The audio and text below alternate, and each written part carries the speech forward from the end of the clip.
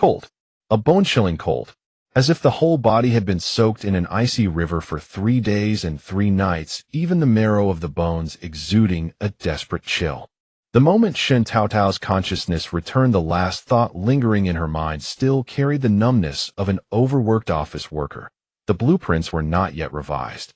Then a familiar cramping, excruciating pain came from her stomach. A burning hunger. She thought bitterly, did I forget to order takeout again? So she really had become a starving ghost.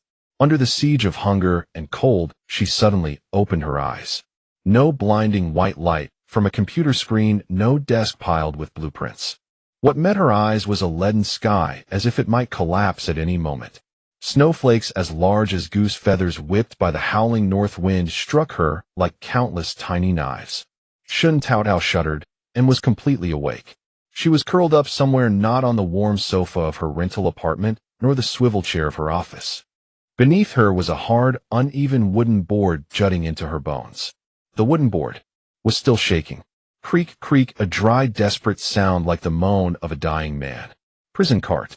These 2 words carrying a musty smell mixed with rust and bitter cold slammed into Shen Taotao's mind. She was completely dazed. She, a law-abiding office worker of the 21st century, at most complaining about this damn job. I can't stand another day. How could she end up on a prison cart? She instinctively wanted to move, but her arms and legs were stiff like rusty parts, and the slightest movement brought stinging cold and indescribable soreness. Her gaze swept around with difficulty. As far as she could see, there were people like her crowded in the narrow prison cart. A few huddled together, leaning on each other, struggling to withstand the bitter cold and the jolting of the journey. Nearest to her was a middle-aged woman wearing a thin cotton jacket so filthy its color was indistinguishable, hair, disheveled face, sallow lips blue with cold, chapped and bleeding. But her eyes were fixed on her, filled with worry in the murky pupils. Tao, or the woman's voice was hoarse like a broken bellows with a thick sob. Are you very cold? Hold on, okay. Just as the woman spoke tremblingly, a loud bang roared in Shen Taotao's head. Countless memory fragments, not her own, accompanied by intense pain, surged in like a mountain torrent. Ministry of Works. Honest father. Falsely accused of embezzling river engineering funds. Family confiscated. Exiled to Ninguta. Thousands of miles of ice snow flying. Going there is death. Shen Taotao groaned lowly, instinctively covering her exploding temples. Taotao. Another man closer to the windward side immediately turned his head nervously.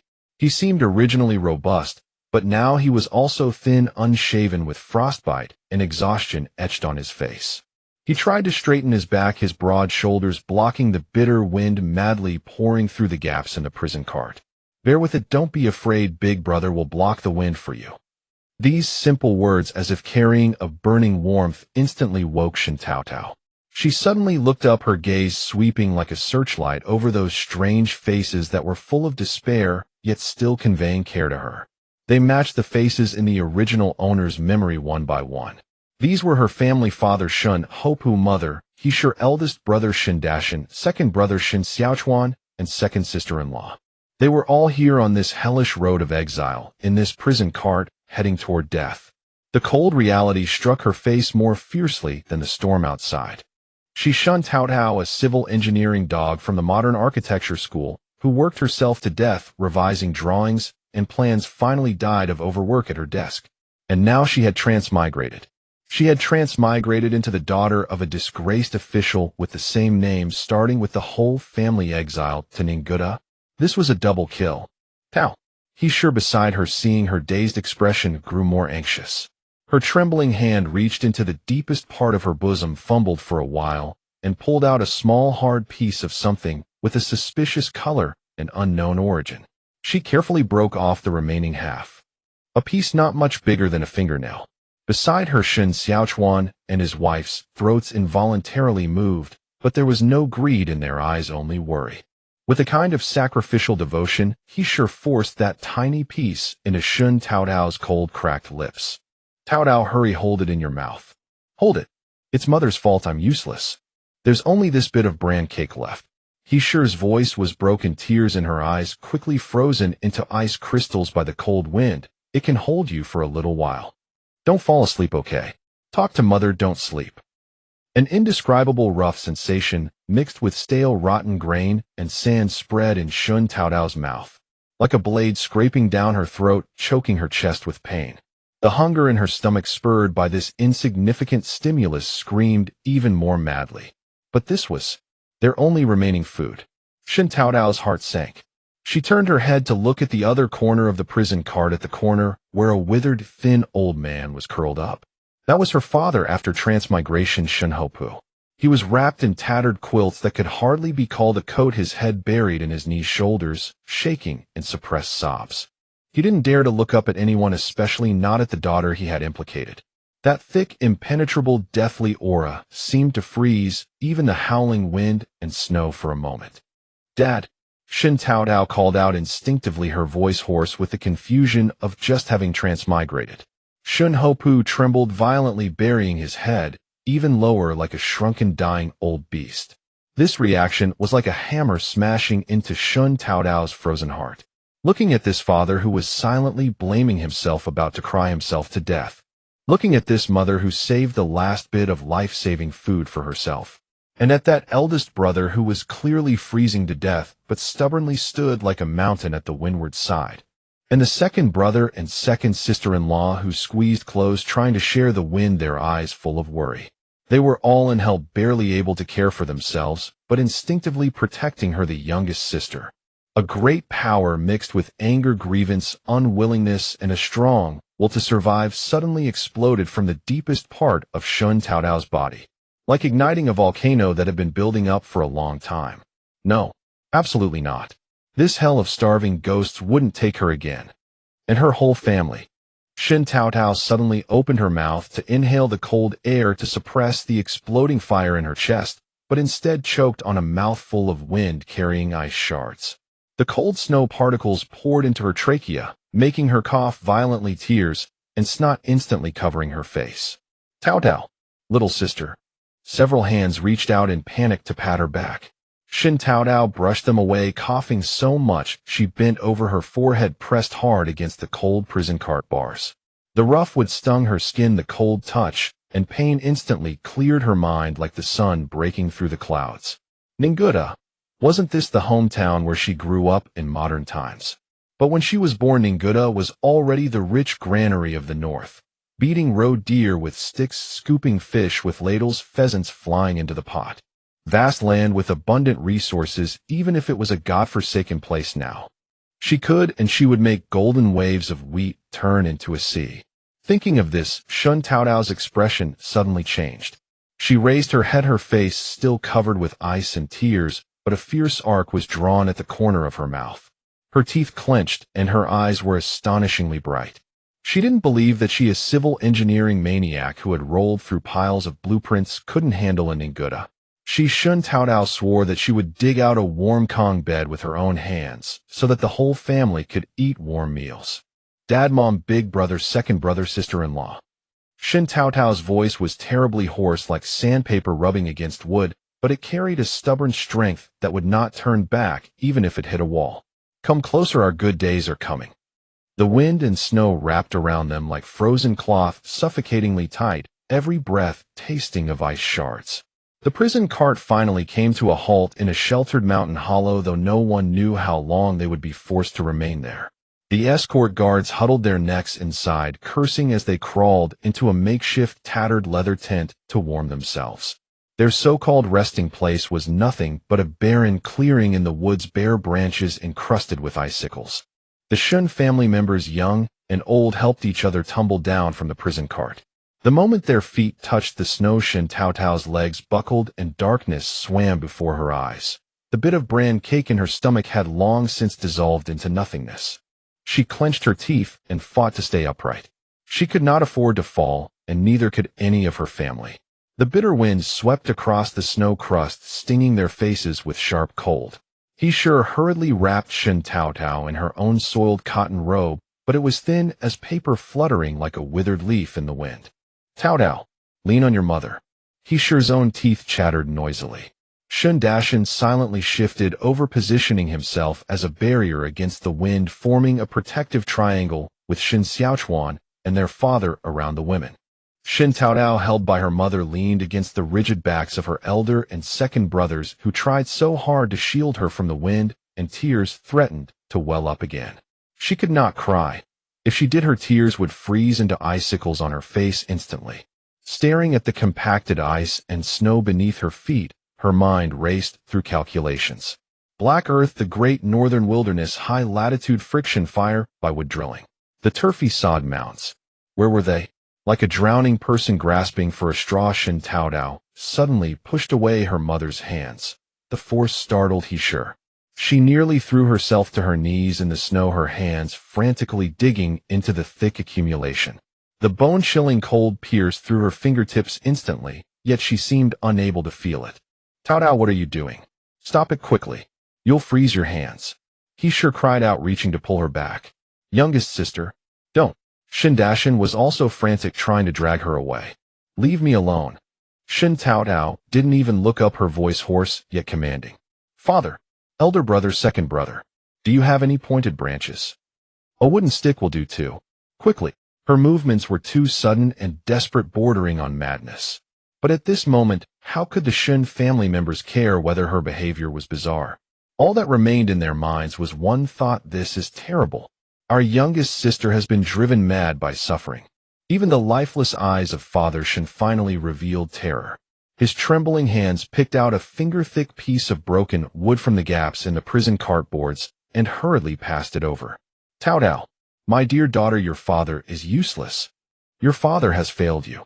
His tone was as though his daughter's madness were something he had forced upon her. Little sister, you rest. Point to what needs digging, and I'll do it. Shen Dashan's eyes were bloodshot. He snatched the short wooden stick from Father Shen's hand, knelt beside Shen Taotao without a second thought, and drove it hard into the snow. Shen Xiaochuan also rushed over. That's right. Little sister, just tell us what to do. I'm strong. You shouldn't be the one working. Shen Taotao simply had no time to explain. She brushed aside the loose snow disturbed by Shen Dashan's digging, revealing the dark brown frozen earth beneath. Her fingertips pressed hard into the surface layer. Her nails split, but she paid it no mind. Her fingers quickly groped within until they touched something resembling a root. That's exactly it. Shen Taotao's eyes lit up instantly, her voice sharp with the frantic excitement of someone who had found a lifeline. Dig?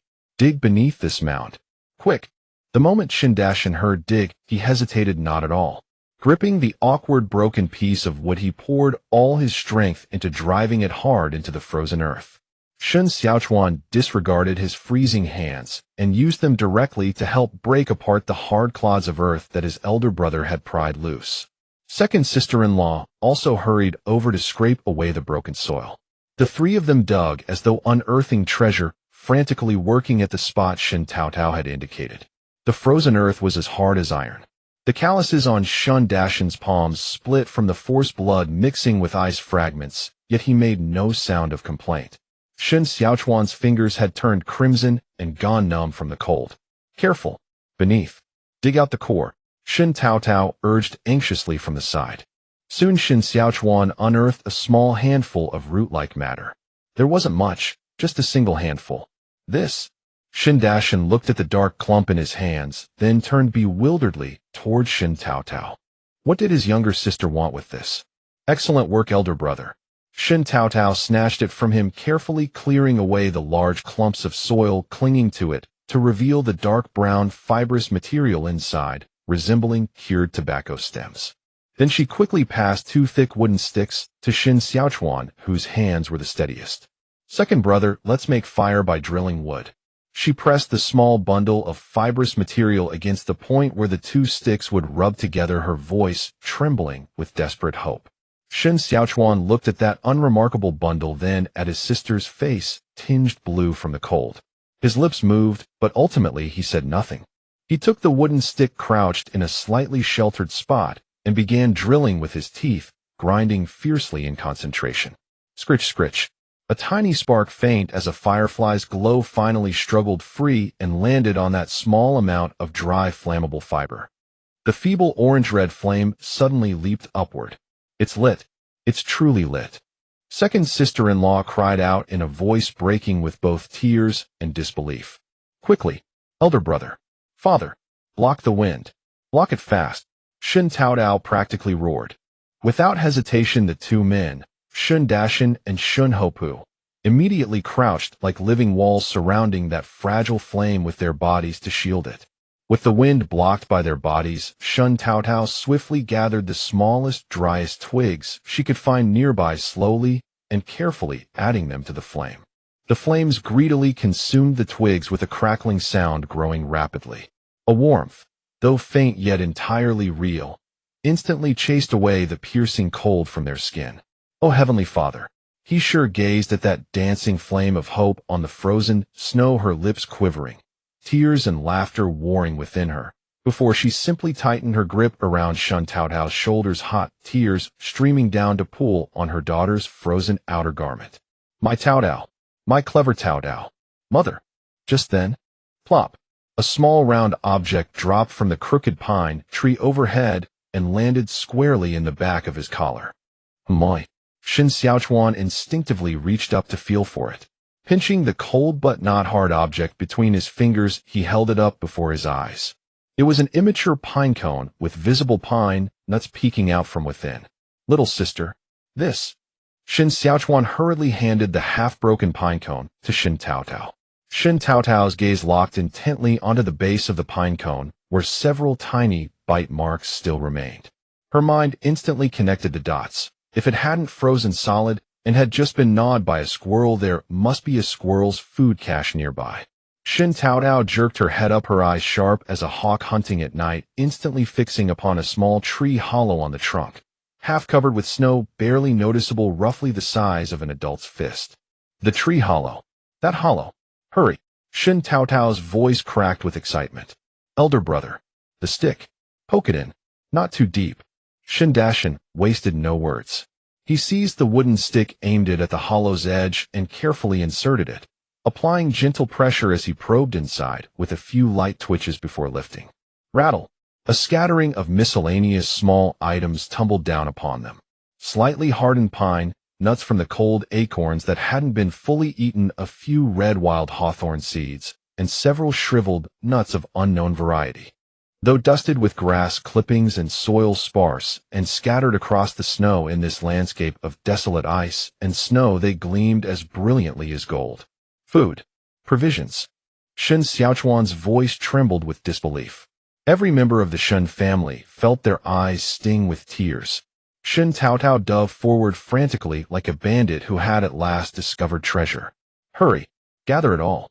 The entire family scrambled together in a frenzy. Even Father Shen moved with surprising efficiency, swiftly collecting every edible morsel that had fallen into the snow and piling them together.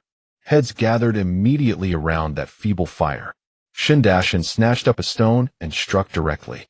Overexerting his force, he flattened half the pine nut, including its shell, exposing the pale grayish-white flesh within. He paid it no mind, snatching the crushed pine nut and shoving it toward Shen Taotao's mouth. "Little sister, this is for you. Eat first." He sure also fumbled, clumsily picking at another pine nut. "Taotao, open your mouth." Shen Taotao gazed at the half-pine nut, dusted with gray earth, pressed toward her lips, then noticed the vivid red streak from her elder brother's split finger smudged across it. Turning to her father's second brother and second sister-in-law, all working clumsily yet desperately to peel away the precious wild grain. That suppressed sorrow, momentarily held at bay by warmth, surged into her nasal passages with an aching pressure. She didn't hesitate. Opening her mouth, she took in those fragments, carrying the taste of damp earth and coppery blood. She bit down hard, astringent, and laced with the pungent aroma of pine resin. Yet she chewed fiercely, grinding it to pieces, and swallowed it whole. The instant this negligible, oddly flavored morsel entered her stomach, that bottomless void, empty for so long, burning relentlessly, seemed for the first time truly sealed by the slightest crack, even if only by the thinnest thread.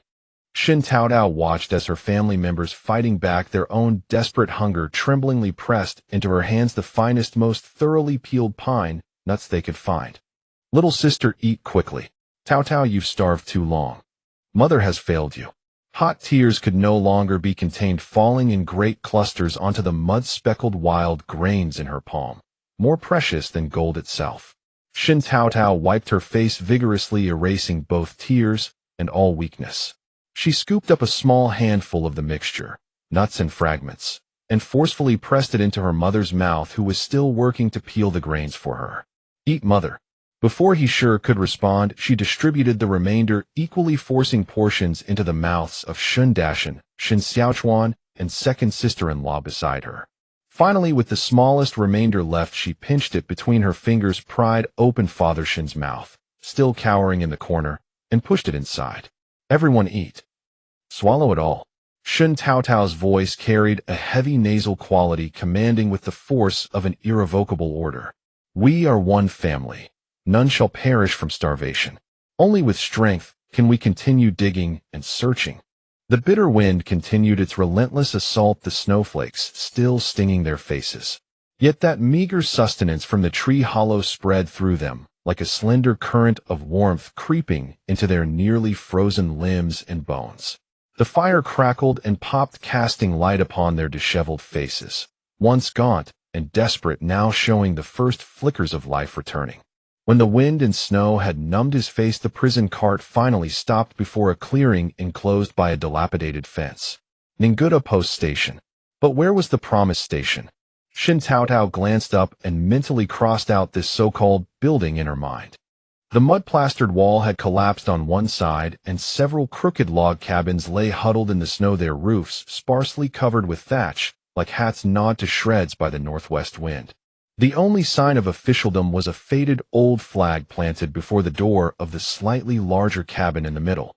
Two soldiers on guard, clutching inferior steel blades, shrank their necks and stomped their feet, their faces frozen stiff and purple. Shen Taotao nearly ground her molars to dust. The suffering she had endured in her past life, combined, couldn't match this journey's torment. The convicted official's family, the Shen clan, totaling 6 members, identity verified. The escorting runner, his voice scraping like a shovel on a pot bottom, thrust out a tattered document. "The paperwork is here." The Shen family, squeezed together in the prison cart for the entire journey, now helped each other alight, huddling into a ball against the biting wind. Shen Dashan and Shen Xiaochuan, the 2 strong laborers, instinctively shielded Shen Taotao and the second sister-in-law at the innermost circle. Shen father also wanted to step forward to protect them, but Shen Dashan, with a frown, subtly nudged him between himself and the second brother. In such a place, a lone woman, heaven knew what could happen. The family's movements were swift and natural, without a moment's hesitation, like instinct. He sure gripped Shen Taotao's hand tightly in her own withered palm, wrapping it in her torn sleeve. Shen's second sister-in-law half-blocked Shen Taotao, with her body, watching the soldiers warily. Just then the largest cabin's door creaked open. A figure emerged from the doorway. The frame wasn't low, yet he nearly had to duck to clear the lintel.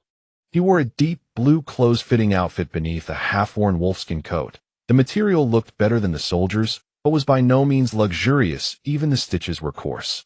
Under a jet-black top knot tied with meticulous precision, his face was chiseled as if by a blade, with high brow bones that cast deep shadows over his eyes, lending his gaze an extraordinary depth.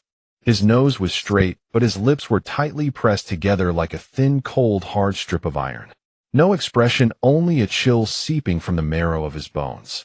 He stood there before the cabin door, as if the wind and snow automatically veered around him, leaving an invisible vacuum encircling him. He did not look at the document nor at the runner who handed it. Those pitch-black eyes, like probes coated with ice shards, slowly swept over the Shen family huddled in the snow. Identity correct. He finally spoke, his voice neither loud nor low, but every word fell like small ice pellets on frozen ground, utterly devoid of emotion, with no trace of inquiry. Just a routine confirmation. To the 6th. To the magistrate correct. The runner bent nearly double. "It's this Shen family implicated in the Ministry of Works corruption case. The whole clan is here." Xie Yunjing's gaze fell again upon the Shen family, especially lingering for a moment on Shen Taotao, who was half hidden behind Shen Dashan. That look held no contempt, no familiarity, only a cold aloofness akin to inspecting an object. It was as if he were appraising a stone or a clod of frozen earth. Then he withdrew his gaze, his thin lips parting slightly, and his words turned even colder, like a bucket of ice water dousing them. "Ninguta, is a place of exile, not your former home of comfort. The imperial wrath has descended. To keep your lives is already boundless grace. From this day forward you shall abide by your duties and settle into garrison life. According to the law, daily quarry half a stone of rock, fell 10 logs, or till 1 mu of land. Men shall labor, women shall attend to logistics, no slackening. Lodging. He raised a finger pointing to the most crooked and dilapidated shed along the station wall. That vacant wooden shed can shelter you. Clean it yourselves. His words were brief and devoid of warmth, as if every extra syllable was a waste. Shen Taotao listened to this frigid mechanical orientation notice, already cold and hungry, her stomach burning with emptiness. The brief comfort of the pine nut scent had long been blown away by the wind and snow. She looked at CivilEngiener's face, colder than the permafrost of Ninguta, and at the distant, utterly unshielded shed. Rules, duty, boundless grace. Rubbish. This was forcing them to die, not a clean cut of the head, but a dull blade sawing through flesh, making them suffer to the end. A nameless fury surged straight to Shen Taotao's crown. She lowered her voice, pressing it against Shen Dashin's back, and gritted out between her teeth. Who's he putting on that coffin face for? Thinks he's some icy handsome heartthrob. Pa, you sinister pervert. The moment the words left her lips, CivilEngiener, who had been expressionless, seemed to have the faintest pause in his posture. Those pitch-black, unruffled eyes finally rippled with the slightest disturbance. His gaze, like 2 ice cones, precisely pierced through Shen Dashin's sturdy shoulders and back, stabbing into Shen Taotao's small face, which was written all over with defiance. Shen Taotao caught his gaze and was startled. Could he have heard? No, impossible. Her voice was very low, and even the nearby Shen family members hadn't heard, only thinking she was shivering from the cold. She didn't know that CivilEngiener had trained in martial arts since childhood, so his hearing far surpassed ordinary people. It was not strange that he could hear. CivilEngiener was still staring at Shen Taotao. He had seen too many so-called official ladies exiled here. In this hopeless situation, they either turned into ash-gray limp corpses resigned to death, or relying on a trace of remaining beauty, cast timid or ingratiating glances at the guards. Some even made overt hints, just to exchange for a corner sheltered from the wind, half a moldy crust, or to spare their men from heavier labor. Just now, when the Shen family alighted, he had caught a glimpse of another group of convict families who had arrived a few days earlier. There was a woman timidly pushed by her own man, sidling toward a nearby soldier with folded arms and leering eyes. Numbness, squalor, filthy transactions. These played out almost daily in this bitter land. A woman here was sometimes worth less than a bowl of hot water. But this family before him. The men shielded the women tightly, their bodies like impenetrable armor, guarding not against beasts, but against the potential malice of the soldiers. The 2 young women, though bedraggled, held no flattery or submission in their eyes, only vigilance and concern for their family. Especially this skinny little girl with a face blue from cold, who dared to call him a sinister pervert behind his back. That gaze held no fear of authority, no numbness of scraping by, only a fury on the verge of exploding under the weight of reality, and cold, and a tenacious vitality, as stubborn as weeds. As if the bitter cold could never freeze her, but she would grow thorns to prick others. The corner of CivilEngiener's mouth seemed to twitch downward almost imperceptibly.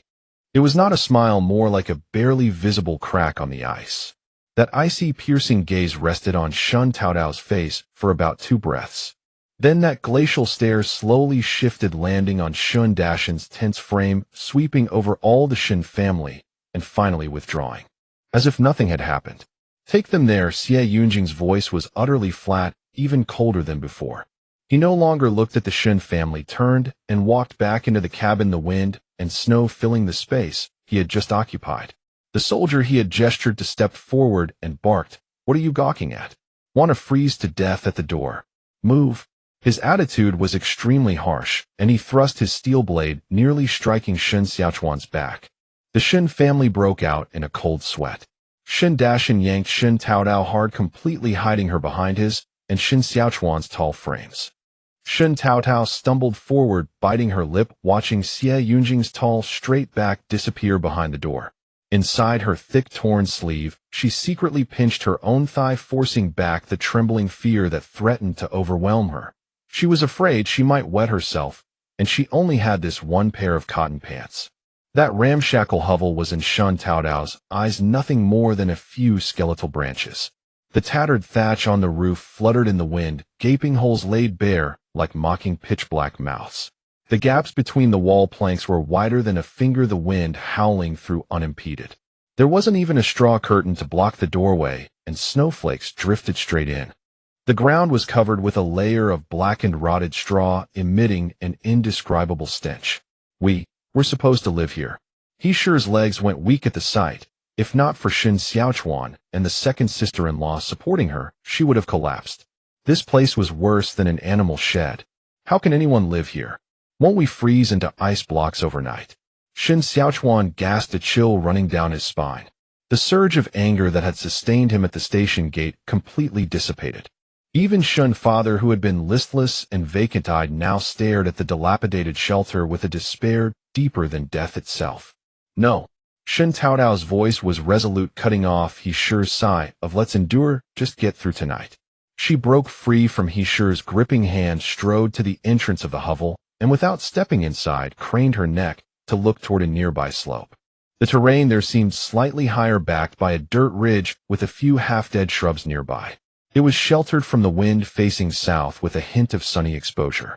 A clear outline of an underground structure emerged in her mind, a dugout reminiscent of windproof shelters from wartime. Father, eldest brother, second brother. Shen Taotao spun around abruptly, pointing at the sunny wind-sheltered dirt ridge, her eyes blazing with astonishing brightness. Look there, that spot's not bad. Let's dig a pit. The Shen family was stunned. Not live in the shack, but dig a pit. In this frozen sub-zero place. Little sister, the ground here is frozen solid. What do you want to dig a pit for? Shen Dashan asked instinctively, but his body was already moving toward the direction she pointed. Having experienced digging up roots for fire and finding food in tree hollows, he had an almost instinctive trust in his little sister's crazy commands. Brother, hurry. A heavy snow is coming. Shen Taotao stamped her foot in urgency. She saw the black clouds on the horizon about to catch up. Listen to me, eldest brother, second brother. Find tools. Father, you pitch in too. Mother, sister-in-law, help find sturdy branches as thick as an arm. Shen Xiaochuan was the quickest. Without a word, he rushed to the side of the shack and picked up a few solid-looking wooden planks. Shen Dashan's eyes swept around, then he dashed to the broken fence of the station and wrenched off a long wooden pole as thick as an arm. Shen father hesitated for a moment, but was handed a short stick left over from Shen Dashan's efforts by the second sister-in-law. The family was instantly mobilized like a well-oiled machine. No one asked, will this work? He Sure and the second sister-in-law rummaged through the nearby shrubs, searching for relatively straight and sturdy branches. Shen Taotao had instructed they were to be used as the skeleton supports. She herself ran to the dirt ridge, ignoring her numb frozen toes, and estimated the size with her eyes. Without a measuring tape, she simply spread her arms to pace out the steps. 2 paces wide, 3 paces long, depth, enough to stand upright. She quickly traced a crooked rectangular outline on the snow with her foot. Right here. Follow this size. Dig. She pointed at the snow line. Shen Dashan immediately swung his thick wooden pole like a makeshift shovel, jamming it into the frozen hard snow. Thud. A dull sound echoed, leaving only a white mark on the frozen ground. The impact numbed his palm. Holy Mother. This is harder than the stone drum at our ancestral shrine. Shen Dashan grimaced. Find firewood, burn it, soften the ground with fire before digging. Shen Xiaochuan's mind worked quickly. No time. First smash it with large rocks. Shen Taotao vetoed the fire plan, too conspicuous and time-consuming. She crouched, picked up a stone, and slammed it fiercely at a relatively softer spot inside the snowline outline. Listen to little sister. Smash. Shen Xiaochuan also picked up a stone and joined in. Shen father hesitated for a moment, then seemed infected by the vigor, silently hammering the ground with his short stick. Bang, bang, clang, clang. The dull collision of stone and frozen earth echoed in the wind and snow, carrying a desperate, relentless ferocity. Shen Dashan, with the greatest strength, quickly mastered the technique, repeatedly pounding the same area with the blunt end of the stone. Once the frozen surface layer was loosened, he pried up the cracked soil with his pole. Shen Xiaochuan was responsible for moving the pried-up frozen clods to the side. Shen, father lacking strength, tied a sharp stone to his short stick, creating a makeshift pickaxe, and chipped away at the edges with grunts of effort. Progress was excruciatingly slow. The frozen soil was too hard. Soon their hands were split open with bloody cracks mixed with ice chips and mud, causing piercing pain.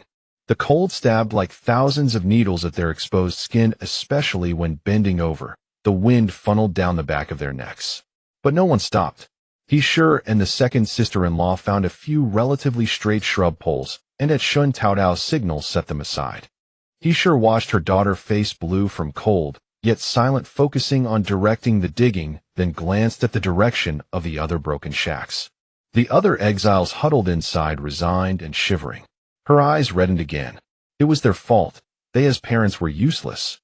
They had made their precious, pampered youngest daughter dig a hole in this frozen wasteland just to survive. When had Taotao ever endured such suffering? He Sure tottered over, found a hollow piece of bark, walked far away to a patch of untouched snow, and tremblingly scooped several handfuls of clean snow into it.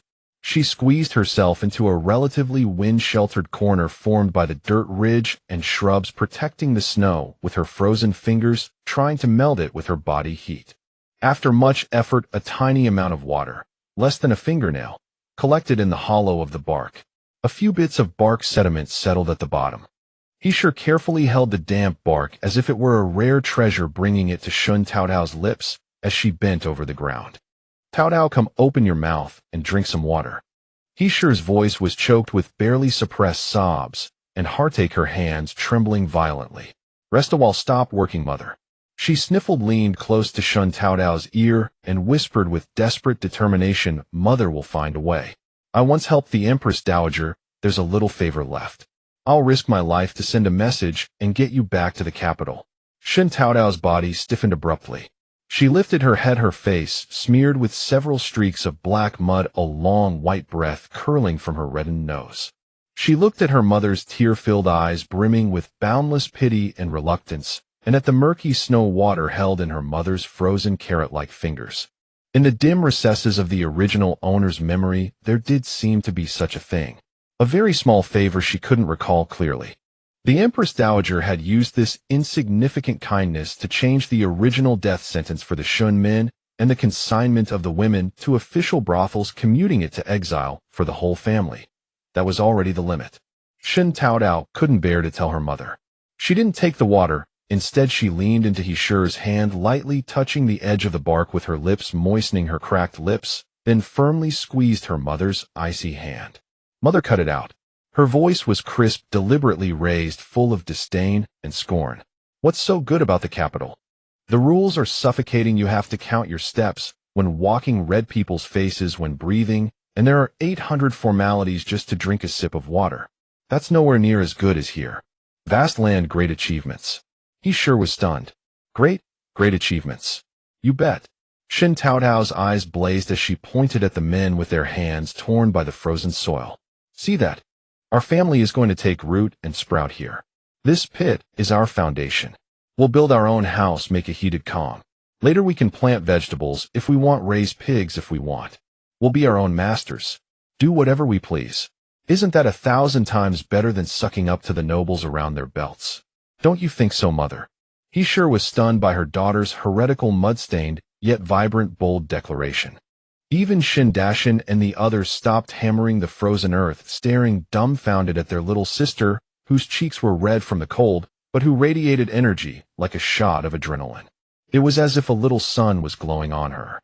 Little sister is right. Shen Dashin blurted out a few words, whether from being moved or from the cold. Keep digging deeper. Shen Taotao clapped her hands and urged them on. At that moment, from the direction of the station's wooden building, Xie Yunjing's gaze swept over the row of broken shacks, noticing many new prisoners huddled inside, like quails awaiting slaughter. His eyes casually drifted westward. Then they stopped. By the western dirt ridge, that female prisoner named Shen something, was now half-crouching, half-kneeling in a pit. Several men were also crouched around the pit, wielding broken sticks and stones, frantically digging. The wind and snow lashed against them, whitening their hair and eyebrows. Their movements were like a den of groundhogs struggling to burrow in the frozen wilderness. Xie Yunjing's smooth brows instantly knitted into a deep frown. Was she trying to dig a ready-made grave and bury herself? Xie Yunjing stood by the window, the deep blue of his robe flapping noisily in the cold wind. He did not step forward to scold, but merely watched the groundhog family coldly, as if observing an absurd play. After a moment his thin lips moved slightly, uttering an inaudible murmur, "Madman." Then he closed the window.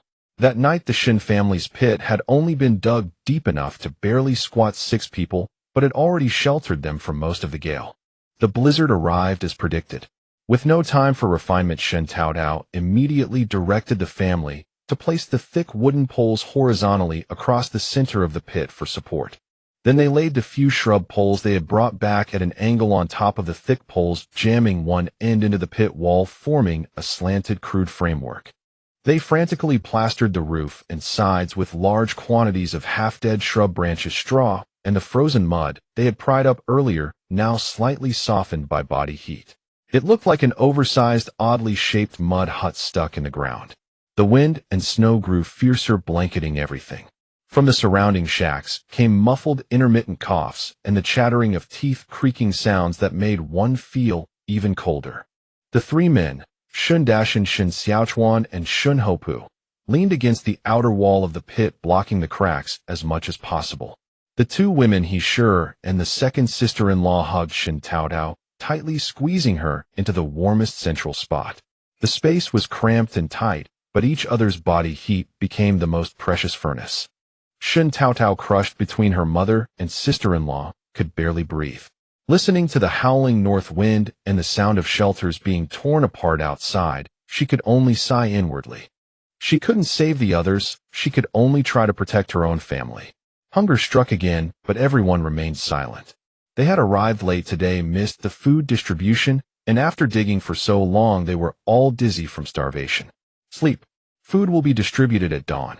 Shen Taotao gritted her chattering teeth, staring into the impenetrable darkness before her. Hope was like the windproof hole she had just dug. No matter how crude or drafty, it was still a real shelter. Any shelter that could block the wind was a good one. The wind and snow had ceased. Yet the sky remained the color of leaden slag, heavy enough to suffocate. Scattered across the courier station courtyard were several frozen, twisted forms. Wrapped in filthy tatters, they resembled bundles of firewood tossed aside without care. Several guards dragged the corpses by their ankles, faces void of emotion, leaving long trails across the hardened snow as they cursed under their breath. What bloody bad luck! Hurry and drag them off to feed the beasts in the forest before they rot here and stink. Death in this place was as common as a passing breeze. A chill rose from the depths of one's bones just witnessing it. The 6 members of the Shen family emerged from their earthen den in disarray, draped in ice crystals and dirt, their faces bluish, lips dark purple. Yet at least their eyes were open, their limbs still functional. They had huddled together through the night, relying on shared body heat to survive the ferocious storm. Everyone's alive. He sure trembled as she grasped Shen Taotao's hand, weeping and laughing at once, her frozen tears carving rivulets through the grime on her face. At that moment, a lean-faced guard with a knife-like profile approached, carrying a ragged sack. With a clatter, he tossed it onto the ground, sending up a spray of snow dust. "Listen up, you who are still breathing." His voice cracked like a broken gong as he pointed to the sack. "1 immortal ration per person. Conserve it. There won't be a second round." With that, he turned and walked away without a single glance at the corpses just dragged away. The so-called immortal ration consisted of gray-black lumps slightly smaller than a fist, hard bran pressed together with wild vegetables. People crawled out from nearby sheds like wolves and descended upon the pile, snatching and tearing at each other with hands and feet. Only when their rations were stained with blood and grew warm did they stop fighting, devouring the food in huge gulps. Their eyes were numb and hollow, driven solely by primal hunger. Shen Taotao cast a wary glance at the scrambling crowd and did not join them. Instead, she looked at her eldest brother and said, "Get 6. Shen Dashan, his broad frame radiating an imposing presence, approached, and the others instinctively stepped back. He bent down and picked 6 of the most intact pieces from the edge of the sack, avoiding the chaos entirely. He sure took her ration and instinctively tucked it toward her chest. Shen Ersa's eyes never left her husband Shen Xiaochuan. The moment he took the ration, his fingers too numb to obey, she swiftly pressed hers into his hands and whispered urgently, "Xiaochuan, you eat. I'm not hungry." Shen Xiaochuan froze. He looked down at the hard lump she offered, then at her cracked and frostbitten face, and a surge of untamed frustration erupted within him. "Are you insane?" Shen Xiaochuan roared, his voice gruff as a torn bellows, trembling with angry despair. "Why are you giving it to me? You know how badly you shook last night. Eat it yourself." He shoved the frozen ration violently back into Shen Ersa's hands, nearly toppling her with the force. Shen Ersa's eyes reddened instantly at his shout. She bit her lower lip, fiercely, knuckles white from gripping the icy lump. Tears swirled in bloodshot eyes, but she refused to let them fall, caught between grievance and bewilderment. Shen Taotao immediately rushed over, positioning herself in front of Shen Er, saw her small body straight and proud, glaring viciously at Shen Xiaochuan. "Second brother, who are you yelling at? It's wrong for second sister-in-law to care about you." She snatched another ration from Shen Xiaochuan's hand and thrust it into Shen Ersa's grip. "Take this one too, sister. Eat it. Don't mind him. Let him go without gratitude." Clutching two icy rations, Shen Ersa could no longer hold back. Great tears spilled free, falling onto the hard bread and pitting its surface. The atmosphere froze. Shen Dashan, who had been silent, rumbled in a deep voice, "Xiaochuan, your wife only wanted to help you. Don't take your anger out on her." The words were not harsh, yet they struck deep into Shen Xiaochuan's heart. He thought of their eldest sister who had left after the divorce, a noblewoman who, the moment the Shen family fell from grace, promptly packed her belongings and never even looked back at their eldest brother. An indescribable emotion surged within him, tangled with guilt and chill. He looked at his wife, trembling from the cold, yet pressing her ration into his hands, crying because of his shouting. Then he saw his younger sister standing defiantly, ready to fight his behalf.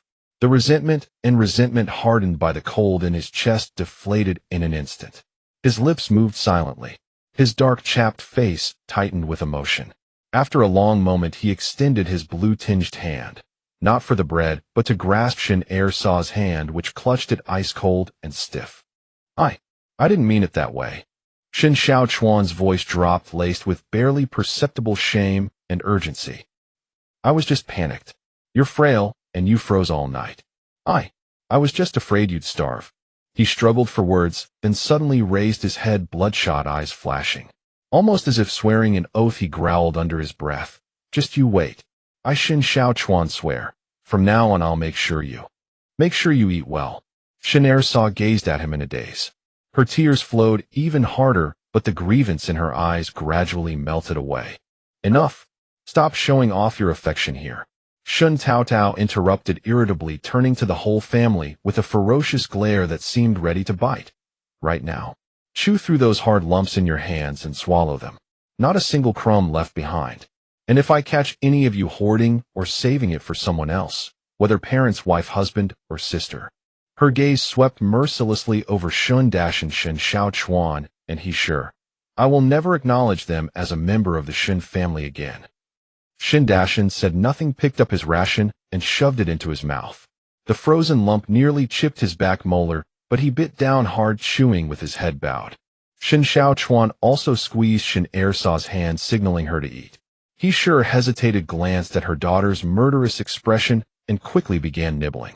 Shen Taotao herself crushed her own hard dough lump between her teeth, mixing it with the accumulated chill and hunger from the night before and today, along with the complex taste of surviving a disaster, and swallowed it down. The frigid food slid into her equally cold stomach, a burning sensation spreading as strength slowly, clumsily accumulated within her. Only with a full stomach could one find the energy to work the power to keep fighting this wretched place. Though her stomach still burned uncomfortably, a faint floating warmth rose through her limbs and bones. Shen Taotao wiped the crumbs from her lips and scanned the desolate, dilapidated periphery of the courier station, her gaze sharp as a measuring ruler. "Time to work." The guard struck the gong, shouting like one would call livestock. The men of the Shen family were assigned to chopping wood, while the women were driven to the livestock shed to shovel manure. Shen Taotao stealthily tugged at her elder brother's tattered sleeve, signaling him to follow her. She led her brother toward the tool shed behind the post station's bamboo house, where a pile of broken planks and rusted plowshares lay. She planned to pick a sturdy piece to fashion into a shovel. After all, no matter how hard-working and resilient she could not bear to scoop dung with her bare hands. Just as they reached the corner of the main building, a thunderous crash erupted. It was the covered corridor near the woodshed. A rafter as thick as a bowl, burdened with years of accumulated ice, snapped like an overworked ox's spine. Half of the eaves laden with snow and ice collapsed violently. Dodge! Shen Taotao's throat reacted faster than her mind. Before her eyes could register the scene, CivilEngineer and his young attendant Zhang Sun, who had been standing shoulder to shoulder with her, were instantly swallowed by a cloud of snow and dust. She lunged forward instinctively to grab Zhang Sun, but her foot slipped, and she collided heavily with a tall, deep blue figure. Thud! Crash! The two tumbled together into the narrow doorway of a nearby woodshed. At almost the same moment, heavy rotten rafters, rubble, snow, and ice poured down like a waterfall. A deafening roar sealed the entrance they had fallen through. The thick end of a broken rafter wedged against the low wall of the doorway, while the other end buried itself in the snow-covered ground like a heavy guillotine. Dust and snow particles filled the air, choking them. Shen Taotao was dazed from the fall, her forehead knocking against a cold, hard object, stars swimming before her eyes. When her vision cleared slightly, her blood ran cold. She and CivilEngineer were trapped in a narrow, triangular crevice. The space was extremely cramped, with her body pressed directly against CivilEngineer's. Crumbling snow and frigid air seeped through the wooden gaps relentlessly. The broken rafter hanging above them groaned ominously, as if it would crash down at any moment and turn them into flat pancakes. Damn! Shen Taotao's curse was choked off by the dust. Survival instinct instantly overwhelmed everything.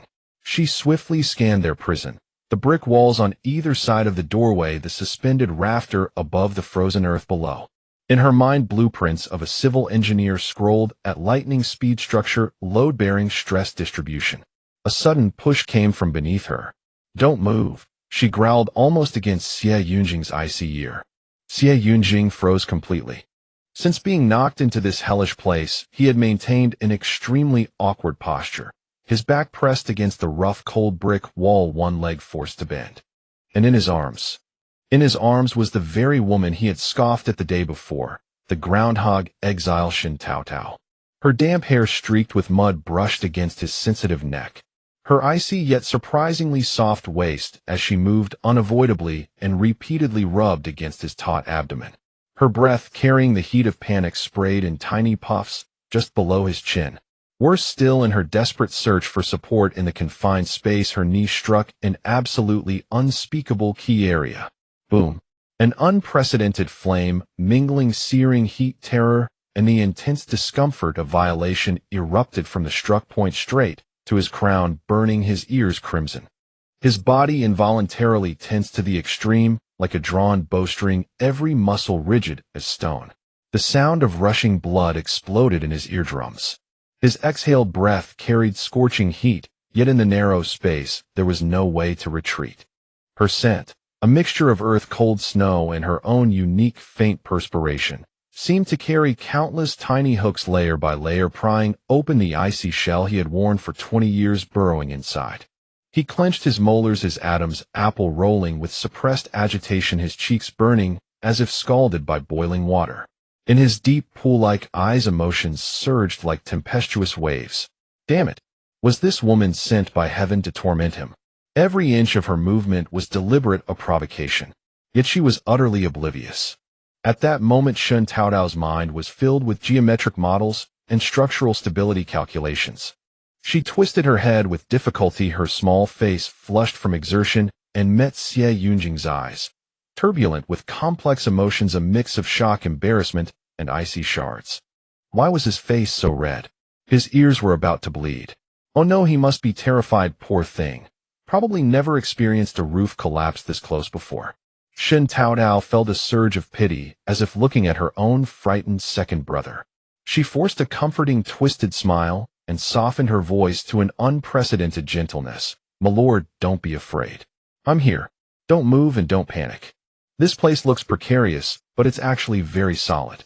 It's called a triangular stable space, understand? It's extremely stable. As long as the main structure of that broken rafter above doesn't completely collapse, this is the safest bomb shelter. Even the king of hell himself couldn't pry it open. Let's just wait for rescue. To reinforce her point, she laboriously extracted a trapped arm from between their bodies, gestured vaguely to form a triangle, and her elbow unconsciously brushed against his taut chest muscles again. Stable my foot. Xie Yunjing nearly cursed aloud from the stimulation of her movement. His breathing grew heavier. This woman, what kind of spirit had she turned into? She was definitely doing it on purpose. Her squeezing, touching, and explaining were not soothing, but reigniting the fire. An indescribable suffocating heat lodged in his chest, burning his organs. But when he met those astonishingly bright eyes devoid of any romantic intent, filled only with absolute certainty about structural safety, that suffocating flame was oddly quenched a little by a strange new emotion. Look, Shen Taotao continued her science lesson. The falling wood and tiles blocked the entrance, tightly adding another, load-bearing wall to our triangular space. It's like double insurance. As long as we don't touch that main beam above. Her words were drowned out by the chaotic shouts, screams, and frantic digging outside. Shen Dashan's raspy voice roared like thunder, little sister. Zhang Sun's voice was equally insistent, master. The two trapped in their sweet hell, both stiffened simultaneously. When the last few pieces of wood and rubble blocking the entrance were yanked away by Shen Dashan and the others, the biting wind rushed into the narrow triangular prison where their heartbeats were almost audible. Shen Taotao exhaled deeply and tried to scramble out, but she moved too hastily, tripping over her own feet and lunging forward. She fell directly into the arms of Xie Yunjing, who had just been freed from his ordeal and was about to push himself up. Her cheek slammed into his iron-like chest with a thud. Xie Yunjing grunted, reflexively stiffening as he caught her by the shoulders. Their eyes met. He looked down at her bewildered, dirt-smudged face. She looked up, meeting the turmoil in his fathomless eyes, shock, embarrassment, and lingering warmth. A snap. A piece of wood debris fell from Shen Taotao's hair, breaking the dead silence. Master, Miss Shen, are you both all right? Zhang Sun rushed over, his face covered in dust, his voice trembling with lingering fear. That scared me to death. Shen Taotao sprang away from Xie Yunjing's embrace as if electrocuted, patted her chest, and said with lingering fear, "It's that load-bearing post against the wall." The bottom was gnawed hollow by rats. The frost heave shifted the mortise and tenon joints, and the entire corner's bearing capacity collapsed, causing such a clean break. As she spoke, she pointed to the epicenter of the collapse with precise logic and terminology, leaving the nearby post station guards dumbfounded. This exiled little woman knew her stuff. Xie Yunjing, who had just steadied himself with a dull ache in his chest, also froze at her words, his gaze landing precisely on the structural failure point she indicated. Rats hollowing the post, frost, heave, displacement, cracked tenon. She didn't rely on luck alone. A scrutinizing gaze mixed with a barely perceptible shock fell upon Shen Taotao's mud-smeared face for the first time with such sharpness. Zhang Sun, standing nearby, was also marveling, but not at Shen Taotao, at Xie Yunjing. He had grown up with Xie Yunjing, his father tutored the princes, and he had followed Xie Yunjing climbing trees and stealing bird nests. In all these years, he had never seen Xie Yunjing look at any woman with genuine interest. Before Xie Yunjing's mother passed away, she had asked him to watch over Xie Yunjing and find him a good wife. In the capital it was manageable, but in this desolate place, this matter had nearly turned his hair gray. Now it was like finding a treasure without any effort, a gift from heaven. Master, it's truly a blessing from heaven that you're unharmed. Zhang Sun said, tears in his eyes, looking at the obvious handprint on Xie Yunjing's lapel, then at Shen Taotao. A stroke of inspiration hit him, and he said slyly, "Master, Miss Shen risked her life to save you. A life-saving grace. Master, you must." He winked and hinted heavily. "Repay it with your person, Xie Yunjing." His handsome face instantly tightened, and the blush that had been barely suppressed on his earlobes flared up again like a wildfire. The icy shards in his frigid lake-like eyes crackled and fell as he shot a fierce glare at Zhang Sun. "Shut up." Zhang Sun shrank his neck, but the mischievous grin of gossip and anticipation on his face couldn't be contained. Xie Yunjing took a deep breath, forcibly suppressing the tangled mess of hot and cold emotions churning in his chest. He struggled to maintain his usual aloof demeanor, but his voice was a couple of notes lower and hoarser than usual. His gaze didn't land on Shen Taotao, but fixed on the 3 feet of ground around her feet. That was perilous just now. You risked yourself to save others. Speak, what reward do you desire? Here it comes. Zhang Sun instantly pricked up his ears, and the surrounding onlookers also perked up. Xie Yunjing clenched his fingers hidden within his wide sleeves, gold or silver. She didn't seem like someone who coveted such worldly things. A pardon document. Her entire family had been exiled here. Could it be that she, like other women, wanted? An image uncontrollably flashed through Xie Yunjing's mind. The woman's slender waist twisting in the cramped space and the softness that had collided into his embrace. A stronger surge of heat steamed up inside him. His heart pounded even more violently than when the building had collapsed just now. If she mentioned it, I wouldn't exactly. Shen Taotao didn't see the tumultuous storm within Xie Yunjing's heart. Having just escaped death when she heard the word reward, she didn't think of anything else. Hands on her hips, she bellowed with full energy, voicing her deepest desire. Sir, I would like some grain. If possible, could you also get us a couple of shovels? She even felt that the request was rather practical and nodded emphatically to stress it. Grain, and shovels. Xie Yunjing. That hot, fervent, and infinitely imaginative feeling that had just risen was abruptly doused with a bucket of ice-cold water from the abyss of a 10,000-foot glacier. His handsome face visibly turned from red to green to black. The rare, complex emotion in his eyes instantly froze solid, congealing into a coldness harder than the permafrost of Ninguta. Zhang Sun, standing nearby, nearly lost his eyeballs, his mouth gaping wide enough to hold a goose egg. Seeing his master's face as dark as the bottom of a pot bearing the expression, strangers keep away or suffer the consequences, and then looking at Miss Shen drooling over the bag of grain and the half-collapsed in. A brilliant idea instantly formed. Zhang Sun slapped his thigh hard, his voice ringing through the clouds. Yes, we have grain and shovels. But this inn might have rats in other places too. Miss Shen, you have great skills.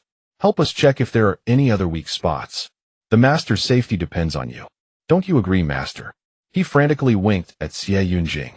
Xie Yunjing's just frozen heart was suddenly cracked open by Zhang Sun's words, great skills, and a faint but steady stream of warmth rushed in through the gap.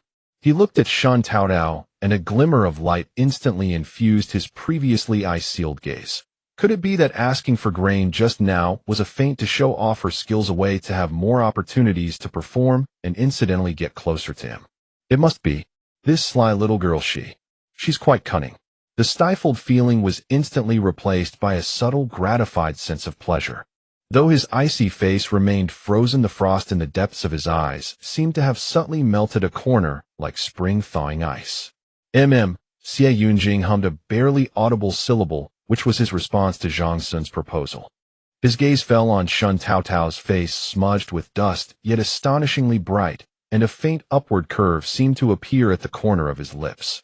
When Shen Taotao heard there was work to do, no need to shovel cow dung, and maybe even earn some more grain, it felt like a godsend. Count on me. She waved her small hand with heroic spirit, laughing and revealing a row of fine white teeth. Shen Taotao stuffed the bag of grain and the shovel into Shun Dashin's hands, then happily sauntered toward her windbreak cave, muttering under her breath, "Tonight, we'll have a full meal. No need to shovel dung. I can build a kong, lay the foundation, and install a drainage channel." Xie Yunjing stood still, watching the small figure bustling about, muttering non-stop about kong, foundation, and waterproofing. Sunlight filtered through the snow on the eaves, landing just right on her shoulder. He unconsciously raised his hand, and with a minuscule movement touched the spot on his chest where she had bumped into him. Beneath the clothes, it seemed there was still a trace of her warmth. Zhang Sun sidled up, lowering his voice slyly. "Master, look at how joyfully Miss Shen is smiling. It must be because of you." Xie Yunjing shot a cold, sharp glare that made Zhang Sun shut up. But on that frozen, handsome face, the corners of his mouth curved upward. The weather didn't seem as biting anymore. Shen Taotao called her family into the windbreak cave before opening the bag of grain that Zhang Sun had given. Even with some expectation, the fine snow-white flour spilling from the bag still made her pupils contract sharply. White flour. A full half-sack as fine as the first snow. There was also a small jar of lard and a dozen or so round eggs nestled in the flour. Shen Taotao poked the eggs with her fingertip, her eyes narrowing. Zhang Sun, that kid is loyal. He's a reliable friend. Tower. He sure was already choked with emotion, her withered hand reaching for the flour bag, then jerking back as if burned. It's fine flour. Fine flour. She leaned in for a deep breath, the scent of wheat blending with tears that fell into the snow. Mother thought she'd never taste this again. Shen Taotao's heart ached at the sight of Heeshi's stooped frame. She pushed the bag into Heeshi's arms. Mother, keep this for yourself. Heeshi wanted to refuse, but was afraid of breaking the eggs, so she carefully cradled it to her chest. Mother. Can Mother manage? Of course you can. I don't want that divine food anymore. I want Mother's egg pancakes. Shen Taotao coaxed Heeshi while signaling her elder brother. Shen Dashin got the hint, and also said, Mother, our family's affairs were always under your management. Now this grain is naturally yours to keep. If any unscrupulous person comes to steal or rob. He cast a glance at the exiles looking over from the shack, his voice turning icy. I'll cut off their hands. Heeshi wiped her tears excitedly. All right, Mother will listen to you. Mother will make you egg pancakes right now. Shen Xiaochuan, who had been waiting impatiently, had already cleaned the shovel with clean snow. Sizzle. White steam mixed with the aroma of burnt flour shot up from the red-hot shovel. The 6 members of the Shen family were glued to the shovel. Heeshi's fingers flew as she spread a small piece of lard over the surface, and the batter sizzled, forming a golden, oily ring. The scalding fragrance of egg exploded. Fragrant. A commanding aroma that warmed the soul. As the first pancake was lifted, a chorus of gulps echoed in the windbreak cave.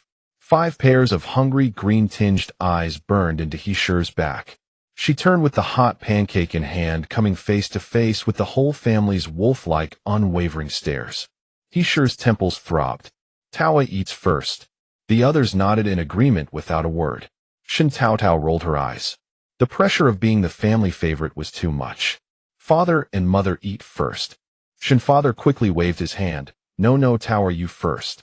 But Shen Taotao simply tore the pancake in two and stuffed a piece into each of her parents' mouths. The golden, crispy pancake rolled around in Heeshi's mouth. Her tongue sank into the soft, fluffy center, and the hot lard seeped into her chapped lips. Shen Father took a fierce bite, gasping from the heat, but refusing to spit it out. He chewed with bulging cheeks, tears streaming down his face. Heeshi fried 5 more pancakes. While the second one was still sizzling and bubbling with oil on the shovel, Shen Xiaochuan suddenly cursed. Damn, it's so fragrant, it's tying my guts in knots. Shen Father rapped him on the head, scolding him for being uncouth. Shen Xiaochuan pointed at the grease stain on his father's lips and whistled triumphantly. Everyone burst into laughter at Shen Father's red face. He shook his head and joined in the laughter. After the last bite was swallowed, the windbreak cave was filled with nothing but satisfied smiles. Heeshi leaned against the haystack, her greasy hand gripping Shen Taotao's wrist. My tower is a lucky star. Without this pancake from you. Before she could finish, the whole family's heads bobbed like sorghum stalks in a gale. Second sister-in-law Shen lunged over and hugged Shen Taotao, leaving a shiny grease mark on her padded jacket. Little sister. In my next life, I still want to be your sister-in-law. Shen Xiaochuan. A massive blizzard had raged for 3 consecutive days, reducing all of Ninguta to a frozen grave buried under snow. Yet within the exiled prisoners' activity zone at the post station, the snow had been trampled into an unusable mess, and areas farther away remained undisturbed. The prisoners were not permitted to venture that far. Thus, the daily water supply for the station came from a small river bend behind it, where the frozen surface was hard enough to ride a horse across, yet deep strikes could still reach flowing water beneath. Shen Dashin swung his hammer, relentlessly clanging away for what felt like an eternity, before prying open a hole the size of a bowl. His father's trembling hands reached down to scoop the biting cold water, retrieving only a pitiful amount thick with shards of ice. Shen Taotao watched the numb figure swinging the hammer in the distance, her inner engineer's alarm bells ringing frantically. If this continued, they would never taste water. they would simply become ice sculptures. A forgotten piece of knowledge from her past life suddenly resurfaced. A hand pump well. Big brother, second brother. Grab your tools and follow me. A fierce brightness flared in Shen Taotao's eyes as she took a sharpened wooden stick and began sketching furiously in the snow. Soon a series of deep trenches emerged on the ground, forming a rough diagram. See, Shen Taotao said, her voice hoarse yet trembling with excitement. Doesn't this resemble a cylindrical pipe? This is what they call a well casing. You dig deeper at the bottom until you reach the water-bearing layer. Her voice faltered mid-sentence. She had forgotten. There were no pipes here. But he sure spoke up. Taylor, are you talking about that thing over there? Shen Taotao followed, he sure's pointing finger, and spotted an old discarded carriage shaft at the station. She slapped her forehead. That'll work too. Second brother, carve a pointed cone and hollow out the center of it. Shen Xiaochuan was quick-witted and skilled with his hands. Immediately he and Shun Hopu worked in tandem, hollowing out the carriage shaft to create exactly the well casing Shen Taotao had envisioned. Meanwhile, Shen Taotao busied herself on the other side with crafting iron flap valves and compression rod seals, while Shun Dashan continued digging the deep pit. She remembered the principle, but rubber did not exist in this era. So she resorted to the most primitive method, stuffing multiple layers of thick hemp cloth soaked in animal fat into the joints, hoping it would hold a seal. The other exiled prisoners swung their hammers with numb resignation, occasionally casting disdainful glances at the Shun family, who toiled tirelessly under Shen Taotao's direction from dawn until well past noon. Finally, as dusk began to paint the sky, Shen Taotao inserted the hollowed carriage shaft diagonally into the deep pit that Shun Dashan had dug. A thick wooden pole stood upright above the pit, its top connected to a crude pressing lever fashioned from scrap iron plates and a heavy wooden wheel, while its base linked to a small iron valve sealed tight with oiled cloth and hemp fibers. It's done. Let's try it. Shen Taotao's face was caked in mud, yet her eyes blazed with an astonishing brilliance. Her hands were numbed and stiff from the cold, but she was the first to step forward, gripping the cloth-wrapped lever and bearing down with all her strength. The lever resisted heavily as it descended.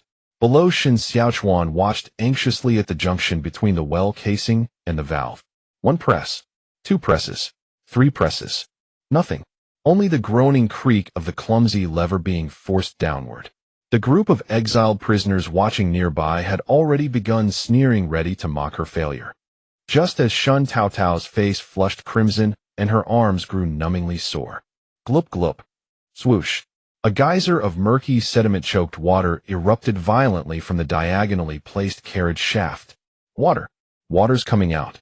Shen Ersaw was the first to let out a piercing scream, overcome with emotion. Everyone stood frozen in shock, including those who had been ready to laugh. The water was foul and muddy in color, resembling a thick soup of yellow silt. But it was water.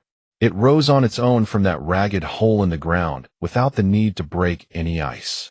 After a moment of stunned silence, the station erupted into deafening chaos. Good Lord, it's actually working. A goddess has descended. How did she do it?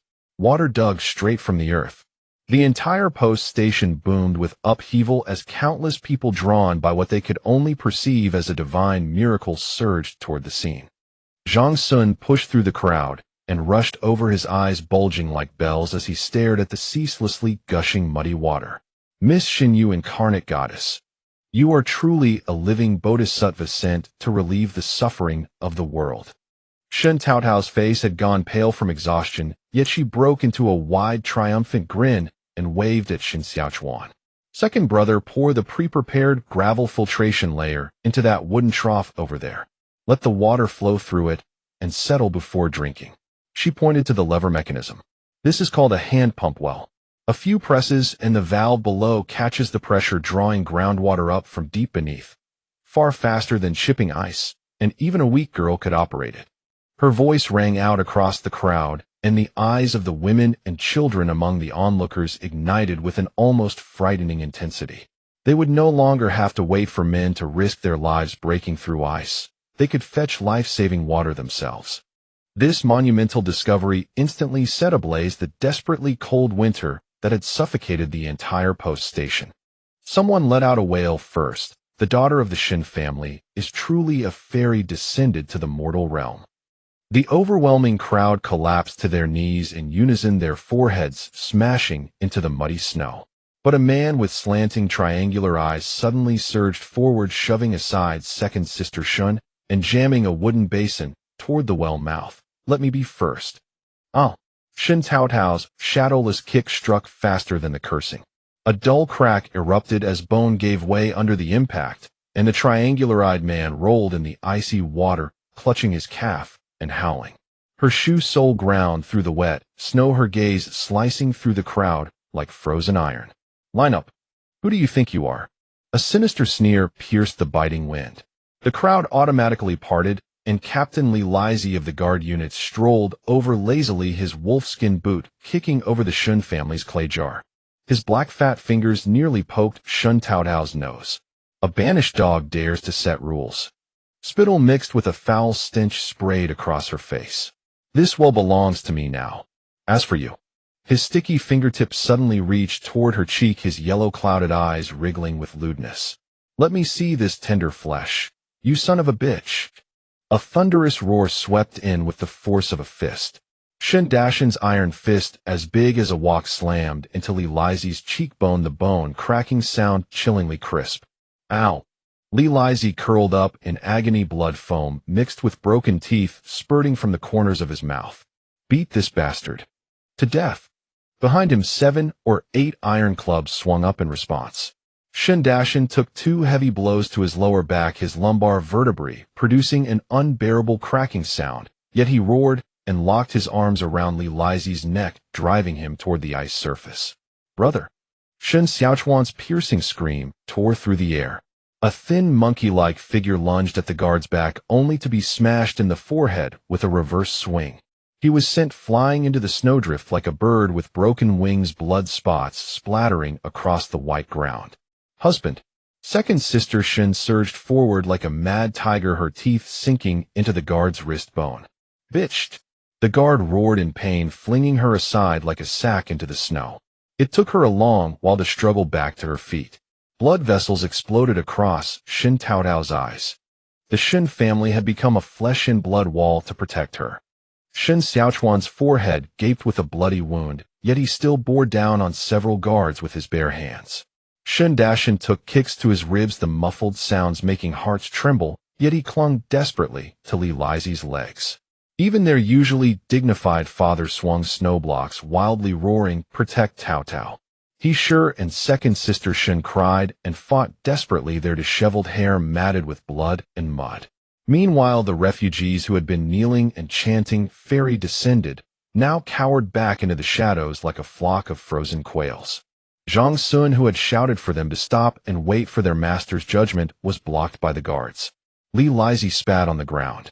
"Everyone knows your master was driven out of the capital. What are you pretending for here? Say another word, and I'll beat you too." That was the moment. "Fuck your ancestors." Shen Taotao's enraged curse cut through the wind like a blade, and a half-inch thick slab of frozen earth swung toward Leazy's face, smashing into his nose. Blood and bone fragments exploded outward. Leazy's face twisted grotesquely as he clutched his face, his screams leaking through his fingers like a butchered pig. "Kill this whore. Chop her to pieces." 7 or 8 guards behind him drew gleaming steel swords, blades slicing through the bitter cold as they slashed toward Shen Taotao's face. Clang! The sharp ring of metal on metal made teeth ache. A dark iron horsewhip coiled around the blades like a venomous serpent, its violent force wrenching the guard's wrists until bones cracked. Through the snow kicked up by hooves, Xie Yunjing's black cloak billowed like eagle wings, shielding Shen Taotao behind him. His bloody whip tip pointed at Leazy's throat, killing intent radiating. "Who did you just say was driven out?" Leazy's legs gave way, urine soaking his crotch. Trembling, he produced the imperial concubine's token. I am guarding this tower by order of noble consort. You have no authority." "No authority." Smack! The token was crushed into the ice mud beneath Xie Yunjing's boot. The whip advanced an inch. Who was driven out?" Leazy could no longer form a single complete sentence. He collapsed to his knees, bowing his head endlessly. The guards who had been flaunting their power moments before dropped to the ground in unison, and the exiled prisoners followed, prostrating themselves in overwhelming numbers. Shui Yunjing's robe hem fluttered in the rolling snow as melted ice chips scattered across the dark iron whip, its glint making eyes struggle to stay open. Shen Taotao wiped blood from the corner of her lips and met Xie Yunjing's sweeping gaze. His black armor was cracked along one seam, his wrist guard still stained with someone else's blood, yet he extended his left hand toward her. His fingertips brushed the abrasion on her cheek, and the sound of wind and snow fell completely silent. "Does it hurt?" he asked stiffly. Shen Taotao dodged his hand and shook her head. Xie Yunjing stared at the blood splatters on her clothes, 8 of them. A cold smile touched his lips. "This debt will be paid with a dog's head." Beneath the ice, the well water surged onward, reflecting the suddenly chilling gleam in Xie Yunjing's eyes. 8 heads frozen to a bluish-purple hue hung from iron hooks on the station flagpole. Melted blood mixed with ice shards dripped into the snow, splattering into dark crimson stains. Li Lizi's severed head faced directly toward the windbreak cave of the Shen family, its bulging eyes glazed with frost, the corners of its mouth still frozen in the terror of its final moments. Shen Taotao's knuckles turned white as she gripped the quilt. Only in this moment did she clearly realize how vastly different this world was from the one she had once known, where human life was worth less than a frozen dead dog. Recalling Xie Yunjing's cold and ruthless face sent a chill down her spine. What kind of lone wolf of the frozen wastes was he? He was more like a jade-faced Azura. The drafty cave reeked of blood. Her eldest brother's waist was swollen and bruised purple. Shun Xiaochuan lay on the straw mat clutching his head while he and the second sister suffered excruciating foot pain. Even Father Shen rubbed his arm, but dared not cry out. "We must find medicine."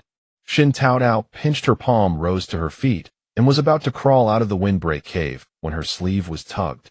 The usually silent Father Shen grasped her with his withered branch-like hand. "Taotao, listen to us, don't go out." His weathered face was etched with worry. He pulled her into her embrace, holding on tightly, tears dropping onto Shen Taotao's neck. "I would rather suffer and die than let you go out alone. Those guards are no decent men. They've defiled many fine girls along the way, always targeting those who are alone. Taotao, you are my life. If something were to happen to you."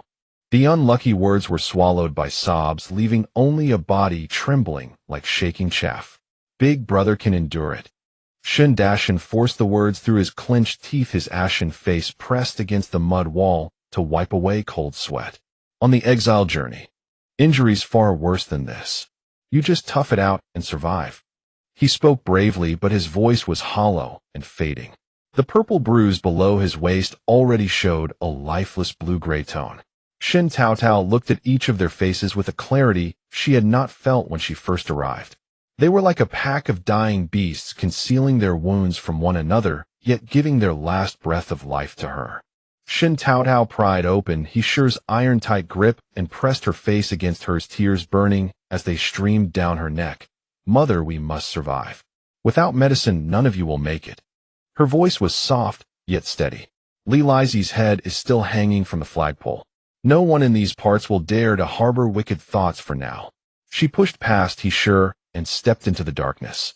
The north wind whipped snowflakes into her face, and behind her came Shun Dashan's hoarse roar, "Call out if anything happens.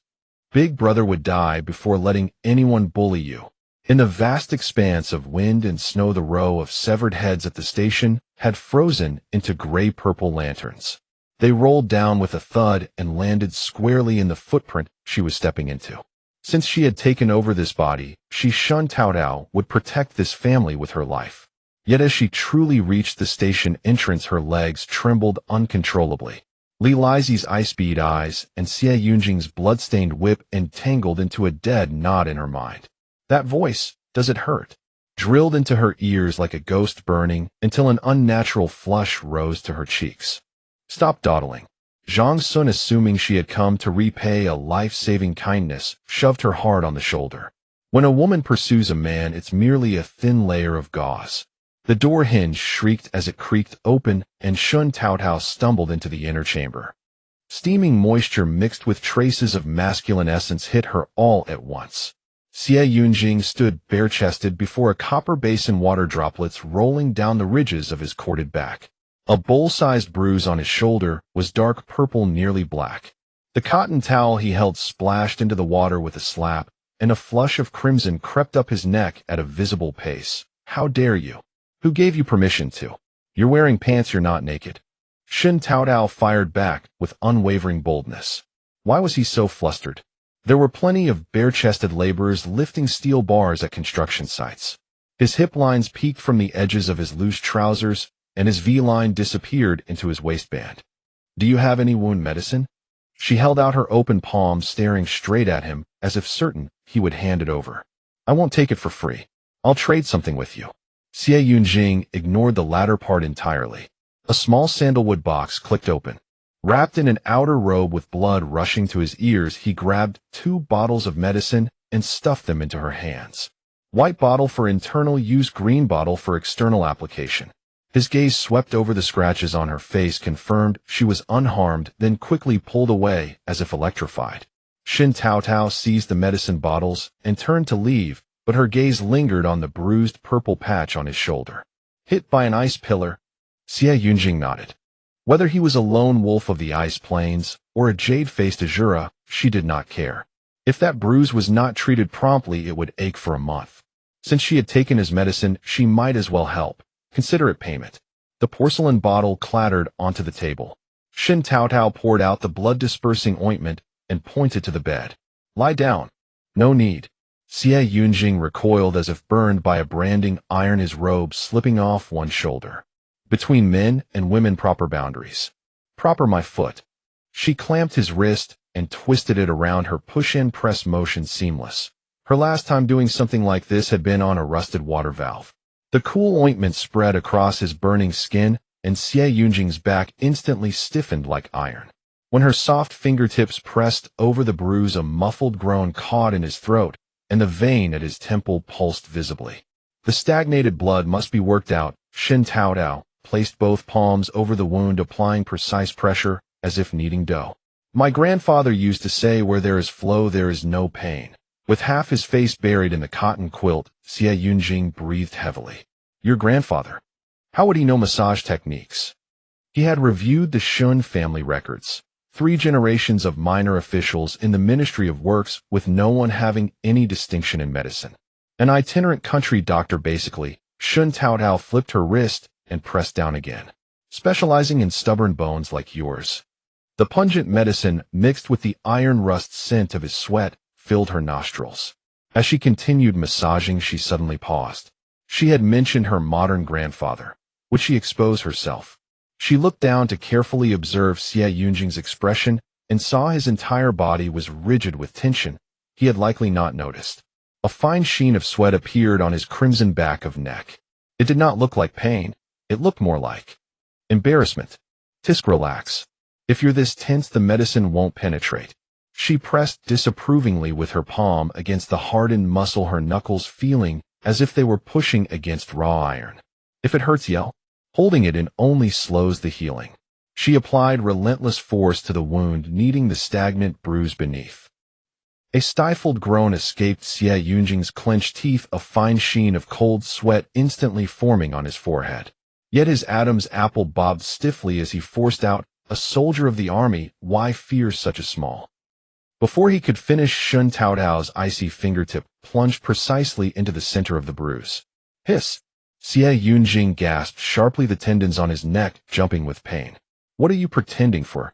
Shen Taotao unceremoniously pinched a bit of his purplish flesh with 2 fingers, her fingertips coated in cool ointment, as she dabbed and poked at the scorching skin. The force was light, but the humiliation was immense.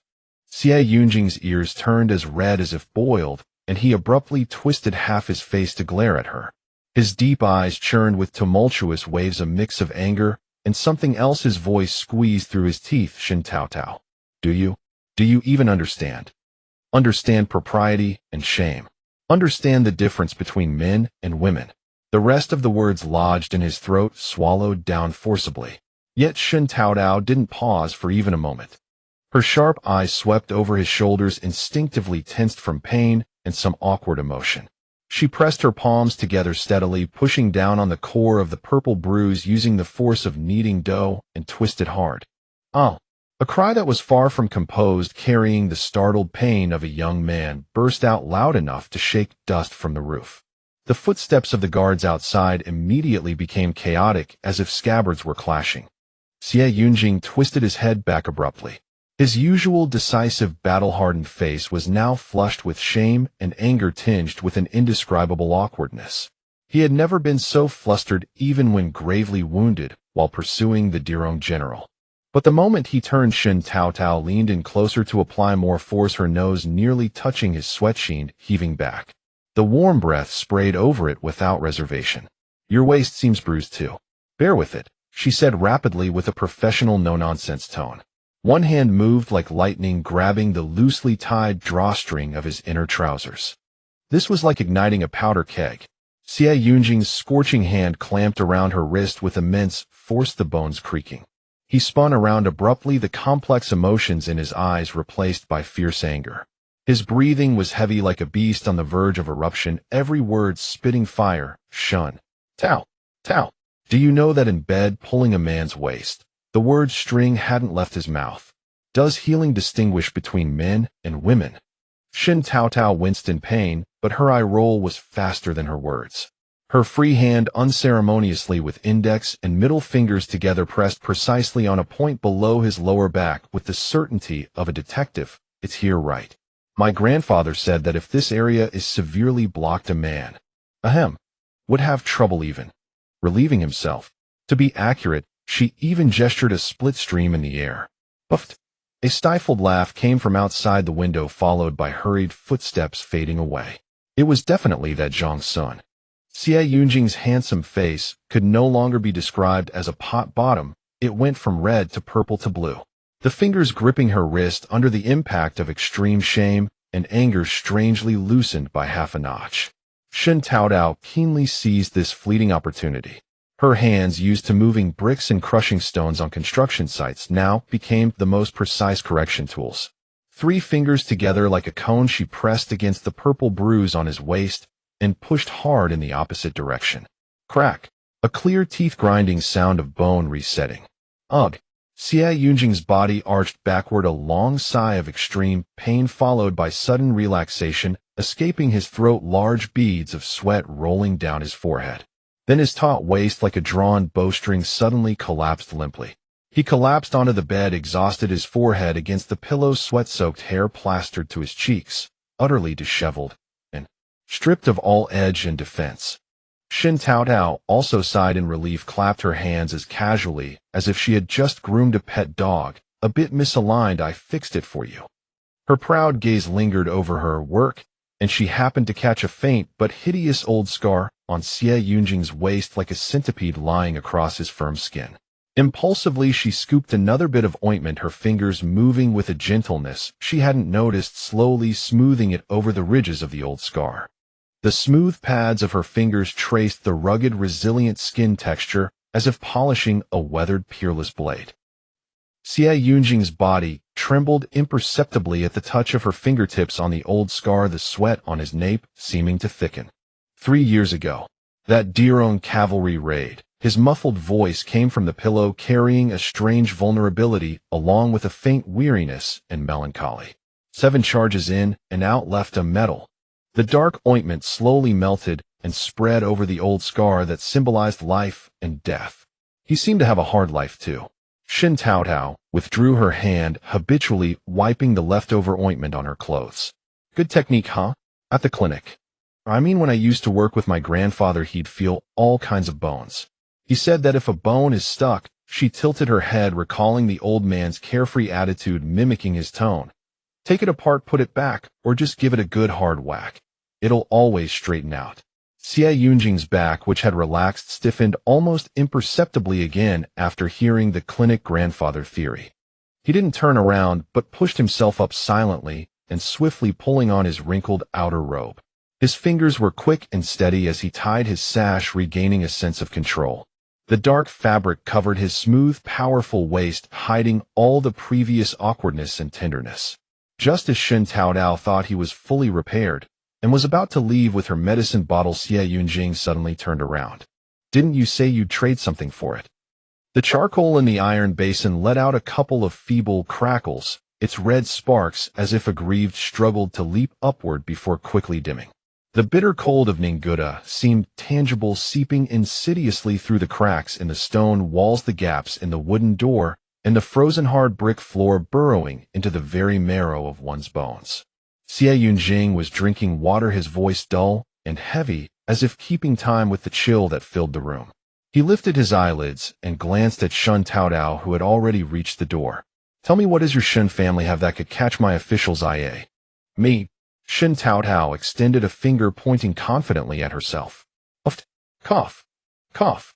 Xie spat out a mouthful of water, bent over, and coughed uncontrollably, droplets sliding down his cold, hard jawline. The culprit wriggled forward, her fingertip nearly poking into Xie trembling Adam's apple. What? Look down on me. I don't think much of you either.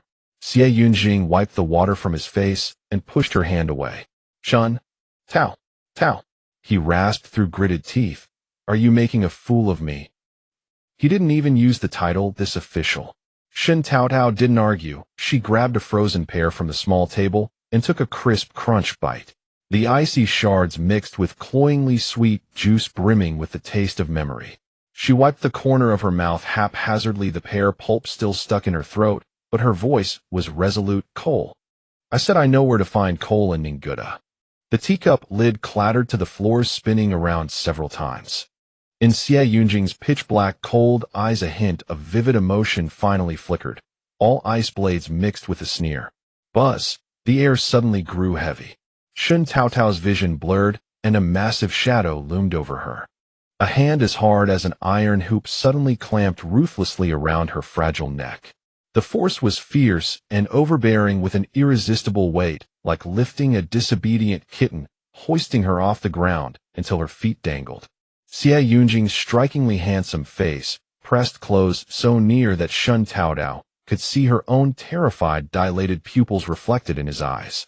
The ice blades in his eyes burst forth, spilling terrifying, murderous intent and naked scrutiny. The daughter of a low-ranking clerk in the Ministry of Works, yet you can casually say where coal is buried. His voice was extremely low, each word laced with ice shards, pounding into Shen Taotao's eardrums and striking at her vital point. Speak. Whose spy are you? An agent of the D. Rome, or the imperial noble consort? A fierce suffocation struck. Her windpipe was squeezed to a mere slit, her face instantly flushed red, her lungs burned with pain, and black spots danced before her eyes. Roughly trapped like this, with her life hanging by a thread, the stubborn, unyielding wildness of a northeast tiger girl in her blood was fully ignited. Ugh. She lifted her head with all her might, opened her mouth to its limit, and the accumulated fury, anger, and the half-mouthful of frozen pear residue in the depths of her throat coalesced into a misty, thick, biological weapon. Recklessly head-on, with pinpoint accuracy, spray, shot, out. Xie had never seen such a mutual destruction rogue tactic. Growing up in the military, he had learned only upright formations of spears and halberds, and in the court he had encountered only hidden daggers and bloodless killings. This ultimate spit attack, used only by street shrews and rural women in brawls, completely shattered both his psychological and physiological defenses.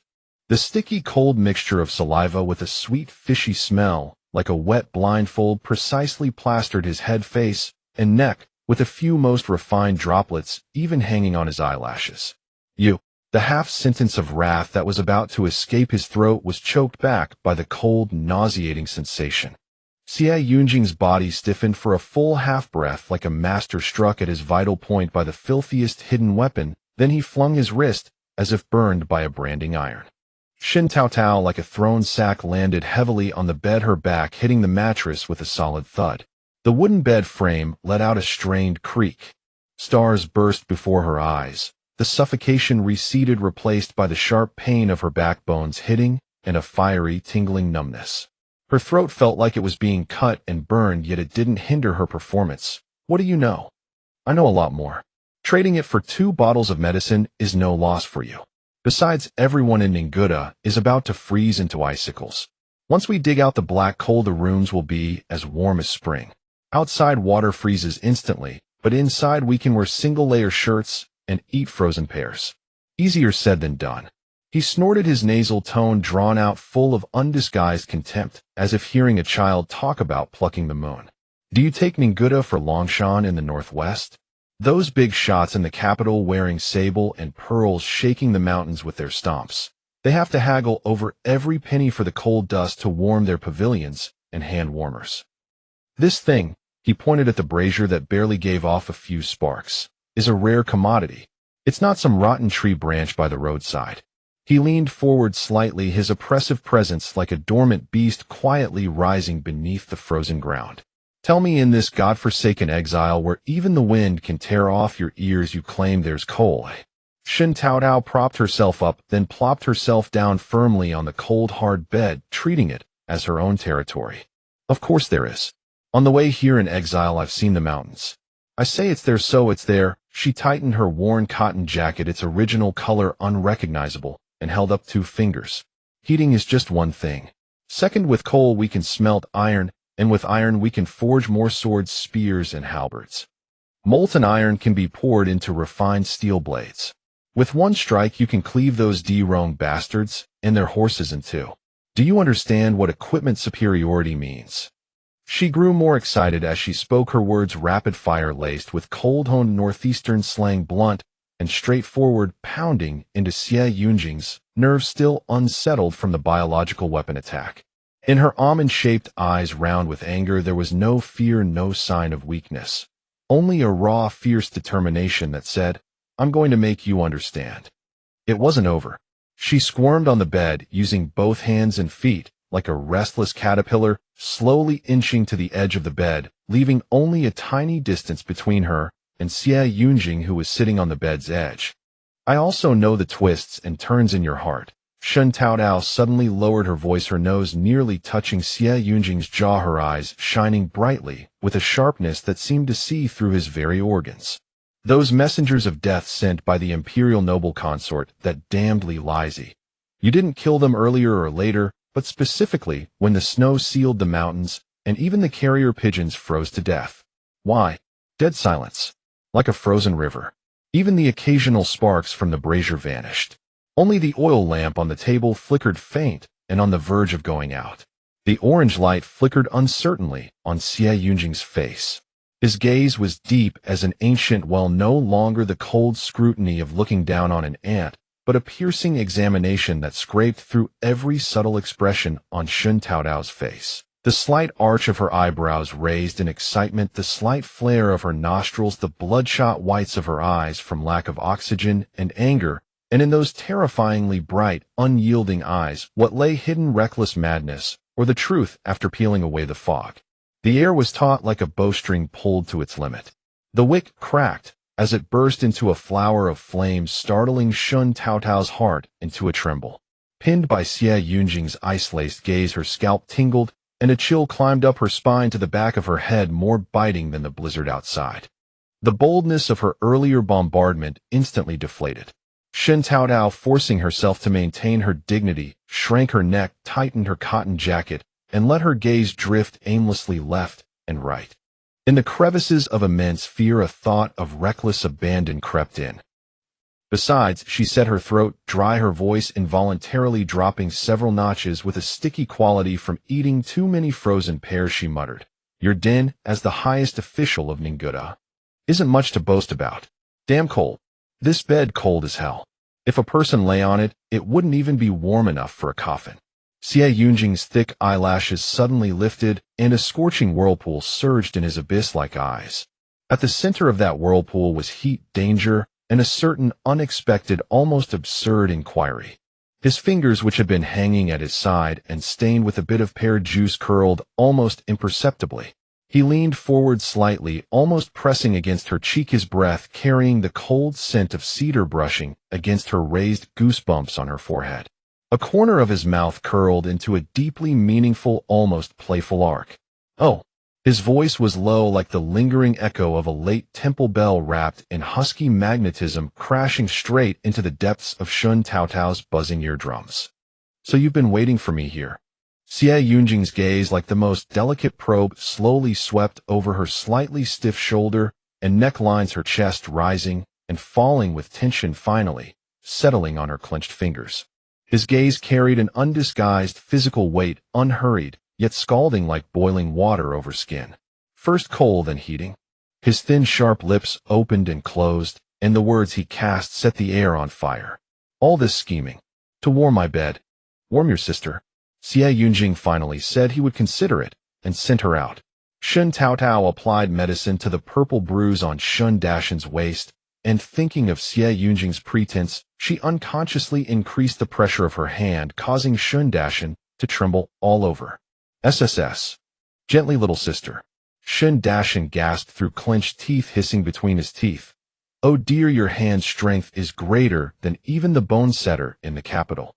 Second sister-in-law huddled in the haystack, having been frightened during the day. She now had a slight fever at night. A forced smile creased her sallow face. Isn't that right? Our Taotao is now half a doctor. Her thin hand reached out from under the quilt, and her icy fingertips touched Shen Taotao's hand. Her voice was weak and drifting. Back in the capital, she was still a delicate flower who never touched water. A bump would make her eyes red for half a day. Ever since we landed in this godforsaken place, her gaze swept across the windbreak, cave, her blue lips trembling. She knows everything and can do everything. Shen Taotao's hand tightened. She lowered her eyelashes, slowly rubbing the ointment over the bruise. Second sister-in-law, don't embarrass me. It's all from reading random books and picking up a bit of knowledge. She forced a dry smile. I read them as storybooks. Who would have thought they'd actually come in handy? Exactly. He, sure, sitting by the haystack, slapped her thigh upon hearing this. This girl has been buried in books since she was little, tossing aside needlework and embroidery, only trading for strange and weird tattered volumes. The dim yellow flames danced on her worried, wrinkled face, but now a hint of pride flickered. I scolded her plenty for that. While other girls embroidered peonies, she was devouring a book about bugs in the ground with relish. As she spoke, He Shure's eyes suddenly reddened again. She sniffled and wiped away her tears. But who would have thought? Heaven has eyes. Those ragged books became our family's lifeline. Taotao is our family's lucky star. Shen Taotao let out a long breath of white mist, and the secret panic quietly dissipated with the warmth. Creak. The door, made of broken planks, was carefully pushed open a crack, and the cold wind rushed in with snowflakes. Two figures shivered at the entrance. Leading them was Imperial Physician Liu from the neighboring shed, his gaunt face hollow and sunk in a worn, patched coat wrapped around his thin frame, the sleeves polished shiny. Behind him was his wife, her head and face covered in a gray cloth, only a pair of bloodshot, terrified eyes visible, her red, frozen hands clutching the man's clothes tightly. Upon closer inspection, she was tightly holding a young child in her arms. The child was about 3 or 4 years old, sparse yellowish hair plastered on a small, thin forehead, eyes large, but vacant and lifeless, small, chapped lips slightly open. Miss Shun. Imperial Physician Liu's throat seemed scraped by sand and gravel, his voice terribly hoarse. He fumbled in his bosom for a long time and pulled out a yellowed oilcloth package. His fingers were stiff from the cold, and it took several tries to open it. Under the oilcloth appeared a row of silver needles of varying lengths, their bodies smooth and gleaming faintly in the dim light, a rare touch of elegance in this bitter cold land. He pushed the needle case forward, his hand trembling slightly. This is a family heirloom tool for making a living. I want to talk to you, miss, about using the well from now on. He quickly lowered his eyes, his gaunt face flushed purple with embarrassment. These silver needles were bestowed by the emperor when he served in the imperial hospital, his last dignity for making a living. The Shen family fell silent, the crackling of the charcoal fire unusually clear. After the incident with Li Lizi during the day, the cold indifference of the exiled convicts chilled Shen Taotao's heart, so she no longer allowed others to use the well. She was no saint, she would repay kindness 100-fold, but she had no obligation to care for those who were unkind to her. He sure looked at the gleaming silver needles, then at Imperial Physician Liu's face, and then at his wife and child behind him shivering in their patched clothes. A look of pity rose in her eyes. She moved her lips, but said nothing. The well was dug by Taotao, only she could decide. Shen Taotao put down the medicine bottle and stood up. The silver glint made her eyes sting. Lizzie had long been tyrannical in the exile camp, instilling instinctive fear in the convicts. At that moment, choosing self-preservation was understandable. Besides, she had seen Uncle Lou help her second brother when he fell into a snowdrift and secretly press acupoints to stop the bleeding. She took a deep breath of the icy air, suppressing the lump in her throat. Uncle Lou, please put it away quickly. You can use the well. And thank you for stopping my second brother's bleeding during the day. She walked to the corner, lifted a chipped coarse porcelain bowl, took out a frozen pear, and went to the door, directly pressing it into Madame Lou's hand. Take it, give it to the child. Madame Lou's frostbitten hands caught the frozen pear unexpectedly, her fingertips stinging with cold, and tears instantly welled up in her eyes. Thank you, Miss Shen. Her voice was as soft as a sigh. Without another word, she quickly took the pear to the most sheltered corner, turning her back to everyone. She looked down at the listless child in her arms, then at the frozen pear in her hand. Hesitating for a moment, she quickly licked her own chapped lips. Then carefully she took a bite, chewed it first, held it in her mouth until it was warm, then lowered her head. With one hand gently opening the child's closed lips, she pressed her own lips to the child's and carefully fed the warm food into the child's mouth. The child made a faint kitten-like whimper in its throat and instinctively swallowed. She immediately sighed with relief, quickly chewed another piece of pear, and fed it again. This repeated mouthful after mouthful. The child's eyelids seemed to flutter weakly. Shen Taotao stood a few steps away, quietly watching Madame Lou's feeding motion. The way the child clung softly while being fed seemed to indicate more than just hunger or thirst. Her gaze swept over the child's pale, bloodless, thin neck, the sparse teeth that were almost non-existent, the gums bare except for a few pitiful pink buds. This was severe malnutrition. But in Ninguta, where even a fetus could freeze to death in the womb, it was a miracle that the Lu child had survived birth. Growing to this age. It must have been thanks to this imperial physician Lu's skill at snatching life from the Grim Reaper's fingers. A thought flashed through Shen Taotao's mind. In this ancient time, even a common cold could kill. It was absolutely necessary to latch onto a divine doctor's golden thigh, especially since the Shen family now had injuries and fever. The solemnity on her face melted away, replaced by an enthusiasm that bordered on abrupt. Uncle Lou, since you're here, would you be so kind as to take a look at the injuries? She quickly spread out a straw mat. My eldest brother, second brother, and parents were all beaten. Her gaze swept to the corner where second sister-in-law was curled up. Second sister-in-law also caught a chill. She's been drowsy and complaining of cold. Please take her pulse. Imperial physician Lu was taken aback. He hadn't expected Shen Taotao not only to refuse the silver needles, but also to give a frozen pear, asking only for his help in treating the injuries. He was at a loss, bowing repeatedly. But Shen Taotao was adamant, half pulling, half persuading the skeletal physician to sit on the straw mat. The Shen family exchanged glances and quickly gathered around to cooperate. The flame of a broken oil lamp flickered in the cold wind, casting dancing shadows on the walls of the windbreak cave. Imperial physician Lu sat on the straw mat that Shen Taotao had specially covered with a piece of linen, his fingers resting on Shen Dashan's frozen red and swollen joints, eyes closed in concentration. He sure clutched the corner of her clothes, watching nervously. After a moment, Imperial physician Lu opened his eyes and withdrew his hand. Chronic cold dampness by syndrome, deep invasion of cold into the bones and sinews.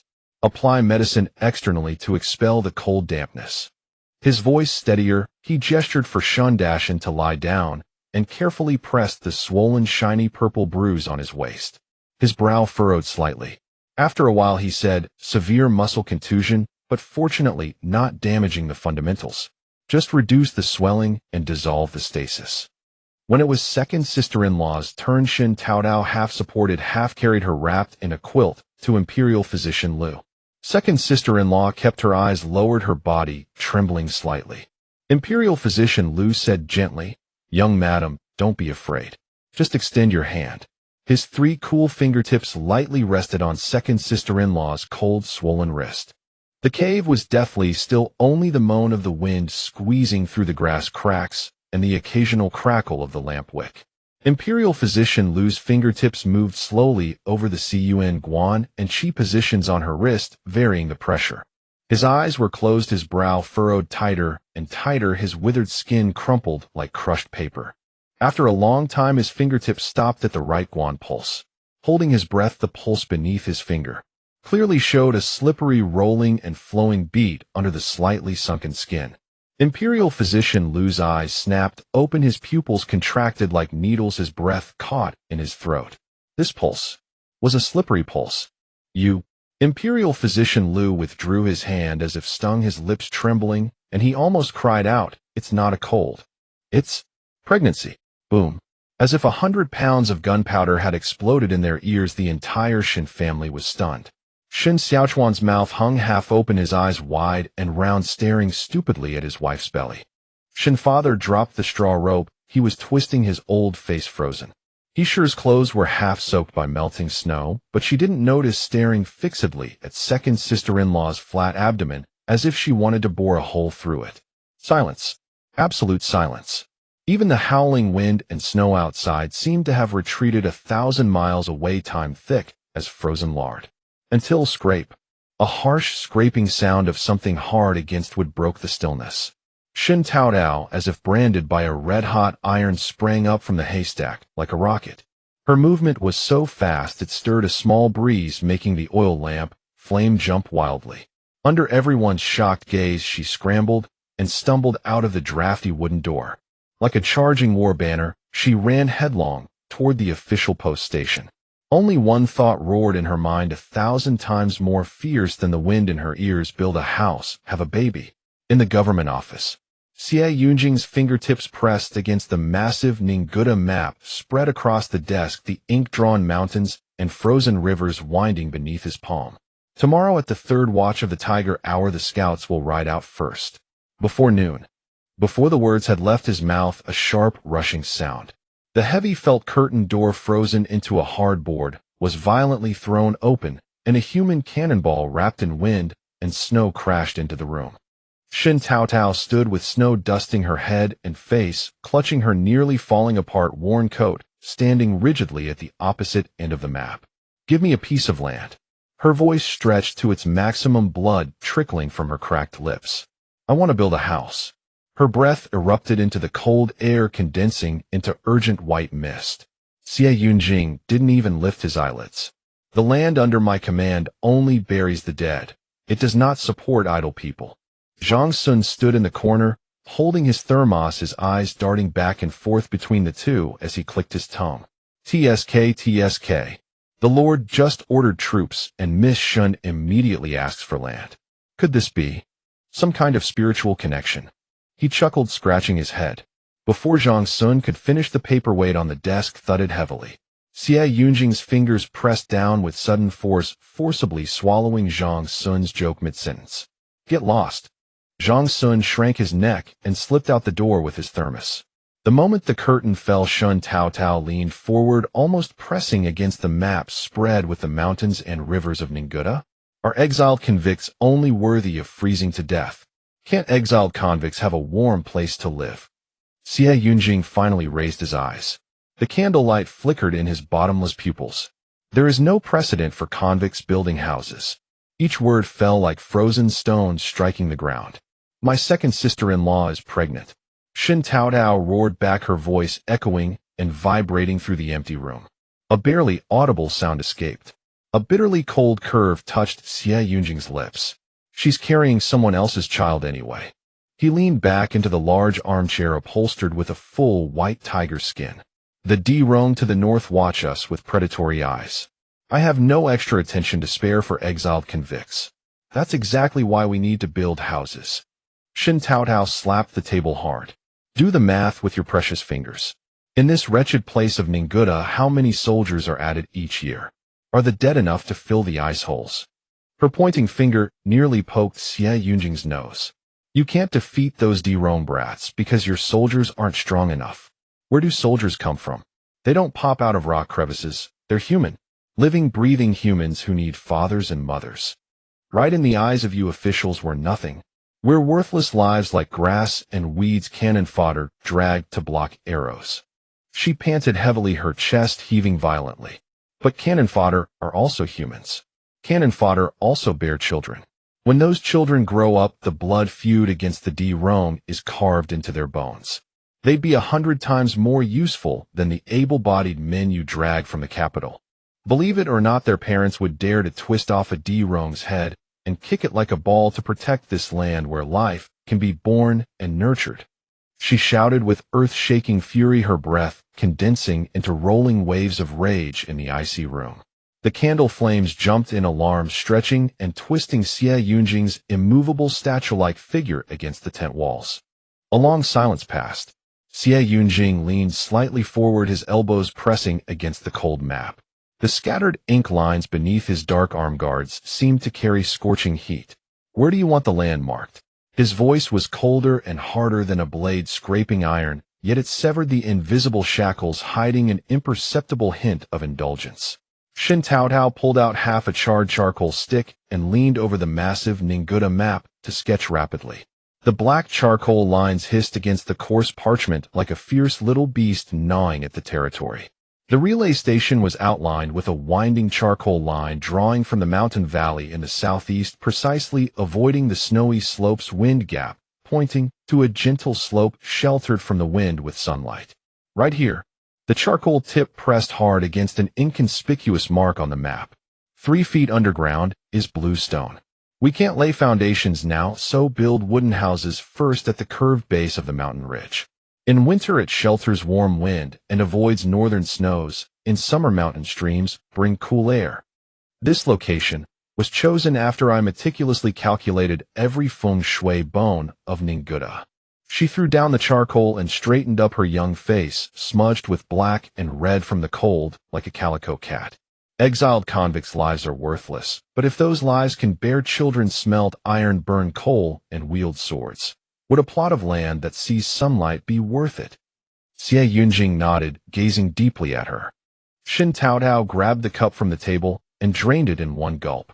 The warm water instantly soothed her dry, blazing throat and her pounding heart. She was truly afraid that half of what she'd said might get her thrown out to feed the wolves by this jade-faced demon. Suddenly, an ice-piercing voice cut through the air. "The cup is mine." Half a mouthful of water lodged in Shen Taotao's throat, making her eyes well up with tears. 100,000 firecrackers exploded in her mind. It was over. She'd truly be fed to the wolves now. But on her face, she feigned calmness and decisively set down the cup. "Ahem. Well then." She straightened her back, patting her chest with both hands, dirt brushing off her worn coat. "It's fine, I don't mind you." The news rolled through the icebound Ninguta like a thunderclap at the start of spring. "What? Miss Shun is building a house. The magistrate approved the land." "Nonsense. How can you break ground in this freezing cold when even the rats are shivering?" "Who cares? Did you bring the old 7th axe?" "Little 6 carry the logs." Miss Shin said if we split the timber we can draw well water every day. It's a fair deal. The crowd bundled in tattered cotton coats, carrying shovels, axes, and rusted picks, surged like a murky warm current, shattering the deathly stillness of the frozen wilderness. Some dragged their frostbitten legs limping forward, while others raised blunted knives and rushed toward the snow-laden, withered forest, their cracked hands swinging tools into trunks as hard as iron. On the watchtower of the post station, Xie Yunjing's black cloak snapped violently in the north wind. He gazed at the distant frozen land where figures clustered like ants, chopping and hauling, and at the small tireless silhouette jumping and directing in the snow. His thumbs slowly rubbed the cold, rough bricks of the crenellation. Human hearts could be like black coal buried deep beneath this frozen earth. Once ignited, they burned into a blazing sea of fire. "Shen Taotao, how many more surprises do you have hidden from me?" Before dawn of the second day, a gray-black stallion tore a racing scar across the snowfield. The wind turned into a blunt blade, shearing the face, pelting them with icy particles. Shen Taotao felt as if she were stuffed into a high-speed torture device. In front, the icy wind kicked up by the galloping horse blinded her, behind a scorching and unyielding iron wall. Xie Yunjing's chest, even through 2 layers of wolf fur coats, radiated a heat that threatened to melt her spine. Tormented between an icy hell and a fiery mountain, she felt as if she would be torn in two at any moment. Instinctively, she tried to escape the blistering chest behind her, leaning forward involuntarily. But the horse jolted, and without warning she was thrown backward. A solid thud. The back of her head slammed into his chest, producing a dull impact. Almost at the same time, every vibration of the mount ground her body against Xie Yunjing's burning firm torso. The force, the frequency. Shen Taotao could clearly feel the muscles of his abdomen and waist tensed like steel. Worse still, her dangling legs with the rise and fall of the gallop aimlessly rubbed against the saddle edge, occasionally brushing against Xie Yunjing's inner thigh through the thick cloth. Shen Taotao. Xie Yunjing's angry roar was ground into an icy blade between his teeth. Move again, and I'll throw you to the wolves. Shen Taotao turned, her face stiffened by the icy wind with difficulty. Can you blame me? Is this a mad horse you're riding? My butt is almost split into 8 pieces. A cold wind rushed into her mouth, making her cough violently, and her body contracted and expanded once again, slamming her waist against the burning iron wall behind her. Behave yourself. Xie Yunjing barked fiercely, yet one arm pulled back to lock around Shen Taotao's waist, preventing her from falling off the horse. Who's not behaving? Shen Taotao felt wronged and shouted back hoarsely, her voice shredded by the wind. Try. Cough. Try not knowing how to ride tied to the saddle, being grilled like a live fish front and back. MMPH. Her words were abruptly cut off.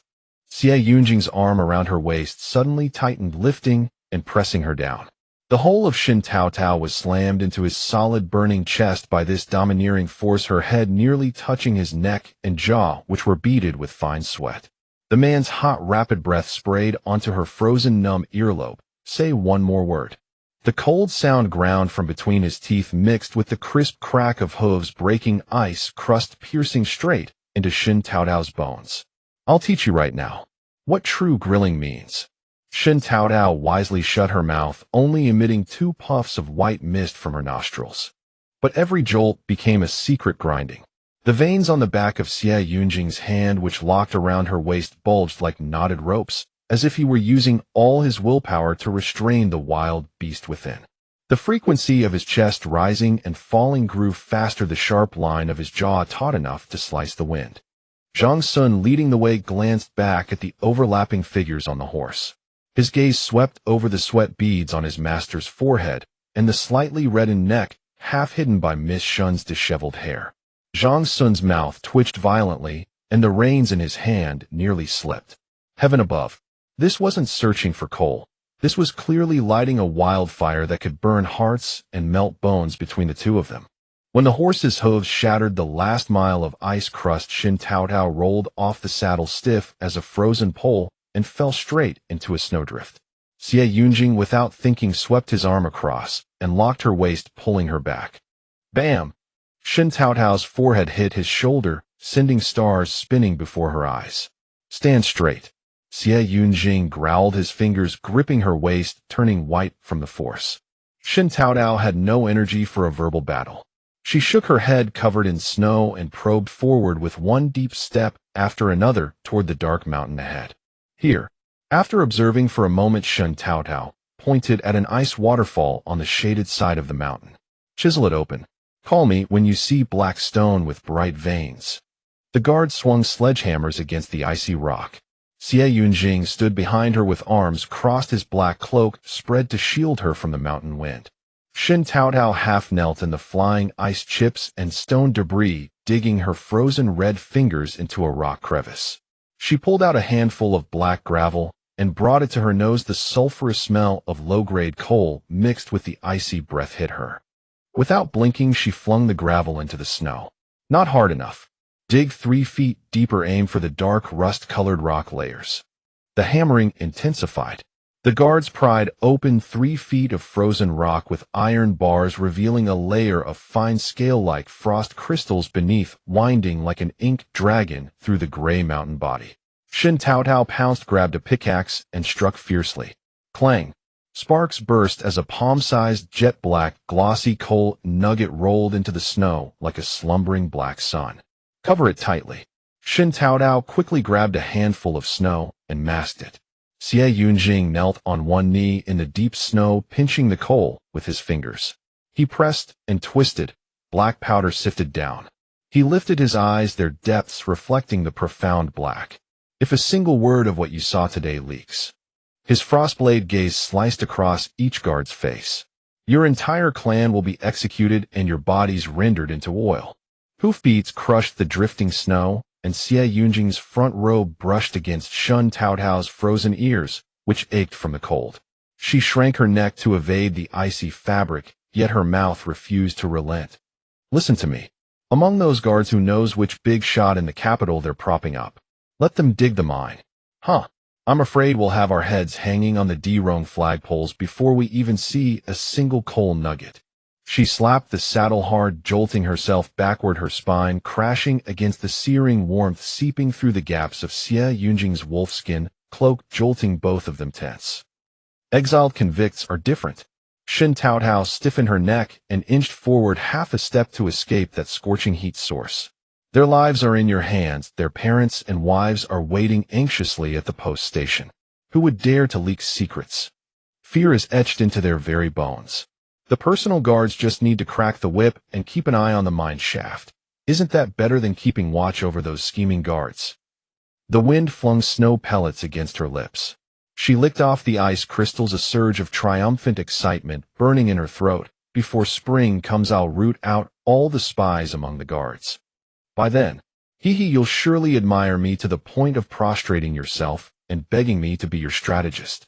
You today, Xie Yunjing's voice rode the wind into the back of her neck, making her shiver. Haven't shoveled the manure in the stable yet. Blood rushed to Shen Taotao's brain in a tidal wave. With a twist of her waist and a swing of her hips, she drove her right elbow backward in a wrathful strike, slamming into Xie Yunjing's solid side. You dog of a man. I'll elbow you to death, you exploitative bastard. The next instant, an extremely low, breathy sound came from above her head. Ha, like gravel rolling deep in a snow cave. Shen Taotao whipped her head around and caught a curve on Xie Yunjing's lips, a line never seen before. Heavens, I must be seeing things. I'd rather believe his face cramped than believe that the jade-faced Yama actually smiled. Zhang Sun on the horse beside them also felt his hair stand on end. He watched in disbelief as his master's iron mask cracked open, the corner of his mouth carved as clearly as if by knife and axe. This was no smile, it was a crack opening in the gates of hell. He was so startled that he jerked the reins his warhorse neighed and reared, nearly throwing him headfirst into a snowdrift. Zhang Sun's heart was a landslide. From now on, this Shen Taotao is my true ancestor. She is the mistress. Garuru. Shen Taotao's stomach rumbled like thunder. She was starving. She curled up, clutching her belly like a civet cat whose tail had been stepped on. A rustling sound came from behind her, and a pale, slender hand extended a steamed bun, still warm from body heat. Its surface was delicate and white, and just looking at it conjured a sweet fragrance. After thanking him, Shen Taotao grabbed it and bit into it, wolfing down half in just a few mouthfuls. She suddenly froze, remembering that Xie Yunjing hadn't eaten anything since morning. She clutched the remaining ragged half of the bun, hesitated, then tentatively offered it back. You want a bite? She kept her neck stiff, afraid to turn around, but her earlobes were burning red. Don't faint from hunger and fall off the horse. Xie Yunjing lowered his gaze. That half bun had a jagged dog bite mark, the edge still glistening with a bit of saliva. He paused for a moment, then suddenly bent down and, aiming precisely at the uneven gnawed edge, took a bite. His cold lips barely brushed her icy fingertips. Shen Taotao snatched her fingers back as if shocked, hiding them in her sleeve and secretly rubbing the spot where his thin lips had grazed. That soft, warm touch burned like a spark, searing half her body into numbness. Crack, crack, the sound of chewing ground between their teeth simultaneously. His Adam's apple bobbed as he swallowed the mouthful of bun mixed with her saliva. A wave of sweetness spread across the root of his tongue, the lingering taste of Shen Taotao's mouth. This frozen bun was sweeter than the chestnut cakes of the capital. Ahead, the wind and snow howled. Behind her, the faint noise of the man's chewing thrummed like war drums against her spine. One mouthful of steamed bun, two clever hearts tasting the flavor of honey amid the wind and snow of Ninguta. A roar exploded across the frozen ground, shaking snow from the ice-laden branches above. The horses moving steadily moments before froze instantly into statues of ice upon the snow. Shen Taotao nearly dropped her steamed bun into the snowdrift, her face draining of color. That coal clattering must have woken a hibernating bear. Run! The final word stuck in her throat. 30 paces ahead, a swelling mass of flesh erupted from behind a collapsed snow slope, advancing like a mountain wrapped in brown fur and encrusted with ice. A man-eating bear. Zhang Sun's voice cracked with terror. The colossal beast rose on its hind legs, its ancient tree-thick forelimbs slamming against the snow, sending shockwaves rippling across the icy crust toward their feet. Split up. CivilEngiener's command came faster than his drawn blade. His dark iron whip already uncoiled as he kicked his warhorse hard, sending it neighing to the rear of the formation. Too late. The bear lunged forward, a three-zhang wave of snow exploding behind it, as its shadow dove straight for the guards at the rear. The young guard never even drew his sword before his horse shattered like an eggshell beneath that paw. The horse fell, the man flew, his body hurled like a rag doll into the snow, dragging a 10-foot trail of blood. The cavalry scattered. CivilEngiener's eyes welled with fury and despair. He watched helplessly as his personal guard of 20 years struck the snowdrift like a cut string, one leg broken, while the monstrous palm rose for a second bloody sweep, directly aimed at Civil's skull. In one fluid motion, CivilEngiener swept and tossed Shen Taotao, who tumbled through a kaleidoscope of snow to crash against Zhang Sun's saddle. Take her and go. His figure became a flash of lightning tearing through the snow curtain. CivilEngiener nearly flung himself from the saddle, shoving Civi aside in the same instant. The bear's palm, carrying the weight of 1,000 June, grazed past CivilEngiener's rear shoulder. With a tearing sound, the wolfskin coat split like thin paper. 3 bone-deep gashes burst open, and a waterfall of blood instantly soaked half his great cloak. My lord, go! Civi roared, his mouth full of bloody foam, off the ground with his single intact left leg. This subject will hold this beast. My lord, take the man. Shattered bone splinters pierced through clothing stark white and horrifying. His answer was the suddenly tightening coil of dark iron whip. You'll die after me. CivilEngiener's arms corded like steel cables, the iron whip biting deep into the brown bear's neck fur. The great beast thrashed wildly in pain as his feet nailed into the snow, carved 2 deep trenches across the ice crust. Blood surged from beneath him, gushing hot into the snow. The brown bear was thoroughly enraged. Its foul-breathed maw descended like a canopy, fangs but 3 inches from CivilEngiener's throat, scalding putrid breath blackening his vision. Duck! A piercing scream cut through the wind and snow. CivilEngiener instinctively threw himself down. With a whistle and a thick thud, an oil-soaked arrow skimmed past the back of his neck, embedding deep into the bear's throat. The oil-drenched cloth bindings around the arrow shaft ignited upon contact with heat. A gurgling roar erupted from the beast's throat. Then boom! Flames exploded from deep within the bear's windpipe, erupting from its eyes, ears, and mouth like a volcanic vent. Molten fat mixed with flesh and bones sizzled and splattered everywhere. The charred carcass crashed down like a collapsing tower, raising a wave of snow and melting the ice for 3 zhang around. Civi, surviving by a miracle, dragged his mangled leg and sank to his knees beside the burning beast, bowing heavily. His bloodied forehead pressed against the frozen earth, each knock resonating like a hammer blow. Miss Shun, your grace has saved my life. With his bleeding brow pressed to the ice, your subject bows in gratitude on behalf of his lord. Shen Taotao hurriedly waved her hands, insisting no thanks were needed. She had merely realized that flaming arrows could kill the great bear, though it was Zhang Sun who had loosed the shot. CivilEngiener rose, supporting himself on the iron whip, his wolfskin coat, soaked in bear blood, a smear of steamed bun crumb still clinging to his face from Shen Taotao's grip. He fixed his gaze upon the young woman's face, smeared with soot and grease. The firelight danced across her muddy cheeks, illuminating those blazing eyes capable of tearing through the northern wilderness night. The wind howled through the silent wasteland. CivilEngiener stood leaning on his long whip beside the bear's corpse, a wide stain of dark red spreading from the gash in his shoulder, unsure if it were bear blood or his own. His blood-stained hand rose suddenly. not to wipe the grime from his face, but to gently trace a thin burn mark along the side of Shen Taotao's cheek, left by a stray spark.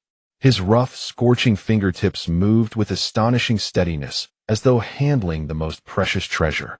Returned to the relay station, he finally spoke, his voice rasping like a blade scraped against iron. His black greatcoat surged upward, wrapping around Shen Taotao's entire figure in a blanket of smoke, blood, and snow. Darkness descended upon her thick with the stench of burning flesh, blood, and the cold metallic scent of his armor. Just as she struggled, a warm, slightly moist touch suddenly landed upon her blood-marked forehead. Incredibly light, incredibly swift, like a snowflake dissolving upon scalding iron. Hidden beneath the thick wolfskin coat and blood-soaked cloak, no one could see what had happened. Only Shen Taotao remained frozen in darkness, forced against his chest. The bleeding wound on his forehead stung piercingly in the wind, a deep and agonizing pain. Yet that fleeting warmth seared through the storm like a branding iron. The charcoal fire in the postal station mingled with the heavy scent of blood. CivilEngineer tore open half his padded coat, revealing 3 deep claw marks on his shoulder blade that went down to the bone. The moment the golden wound powder was sprinkled on his molars, ground audibly as he turned his head to gaze out the window. Over at the postal station, Shen Taotao fluttered toward the wooden cabin dusted with fresh snow like a sparrow returning to its nest. The wind and snow were kept firmly outside. Shen Taotao's fingertips traced along the pine walls, the wood's crisp fragrance seeping deep into her lungs. The square hall, constructed from logs, was spacious and open. Shen's father hunched over, ran his calloused hands repeatedly along the smooth joints of the beams. "It's miraculous. Truly miraculous." His voice trembled. "Last night when I looked at the blueprint Taylor gave me, I thought it was childish scribbles. Only today, seeing the pillars standing upright, did I understand." His withered finger pointed to the clearly divided doorways. "East side for you and your mother, west side for the eldest, south side for the second son, and his wife, north side for Taylor." Perfectly fitted together, as if an immortal had measured it with divine precision. "This is nothing yet." Shen Taotao tugged her father to the center of the hall and stood him there. "Watch closely, father." She drew a neat square in the dirt with her foot. "Every room gets a large Kong bed. The Kong channels connect to the stove," she declared with arms spread wide. "When the fire burns, the bed gets hot enough to fry pancakes. The room will be as warm as early spring sunshine." Heat Kong." He sure clutched her hem, murmuring in disbelief. Her gaze locked onto the empty space in the room, as if already seeing flames surge. "Burning fire. Can it really warm the entire house?" "Far more than that." Shen Taotao raised her brows proudly. "You can cook eggs on the head of the Kong and warm your feet at the tail. Sleep through the night, and the blankets will be damp with sweat." Shen Xiaochuan rubbed his chapped hands with excitement. "Bless me. This beats the heating stoves in the capital." He bumped the grinning Shen Dashan beside him, and the 2 brothers laughed heartily, baring their teeth. Shen Saw leaned against the doorframe, her pale hand instinctively covering her small abdomen. A trace of hopeful smile crept onto her lips. Perhaps in this snowy fortress of Ninguta, she could truly bear a child who would never know hunger or cold. Clang, clang, clang. The guards' roar tore through the warmth like iron. "Everyone get out here now. A meat star has fallen from the sky." The squat dwellings erupted into chaos. Men gripped chipped clay pots, women clutched ceramic basins to their chests, and even the elderly who could scarcely walk leaned on wooden staffs to shuffle outward. Near the stables, a scorched wild bear lay split open on the ground, its bloody entrails spilled across the snow and steaming in the cold air. The guards cursed as they chopped the meat and threw chunks into a boiling cauldron, the greasy stench mixing with snowflakes and assaulting everyone's nostrils. "Meat. It's really meat." An old woman's withered lips quivered, her eyes glued to the bones churning in the pot. Her husband had starved to death in the snow 3 years prior, never once tasting meat in his life. Iron ladles doled out the meat haphazardly, more fragments of bone than actual flesh boiled until pale. Yet to the exiled prisoners, it was as precious as jade and crystalline broth. Some blanched from the scalding heat, but swallowed whole anyway, while others tore strips from their only remaining inner garments to wrap the meat bones. The boiling broth seeped through the cloth and scalded their skin, yet they clutched it fiercely, those were life-saving oils. Xie Yunjing stood at the station entrance wrapped in a heavy cloak. The pain on his shoulder sharpened as the cold wind bit at him, his vision darkening momentarily. Through the crowd clamoring around the cauldron, his gaze fell upon the corner where Shen Taotao held their family's rough earthenware bowl, carefully picking out a lean piece of bear meat and feeding it to He-Sure. He-Sure recoiled from the heat, but smiled broadly. Shen Taotao took a bite herself, yet her delicate brows furrowed. The bear meat was tough and slightly sour, far from the delicacy she had imagined. A wail erupted near the pot as the Li family's 13-year-old boy was shoved to the ground, his broken bowl spilling broth and bone fragments into the snowy mud. Old Man Li cradled his wailing son, his clouded eyes reflecting the greasy patches on the snow, like a shattered fate spilled before him. Xie Yunjing's knuckles tapped against the rotting wooden railing. "Listen to me." His voice cold as forged iron cut through the din. "This bear was hunted by Miss Shun, and it was she who insisted on sharing it among us all." They dropped to their knees en masse, kowtowing toward Shen Taotao, chanting, "Fairy, living bodhisattva." Shen Taotao stepped aside. Since the well incident, she had grown indifferent to those who groveled before her one moment and turned a cold shoulder the next. Xie Yunjing's gaze swept across the exiled prisoners toward the dark, foreboding mountains on the horizon. Starting tomorrow, each household sends one able-bodied man to Old Bear Ridge to dig 300 caddies of black rock. 1 month to complete it. Whispers spread through the crowd like poison gas. Old Bear Ridge, that place where snow buried corpses. Some curled into balls in terror, others grabbed their men's arms. Starvation they'd rather face than set foot there. Xie Yunjing's voice remained icy, yet each word struck like a hammer against their hearts. Those who hauled back the stone. His hand suddenly pointed toward the Shun family wooden house, standing resolute like a fortress in the snowstorm. "I will have a house built for them just like the Shen family's." Wind and snow swept across frozen faces. Old Man Li stared fixedly at the wooden house, then glanced down at his son in his arms, a terrifying light erupting in his eyes. "I'll go." His hand shot up high, the torn sleeve revealing frostbite, sores oozing pus. "I'll earn a wooden house for De Zhuang. Take me along. Count us father and son in." The murmurs surged like a breached dam.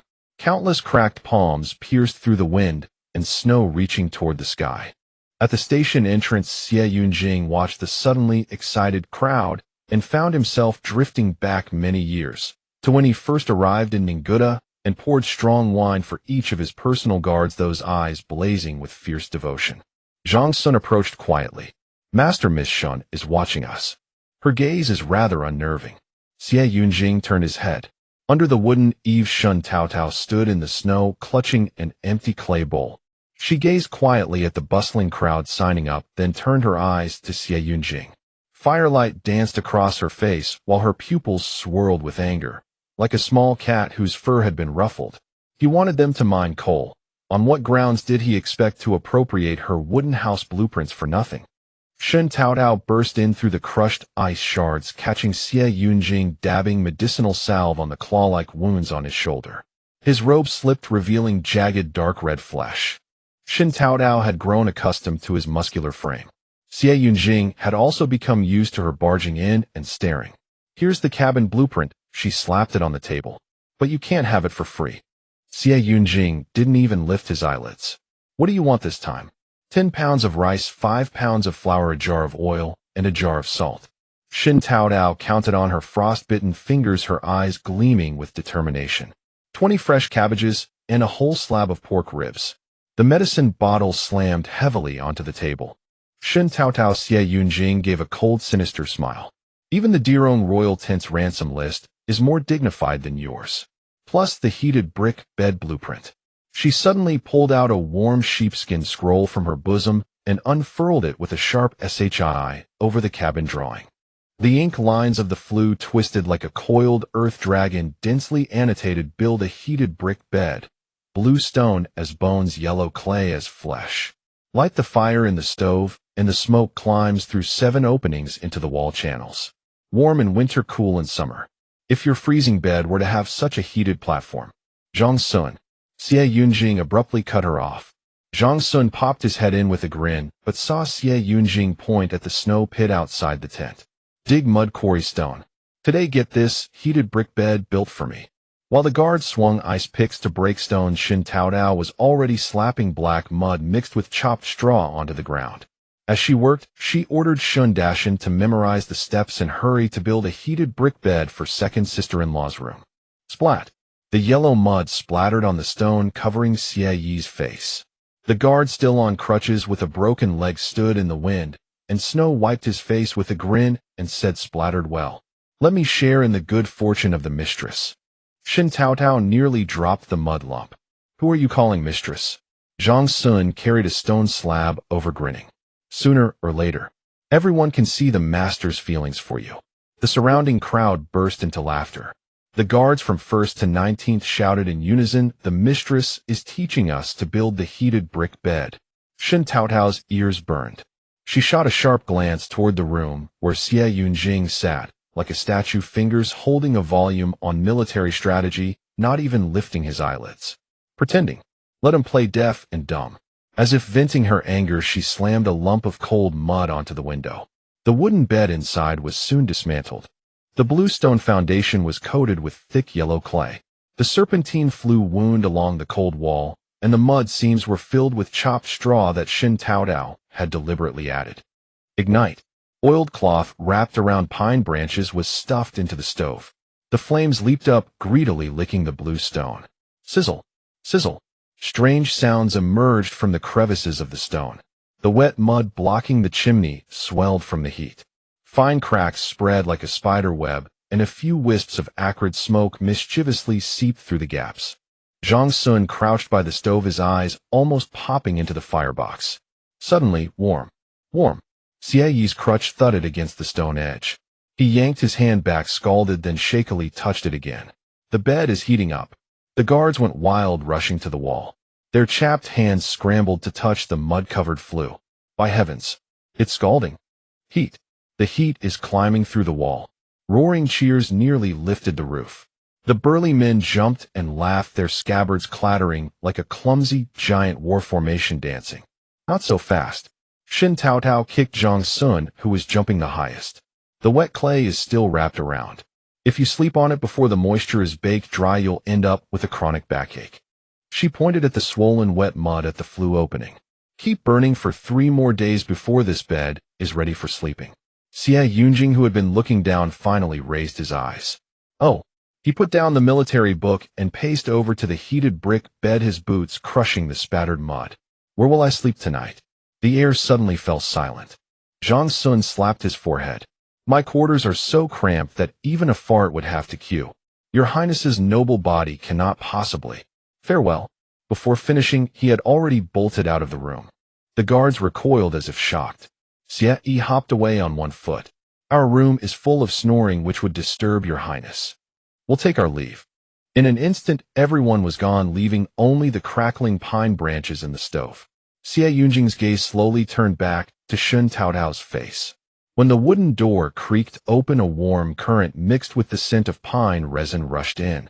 Shen Taotao was bent over, adding firewood to the hearth, sparks leaping onto the patch on his back. He sure sat cross-legged on a straw mat, twisting hemp thread to make a cushion for the soon-to-be-born grandchild. Shen Xiaochuan happily panted at the red-hot stone surface of the heated brick bed, testing how long it would take to dry his shoes. Plop! Shen Xiaochuan's broken shoe fell into the fire, sending sparks flying. Shen Taotao's bent back froze mid-motion. He sure's hemp thread ball rolled across the mat, entangling itself around the black boot that had just stepped through the door. The whole family stood frozen, like snowmen, staring at the person behind Shen Taotao.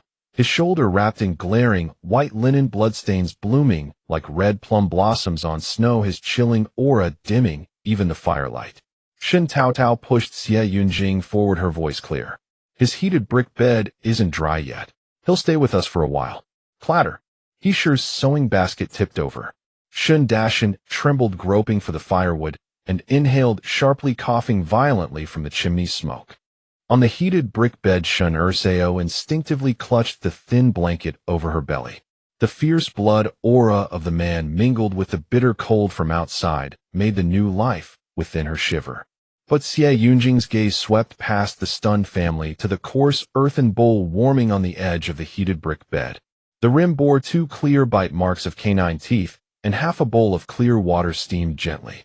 This bowl that the Shen girl had gnawed on seemed more pleasing to the eye than the Imperial Kiln's jade cup. The blizzard grew fiercer.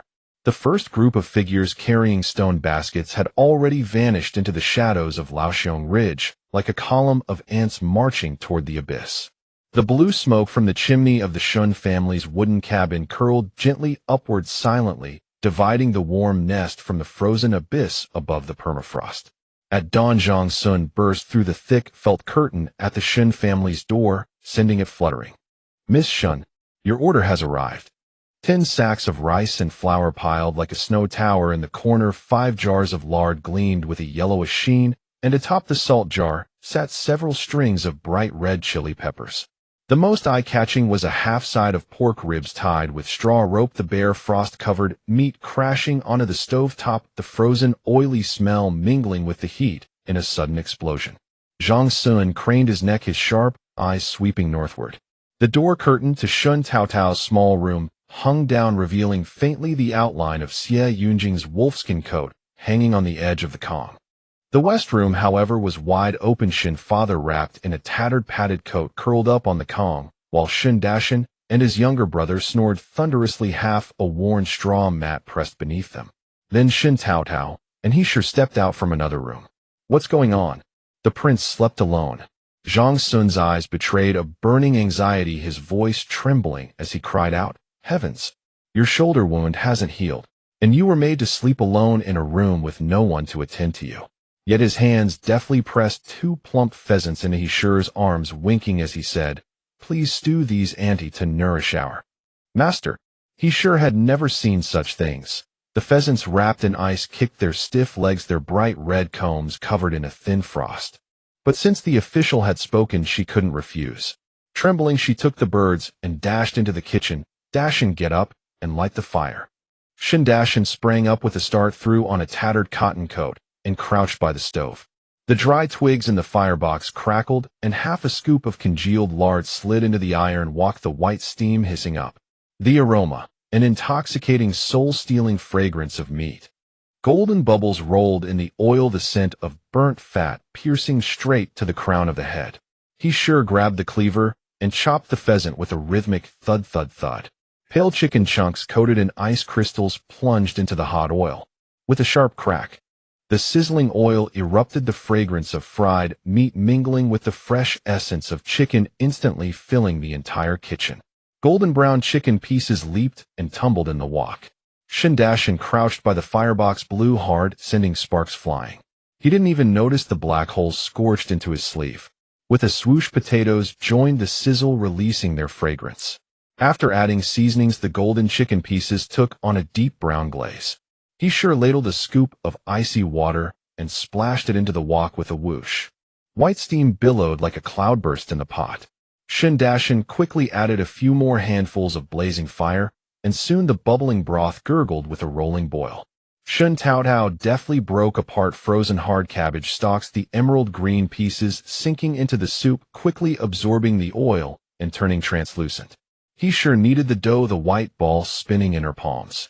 When the broth at the rim of the pot began to push against the lid with a thump, the dough was slapped onto the board with a smack, pulled into palm-sized thick cakes, and pressed firmly against the steaming wall of the pot. With a sizzle, the white edges of the cakes instantly browned into golden, crisp borders. Meat juices seeped along the pot's rim into the crisp bottom of the cakes, and the overpowering aroma of wheat and meat fat burst forth overwhelmingly. Zhang Sun smacked his lips as he watched. This pot of the Shen family was like an immortal furnace for refining meat. Xie Yunjing stood by the door, his straight shoulders and back taut, with the aloofness of one of high station, yet his Adam's apple involuntarily bobbed in the pervasive aroma of oil and meat. The lid of the big pot was lifted. In the golden broth, the chicken was tender and fragrant. The golden brown cakes, having absorbed the rich soup, were soft and plump. Heeshure, trembling slightly, ladled out 2 bowls. She scraped all the chicken legs into the coarse earthenware bowls, piling them up like a small golden mountain. She chose the softest white heart of the cakes and served them separately to Xie Yunjing and Zhang Sun. "Eat together," Xie Yunjing said suddenly, then sat down on the long bench, tapping his knuckles on the smooth solid wood tabletop. Everyone sit. But no one dared to move. Shen Xiaochuan froze, clutching half a cake. Shen Erseo stepped back. Shen Father and Shen Dashan looked at Shen Taotao. Shen Taotao grabbed he sure and pressed her onto the bench. Mother made the meal, so naturally she sits at the head of the table. Zhang Sun, laughing, beckoned everyone to sit, and the Shen family squeezed into their seats. The clatter of bowls and chopsticks began timidly at first, until Shen Xiaochuan bit into a chicken neck with a piece of cartilage, the crunching sound breaking the silence at the table. Shen Dashan noisily chewed a chicken head, hot oil dripping down his chin.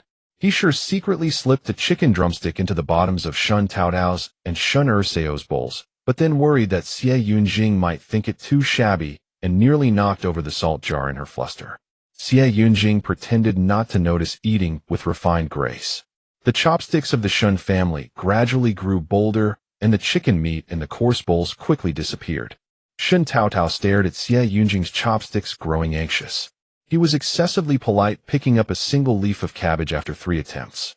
Seeing that the chicken in the bowl was almost completely gone, she finally intervened, slapping her chopsticks down on the last chicken wing segment. "Why so slow? At this rate, there won't even be bone scraps left." The glossy chicken wing clamp between her chopsticks landed steadily in Xie Yunjing's half-full bowl, smearing grease onto his chopsticks. Zhang Sun, still chewing a cake, slapped his thigh at the sight.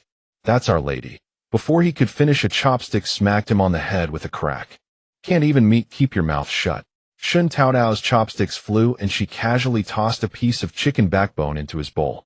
Zhang Sun grinned, showing his front teeth, entirely oblivious to the look in Xie Yunjing's eyes, as if he wanted to boil him in the pot. "What status did he have to have my Taotao serve him food?" Shen Taotao accompanied Zhang Sun to inspect the relay station, wrapping new wood around the rat-gnawed pillars and daubing them with pine resin to seal off the insect holes. After such exertion, she was thoroughly chilled to the bone and hurried into her own small wooden cabin. The cold was kept at bay by the wooden walls, and inside warmth radiated warmly. Shen Dashan was piling glossy black coal lumps into the central stove, flames crackling as they devoured the dark rock, while the bluestone slabs glowed crimson red like branding irons. "This black lump. Truly miraculous." Shen Xiaochuan stepped onto the stone slab barefoot, grimacing from the heat, yet reluctant to move his feet. "The fully burnt coal residue from this morning can still keep us warm until noon." Shen Erseo leaned against the dried Kong, her frost-swollen joints repeatedly rubbing the scorching surface, tears dripping steadily. "Even the bones feel warm," she murmured. The northern room's curtain was lifted, and Xie Yunjing stepped out. He noticed Shen Taotao trying to hang a new straw curtain on the wooden door, stretching on tiptoe, but unable to reach, so he extended his long arm and helped her attach it. "Why are you still here?" Shen Taotao twisted around and tightly bound the hemp rope around the door frame. "Your Kong should be dry by now, right? Zhang Sun and the others have finished it." Xie Yunjing. This scheming girl already discarding him before he'd had a chance to rest. "You should head back quickly. I need to finish painting my own Kong." Shen Taotao didn't turn around, fully absorbed in arranging the straw curtain. Xie Yunjing's knuckles lightly tapped the doorbeam. "You said 3 days, and it's been 3 days. What if I end up with chronic cold in my joints from sleeping on it?" His head suddenly lowered, leaning close to Shen Taotao's neck. "Will you take responsibility for me?" Shen Taotao's fingers gripping the hemp rope trembled. She turned her head and caught the sunlight slipping through the gap, reflecting that teasing glint in his eyes. Shen Taotao hummed dismissively. "I'll shelter you 2 more days just for appearance's sake." In the shadow of the kitchen, he Shure's hand tightly gripped Shen Father's patched jacket. "Husband, what exactly is this officer's background?" Before Li Lizi died, he mentioned the capital and the noble consort still. Shen Father poked the stove, reigniting the flames. "How would I, a minor official in the Ministry of Works, know about those affairs in the clouds? I've only heard he's a man who could shake the imperial throne with a stomp in the capital." He Shure's gaze drifted toward the silhouettes at the doorway, her worried brows knitted into a tight knot. "He's remarkably handsome, and has spent generously on Artea." Her voice suddenly caught. But our Taylor should have married a caring husband in the capital. This Ninguta is bitterly cold. Shen father's large hand patted his wife's chapped back of the hand. Taylor has great fortune in store. Just wait and see. Before he could finish speaking, a fierce roar erupted outside. Beast! Give back my son's life. When Shen Taotao and CivilEngineer rushed out, they saw blood already staining the ground before the relay station's guard barracks. Leaky charged like a mad bull, knocking over the guards, and swung his rusted sickle directly at the corrupt soldier holding the granary keys. You wretched creature! How dare you withhold my son's life-saving rations? Curled within the crowd was a teenager of over 10 years old, his lips tinged gray-blue, resembling a fish frozen stiff. Physician Liu was pressing the youth's philtrum, driving 3-inch silver needles into the trembling acupoint on his chest. The needle tails vibrated as Physician Liu turned and shouted hoarsely, "There's breath. The child still has breath. Quickly find hot broth to revive his soul." Shen Taotao had already lifted the steamer basket from the warm stove, revealing half a ceramic jar of chicken soup with a layer of congealed oil on its surface.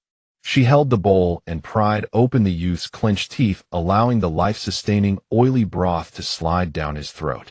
Cough! Coughing! The youth's rigid larynx convulsed violently, and his eyelids flicked open a slit in the greasy, steamy warmth. He's alive! He's alive! The crowd erupted in excited shouts. Shen Taotao pressed a piece of white flour cake into the youth's hand. Eat! Thump, thump, thump. Leaky, who had just been fighting fiercely with the corrupt soldier, suddenly fell to his knees and pounded his forehead 3 times on the ground, immediately drawing blood from the force. Then he crawled on his knees to Shen Taotao's feet. Miss Shen, great kindness needs no words of thanks. From now on our lives, both my sons and mine, are yours. Shen Taotao helped Leaky to his feet and told him to carry his son back first. As Leaky walked away, Physician Liu's wife wrapped her cotton jacket tightly and whispered to Shen Tao, Brother Li was originally the defending general of Jinzhou. On the day the city fell, he broke his leg protecting the civilians. The wind and snow lifted the cotton stuffing from her torn sleeve. That boy is named Li Dazhuang. The name was chosen by Leaky through gritted teeth.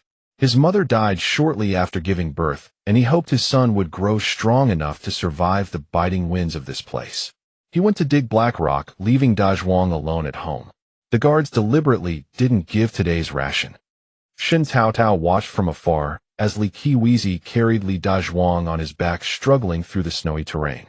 She suddenly recalled the stunning scar on CivilEngiere's waist, also left from his fearless battles against the Derong people. The warrior's spirit reduced to a starving ghost, the loyal heart sinking into the snowy abyss. How many backbone have been shattered by Ninguta's ice and snow? Those who protect their homeland should not be humiliated to such an extent for a single coarse bread roll. She turned to CivilEngierer and said, Let's build a communal kitchen. Any exiled convicts going to dig black rock should be allowed to bring their families for a warm meal. The wind seemed to fall silent at that moment. Every exiled convict gazed back with burning eyes as if afraid to miss a single word. CivilEngiere's dark cloak hem swept across the snow, his voice deep and low, uttering only a single character. Agreed. In the dead of night, the Shen family door was pounded upon with thunderous force. Zhang Sun burst in frantically. Master, we've caught a rat at the black rock pile. Ice frost clung to the frozen earth walls of the cellar. The guard, bound by rope, trembled like autumn leaves caught in a gale, and the dim oil lamp revealed a centipede-shaped scar beneath his left eye. It was Zhao Laosi, the man who had shortchanged Li Dazhuang's rations that very day. An iron brand red-hot beside them sizzled. The acrid stench of searing flesh and bone mingled with agonized cries that echoed against the cellar ceiling. Zhao Laosi's face was a mess of snot and tears. It was noble consort Yun. She said to turn Ninguta into a snow-filled grave for the Xie family army. Blood foam erupted from his lips onto the frozen ground. I swear I never did any evil. Li Lizi is dead, and my cowardly heart has been terrified half to death. I only wanted to see what treasure lay within that black lump, so I could send word to the noble consort in spring and trade it for my life. As the iron brand drew another inch closer, the veteran soldier broke into desperate wailing. My 70-year-old mother and 3-year-old child at home. They're all dependent on this concubine's mercy. The mention of noble consort Yun sent a frostier chill through Xie Yunjing's eyes than the seller's own eyes could muster. Chop him into pieces and feed him to the wolves. Wait. Shen Taotao pulled the wolf pelt coat she'd just appropriated from someone tighter around her shoulders. The oil lamp's flame cast firelight in her eyes. Zhao Laosi, she suddenly drew her blade and sliced through his bindings. You have two paths now. The first is feeding you to the wolves behind the mountain, where your entire family has lost its usefulness to the noble consort. Guess how long you'll survive. The deathly silent cellar held nothing but the sound of chattering teeth. The second path, she nudged a loose coal lump with her toe, brings your mother and children to Ninguta, where you'll have hot soup and warm brick beds. Before spring arrives. The cold steel point of her blade pressed toward Zhao Laosie's heart. You root out every rat in the garrison camp. Otherwise, a shallow slash drew back and charred flesh sloughed away. When the spring messenger pigeons take to the sky, the other rats will beat you to reporting what's happening in Ninguta to the noble consort. Your entire Zhao family won't even afford a straw mat for burial. Cold sweat poured down Zhao Laosie's face as his eyes widened in agony.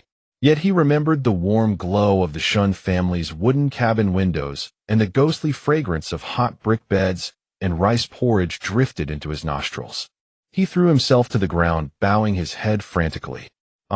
I'm willing to serve as this officer's mad dog. Oil and sweat mixed with frozen earth caked along his temples, forming something like a crown of mud. Xie Yunjing only looked at Shen Taotao. Why keep a dog? Wouldn't it be simpler to just kill him? Simpler? Shen Taotao leaned close to his ear. 700 wild spirits in the garrison camp. Can we really understand what's going on inside? Wait for them to produce spies today and scouts tomorrow, or slaughter them all and bring in a fresh batch of hungry ghosts. The oil lamp's flames illuminated her cunning smile fox-like. Let the rats in the nest devour each other. That's the truly worry-free approach. The coal lump crumbled into black dust beneath his boot heel. Xie Yunjing's body went rigid and fresh blood seeped from the wound on his shoulder as turbulent emotions surged in his eyes. Shen Taotao. His hand seized her wrist bone and yanked her back. Speak properly. Why stand so close? Zhang Sun nearly toppled into the coal pile beside them. Is master allergic to romance? Zhao Laosi remained hunched over, shivering as he bowed his head. The oil lamp's shadows danced erratically across the cellar walls. His grip on her wrist bone was crushing, and a shiver of ice and fire crawled up her skin. Her profanity was on the tip of her tongue. Looking up, she caught sight of Xie Yunjing. Why are your cheeks so red? Zhang Sun darted over and grabbed Zhao Laosi by the collar. Did you hear that? From now on, you're the garrison captain. He kicked the dazed Zhao Laosi. Go root out the spies immediately. Then he led the group out of the cellar. The oil lamp flickered out with a soft pop. In the darkness, Xie Yunjing's heated breath washed over Shen Taotao's brow bone. Though his grip on her wrist loosened, his thumb traced gently across her skin, a rare moment of tenderness. But Shen Taotao only felt his calloused thumb aggravating the bruise on her wrist. As Xie Yunjing leaned in closer, she suddenly paused and sniffed the air. Can you smell that? My, it stinks. Xie Yunjing fell silent. Outside eavesdropping, Zhang Sun thought. Truly a pair. She opened the nearby root cellar, where a putrid stench made her eyes water. Half the cabinet of Chinese cabbages lay wilted, with greasy mold spots floating on their green stems and rotten leaves crushed to black sour water underfoot. Shen Taotao reached into the vegetable crate and pulled out one head, watching as the rotted leaves split from the heart to the base with a tearing sound. What a tragedy! The lifeline for surviving winter in the northern frontier has gone bad by more than half. The withered yellow leaves clung to her hands. Xie Yunjing remarked, they can be fed to the horses. Such a waste. Shen Taotao grabbed a rotting cabbage stalk. I have a plan. I can turn these cabbages into sauerkraut, and they will last until spring. Sauerkraut. Zhang Sun was bewildered. He had never even heard of it. It is simply another way to prepare cabbage. Pickled sauerkraut is extraordinarily crisp and refreshing. Shen Taotao wore an expression of deep nostalgia. When the time comes, we will stew large bones in sour cabbage.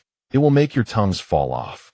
Hearing there would be good food to eat again, the 19 guards stamped their feet in unison and roared so thunderously the ground seemed to shake. Excellent.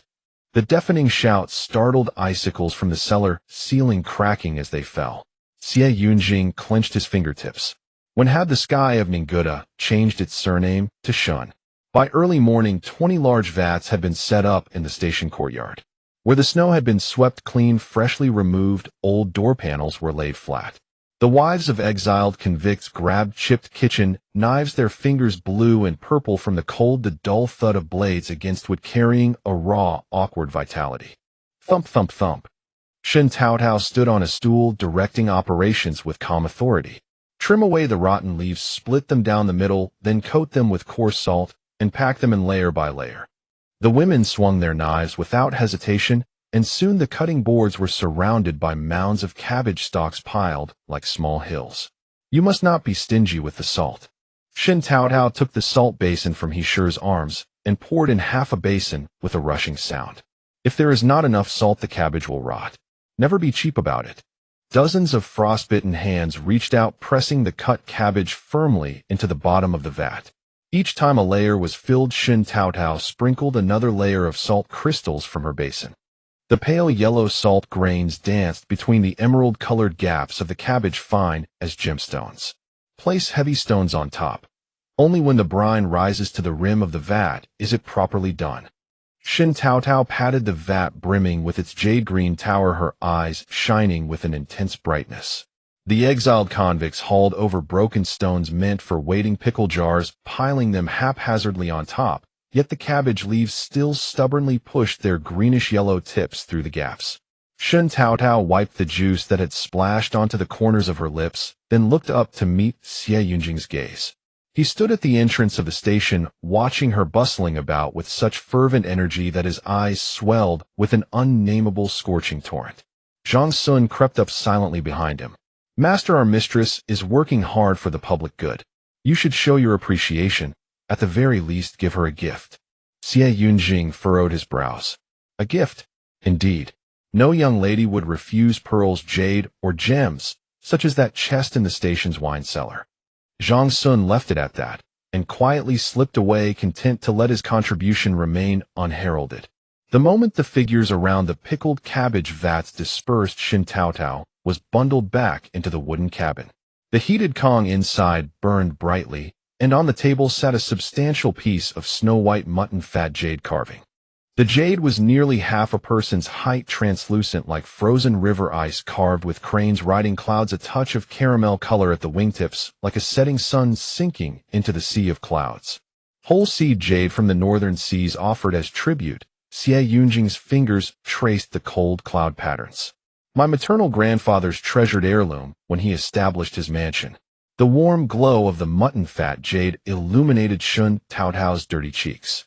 Her eyes locked onto that caramel-hued sunset, and after a long moment, she slapped her thigh excitedly. Wonderful. Xie Yunjing's lips curved into a satisfied smile. Mother. Shen Taotao let out a piercing wail. Quick, remove the stones weighing down the pickled cabbage vat. She launched herself toward the door like a cannonball, her voice cracking with excitement. We have found treasure. This thing for pressuring vegetables. The sour liquid could last until next spring. The wind outside fell suddenly silent. Zhang Sun dug his fingers into the door panel, nearly snapping his nails. The vat, brimming with emerald cabbages weighed down by jagged stones, stared across the room at the mutton fat jade carving that seemed to capture mountains and rivers in its translucence. Xie Yunjing froze, his smile hardening into a crack like ice splitting. His fingertips still remembered the warm smoothness of the jade, but now they felt like touching a stone monument frozen through and through. Disaster. A wail erupted. Xie Yunjing and Shen Taotao rushed to the scene where the guards were dragging several exiled convicts from the stove, their bodies writhing and vomiting from pain. Their bellies felt like they were being twisted by knives, white foam spilled from their mouths, and they curled into tight balls like frozen shrimp. It is poisoning. Imperial physician Lu pried apart potato chunks from the vomit, his frost-white hair tips trembling. Sprouted potatoes produce toxins that cause abdominal pain when consumed. The potato basket clattered across the floor. Zhao Laosi was thrown onto the frozen black earth by the guards. Spare my life, sir. Even if you gave me 800 times the courage, I would never dare poison anyone. Useless. Xie Yunjing crushed half a mud-caked potato underfoot, its blackened sprouts writhing like little snakes in the snow's glare. Heavy snow has blocked the road, supplies are scarce, and the grain has been poorly stored. These potatoes are all ruined. Everyone's faces went pale as the terror of starvation struck again. The wind and snow cut like blades across Ninguta's frozen earth. Hunger was a more vicious wolf than the Dirong raiders. Someone remembered the great snowstorm that sealed the mountains 30 years prior, when icicles hung from dead branches like dying things. By the third month of severed supply lines, bundles wrapped in thin frost began piling beneath the station's earthen walls. Stacks of human bones, their frozen fingers curled like eagle talons, ribs cleaned to a bleached translucence. When the last embers of bran ashed out in the stove, the station master's youngest son vanished. The next day, the station's battered pot for boiling horse feed bubbled and sloshed with a piece of red cloth no larger than a fingernail, embroidered with a crooked tiger head, stuck to the floating grease. The wind and snow swallowed screams and consumed human forms alike. The living became the last provisions on the ice plains. Why panic? Shen Taotao picked up a rotting potato, twirled her dagger to scoop out the toxic sprout along with a chunk of milky white flesh. Dig half an inch deeper around the eye, and you will sever the poisonous roots completely. Worried others had not grasped it, she demonstrated once more, the blades circling around the contaminated spots until the green sprouts vanished. In the blink of an eye, a mud-caked potato transformed into a spinning top of white jade, clattering into the bamboo basket. What are you waiting for? Anyone who does not wish to starve to death, grab a knife. A sudden pine torch flickered to life in the pitch-black root cellar. Cracked clay pots were stacked atop wooden stools, and over 100 cracked hands gripped chipped knives tight, the scraping sounds echoing like driving snow against a cold window. No one desired death. Survival itself was the victory. The rustling scrape of potato peelers echoed throughout the icy root cellar. Gray-brown spuds turned in the women's chapped hands, mud and ice flakes cascading from the blades. Shen Taotao pinched the green sprouts from the potato eyes. Ice-cold water stabbed her fingertips like needles, and she shook her hands hard twice before the pain eased. Umitba. Mrs. Lu tossed the peeled potatoes into the basin, yet her gaze remained locked on Shen Taotao's frostbitten face. If you hadn't known we could still eat these after digging out the sprouts, we would all have become starving ghosts beneath Ninguta. She suddenly gripped Shen Taotao's hands, her voice choking with sobs. Rotten cabbage turned to pickled sour poisonous potatoes became life-saving grain. Lady Shen must be a bodhisattva reborn to save us from this hell of bitter cold. Those around them nodded in earnest agreement. Indeed, ever since Lady Shen arrived, we have had a well to draw water from instead of breaking through ice caves. Yes, and we're eating meat now. I haven't seen even a hint of animal flesh in years. Tell me about it. They've built a dining hall, and every day we can sip hot porridge. It's like living as immortals. Shen Taotao's hand grew numb from Mrs. Lu's grip. She forced a smile. It was all coincidence. Coincidence. A muddy dread thickened Mrs. Lu's throat, her voice heavy and chilling. Snowlight seeping through the cellar mouth illuminated the ravines upon her face, every furrow carved by the cruelty of frozen earth. Lady Shen has never seen the true hell of starving ghosts. Her voice suddenly rose, and the sound of peeling potatoes fell silent at once. Dozens of pairs of eyes clung to her trembling, parchment-thin lips. Elders from my family spoke of it. 30 years ago, the great snow at Ninguta. The sky seemed to split open, burying 6 months' worth of grain supplies. Her finger pointed toward the pitch-black mountains beyond the cellar, as though piercing through the abscess of time itself. Stores were devoured until not even a single mouse survived. Within the guard barracks, someone smothered their paralyzed, dying mother. Her teeth chattered violently. On the day they cut the flesh, his wife huddled in the corner, clutching half a frozen human leg, eyes staring blankly, while the old woman's skull cap boiled upon the hearth. Guh, a young wife in the corner, turned her head and retched bitterly. No tears lingered in Mrs. Lu's eyes, only fear frozen solid. When people go mad with hunger, they shatter bones to render fat. When spring arrived, the court officials broke down the station's gates. Not a single intact corpse could be found. The bone fragments piled in every corner had been ground to powder. She suddenly clutched her chest, as though fearing someone might tear open her heart.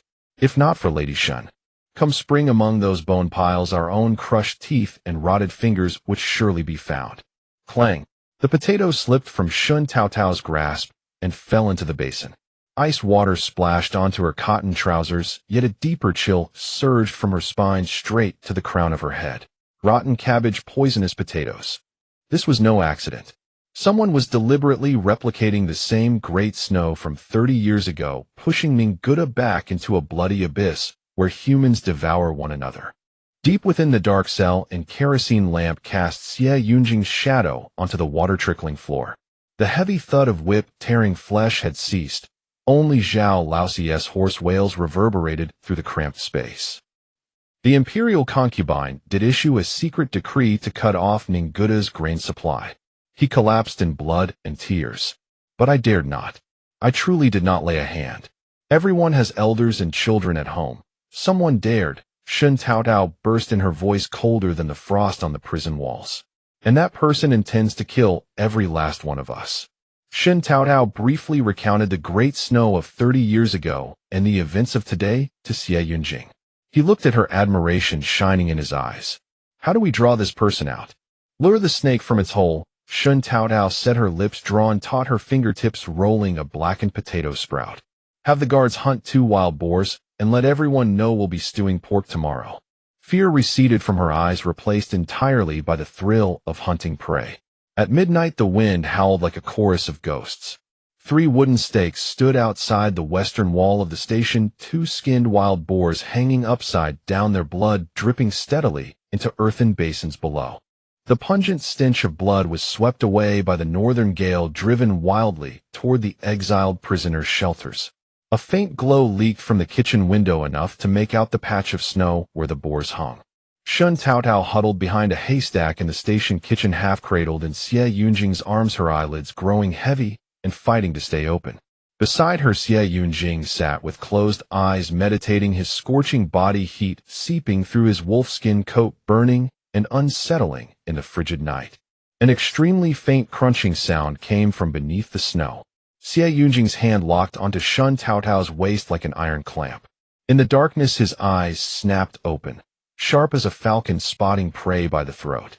A shadowy figure, hunched and gaunt, slipped from among the shelters like a specter. Clutched against their chest was a porcelain flask, their footsteps quick and feather-light, leaving barely visible tracks in the snow.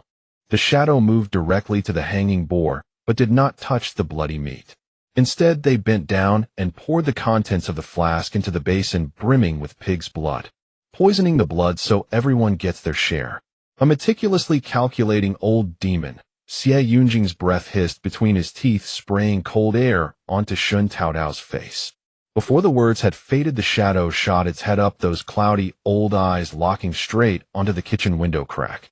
At that same moment, Shen Taotao also saw her face clearly. Wang Pe, the elderly woman who helped in the kitchen all day, wearing a perpetual coward smile for anyone she met. But now not an ounce of timidity remained. Her deeply wrinkled face contorted like a mountain demon on a snowy night, her withered claws raised high with the porcelain flask. Stop her. She's going to take poison. Shen Taotao shouted loudly. Whoosh! A violent gust of wind hit their faces. A figure shot from the snow like lightning. It was CivilEngiener, who had lain in ambush earlier. In a flash of blade light, he slashed diagonally upward toward Wang Pe's arm. Snick! The sound of flesh parting from a sharp edge rang out. Wang Pe's emaciated arm was flung into the air like a tattered straw sack, crimson blood erupting across the snow in a long blazing fountain.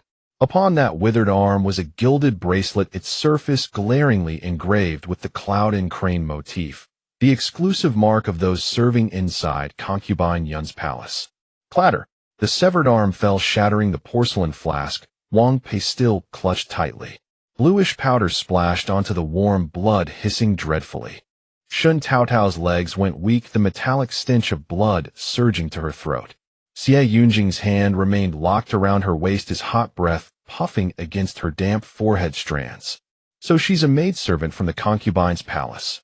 The grisly echoes of 30 years past still reverberated through the wind and snow. And this new round of slaughter within the realm of starving ghosts had only just revealed its first bloodthirsty fangs. Wangpa collapsed onto the snowy ground, screaming in agony. Beside her, the bloodied hole that had been burned open hissed with rising white steam, while the glowing blue poison powder mingled with crimson to form eerie ice crystals. Shen Taotao kicked aside a lump of blood-stained snow with the toe of her boot, then leaned down to stare at the withered figure clutching the severed half of a blood-drenched arm. Why? Her throat was as parched as sandpaper scraping. What boundless wealth and glory could drive you to take the lives of everyone? A strange, guttural laugh suddenly burst from the dying throat. Ha. Wang Po's ashen pupils suddenly dilated, staring straight into the blizzard, as if seeing through it. Wealth and glory. Ha. I went to the capital and killed the imperial consort. Bloody froth sprayed from the corner of her cracked lips. Every word sounded like a broken bellows wheezing.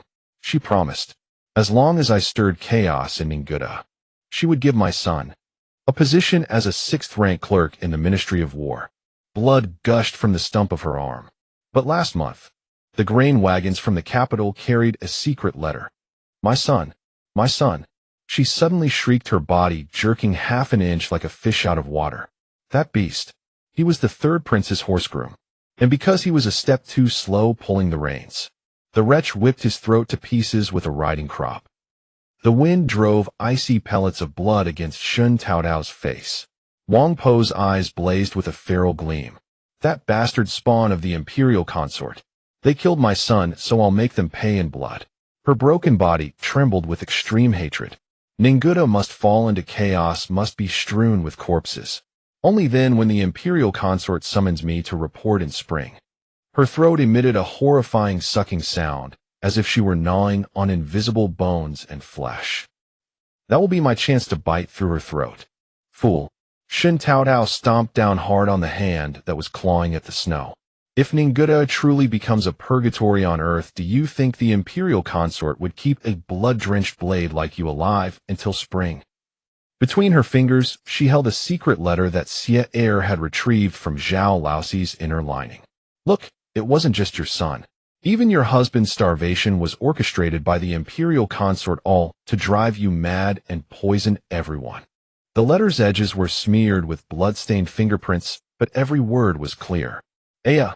Wang Po's piercing wail tore through the night sky, and tears of blood streamed from her burst eye sockets, clinging to her gaunt cheekbones.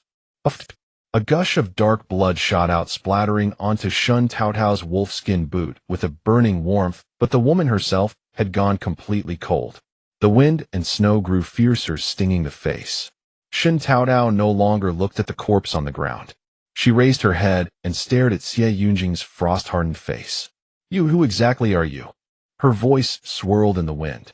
What makes the imperial consort so afraid that she sent so many people openly and covertly to Ninguta, determined to crush you here? Xie Yunjing raised his hand and pulled Shen Taotao closer. His fingertips wiped away a speck of muddy snow on her cheek. As the mud was scraped off, the exposed skin gleamed an almost blinding white under the snowlight. The ice in his eyes cracked. Before I came to Ninguta, I was called Li Yunjing. The name slammed into the wind, and snow reeking of rust and blood. Li, the imperial surname. Shen Taotao's breath stopped. My mother was the late Empress Xiaoi Duanmin. His voice was as flat as a frozen river. On the emperor's birthday, dozens of cursed dolls were unearthed from Jingren Palace. My mother was ordered to commit suicide on the spot. He crushed the frozen blood clumps under his boot. My maternal grandfather Xie Wei raced back to the capital that night. He knelt until 2 steps of the marble stairs cracked and wrote a blood oath to trade military power for my life, to let me renounce the Li surname, take on the Xie clan name as a criminal, and be exiled to Ninguta. The wind and snow howled like a host of ghosts wailing. The imperial consort is not afraid of me. Xie Yunjing's voice was as cold as ice. She is afraid of the 30,000 armored border troops still loyal to the Xie clan's remaining influence. Suddenly, he leaned in his nose, almost touching Shen Taotao's frozen forehead, his warm breath scalding her tightly shut lips. Now that you know all my secrets, if you... Each word scraped like a poisoned dagger across her nerves. Dare to speak of them. Shen Taotao sucked in a sharp, icy breath that stung her lungs like needles. She saw the storm of brutal hatred in CivilEngie's eyes. If she dares to make Ninguta a field of bones, then our blades will slaughter every dragon son and phoenix daughter within her high palace walls.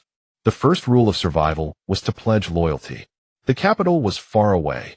Shouting "kill the imperial consort" wouldn't kill you instantly, but offending the living demon standing right before you would definitely mean a swift death on the spot. CivilEngie's knuckles suddenly clenched, the murderous intent still branded into his muscles, but deep in his chest it felt as if a red-hot branding iron had been shoved in. In 10 years of swimming through a sea of blood, CivilEngineer had seen the shy fans of noble ladies and the seductive dances of frontier concubines, but never had a face been so vivid as this one. Stained with blood, smeared with mud, yet with eyes burning with a prairie fire. The wind and snow filled her wolfskin coat, and also the gaps in CivilEngie's dark cloak. Two discarded pieces of the capital's high society, standing on blood-soaked frozen earth, heard the thunder of each other's hearts cracking open. Beneath the ice of the Xie clan's remnant lineage, the molten lava of revenge had already eroded through the palace walls for 10,000 zhang. The cheers of the exiled prisoners pierced the morning mist. 2 wild boars were carved into mouth-watering chunks of meat by the personal guard's broadswords. He sure rolled up her sleeves and picked up an iron shovel. Start a big stove. Braised pork will be the most fragrant. Without a word, Shen Taotao bent over and started the fire.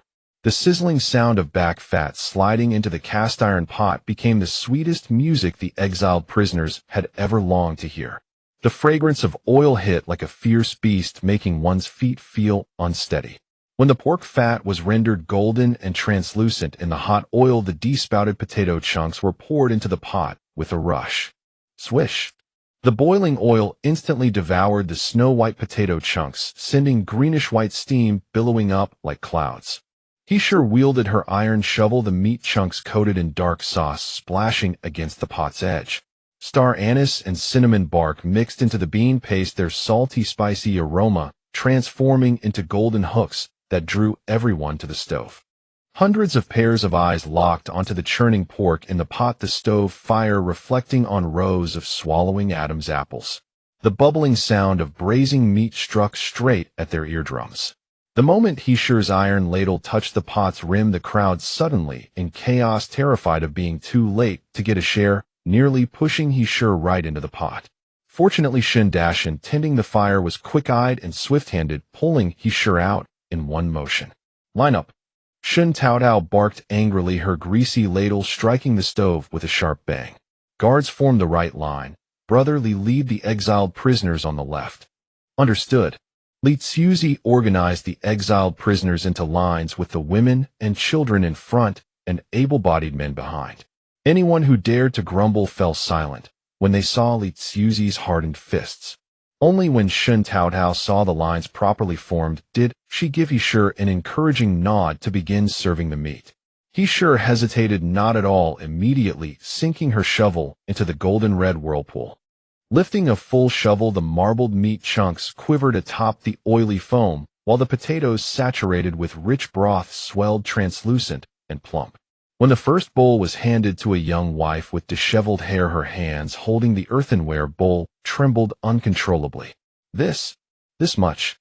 Zhao Laosi shrank at the back of the line, too afraid to step forward for a long time. Suddenly, a full bowl of rib bones was shoved into his hands. Looking up, he saw Shen Taotao's smiling face. "You helped capture Granny Wang last time. That counts as one merit." Although Zhao Laosi had not revealed everything he knew, it was his hint about the spy among the exiled prisoners that enabled Shen Taotao to devise the method of drawing the snake out of its hole. Zhao Laosi stared at the scorched, fragrant ribs in his bowl, then suddenly buried his face into it, slurping loudly. Oil droplets mixed with tears burned his face, and his heart, which had previously wavered between both sides, instantly grew resolute. To hell with Consort Yun. From now on, I'm following this life-saving bodhisattva. Not far away, the black rocks transported over these past days had already piled up like ink-colored mountains. Standing atop the mound, CivilEngineer announced even more exhilarating news: rest for 3 days, then build houses.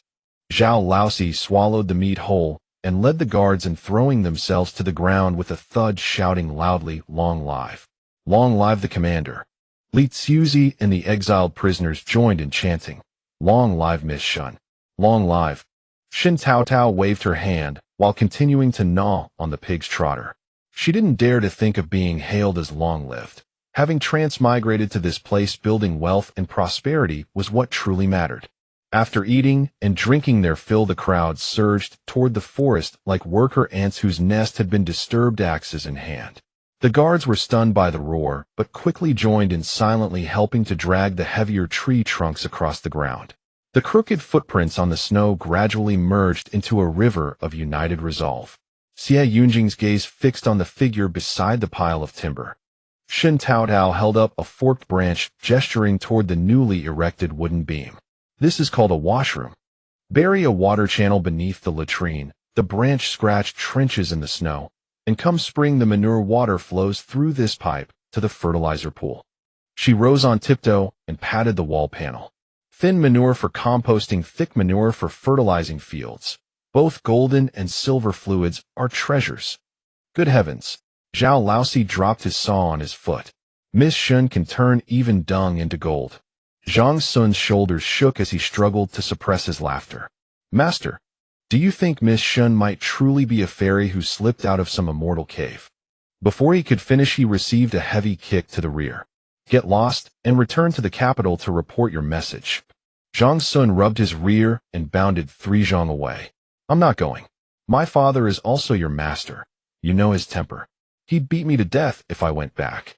Grinning shamelessly, he pointed toward Shen Taotao in the distance, her face flushed red from shouting. "I still need to keep an eye on you to make sure you get married on behalf of Aunt Rome." On the night the wooden cabin was fully completed, Shen Taotao organized a barbecue gathering for everyone. The bonfire split through the night mist as snowflakes collided with the leaping sparks. The crisp crackle of burning pine branches mingled with the rough, fist-clinking chants of the guards, while charred wild boar fat dripped into the fire, its sizzling sounds echoing the merriment of the crowd. Heisha shouldered through the crowd with a rough earthenware bowl steaming in her hands, the scalding vapor clouding Shen Taotao's face. "Quick! You must swallow the longevity noodles in one bite." Shen Taotao gazed blankly into the bowl. Clear broth floating with emerald scallions, a fried egg with caramelized edges, and delicate, white noodles coiled into an elegant shape. Longevity noodles. Was today her birthday? And this bowl of noodles. Although CivilEngierer had supplied grain to the Shen family, aside from the 3 days he stayed, the Shens mostly subsisted on coarse bran buns. Even second sister-in-law with child had scarcely tasted fine white flour. "You silly girl," he sure chuckled, tapping her forehead. "Today is major snow. When you were born you were whiter than that snow." Her voice caught suddenly. "Your mother thought then that tower would surely grow up to be a blessed girl." Snowflakes crashed into Shen Taotao's eyes, melting into a warm stream that steamed her eyelashes into frost. She lowered her head and devoured the noodles in large bites, silently pleading to heaven, "Heaven above, hear me. Next spring I will turn Ninguta into a granary where every household will have white steamed buns at every meal. Mother, next year I will ensure everyone eats white flour." Shen Taotao's words rang out with conviction. Her voice struck the frozen river and echoed back. Second sister-in-law stroked her slightly protruding belly and smiled. "If Taotao says she can, she surely can." Shen Taotao suddenly squatted and pressed her frost-reddened palm against the woman's abdomen. "Little niece, fear not. Auntie will never let you go hungry." Second sister-in-law's smile froze on her lips, her fingers instinctively clutching her sleeve. Grand Physician Liu had palpated her pulse 2 days ago and said it was a girl inside. Mother-in-law might be. "Oh, my lucky little star." Heisha's large hand suddenly enveloped her daughter-in-law's. "In my dreams I've longed for a granddaughter. Those 2 rascals, eldest and second son, are grating on my nerves." She stared round-eyed and jabbed a finger toward Shen father's spine. "Back then I risked my life to bear Taotao, just to have a sweet little cotton-padded jacket at my side, didn't I, old man?" Shen father banged his stone against coal with a sharp clack. "Absolutely. Having a daughter like Taotao is truly our family's ancestral fortune. He continued hammering, determined to keep his daughter-in-law's Kong warm, lest the little granddaughter catch cold. Shen Dashin, a meat bone lodged between his teeth, mumbled, "Girls are good. Just like our Taotao, she hits hard." Shen Xiaochuan darted over and handed his wife a piece of roasted meat. "I'll take her hunting snow rabbits." A wave of warmth crashing against her defenses swept through her heart. Second sister-in-law lowered her head, strokes her belly, tears splashing into her padded jacket, yet her mouth curved upward. "Good. When the time comes, let her learn skills from Auntie." By the fire, Xie Yunjing's black cloak bore a thin dusting of snow on its shoulders. The warm glow of the flames licked his sharp jawline, revealing the faintest ripple in the deep pool of his eyes. It seemed the laughter of kin could shatter the northern winds and snows. Shen Taotao, wrapped in the fragrance of noodles, bounced beside him. "Did you see? My second sister-in-law carries a little lucky star. Happy birthday." Xie Yunjing cut her off abruptly, holding out a coarse linen bundle that thudded heavily into her arms. Heavy indeed. Shen Taotao peeled back the cloth corner. Brown sugar like scattered stars, its sweetness piercing her nostrils alongside the biting wind. Brown sugar. Her eyes widened in astonishment. A full gene. Xie Yunjing dared not speak. His earlier gift of mutton fat had been fed to the pickled cabbage fat, so this time. "Master Xie is brilliant." Shen Taotao ingratiatingly clung to him, rubbing the sugar bundle against his chest. "You see? Could you possibly arrange some soft cotton cloth?" Her hands flapped before him. "Our little niece has tender skin. She'll need fine swaddling clothes and cloth diapers." "Shen Taotao." Xie Yunjing ground his molars. "Have some dignity."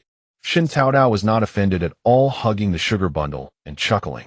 Stubborn men. They always had their ways of being persuaded to obtain cloth. The snow fell, ever denser. Someone beside the fire began humming a tuneless frontier ballad, and the guards' wineskins passed among the exiled prisoners, the clear liquor shimmering in the firelight. Leaky tapped his chipped earthenware bowl with an iron spoon, his hoarse voice roaring off key, while Shen Father's hammering stone produced a dull drumbeat against the snow. Shen Taotao suddenly broke off a small piece of brown sugar, and at the moment he gazed trance-struck at the fire, forcibly pressed it between his tightly pursed lips. MMPH'd. The coarse sugar mixed with the fragrance of her fingertips, spreading across his tongue. The unfamiliar sweetness sent throbbing pulses through his temples. Shen Taotao leaned close to his frost-touched ear, her warm breath against his chilled skin. "Sweet, isn't it?" She smiled slyly, her eyes reflecting the dancing flames like two untamable wildfires burning in the snowfield. Xie Yunjing's atoms apple rolled fiercely as he swallowed the sweetness that carried her scent.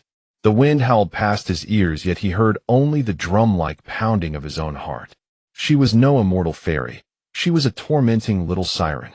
The crimson syrup bubbled and churned in the rough earthen pot. Shen Taotao held a thin twig between her teeth, her gaze slanting towards Xie Yunjing, who sat by the doorway, wiping his whip. Once the 3-day period was up, Shen Taotao had sent this imposing figure back to the official residence's heated Kong. Xie Yunjing, however, had developed a troublesome habit. He came to the Shun household every day for a stroll. The thick syrup in the pot could now be drawn into golden threads. Shen Taotao hastily scooped it out and drizzled it over the tip of a whittled pine stick, forming an amber candy ball. "Here." The cold stick poked insistently at Xie Yunjing's lips. "Try my secret recipe lollipop." The hard candy shell pressed against his teeth, forcing him to open his mouth and take it in. How could she dare shove anything into my mouth like that? He was about to lose his temper when, as if by magic, she produced another candy ball. Her pink tongue darted out leisurely, licking the frost-like crystals on the candy's surface, leaving a glistening trail of wetness that wound like a crystalline waterway over the amber body. The firelight from the hearth reddened her slightly bulging cheeks, and a soft murmur, like a kitten lapping at milk, escaped her throat. So sweet. Xie Yunjing's candy ball shattered with a crack between his teeth. His Adam's apple rolled uncontrollably, fine sweat beading on the taut skin beneath his collar. An inexplicable heat surged within him. This candy must be poisoned. 10 lollipops. Shen Taotao's tongue swept away the sugar stain at the corner of her mouth, the candy stick pointing at his sweaty nose. For 20 feet of fine cotton cloth. That's not too much, is it? The syrup turned into a swamp in Xie Yunjing's back teeth. He yanked the candy stick out abruptly. Shen Taotao, your crafty calculations. The harsh words caught in his throat. Across from him, Shen Taotao leaned and dangling the wet, glistening candy ball just before his thin lips. Don't be so stubborn, she said, pulling the candy back and pressing it dangerously between her own teeth. I saw you. Your eyes were practically glued to it just now. Her breath sweet and fragrant sprayed against his burning ear. Trade with me. You won't lose out. Her movements were focused and casual, natural and effortless, carrying an unself-conscious charm. Her tongue swirled nimbly around the candy ball, each lick melting a bit more of the hard surface, making it even more glistening and wet. The wet sucking sound amplified in the silent snowy night. Xie Yunjing's gaze suddenly darkened. He forcibly suppressed the surging thoughts, trying to tear his eyes away from her bewitching lips and tongue, but it was as if invisible strands of sugar tethered him. The lingering sweetness on his molars intertwined with the vivid sensual scene before him, and some primal raw longing roared in the depths of his being. Please, Shen Taotao mumbled indistinctly, her wet tongue finally reluctantly leaving the candy's surface, leaving a shallow indentation. She waved the water-glistening candy ball like a thrifty little miser, yet her eyes were so pure that one couldn't help but feel charmed. Just as Xie Yunjing, driven to the brink by this sweet and fiery torment, was about to seize her fragile neck to make her stop, that torturous licking a shadow crept out timidly from behind the woodpile. Master, I have a rather immature idea. Zhang Sun's voice was extremely low, tinged with a sneaky, probing tone. His gaze flicked swiftly between Shen Taotao's moist lips and the faint blue veins on his master's temple. The nearest place where we can get a large batch of good cloth. He swallowed his saliva and bravely uttered 2 words, Diro. Eagle's Beak Creek. He added quickly, as if afraid of being cut off last year to appease those barbarians. The court transported fine brocade and cotton cloth from the south, all piled up in their winter storage depot. Zhang Sun spoke cautiously, watching his master's expression, fearing he might ignite the volcano about to erupt. Shen Taotao's movements froze instantly. Her mouth, still holding the candy, fell open, and her eyes widened, reflecting the dancing flames. Dirong, let's rob them. The last 2 words were forcibly swallowed back under Xie Yunjing's suddenly sharp glance. Without any warning, Xie Yunjing's figure loomed over her like a mountain. A large iron-like hand seized Shen Taotao's nape with irresistible force. The rough touch pressed against her warm, tender neck, his slightly cool fingertips sinking into her disheveled black hair. A few strands of hair sticky with syrup wound around his knuckles. He lowered his head, his scorching hot breath carrying the scent of the lollipop, and the lingering sweet desire she had stirred fiercely assaulted the sensitive skin behind her ear. Every word seemed to be ground out between his teeth, carrying a storm on the verge of eruption. Rob, have I spoiled you so much that you've forgotten your place? Do you know how many people would die if war breaks out? Shen Taotao was forced to tilt her head back, forced to endure this almost suffocating, invasive pressure. She could clearly see the violence in his eyes and the suppressed, burning heat surging within. His lips, inches away, were cold and sharp as a blade slightly parted each breath, carrying scorching masculinity and coercion. A tremendous fear and a surge of indignation exploded in her chest. She struggled violently, trying to break free from that iron grip. Let me go, Xie Yunjing, you bastard. Was I wrong? How much have the Dirong stolen from us? What's wrong with taking some back? Her voice, strained because he was gripping her neck, carried a strange shrillness, yet it was as stubborn as a thorn bush standing firm in the wind and snow. Her unyielding eyes met his pupils, blazing with black fire without flinching. Then do you know that if we go and rob them, the Dirong will have an excuse to start another war? Xie Yunjing's lips curved into a nearly cruel smile. His thumb, rough and coarse, rubbed heavily against the solidified amber syrup on the side of her neck. Ninguta is the only way through. Do you think you'll still have a warm Kong to sleep on then, you wildcat? The motion was slow and deeply insulting, carrying a cold, predatory scrutiny, yet it sent a strange electric tremor through her skin. The two faced off in the icy air. The wind and snow howled past the eaves, swirling up the fine remnants of crushed candy on the ground. The light from the hearth cast a chiaroscuro silhouette of their pressed bodies. one as if sinking into an ice cave defiantly resisting, the other consumed by a wild fire barely in control. The sticky syrup mingled with the scent of the wind and snow fermented into an ambiguous atmosphere in the cold air. Just cover our faces. Only an idiot would charge in with a banner. Shen Taotao rolled her eyes. A long silence. Then humph. CivilEngineer finally let out an ambiguous low laugh from deep in his throat. The force gripping her nape suddenly loosened, but didn't completely withdraw. It turned from a clutch into a half-controlling restraint, and his coarse fingertips even unconsciously stroked her hair. Take her along. He suddenly turned his head and ordered Zhang Sun, who was stiffly frozen, his cold sweat nearly freezing. His voice had returned to its usual icy composure, but every word was like a hardened blade. Huh. Yes, sir. I'll. Zhang Sun shuddered instinctively, about to comply. Saddle the horses. CivilEngineer interrupted him, his deep abyss-like gaze slowly shifting back to Shen Taotao's face. He used the other hand, cold and hard, to point slowly and with immense force at her still violently heaving chest. Shen Taotao, don't lose your nerve later. I'm not afraid. Aren't you here, Master Xia? The moment Shen Taotao heard she could get the cloth, she completely forgot about the neck-grabbing incident, seamlessly switching to a fawning expression. CivilEngineer leaned forward slightly again, pressing his forehead against hers. His thin lips parted almost against her own, his warm breath brushing over her, bringing a tingling numbness. But his words were like scraping steel knives. When the time comes, even calling me daddy won't save you. The saddle was as hard as a piece of raw iron. Every jolt precisely crushed the sore, tender flesh of Shen Taotao's thighs and buttocks. The man's scorching chest pressed tightly against her back, digging painfully into her shoulder blades.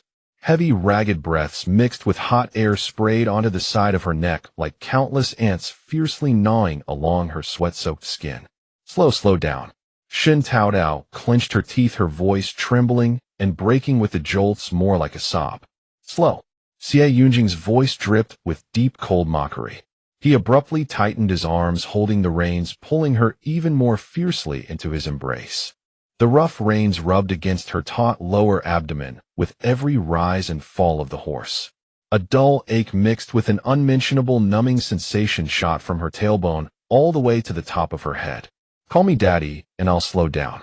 The hot, humid breath hit her ear maliciously, grinding away at her last shred of reason. Call your ass, Shen Taotao spat back. Unable to bear the friction any longer, she used the horse's next upward leap to tilt herself recklessly to the left, putting all her strength into escaping CivilEngineer. Better to be jolted half to death than to be roasted alive on this fiery chest. An iron clamp suddenly seized her waist.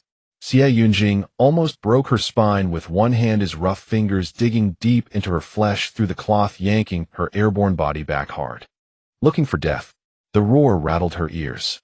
Shen Taotao felt a hot stream forced up violently from her abdomen. A whoop escaped her throat. A mouthful of sugar water mixed with stomach acid splattered precisely onto CivilEngineer's arm. The world fell silent. Master! Zhang Sun, who had been scouting ahead, abruptly reined in his horse and turned back, his voice extremely low. Eagle's Beak Creek is ahead. He stared wide-eyed at the mess on CivilEngineer's arm, barely suppressing the wild grin on his face. Shen Taotao wiped her mouth and looked ahead. In the darkness, Eagle's Beak Creek lay like the carcass of a giant eagle lurking among the ink-black mountain ranges. The cliffs were jagged with black and sharp rocks pointing toward the leaden sky. The Dirong garrison's camp was sparsely nestled at the foot of the mountain, a few dying fires like drowsy ghost eyes. The sugar water on CivilEngineer's arm quickly congealed into frozen lumps in the frosty wind. His knuckles whitened with the force of his grip, his jaw clenched tight. His gaze swept over Shen Taotao's pale but still fiery face, and finally he squeezed out a single word like a curse: go. A group of figures silently merged into the massive crevices of the broken walls, bypassing the Dirong guards and swiftly arriving at the warehouse. An icy draft swept across the stone surface. Zhang Sun deftly picked the enormous iron lock on the warehouse door, then turned back with a smug raise of his eyebrows. Shen Taotao was stunned. Zhang Sun, usually so gentle and bookish, actually possessed such a hidden skill. CivilEngineer pinched her neck and turned her gaze away. Those eyes of hers seemed to sparkle at everything. The warehouse door swung open, revealing a hidden world within. Grain sacks piled like mountains formed walls several zhang high, with dust suspended and churning in the dim light. Half the warehouse was filled with stacks of rough cloth-wrapped cotton and silk. The mingled smell of mildew and dust stung the lungs. In the deepest recesses stood dozens of scattered wooden crates from whose gaps the dried roots of astragalus protruded, a large amount of medicinal herbs. In this life, grain is the foundation, cloth is the face, and medicine is the backbone, Shen Taotao whispered, her hoarse voice trembling with ecstatic joy. Let's take it all back. Xie Yunjing's brows were deeply furrowed. Over 1,000 dan of grain and cloth. How can we transport them past the Dirong's eyes? His gaze was sharp as a blade scanning the treasure-like piles. Transportation was a formidable problem. Since they couldn't move it, better to destroy it than leave it for those Dirong beasts. But Shen Taotao felt it was too great a waste. Her eyes swept over a gap on the west side of the warehouse, and a bold idea took shape in her mind. She strode over quickly. The fierce wind cut across her cheeks. Beneath her feet lay an abyss, a cliff that seemed split by a giant axe, its sheer rock face plunging dozens of zhang straight down. At the bottom of the cliff, thick layers of dead leaves and decayed soil had accumulated. In the distance, rows of newly built wooden houses in the Ninguta territory were faintly visible, no more than half a day's round trip. Heaven was truly helping her. If we can't move it, push it down. A glittering light shone in her eyes. Without waiting for Xie Yunjing's objections, she grabbed Zhang Sun and the 19 guards and quickly issued orders. Form a human ladder. I'm going up to the rafters. Without a word, the guards formed a human pyramid. She scrambled to the top, her body hanging over the bottomless cliff. Wind drew the short knife from her waist and hacked fiercely at the rafters of the warehouse roof. The thick wood was gouged open. A huge rope was threaded through a stone crevice at the top of the gap, forming a simple pulley system. The coarse rope descended from the top of the grain pile, winding around a stout round wooden pillar in the center of the warehouse. The other end of the rope was thrown over the western cliff and hung down. 3 strands of rope intertwined, their ends gripped tightly against the chests of 3 sturdy guards below. Ready the basket. Grain was frantically stuffed into a huge makeshift basket tied from cloth. Heavy sacks were pushed to the cliff edge and fastened to the rope pulley. Release. Shen Taotao commanded in a low voice. The 3 men suddenly slackened the rope.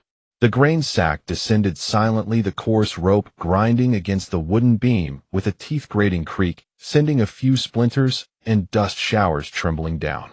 The old wooden beam groaned under the strain, on the verge of breaking. Xie Yunjing's pupils contracted sharply. He suddenly leaped up, his dark silhouette like a phantom darting beneath the perilous main beam. He raised his arms and pressed both palms against the load-bearing pillar. The muscles of his shoulders and arms bulged. The pull of the rope and the weight of the descending grain sack instantly transferred through the wooden beam and slammed onto his shoulders. Veins popped out on his forehead. Continue. A growl escaped from deep in his throat, a trickle of blood seeping from his tightly pressed lips. 1 sack, 1 crate, another bundle. Endless. Grain sacks, cloth, medicinal herbs. Huge cloth balls, wrapped around heavy cargo like meteorites, crashing one after another into the dark abyss. Muffled thuds echoed faintly from the bottom of the cliff. The Dirong's years of stockpiling in the warehouse were dwindling at a maddening pace, yet the Dirong soldiers on night watch outside remained completely unaware. The last crate of herbs plummeted down. Shen Taotao cut the rope on the roof. Xie Yunjing pushed his arms upward with all his might, the shattered wood splintering like a giant wave crashing against the ceiling, holding up the entire warehouse. Truly a display of might that could uproot mountains. The warehouse was completely emptied, leaving only a mess on the floor. But beneath the western cliff, a sky-dropped granary lay buried. Shen Taotao's face was smeared with black cinders, her eyes reddened from the dust. A grin spread across her lips, her sharp canine tooth gleaming with cunning. Next spring, when those old Dirong bastards come excitedly to open the warehouse door and see. Zhang Sun snorted with laughter, pinching his throat to imitate a voice. Oh my eternal heaven. The rat spirits have moved house. Xie Yunjing panted, resting on his knees, a slight tug at the corners of his blood-stained lips. Shen Taotao swiftly stuffed a lollipop into his mouth. Sweetness guaranteed. As Xie Yunjing bit down on the candy, his sharp teeth sank into her finger. By the time they returned to Ninguta, the sky had not yet fully brightened. The frost of dawn condensed on her brows. Shen Taotao, her hands numb from cold, quietly pushed open the door. A wave of warmth rushed over her. Just as her body began to relax, she met 5 pairs of eyes staring straight at her. On the edge of the Kong, Shen Dashan and Shen Xiaochuan sat upright, hugging their bedding like guardian gods. Shen Erseo clutched a half-finished shoe sole. He sure shuffled her feet. Even Shen Fu, who had been snoring in the corner, now sat cross-legged. 10 eyes were glued to her wolf fur jacket, caked with mud and snow burning her face. This lineup was more terrifying than the Dirong cavalry. Up early, huh? She gave a dry laugh and shuffled toward her own room. He sure leaped off the Kong and pulled her into an embrace. Taotao, my child. Hot tears splashed onto the back of Shen Taotao's hand, making her shiver. Your mother isn't blind. My Taotao. I know you're using yourself as a hook, desperately clinging to that Master Xie. My heart is clear as a mirror, my foolish daughter. He sure's grip was strong, hurting Shen Taotao's bones. Her hoarse voice scraped against her eardrums. A girl's pure body is the utmost dignity. For you to follow him so ambiguously, what does that make you?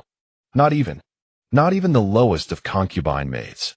The daughter of an exile, not even worthy of being a lowly concubine. My poor bitter Taotao. The last words were almost a wail from he sure, heart-wrenching and piercing. Just as Shen Taotao was stunned by this sudden torrent of weeping, her mind buzzing, and she was about to retort, I'm innocent with him. The usually silent Shen Erseo spoke up. I'm a married woman, I know. Shen Erseo's usually gentle brows were now taut. Her hand trembled as it touched her slightly swollen belly where a fetus was struggling to survive in the bitter cold of Ninguta. Master Xie is very good to you on ordinary days, she said, staring at Shen Taotao with a complex gaze. I understand. He cherishes you, holds you in the depths of his heart. But you... She suddenly lowered her voice, carrying an undeniable grief and indignation. To earn warm Kong and hot food for our Shen family, you traded your body for these things. I can't close my eyes all night. Whenever I think that when my child is born he'll eat food his aunt earned by. Her voice broke, her chest heaving violently. The rest of the words were choked off by immense bitterness and shame, leaving only a pair of tear-filled eyes staring at Shen Taotao. Shen Taotao's mind exploded. This misunderstanding was huge. It's not what you think, she said, her voice suddenly cracking. We're not in that kind of relationship. Crack. The response was a loud bang. Shen Fu picked up the burning stick from the stove and lashed it onto the back of Shen Dashan, who was curled up on the Kong. You worthless wretch. Shen Fu's roar made the dust on the mud walls fall. If it weren't for finding medicine for you, would any of this have happened? Lying on the Kong, eating free food like a parasite. My Taotao. My poor Taotao had to humble herself and cling to that living devil. The burning stick rained down like hailstones, striking Shen Dashan's body and raising clouds of dust.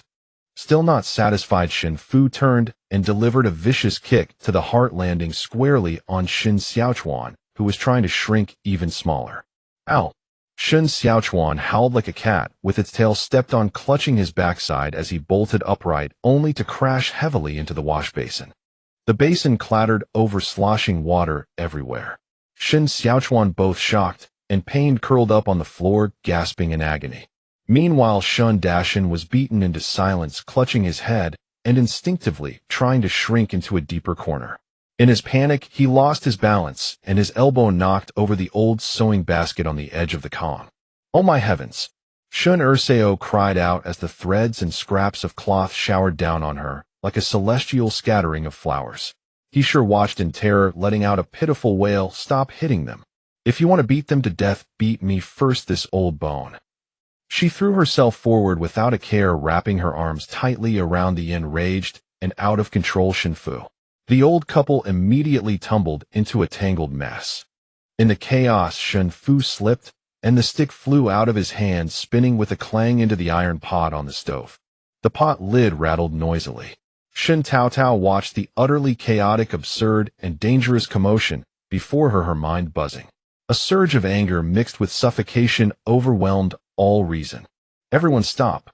She shouted with all the lung power she had, instantly overpowering the cacophony of wails and cries in the room.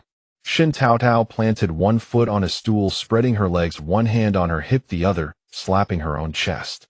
If anyone's sleeping with anyone, it's me, Shen Taotao, sleeping with Xie. Do you hear me? And for free.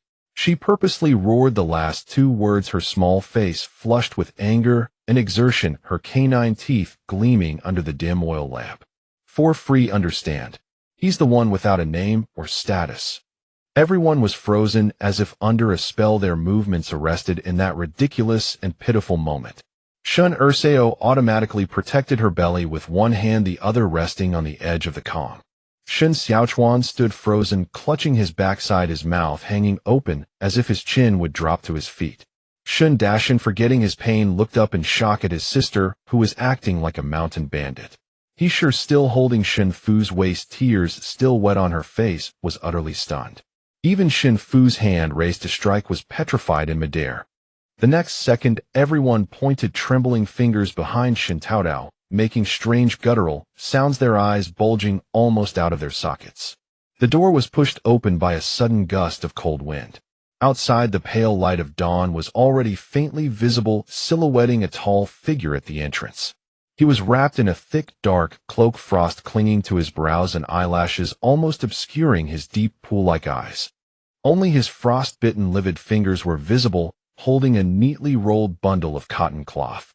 The color of the cloth appeared soft and warm in the dim light, a pure pale yellow like a newborn sprout or warm, smooth jade. In the cold wind, the delicate fabric undulated slightly, becoming a huge, glaring joke amid the dusty, screaming, and frozen faces. It was all over. Shen Taotao's mind roared. The bravado she had mustered from anger was instantly punctured, leaving only a chill that went straight to the bone. Xie Yunjing stood silent as a mountain. His icy gaze slowly swept across the absurd mess on the floor.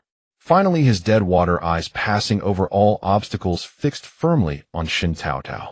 His lips moved almost imperceptibly.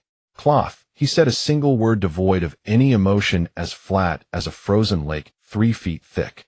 Retrieved. The moment the words left his lips, the roll of soft, pale, yellow, fine cotton cloth was tossed through the air. Wrapped in the outside chill, it landed precisely into Shen Taotao's slightly open arms.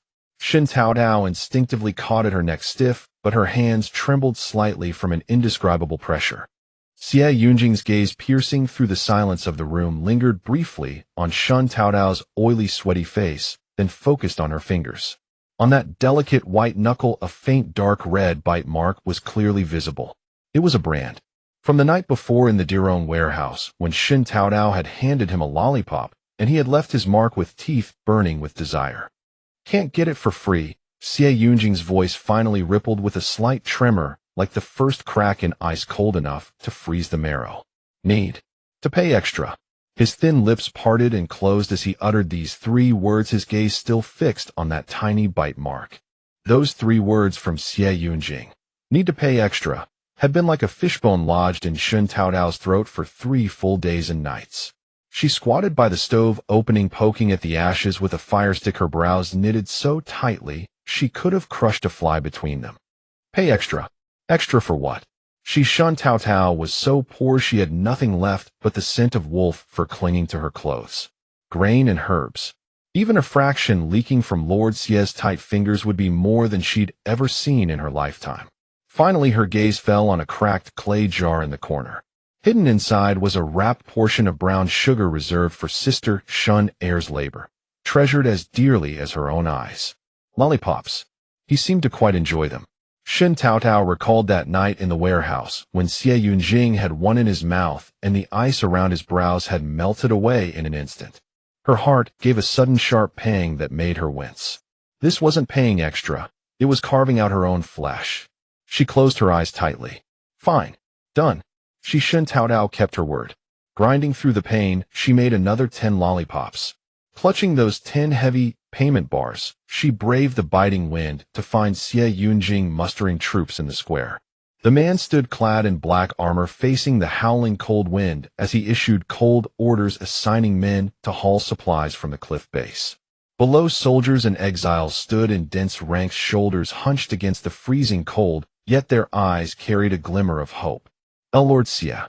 Shen Taotao worked up the courage to step forward, her voice trembling slightly.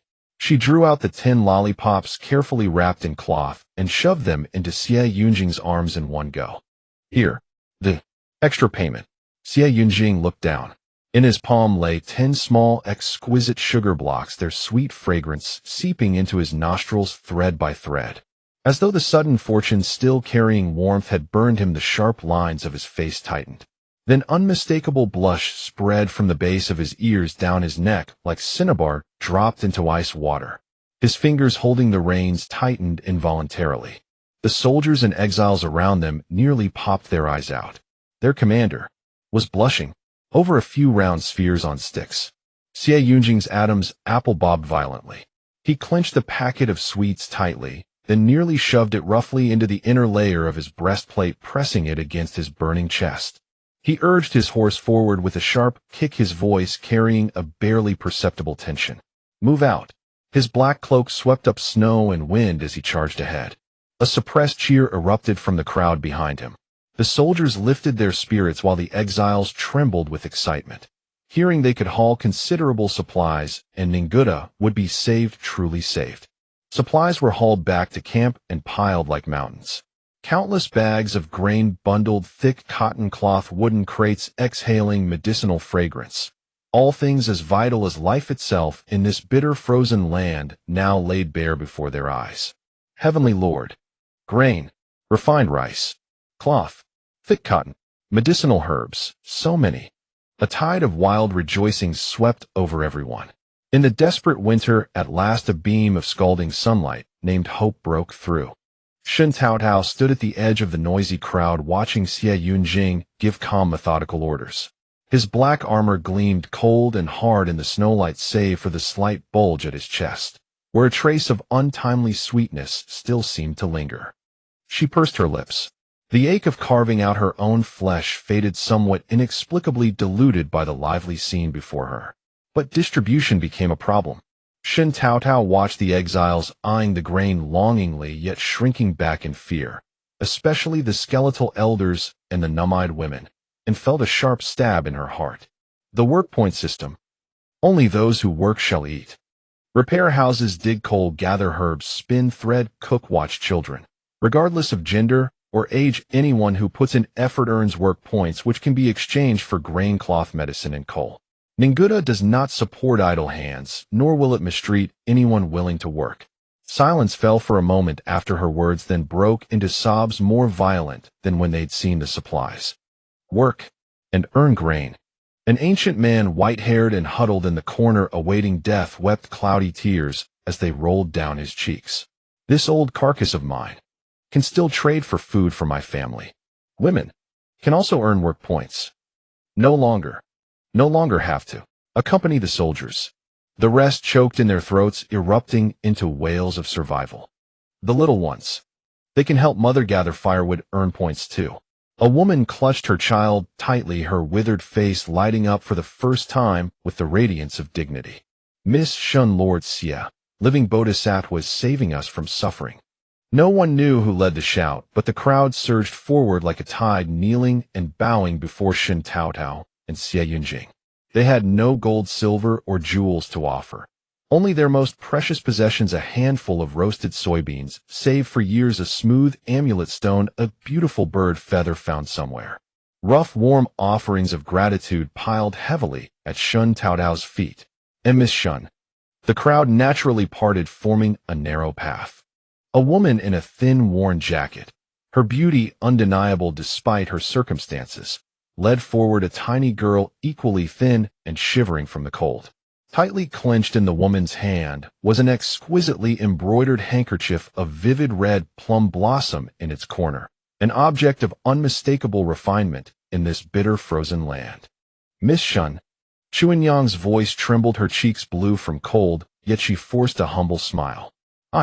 I wanted to ask, could I trade this for your method of building a heated brick bed? Nuno and I, at night we simply cannot endure The little girl beside her clutching her mother's garment, her face purple, with cold lips darkened. The surroundings felt instantly silent. The air moments ago filled with gratitude and joy seemed struck by a block of ice. Madame Lu whispered to Shen Taotao, "That woman is Chuanyang. They say she was a concubine of a minister. On the journey into exile, the minister's entire family perished, leaving only Chuanyang and her daughter. With no man in the household surviving in this ice den, left her no choice but to sell her body." "Slut," someone spat under their breath. "Bad luck, stay away." Others retreated in disgust. "Does a dirty thing who trades flesh for grain deserve to beg Miss Shen?" The color drained from Chuanyang's face in an instant. Her hand, clutching the handkerchief, trembled violently, her lips quivered, and despair-filled tears gathered in her eyes. "I am sorry, Miss Shen. I'm leaving. I've caused you trouble." She bowed frantically in apology, dragging her daughter as she turned to flee from the suffocating humiliation. "Wait."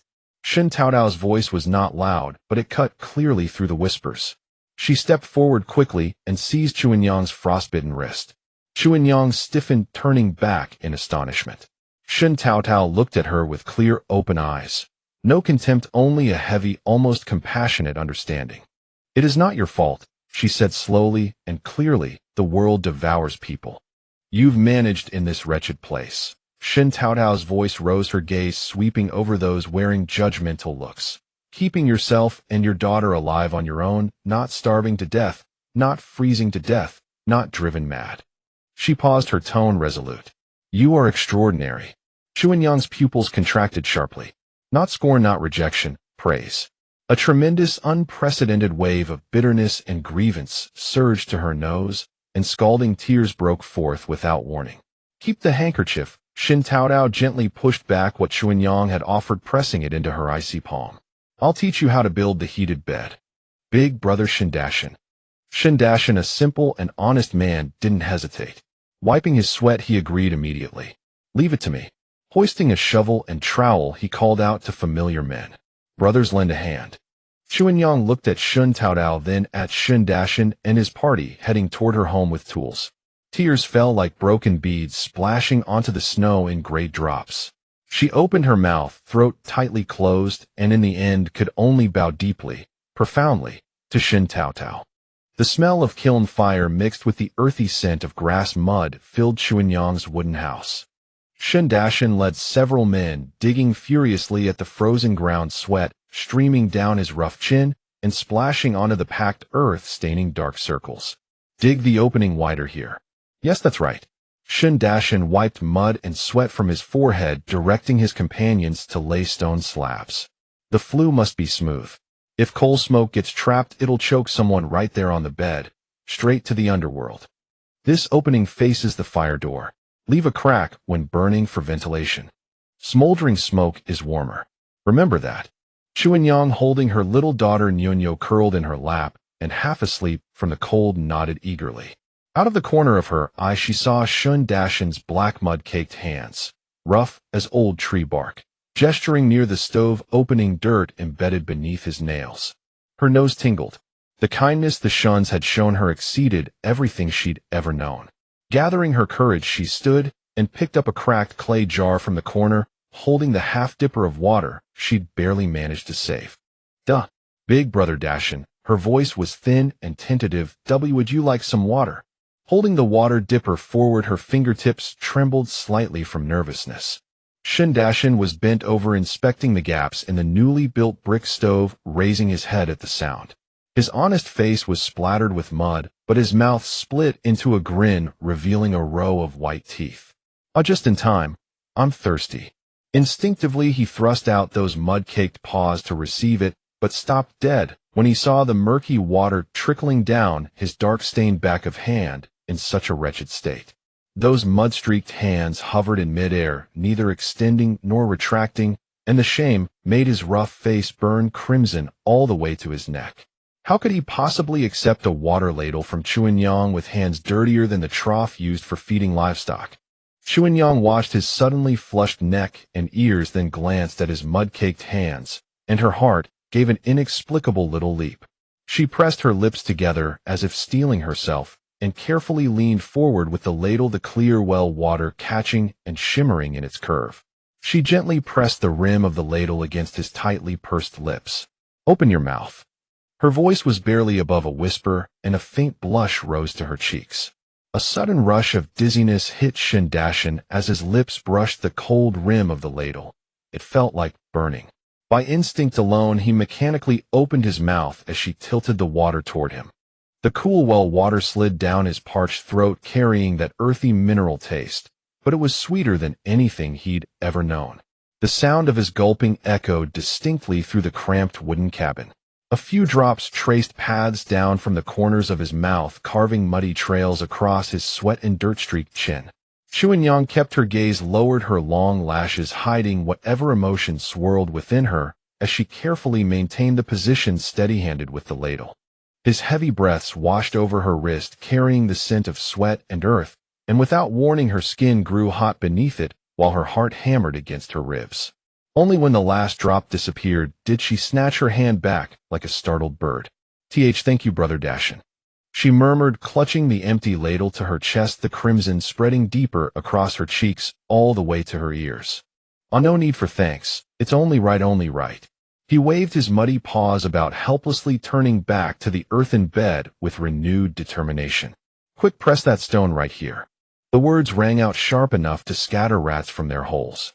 A sudden heat bloomed in his chest, so intense he nearly wanted to bury his face in the mud itself. Shen Taotao practically fled to the production team's supplies distribution point. Shen Taotao sat recording entries with a charcoal stick, not bothering to look up. "What does it go?" "That. Can I get some coal on credit?" His voice cracked as though someone had his throat squeezed. He held his neck rigid, staring fixedly at his own feet, as if willing them to burn through. "Credit for coal." Shen Taotao lifted her eyelids, regarding her elder brother's purple-faced countenance with suspicion. She had already allocated his household's coal share directly to their newly built stove. Why would he need to borrow against future earnings? "Your coal ran out." "That can't be. I calculated it properly." Before she could finish, she noticed his gaze darting around wildly, his toes unconsciously grinding clay into the ground until a small depression formed. "No." The words caught in his throat as if cotton were stuffed there. He swallowed with difficulty, his voice barely a mosquito's whine. "It's for Chuanyang. For her and her daughter to burn." Shen Taotao's hand holding the charcoal stick froze. She drew out a long, deliberate "oh" that twisted through several inflections laced with knowing amusement. That single "oh" struck him like a whip across his back, and suddenly his blood surged to his head and neck, veins bulging along his thick throat. Their wooden house is far too cold. The bed was just built and retains too much dampness. Besides, little Nyonyo, she fears the cold. They need more coal to drive away the chill. She hasn't earned her work points yet. Once I do, I'll pay it back. Not a single point short. Credit must have credit. He roared it out suddenly, as though trying to smother something, his voice causing the snow on the shed roof to shake loose and fall. After shouting, he dropped his head again, his large palms clutching the hem of his padded jacket. His face burned crimson, gasping heavily like some red-faced deity pulled fresh from a steamer. Watching her brother's desperate wish to bury himself alive, then thinking of Chuanyang and her daughter shivering in the snow, Shen Taotao's heart softened. That teasing smile melted into a warm curve at the corner of her lips. She didn't press further or tease him. Instead, she picked up her pen and scratched a few lines through the ledger. All right, I understand. Credit it. 50 gene of the best lump coal deducted from your work points. She pushed the ledger forward and pointed to the nearby coal pile.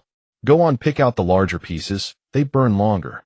Shen Taotao grabbed the basket leaning against the shed wall and charged toward the coal as if granted a reprieve. His manner suggested he was about to fight anyone who dared compete for the coal. He seized the shovel and swung it hard, clearing away the frozen soil on top, then focused exclusively on the finest, largest black coal chunks. He tossed the heavy coal blocks into the basket one by one, each impact making the bottom thud loudly. When the basket was full and heavy, Shen Taotao straightened his waist and heaved it onto his shoulder. His thick neck and flushed face stood out starkly against the black coal, and fine soot dust coated his arms. He strode out without looking back, his figure as upright as a poplar tree bracing against wind and snow. Ah, this honest brother of hers. Shen Taotao watched that figure carrying the heavy coal basket moving so fast he was nearly running and gently closed the ledger. By the coal pile, people whispered among themselves. Did you see that, eh? Brother Dashan's carrying coal for Chuanyang. TSK, TSK. Truly someone who's rolled in the midst of men. What skills she has. Better keep your mouth shut. Miss Shen herself didn't stop him. That full basket of black coal seemed to carry not just weight, but a burning heart marching heavily toward another place that needed warmth. Shen Taotao could almost see the new stove in Chuanyang's home blazing brightly, its warmth silently chasing away the chill and despair from the wooden cabin. Turning around, she declared, "This world exploits women, but women should not make things difficult for one another." Shen Taotao stepped onto the stacked coal blocks. Frost flowers hanging from her wolf fur collar melted from her breath into thin streams sliding down her resolute profile. In the past, you had no choice.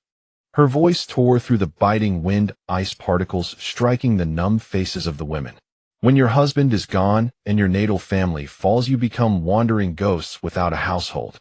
You're forced to cling to rotting mud walls like willow branches. Even if maggots crawling in the foundation eat filth, you still must attach yourself to them. Restlessness stirred among the crowd. All the young wives among the exiled convicts turned to look. Shen Taotao swept her arm toward the mountain of supplies behind her. Now grain can be exchanged for sweat, houses can be built by your own hands, and your fate can be grasped in your own palm. She gestured toward the cluster of women. Cannot survive without a man. Nonsense. Men are not the sky above you. Women can equally stand and hold up half the heavens. Her shocking words cut sharper than the wind and snow, yet they made every woman instinctively straighten her spine. A young woman with frostbitten hands wrapped in rags shivered and asked hoarsely, Can we really build our own houses without relying on our husband's household registration? Naturally. Any woman who wishes to build a house and establish her own household, come to me, and I'll stamp it. Her hand suddenly pointed to CivilEngineer clad in a dark cloak, standing with arms folded amid the wind and snow. Come to me, come to Lord CivilEngineer, and I'll issue a divorce certificate on the spot. I'll allocate land for housing and establish independent female household registration right then and there. Whoever dares to obstruct. Her gaze swept over several burly men whose expressions instantly darkened.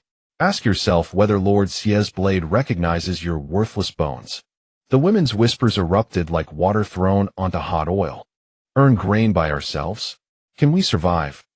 Female household. Can they give us documents? Leaving that damned man. Can we truly live? A woman suddenly rose from the crowd. Her emaciated frame shook in her tattered padded coat, but her eyes were like tempered blades. I, Lu Rufang, want to establish a female household. I want to divorce that beast Wang Yuliang. You rotten woman. How dare you rebel? The man curled beside her erupted, suddenly pouncing like a starving tiger. His large black palm clamped onto Sister Lu's throat with a thud, while his other hand seized her withered yellow hair and slammed her face hard against the snow frozen as iron. Rebelling against heaven. This bitch wants to climb over the wall to find another man. I'll beat you to death. The man roared, raising his foot to trample Sister Lu's waist. A dark shadow came crashing forward like a cannonball. Zhao Laosi clamped his iron-tight grip around the man's arm and dragged him away. Wang Yuliang, you bastard, let go. Wang Yuliang stumbled from the force, his eyes bloodshot as he cursed furiously. You adulterous pair. Were you two having an affair? Zhao Laosi, have you grown addicted to sleeping with my wife? CivilEngier's boot tip crushed a clod of frozen earth. Under the Great Zhou legal code, a husband who beats his wife to injury shall receive 80 strokes of the heavy stick. Shen Taotao rushed forward and shielded Lu Rufang behind her. Lu Rufang's forehead bore a pigeon egg-sized bruise, her face half-stained with blood mixed with snow and mud, but her eyes blazed with unusual brightness. She called hoarsely to Shen Tao, Miss Shen, establish my household. I want to establish my household. Veins bulged on Zhao Laosie's neck as he spat on the ground. Bullshit. When you had Sister Lu serve you, why didn't you call her a rotten woman? Isn't it always you, Wang Yuliang, trading your wife for cornmeal each time? He turned sharply to Shen Taotao, his black-yellow teeth nearly grinding to dust. Miss Shen Lord Xia, I Zhao Laosi am no human. I'm an animal. My wife died in childbirth. And this Wang Yuliang pushed Sister Lu into my room, claiming we're from the same hometown, begging me for food. He looked at the shivering Sister Lu. I was alone. Sister Lu suffered too. I did harbor thoughts of living with her. But Sister Lu, that foolish woman, she said her parents were dead. That without her husband's family register, she'd be a wandering ghost with no place to be buried even after death. She'd rather return to be abused by that beast Wang Yuliang than follow me. Zhao Laoxi's fists clenched until his knuckles cracked, his voice hoarse as tearing silk. I could only watch. Watch her return each time with a sack of grain on her back. See that dog thing strip her naked and throw her onto the snow, calling her a whore ridden by thousands. But I could do nothing. I'm an outsider. What the hell am I to anyone? The crowd erupted in uproar. Several women covered their mouths in shock. You cheap life with a rotten body want to establish a female household. Wang Yuliang sneered and lunged towards Sister Lu. I'll kill you, you little whore. Crack, and piercing sound of bone breaking echoed. Xie Yunjing's leather boot, loaded with tremendous force, kicked him squarely in the knee joint. Wang Yuliang screamed bitterly and fell to his knees in the snow. Shen Taotao had already unfurled a blank household register. Her charcoal pen moved with swift, elegant strokes. Lu Rufang, the divorce certificate, takes effect with Lord Xie's military seal. 3 zhang of land on the western slope is approved as a female household base. Zhao Laosi took Sister Lu's frozen hand and pressed her blood-stained thumb onto the divorce certificate. A crimson fingerprint bloomed like a plum blossom falling on snow, vivid and striking. Sister Lu trembled violently. Her chapped lips moved silently as she gazed at that blood mark, and finally tears rolled down her face in torrents. The name that had been trampled into the snow mud for over a decade was for the first time boldly branded onto land that belonged to her. The wind and snow howled as they swept across the household registers. One by one, then 2, then 3 disheveled women stepped silently from the crowd, forming a row of trembling stumps behind Sister Lu. Early the next morning, a commotion erupted before the bulletin board made of bluestone slabs at the post station. 10 sheets bearing women's names and crimson thumbprints, release of wives and establishment of female households, were nailed to the hardwood with hemp ropes fluttering like banners. You filthy bitch, a slut like you deserves to have a separate household. Rebellion, sheer rebellion. The sluts are colluding to turn the world upside down. Several exiled convicts who had lost their wives were beating their chests and stamping their feet, eyes bloodshot, as if about to bleed. From the direction of the garrison camp, a dark mass of people suddenly rushed over. Leading them was Patrol Captain Chun Haizi, whose loud voice cleaved through the crowd. Make way. Let me have a look which little lady has flown solo. A space immediately opened up before the bulletin board. Gasping for breath, Chun Haizi shoved his way to the front, his grimy fingernails tracing over the blood-stamped name, Wang Yulan. This is that pale-skinned wife of Li Laonian. His eyes suddenly lit up. Damn, such delicate skin. She set up a female household. From the crowd burst a harsh, raucous laugh. Chun Haizi, you son of a bitch, your drool is dripping all the way to your feet. You're crazy for a woman, aren't you? A female household, get it. She soared to the sky, making her own work points and living on her own. Ignoring the jeers, Chun Haizi stared fixedly at the roster and suddenly clapped his hands. Good.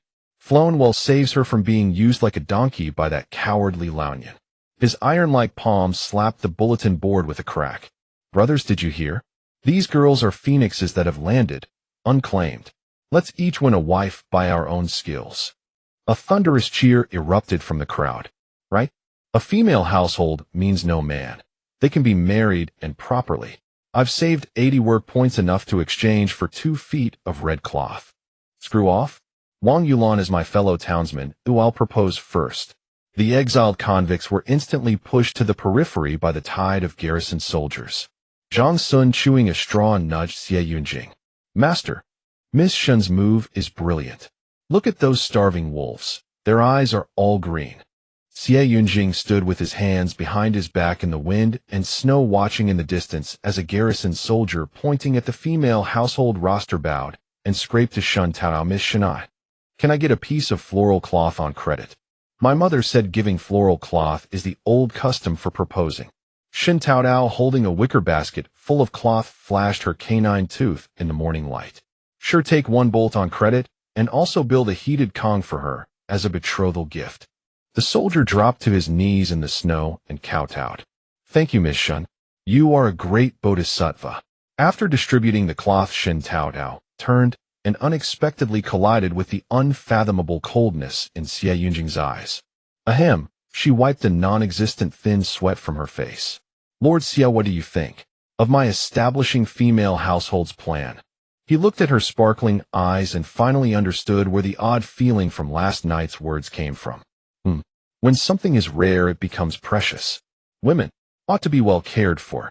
Shen Taotao patted CivilEngiener's shoulder. The lad is teachable, then turned and went home for dinner. The sun had just tilted westward, and the wind carried grains of snow that stung the face. Rubbing her hands and stamping her feet, Shen Taotao slipped into the warm main hall. The aroma of stewed vegetables mixed with freshly steamed buns assailed her nose, and her stomach betrayed her with a loud growl. He sure was stooped over, pacing anxiously around the newly built heated Kong in the center of the hall. Dashin! Shen Dashin! She shouted at the top of her lungs, her voice echoing in the empty room. Where did you go? Can a person get lost fetching a bundle of firewood? The fire in the stove crackled and white steam billowed from under the lid.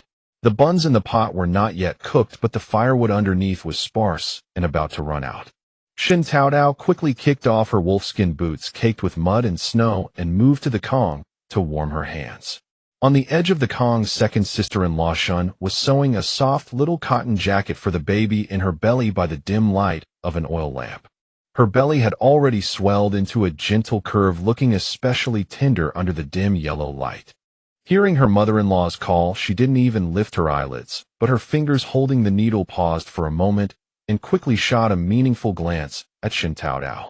That glance was brief but precise, lightly flicking toward the wooden cabin west of the door. Shen Taotao understood and let out a silent, "Oh," in her heart, a wry and helpless smile spreading across her face. Well, Big Brother has gone to be a living lay foam again. She walked over and sat down next to He. Mom, what are you yelling about? I asked second brother to get the firewood. He should be back soon. Xiaochuan. He looked at her askance with suspicion. The work points he earns are barely enough to buy coal for his own stove. How can he have extra to trade for firewood? Go and call your big brother back.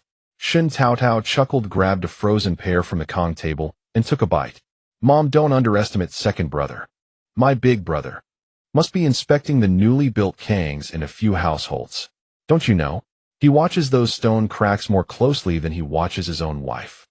He obviously didn't believe this nonsense. She snorted, then craned her neck and shouted toward the door. Shen Dashin, the food's ready. If you don't come back now, you won't even get dishwater to drink.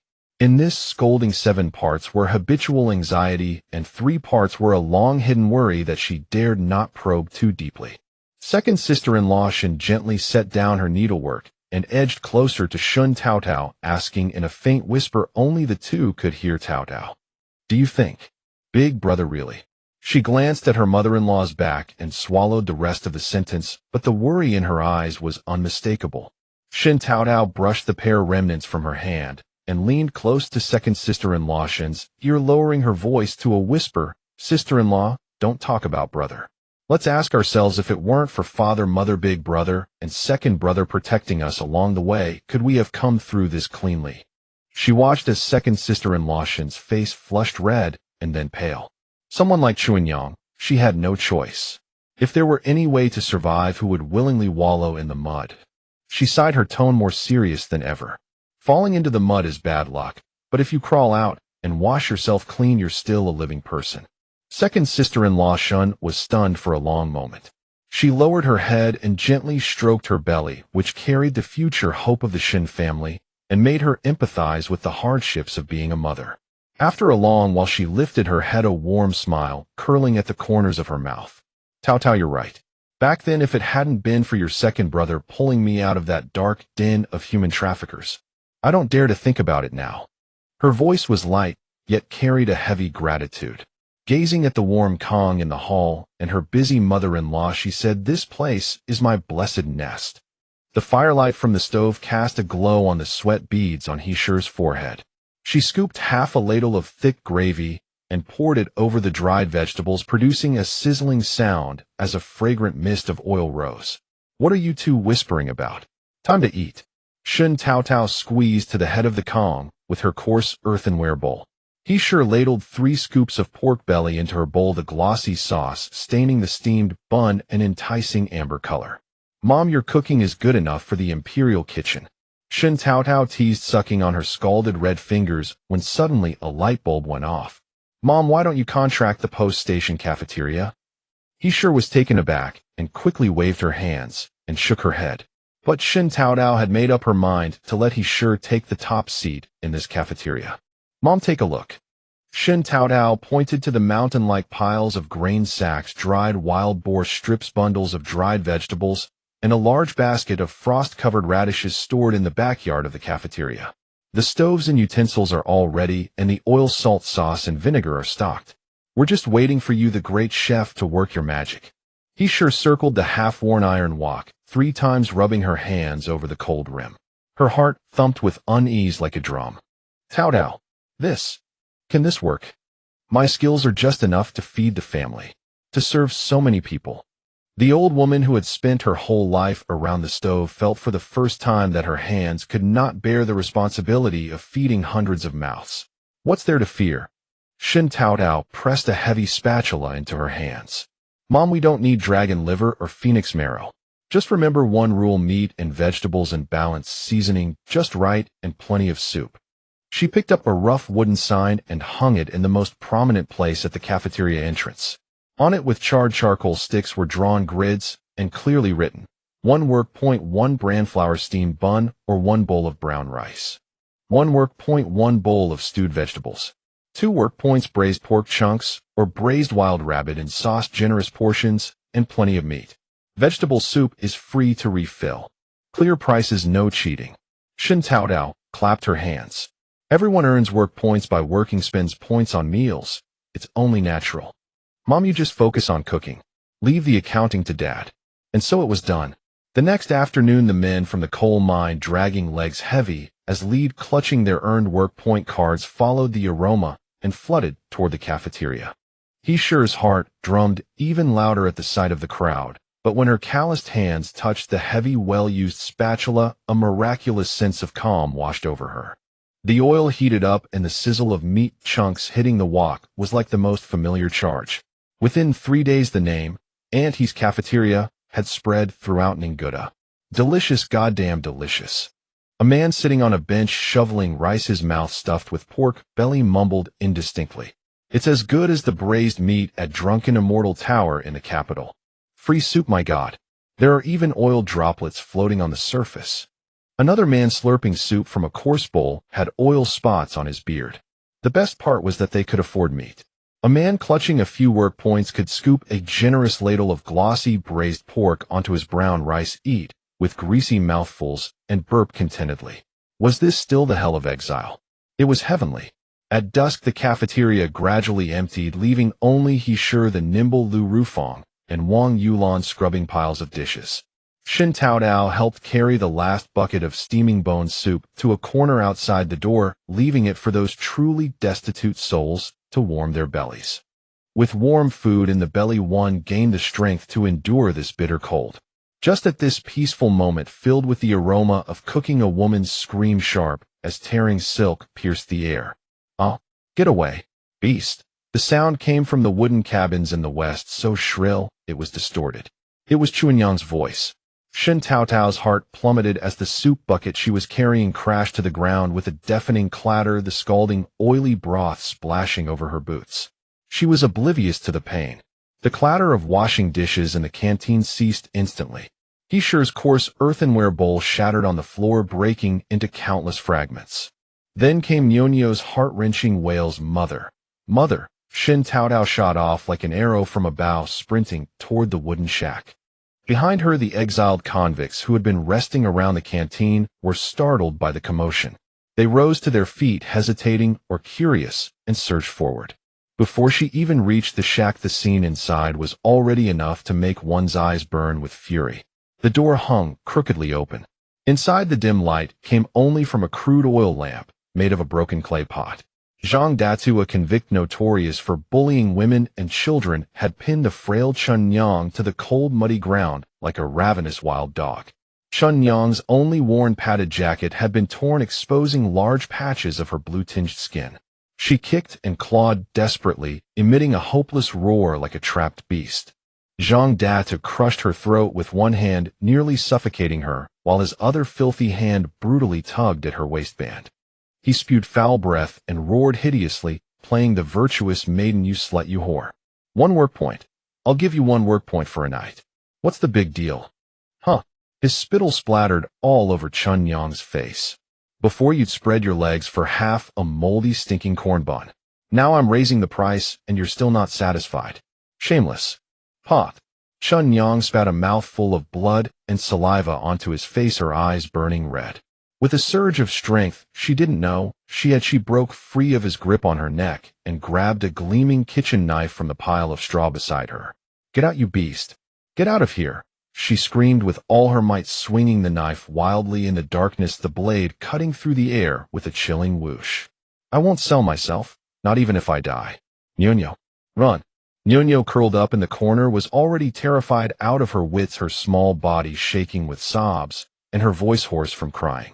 At that critical moment, a figure shrouded in the chill of winter charged into the wooden shack like a frenzied bull roaring with fury. Curse your ancestors. Boom. The wooden door shattered into splinters blown inward by the fierce wind. It was Shen Taotao. He had just finished building a new heated brick bed for a nearby household and had rushed over upon hearing the noise. Now, his eyes bloodshot, he couldn't even see the situation clearly. But his iron fist caked with mud was already swinging with the fury of a mountain-splitting strike. As Zhang Datu turned his head in shock, the fist slammed into his jaw. Crack! A sickening sound of bone breaking. Ow! Zhang Datu let out a pig-like shriek, his body sent flying sideways, crashing heavily against the mud wall on the other side of the shack. His mouth became a fountain of gore, blood-shattered teeth and shredded flesh sprayed everywhere, staining the wall, the floor, and his own grotesquely twisted face. Shen Taotao. Zhang Datu collapsed on the ground, clutching his half-caved-in face. The pain darkened his vision, but he still spat out curses mixed with blood. You son of a bitch. What business is it of yours? Protecting your mistress. You're no better than a John. At least I'm offering work points clear and fair. What about you? Throwing a few sticks of firewood as payment. Trying to fool a ghost. He struggled to get up, still spewing venom. Think a bit of firewood can buy you a long-term arrangement. You're even more shameless than me. Shut your whore mouth. Shen Taotao's forehead veins bulged. His usually honest, even dull face was now twisted with murderous rage. That first punch was just the beginning. Hearing Zhang Datu's most vile insults against Chun Yang, and against the fragile feelings he had carefully nurtured, Shen Taotao's last thread of reason snapped. Like a fully enraged bear, he roared and pounced his heavy body, slamming Zhang Datu, who had barely raised himself, back onto the ground. One massive hand grabbed Zhang Datu by the hair, lifting his face like a dead dog, while the other iron fist, like a pile driver, hammered down onto that foul mouth again and again. Thud, thud, thud. Fist met flesh, the dull impacts mingling with the crisp sounds of breaking bones echoing across the snowy ground. Zhang Datu's screams were choked off, replaced by ragged breaths. Blood gushed from his mouth and nose like a broken faucet. My woman! Shen Taotao roared with all his strength, his voice cracking at the edge of desperation. A declaration and a challenge to all the rumors. Anyone who touches her, I'll kill him. The voice was raw anger and primal possessiveness mixed with heavy panting like the roar of a wild beast. Outside the shack, the crowd that had gathered was packed tight. Under the dim torchlight, faces were illuminated, some shocked, some gloating, some gnashing their teeth. At the front, Wang Youliang's triangular eyes glinted like a snake's in the firelight. He had never forgiven Shen Taotao for letting Lu Rufang, that beast, escape, and he hated all women who challenged the natural order of men. Seeing Shen Taotao go berserk, he felt he had the moral high ground, and immediately fanned the flames with gleeful malice. This is anarchy, total anarchy. Look, open your dog eyes and look. He pointed at the shack, spittle flying. That little bitch from the Shen family started it. Now even a worn-out whore from the brothel dares to shit on men's heads. Beating a man in public. Do you really think by clinging to the Shen family's coattails with your cheap bodies you bitches can rebel against the heavens in Ninguta? Dream on. Where are the ancestral rules? Where is men's dignity? Are they eaten by dogs? All you whores are cheap. His inflammatory words drew a few murmurs of agreement from some convicts. Just as Wang Yuliang was spewing his venom, trying to ignite the accumulated resentment in the crowd, Zhao Laosi at the outermost edge of the crowd fixed his gaze on the man. He cracked his knuckles and ground his teeth. Shen Taotao's cold eyes swept over the crowd, catching Wang Yuliang's ugly face and precisely locking onto Zhao Laosi's eyes, which were almost spitting fire. She understood everything. She didn't even need to speak. The moment Wang Yuliang bellowed "whore" at the top of his lungs, Shen Taotao tilted her head slightly, her icy gaze silently shooting toward Zhao Laosi in the shadows. She gave an almost imperceptible nod in Wang Yuliang's direction. That single look was like a silent kill order from the alpha wolf. Zhao Laosi let out a long-suppressed roar, "Lu Nyang, I'll kill him for you." With incredible speed, he crashed into the people blocking his way, his arms like constricting pythons wrapping around Wang Yuliang's scrawny neck from behind in a flash. The rest of Wang Yuliang's words were choked into a terrified "Gah." Ugh! Wang Yuliang's eyes bulged, his tongue almost sticking out. His hands flailed helplessly in the air, and his feet kicked wildly at the frozen earth. But Zhao Laosi paid no attention. He knelt on Wang Yuliang's back, his arms tightening like iron rings. "Selling your wife." Cursing Lu Nyang. "You beast. You bastard." He wasn't just strangling Wang Yuliang. He was strangling the coward he used to be, breaking the chains and humiliations that this frozen land had imposed on countless Lu Nyangs and Chun Nyangs. Chaos erupted to the extreme. Zhang Data lay in the corner like a pile of mud, his face a bloody mess, his life unknown. Chun Yang huddled in the corner, clutching the terrified Nyonyo tightly wrapped in her torn jacket. Her body still trembled like a leaf in the wind, silent tears streaming down her cheeks. Shen Dashan stood guard in front of them, his chest heaving, his breath ragged, his fists still clenched. His knuckles were raw and bleeding, caked with mud. He glared at the chaotic crowd outside like a furious lion protecting its cub and mate. Outside, Zhao Laosi was still strangling Wang Yuliang, who had long since fallen silent. The onlookers screamed, shoved, and argued. Some tried to intervene, but were too afraid of the two madmen. Then a cold, emotionless voice cut through the dead, "Feed the wolves. The living go back to sleep. Work starts at Mao hour tomorrow. Anyone late gets half the work points." The voice was not loud, but it carried an undeniable authority. The crowd turned their heads in unison. Xie Yunjing had appeared silently at the outermost edge of the crowd. His order was concise and utterly ruthless. Like an invisible freezing spell, it instantly froze the violence and chaos that had been brewing. Zhao Laosi's movements froze. He staggered to his feet, lowered his head, and silently pushed through the crowd, leading Lu Rufang away. The crowd seemed to snap out of a trance, as if the hard reality of work points in Xie Yunjing's words had woken them up. Some glanced furtively at Zhang Data's limp body, and Wang Yuliang's silent form, involuntarily shrinking their necks and pushing others aside to leave quickly. The men who had secretly resented Shen Taotao for breaking the rules, now looking at the blood-soaked Shen Dashan and the icy statue of Xie Yunjing on the periphery, felt only deep fear and cowardice in the depths of their eyes. Shen Taotao took off her own relatively clean wolf fur neck warmer and carefully draped it over Chun Nyang's near-naked shoulders. Chun Nyang shuddered violently, meeting Shen Taotao's calm, yet caring eyes. Those eyes shone with a startling brightness like stars that could pierce the darkness. The overwhelming grief, humiliation, and the lingering terror of having just escaped death surged back. She raised her hand to cover her mouth, stifling her sobs forcibly. Shen Taotao said nothing, only gently patted Chun Nyang's heaving shoulder, then turned to Shen Dashan. "Come with me," she said quietly. Shen Taotao spoke in a low voice. Shen Taotao asked Shen Dashan just one question, whether he was sure about Chuanyang and her husband. Shen Dashan nodded firmly. Shen Taotao patted her chest and said, "Father, mother, even if it's a mountain of knives and a sea of fire, I'll go through it for you, big brother." The firelight from the stove cast a ruddy glow on He Shi's sallow face. She sat on the Kong, a half-mended jacket beside her crumpled and wrinkled, as if it too shared its owner's anxiety. "Taylor," she said, her voice brimming with sorrow, "your elder brother is too straightforward. Chuanyang may not necessarily have taken a fancy to him as a person. Besides Chuanyang's past, if they really ended up sharing a Kong, our Shen family would become the laughingstock of Ninguta." "Husband, say something." He Shi anxiously tugged at Shen Father's sleeve. Shen Father hunched his back, silently adding another shovel of coal to the stove. His face was hidden in the thick smoke and ash, revealing neither joy nor anger. After a long pause, he muttered vaguely, "Dashin, you're the eldest son. Our Shen family in the capital was once a family of officials. Though we've fallen on hard times, we must not lose the integrity that runs in our bones. Your first wife, however inferior, was at least of legitimate birth." He poked at the coal fire with a stick, his fingers trembling. "That Chuanyang for the sake of a meal. If she truly enters our door and is buried in the Shen family graves, even the soil would be ashamed. The ancestors would probably lift their coffin lids at midnight to have a word with me."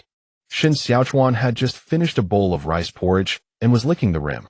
He looked at his parents' dark faces, then at his elder brother Shen Dashin, standing stubbornly like a mule.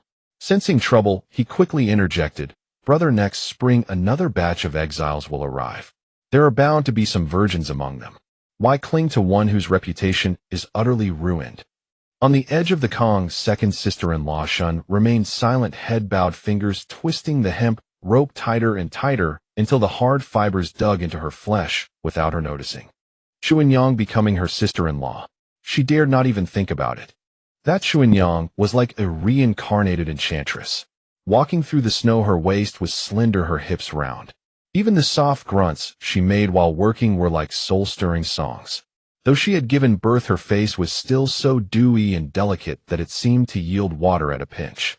When meals were served in the mess hall, countless men's eyes stuck to her like glue. Now she herself was pregnant, her waist as thick as a barrel, her face puffy and sallow. If Chuanyang really entered the family, would there be any place for her in the Shen courtyard? Her heart ached as if scratched by cats, but her mouth was sealed like a hemp rope, unable to utter a single word. She could only pick at the rope in her hands.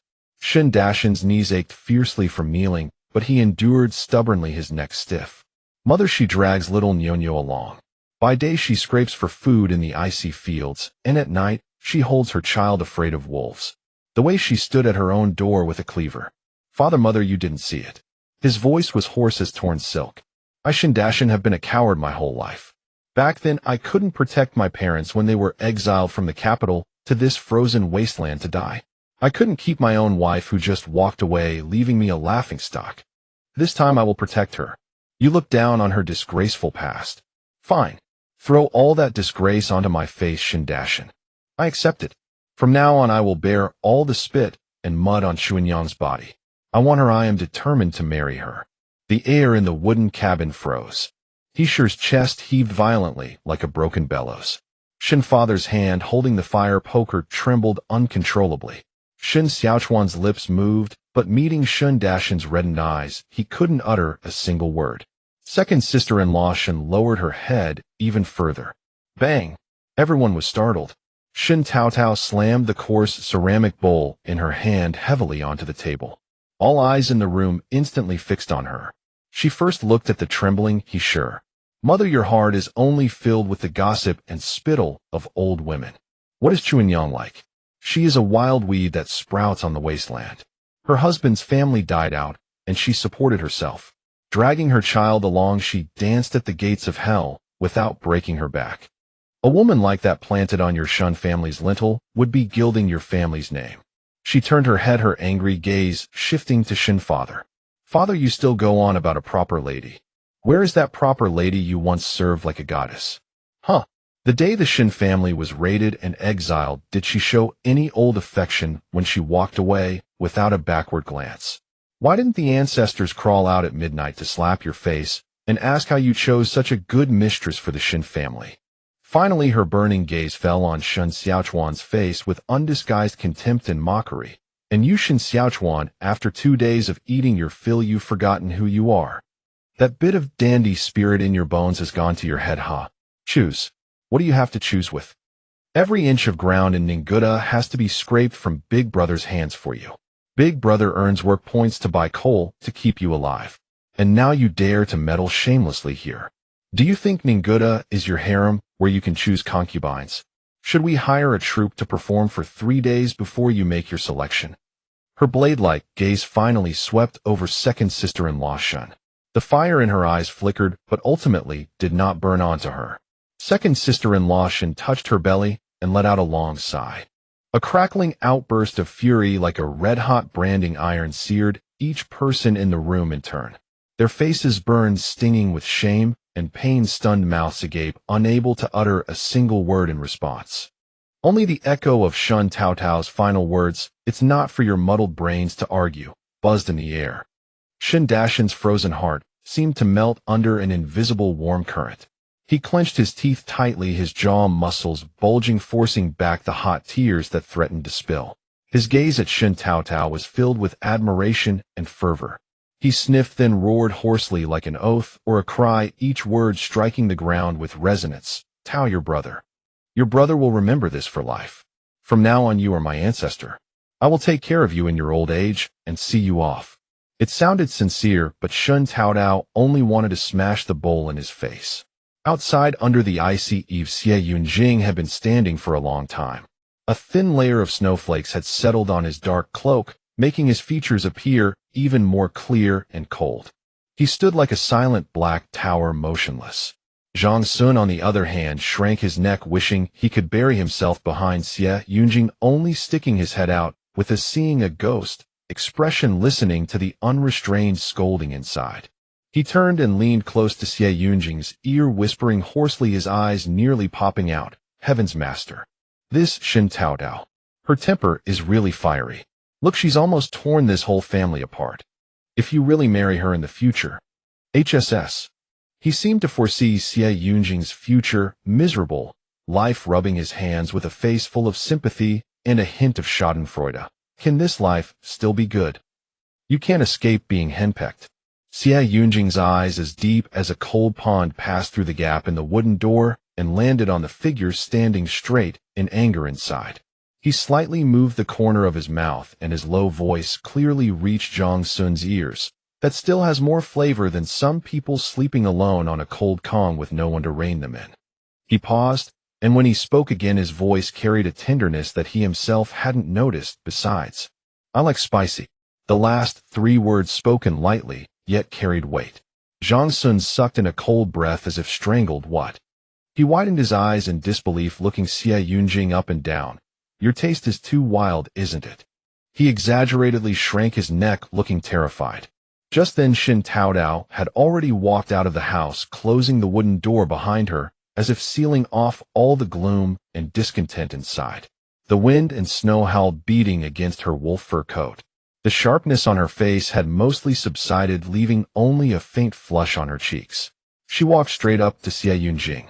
CivilEngineer's gaze swept over her slightly tired eyes. Before she could speak, he had already reached into his bosom and pulled out a porcelain bottle. He handed it over, for mending sinews and bones. "After your elder brother uses it, his hand will be fine by tomorrow." There was even a hint of coaxing in his tone.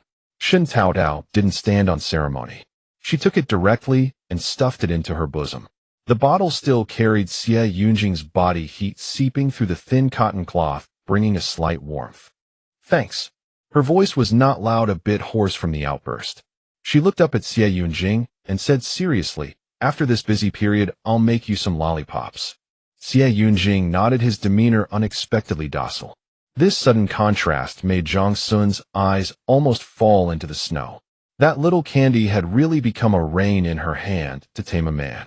CivilEngineer looked at Shen Taotao, a flash of softness quickly passing through his eyes, but his tone remained steady and cool. "Just now the widow Zhou's wife among the exiles asked, when can the female-headed household be established?" The fatigue in Shen Taotao's eyes was completely dispelled by this news.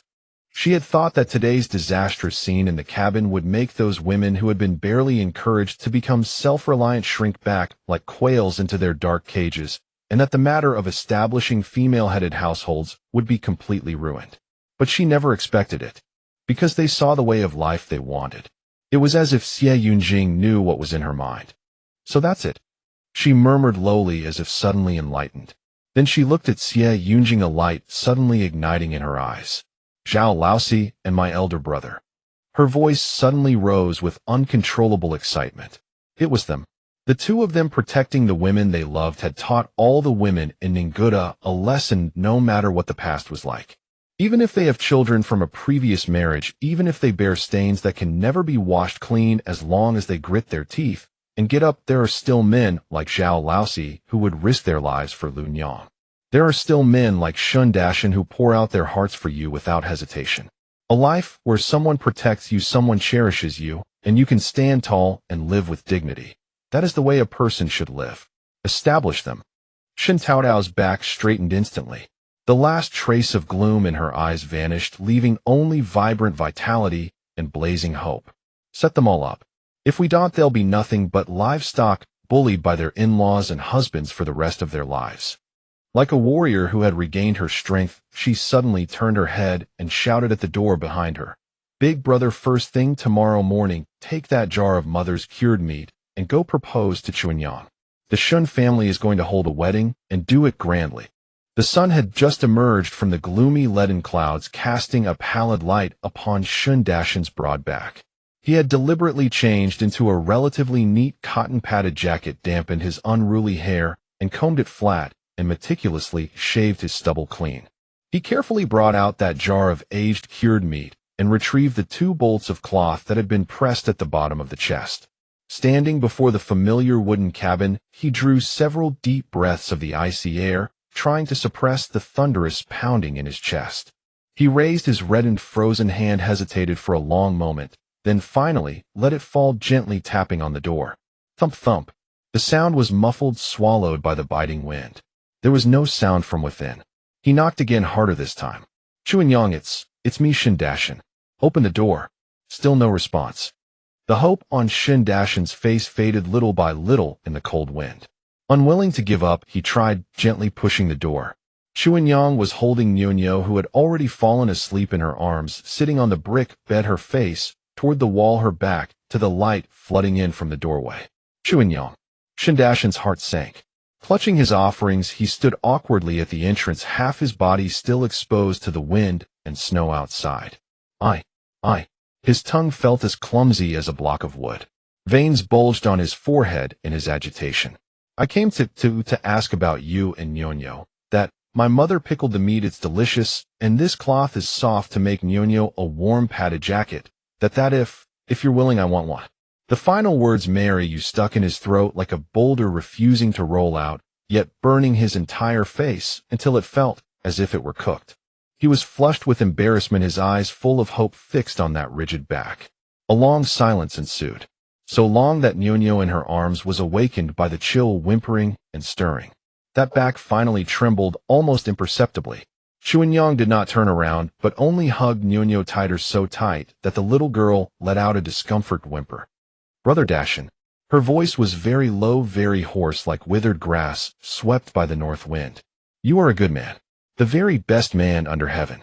She repeated it again as if to steel herself for the final decision, but her voice choked with unbearable reluctance and pain. Don't come anymore. Don't come near me anymore. Shen Dashan felt as if he had been struck hard by an invisible hammer. His tall frame swayed, almost unable to stand. Chuanyang. You. He stepped forward anxiously. I don't care about those messy things. I don't care. I only know that the gritty spirit in your bones is worth 10 weak men put together. It's a woman like you that I Shen Dashan cherish, deeply from the bottom of my heart. Chuanyang's shoulders shook violently. She suddenly raised her hand and wiped her face fiercely with the frayed, worn-out sleeve biting her lower lip so hard she seemed about to pierce through it. Finally, slowly, with agonizing slowness, she turned around. Shen Dashan saw her face clearly. That once beautiful and bewitching countenance was streaked with tears, filled with a thick, impenetrable self-loathing and a desperate, almost pleading resolve. Brother Dashan, she said, looking at him, her voice as calm as dead water frozen solid. You don't care, but I do. Her gaze fell on the soft, goose-yellow fine cotton cloth in the crook of his arm with a bone-deep finality. A good man like you deserves a pure, clean woman, not someone like me not. But, take it back, she interrupted him again, forcing her bent back straight. The canteen provides enough food.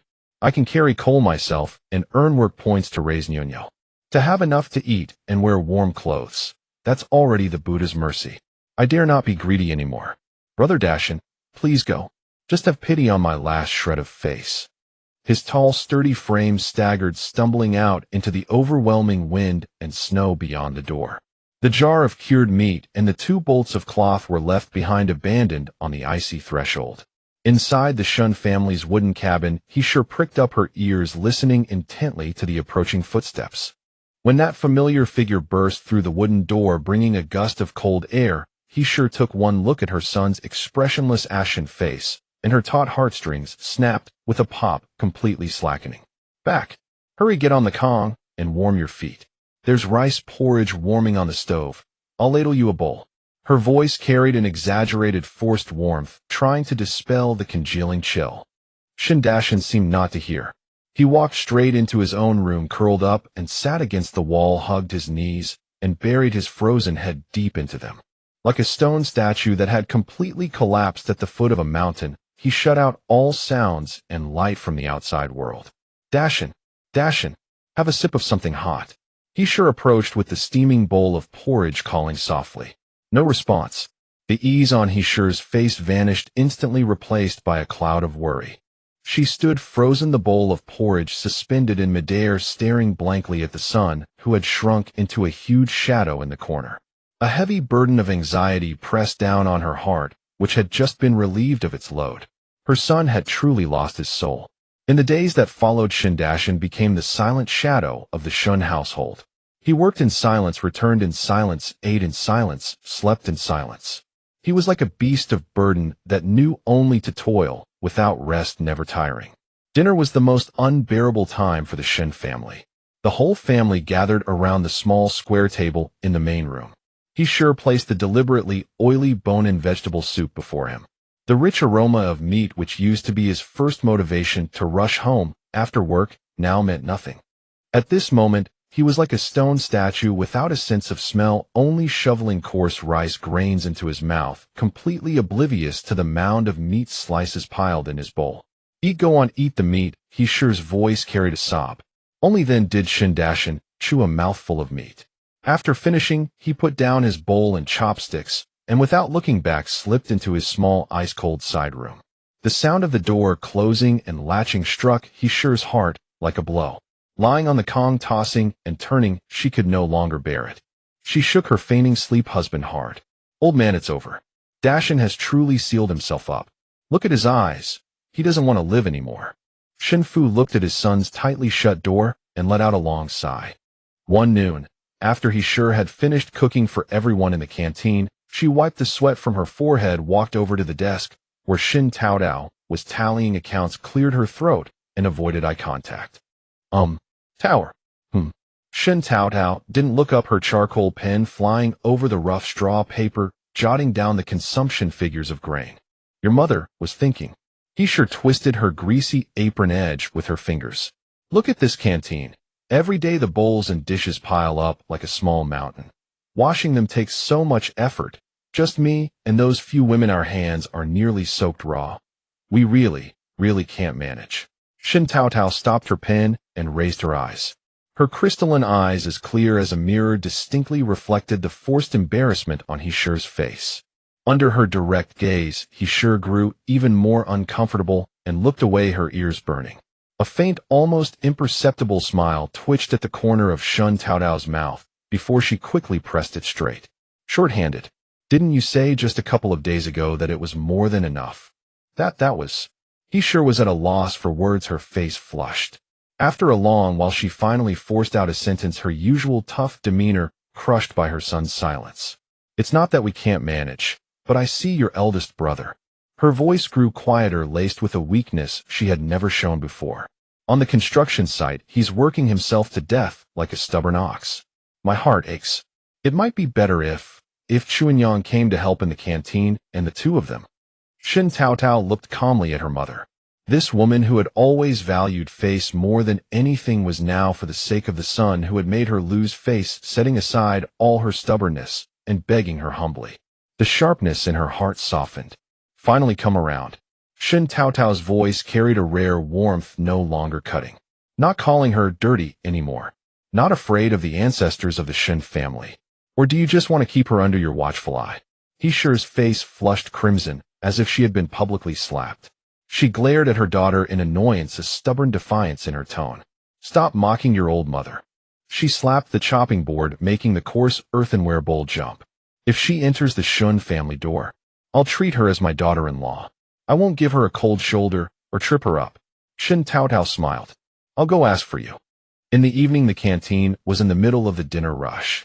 Crowds of people jostled steam, and the aroma of food billowed and swirled. Chuanyang stood alone, near the back of the line, clutching tightly the small wooden token inscribed with her name and work points. She wore a thick indigo-blue coarse cloth headscarf, its edges stained with fine coal dust that couldn't be washed out. She kept her eyes lowered, wanting only to get her meal quickly and return to look after Nyonyo. But a man with a slightly crooked mouth stared at her several times. Whoa, look, wrapped up tight, not even a hair visible. A few people nearby burst into laughter. Chuanyang's fingers dug into her palms. She bit her lips, so hard they almost bled, her head drooping lower, wishing she could shrink into the dust. A slight stir ran through the queue, some contempt, some pitying sighs. If you ask me, wrapping up so tight is useless. The crooked-mouthed man, emboldened by her silence, let his lecherous gaze crawl over her. That stench of a slut has already soaked into her bones. A few feet of rags won't hide it. Oh! A sharp scream cut through the laughter. A large wooden ladle dripping with soup swung through the air with a whistling sound and slammed viciously onto the back of his head. He Shi, like a lioness protecting her cub, stood fiercely between Chuanyang and those men. You dog with a rotten tongue. Do you wear trousers to cover that little grain of rice between your legs? He spat saliva everywhere, jabbing his finger straight at the wry-mouthed man and the hecklers.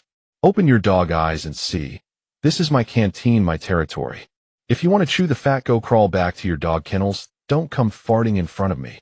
The wry-mouthed man, struck by the ladle, saw stars and felt a burning pain at the back of his head. When he realized it was he, the canteen manager, terror drained the color from his face. He was in charge of all food rations in Ninguta. Offending her meant not even a shred of meat would land on his spoon. I was just letting out a fart, joking, just joking. He clutched his head, his face instantly twisting into a fawning, ingratiating grimace as he bowed and scraped. Seeing he's still fuming, he hurriedly clasped his hands in salute. Chuanyang, please be magnanimous. I'm just a foul mouth. Love to spout nonsense. Please don't take it to heart. He shrank his neck, wishing he could burrow into a mouse hole. He ignored him completely, only snorted coldly and waved the big ladle like shooing flies. Get lost. From now on, you lot go to the very end of the line. If I ever hear you spewing filth again, don't come to the canteen for meals. Those men felt as if pardoned, scrambling away on all fours, not daring to look back. The surrounding crowd was also silenced, awed by the once gentle but now fierce demeanor of he. He let out a heavy sigh and turned around. The anger on her face instantly melted into an awkward, forced attempt at gentleness. Her eyes darted, sweeping over Chuanyang's pale face, finally settling on the headscarf that wrapped her face. Well, she cleared her throat, her voice still carrying the remnants of her shouting, but much softer. Moving coal is a man's heavy work. That coal pile is so high it could bury you alive. Your small frame.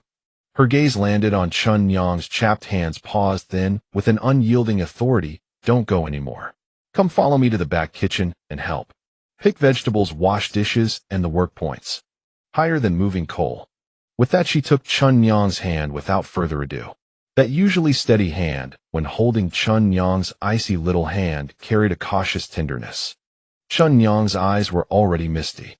She looked up at his solid figure standing protectively before her, at her unequivocal shelter, and hot large tears could no longer be held back, streaming down in torrents. She let him pull her hand, her lips trembling, wanting to say something, but unable to utter a single word. Cry. Cry what? No crying. He was a bit flustered by her tears. Come on, follow me to the back kitchen, and see that pile of bowls. If we don't wash them, it'll be dark. Just as he was tugging Chun Yang toward the back kitchen, Shen Taotao, who had been tallying accounts, put down her charcoal stick. Mother, no. Both he and Chun Yang were stunned. He blinked in disbelief. What? No. How are you? She was both shocked and angry.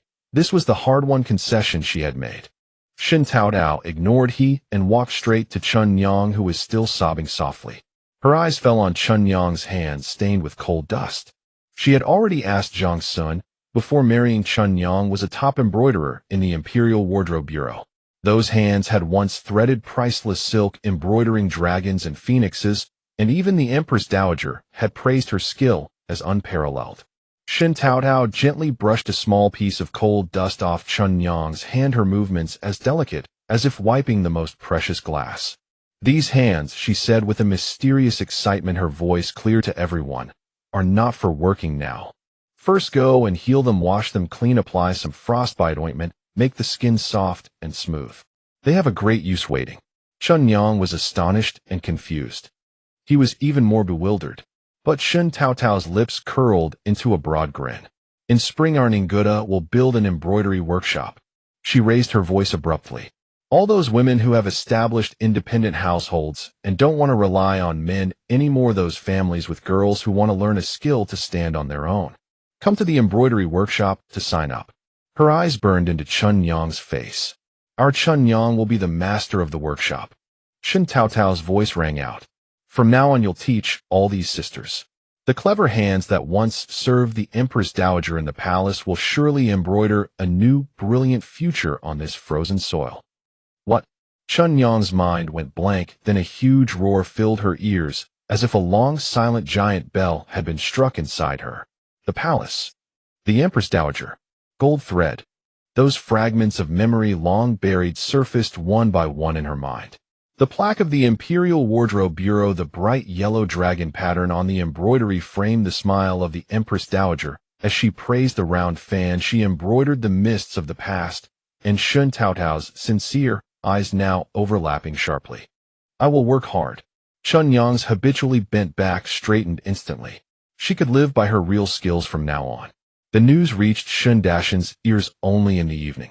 In the brief bustle before the end of work, a woman carrying a clay pot for food passed by, her voice floating not too loudly into the wind.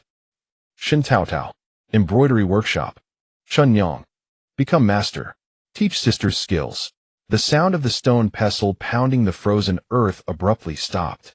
Shen Dashin remained frozen in the posture of swinging the pestle. He jerked his head up. On his dark face the pallor quickly receded, replaced by an incredulous delight. He abandoned everything. The stone pestle clattered to the muddy ground, splattering mud all over Shun Xiaochuan's face. Brother, you. Shen Dashin didn't hear his brother's shouts at all. He ran all the way, reeking of earth and cold, and burst through the canteen door. The cold draft made the queue shiver.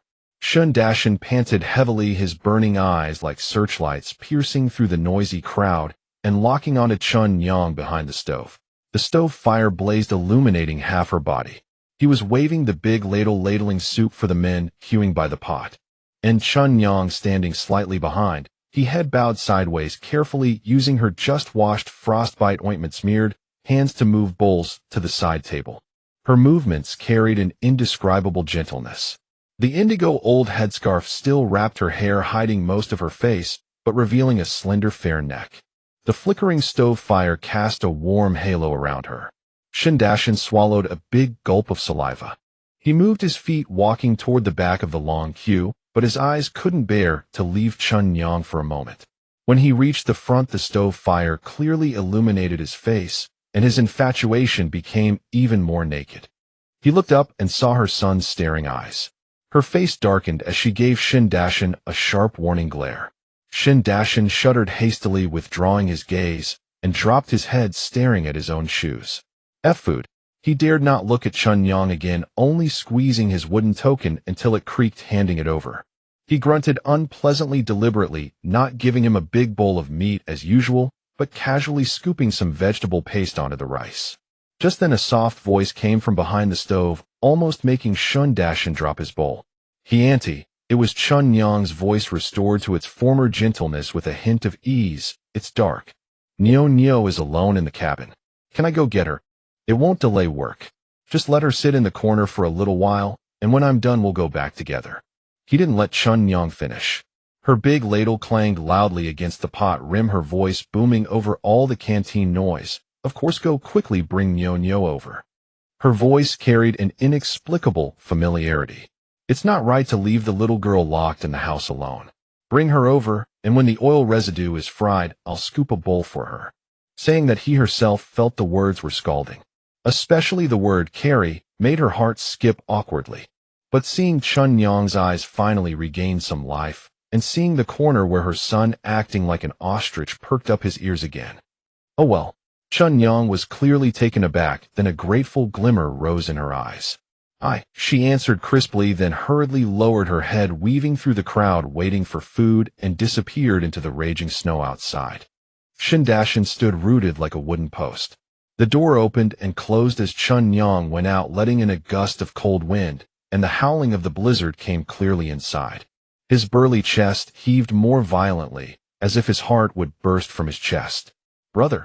Shen Taotao pushed him from behind, snapping him out of his hesitation. What are you standing there for? Go!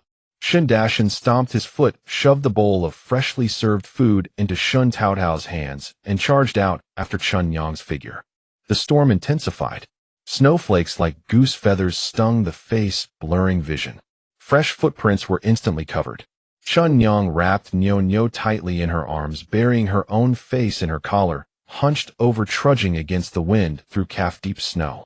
Her home was a few rows of log cabins away from the canteen, a short walk normally, but now seemed endlessly long in the howling blizzard. She felt anxious and quickened her pace.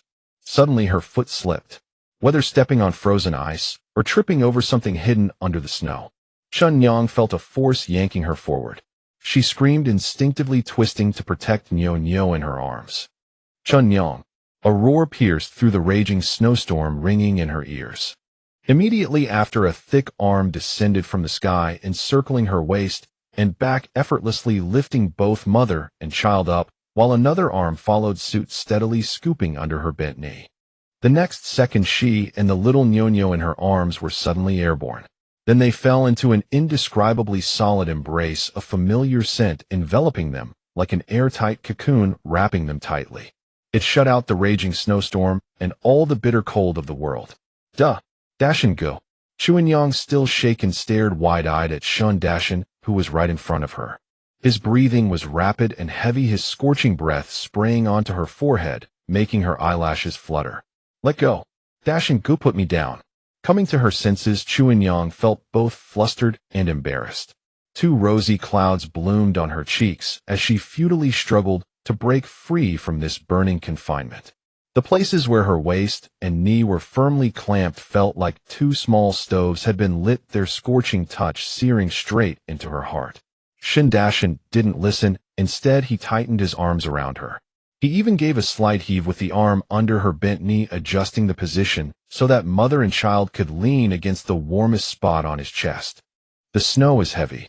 The road is hard to walk. He looked down at the person in his arms, his voice hoarse beyond recognition, yet his tone was resolute, carrying a stubbornness that 10 oxen couldn't pull back. I'll carry you and Nyo across. After saying that, he gave her no chance to struggle or object. Holding Chun Yang as if she were a rare treasure regained after loss, he took each step with unparalleled steadiness and composure. Snowflakes fell on his broad shoulders, quickly melting and steaming into white vapor, as if he were a volcano erupting with geothermal heat. After being held for a few seconds of stiffness, Chun Yang gradually stopped her useless struggles. She gently pressed her cheek against Shen Taotao's solid, burning chest. Outside, the wind howled and snow raged. In her ears was the strong, powerful beat of his heart. A sense of reassurance and warmth that made her nose tingle seeped from every limb and joint, tightly held, filtering into her frozen blood and spreading throughout her entire body. When Shen Taotao, carrying Chun Yang and her child, pushed open the door of the canteen and barged in like a moving mountain, the entire noisy canteen fell into a momentary dead silence. Everyone's gaze converged on the three of them. He sure who was serving food to a burly man had her ladle frozen midair. She turned around, her face first showing shock, and then when she recognized who was in her son's arms, her expression changed through 1,000 shades in an instant.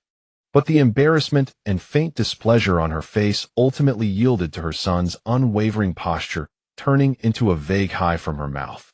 "Put us down." Chuanyang's voice was as soft as a mosquito's, and she squirmed in protest. This time Shen Taotao didn't persist. He carefully set both mother and child down. Yet his large hand didn't immediately leave her arm. Instead, he subtly supported her again, ensuring she was steady before letting go, and even curled his fingers into a wistful grip in the air. He retreated back to Heesher's side, but his eyes remained fixed on Chuanyang like a brand. Nyonyo's little nose was red from the cold. She timidly clung to her mother's hem, standing at the canteen entrance looking at the unfamiliar noisy crowd and the tantalizing aroma of food, too scared to step forward.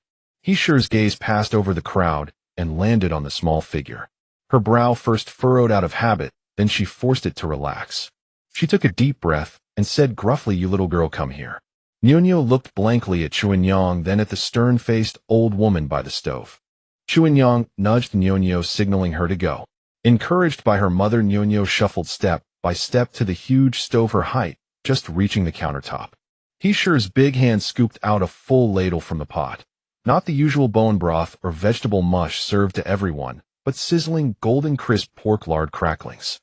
Oily, fragrant, and mouth-watering at the mere scent. With a flick of her wrist, she clanged the entire ladle into the empty bowl, before Nyonyo piling it up like a small golden mountain.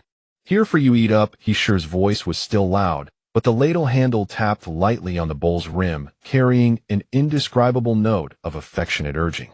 Nyonyo's eyes flew wide open as she could hardly believe the steaming, oily fragrance before her. She greedily inhaled a deep breath of the rich aroma, and in an instant her small face exploded with immense delight. "Thank you, Grandma." The milky voice rang through the canteen. Chuanyang stiffened. She instinctively stepped forward, lips moving, as if to stop Nyonyo, but Shen Taotao held her back. Heesher's face blossomed into a smile, her mouth nearly splitting to her ears. She even proudly raised the greasy ladle toward Nyonyo, and toward the whole canteen, shouting, with a domineering air, "Good Nyonyo, always call me that. Call me Grandma, and you'll get meat." "Grandma."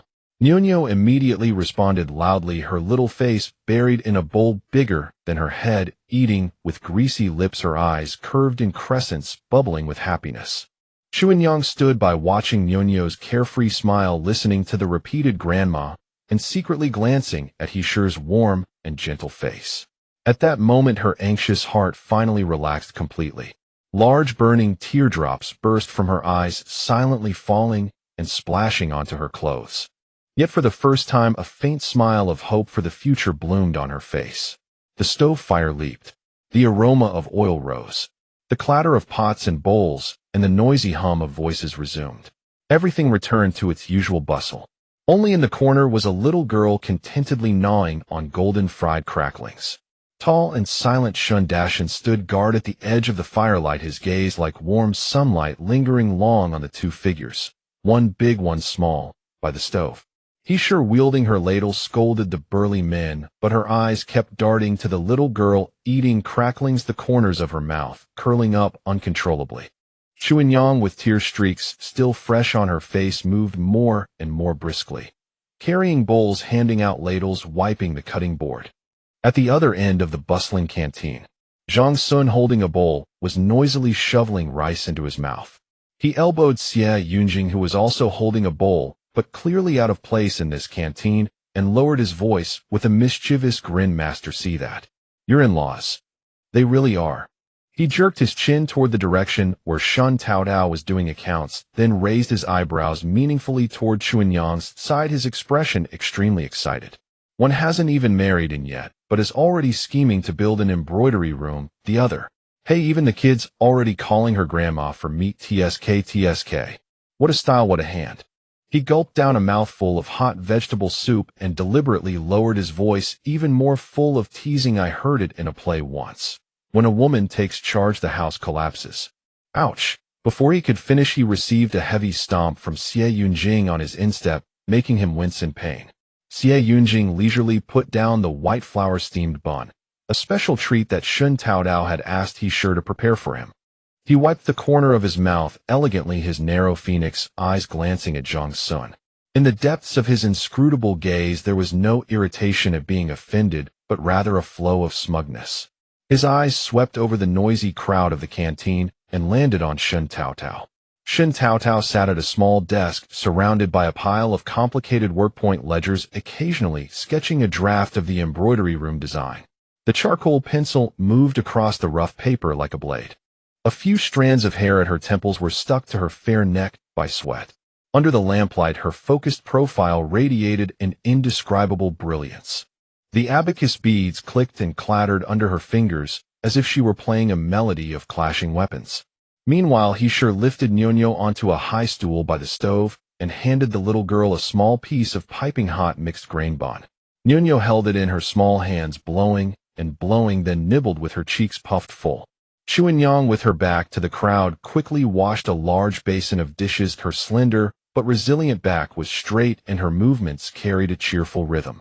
Shen Dashan silently hoisted 2 large buckets of freshly drawn well water and set them heavily by the water vat in the corner of the kitchen, sending up a huge splash. The cold air from the vat brushed against his forehead, reddened by the stove fire, but his gaze steady as a rock fell on Chuanyang through the flickering light. The happiness of the Shen family spread silently, soaking into every corner. Xie Yunjing gently picked up the charcoal pencil that Shen Taotao had tossed onto the table corner, the rough wood shavings rubbed against his long fingers. A slight curve lifted the corner of his mouth. His voice, neither high nor low, was clear as pearls striking jade, carrying undisguised pride. You said it wrong. His gaze clung to Shen Taotao, his attachment winding like a vine. Listening to the wife. He chuckled softly, then picked up the steamed bun from his bowl and took a huge bite with an indescribable sweetness. As his Adam's apple bobbed, each word struck like 1,000 pounds. Makes a fortune. The last syllable still lingered in the air of cooking oil when Shen Taotao dashed over from the pile of ledgers and squeezed herself between Xie Yunjing and Zhang Sun. She almost pushed half her body into Xie Yunjing's lap, her unusually bright eyes looking up at him slyly. Xie, you want to make big money. Her voice drew out the last word long and light like a hook. Xie Yunjing sat upright as a pine, not even a flicker in his eyelashes. He held the half-eaten steamed bun and brought it to his lips leisurely. Zhang Sun, watching from the side, felt his teeth ache, but couldn't resist being cheeky. He jumped in before Xie Yunjing, leaning his head close to Shen Taotao and lowering his voice with a sycophantic, "I know what you need" expression. "Mistress, just give the order, whether it's plucking stars from the sky or fishing for the moon in the sea. Just say the word." He slapped his chest. "Your humble servant Zhang Sun would go through fire and water." Without hesitation, he glanced slyly towards Xie Yunjing, lowering his voice even more with a knowing smirk. "Master, right now, even if you told him to dig up the Di Rong Khan's ancestral grave, he'd bring back the golden piss pot buried with him. He has you in his heart. Whatever you say goes. Point east, and he won't go west." He thought that this heartfelt, loyal declaration would at least earn him a moved look from Shen Taotao, or at least an approving nod. After all, he was showing loyalty on behalf of his master. But unexpectedly, Shen Taotao whipped her head around, her eyes wide as saucers, staring at Zhang Sun's face, so full of praise-me sycophancy. Her smile froze. The corners of her mouth twitched suspiciously. With an expression of "Did I just hear that right?" Shocked, she pointed a finger straight at Xie Yunjing's chest and said out of the blue, "You ice cube face, you're actually a hopeless romantic." "What? Love? Lovesick?" Zhang Sun's face pressed against hers like a sticky rice cake. Shen Taotao's vision darkened as Xie Yunjing's hand swept Zhang Sun away with a loud bang, the force nearly sending him tumbling off the stool. "Ouch!" Zhang Sun wailed, steadying himself, but before he could erupt in protest, he watched helplessly as his master's bony fingers seized Shen Taotao's wrist and pulled her straight into his embrace. Shen Taotao half fell into him, her nose nearly colliding with his hard chest muscles, a crisp scent of pine wood crashing over her. She was stunned. Xie Yunjing, however, paid no heed to her bewilderment. His icy, handsome face lowered and his deep, unfathomable black eyes locked onto hers. "Explain clearly." 3 words hit Shen Taotao like a chill, sending a shiver down her neck. His voice was low but carried a sense of oppression. What is? Lovesick. Shen Taotao, trapped in his arms, struggled to lift her face and meet his relentless, icy gaze. Her eyes darted around twice, then she spoke dryly, her voice slightly wavering. Oh well. It's just a term for a good man. Yes, especially good, especially reliable, especially, loyal and devoted. She racked her brains, piling up every positive word she could think of. A good man. Xia Yunjing's brow twitched, and the pressure on his hand eased considerably. Shen Taotao seized this rare chance to breathe, her wrist slipping out like a nimble eel. The sly look on her face instantly switched to a gleaming, grand blueprint. She flipped open the drawing she had been clutching in her arms. Never mind what kind of brain it is, look at this. Shen Taotao's eyes sparkled like lanterns as she slapped the drawing onto the table.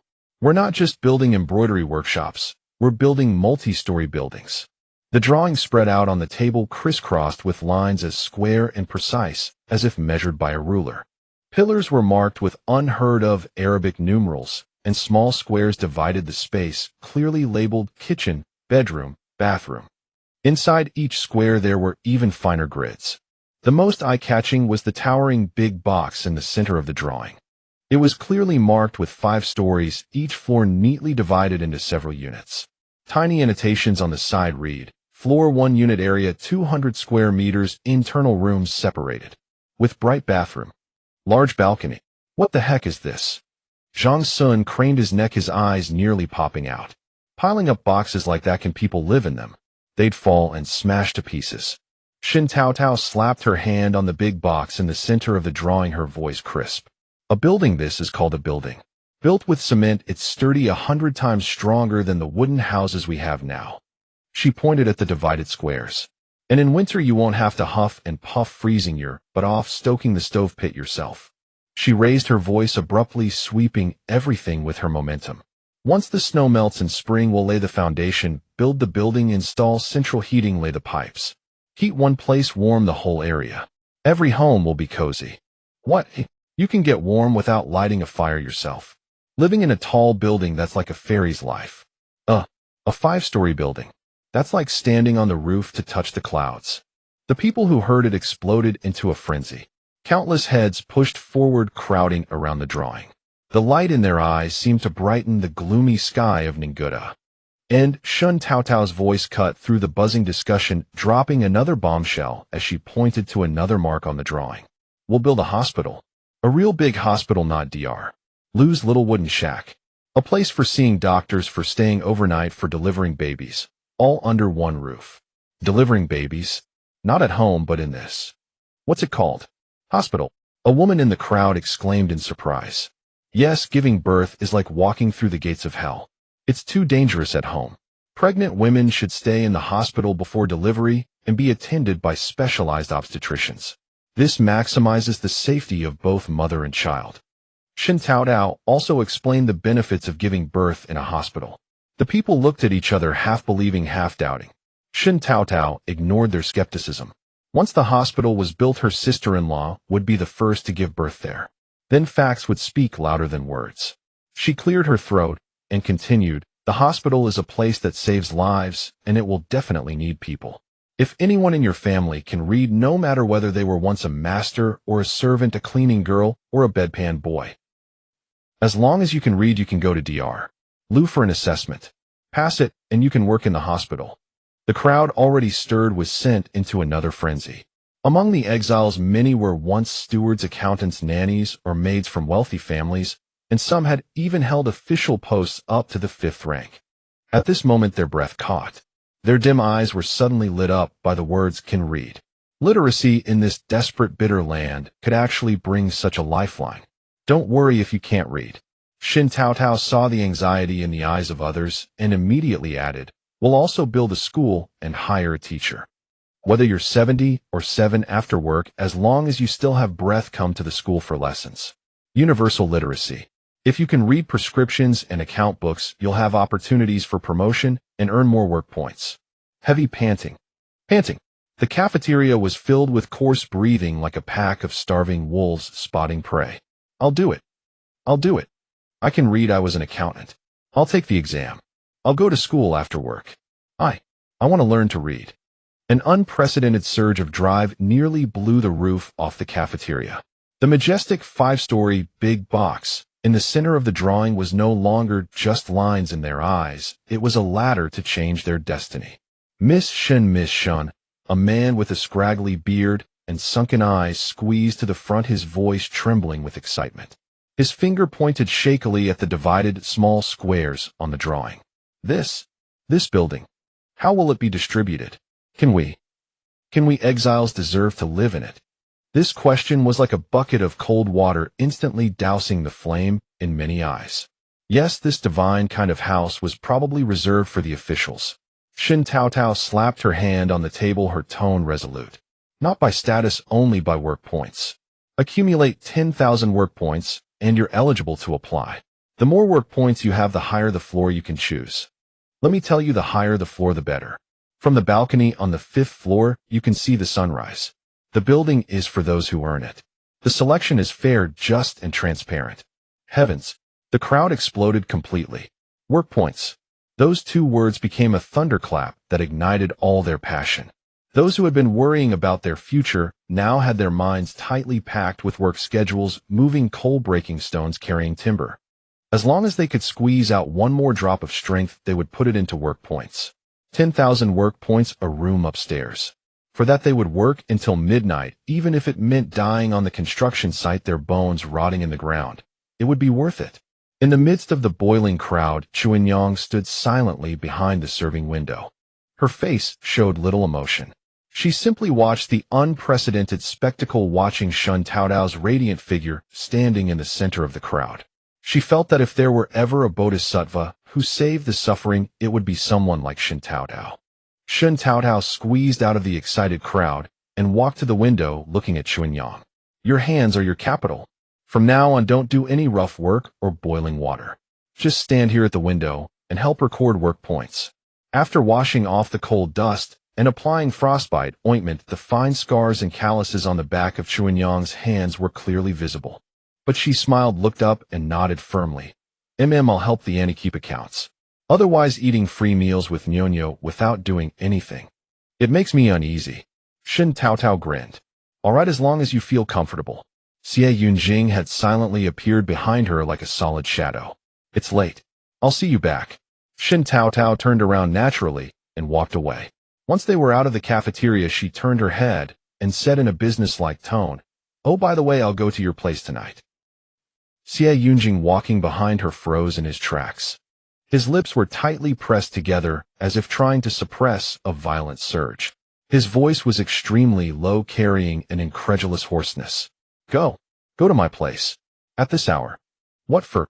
Moonlight mixed with snowlight fell on his hard, cold profile, which was tinged with a thin red blush. Contradictory, yet alluring. Shen Taotao blinked, wearing a look that said, "You're so weird." She patted the bulging spot where she had tucked the drawing and said matter-of-factly, "We need to settle our matter." Settle our matter. Settle what? Could it be a lifetime commitment? CivilEngiere's heart instantly pounded like a drum, threatening to leap out of his chest. He quickly whistled a command for his personal guards to prepare hot water. At the door of the room in the post station, tightly guarded by his personal guards, Shen Taotao wrapped her wolf fur coat tightly, stomped her numb cold feet, and rubbed her hands before slipping inside. A warm current mixed with the scent of burning pine and crisp soap rushed toward her, dispelling the bitter cold outside. Just as she was about to speak of business, her gaze was firmly caught by an incongruous presence in the center of the room. A huge wooden bathtub, half a person tall, was filled with steaming hot water, mist rising strangely, creating an ambiguous warmth in the room. Whoa! Shen Taotao pointed at the steaming bathtub, looking at CivilEngierer in disbelief. That's too extravagant. Bathing every day in this freezing weather. She clicked her tongue and sincerely gave a thumbs up. Props to you. In her eyes, this was sheer luxury. The tight corners of CivilEngiere's lips lifted slightly. His careful preparation seemed to have won Taotao's approval.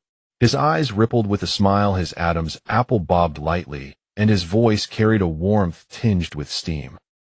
As long as you like it. His slender fingers deftly unfastened the ties at the collar of his cloak. The heavy cloak slid silently to the ground, revealing his broad shoulders and narrow waist wrapped in black martial attire. He raised his hand, his bony fingers resting on the cuff of his arm guard. "I'll wait." Shen Taotao suddenly slapped her forehead, as if remembering something of utmost importance. She didn't even notice Xie Yunjing's disrobing. She swiftly skirted around the bathtub, darting behind the screen like a nimble rabbit. Xie Yunjing's fingers, frozen mid-unbuttoning, hovered in the air. His gaze pierced through the hazy silk of the screen, falling on the silhouette moving behind it. Her fingers fumbled at her chest. She had hidden behind the screen, taking off her clothes. This thought, like a thunderbolt, exploded in his mind without warning. A scalding heat surged through his body, burning his ears red as if they might bleed. The secret pleasure from her props just now was instantly replaced by a different immense excitement. He tried to suppress the heartbeat that threatened to burst through his chest. His voice, trembling with forced composure, drifted through the screen toward the oblivious figure still rummaging for charcoal sticks. "Taotao, don't be shy." He paused, as if mustering all his strength to squeeze out the last half. I'm also a first-timer." The rustling behind the screen fell silent.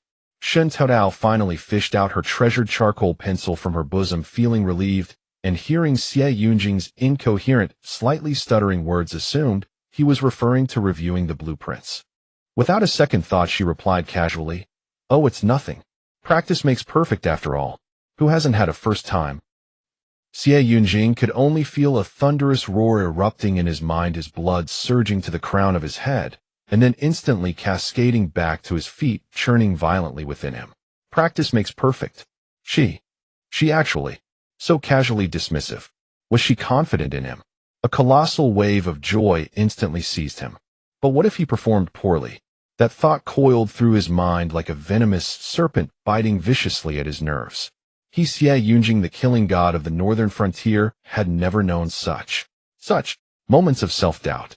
No, he couldn't let her down. Absolutely not. An almost brutish impulse drove him. He sharply withdrew his hand from his armor, no longer gazing at the screen reflecting that hazy silhouette, no longer heeding the tub of water, exuding alluring warmth.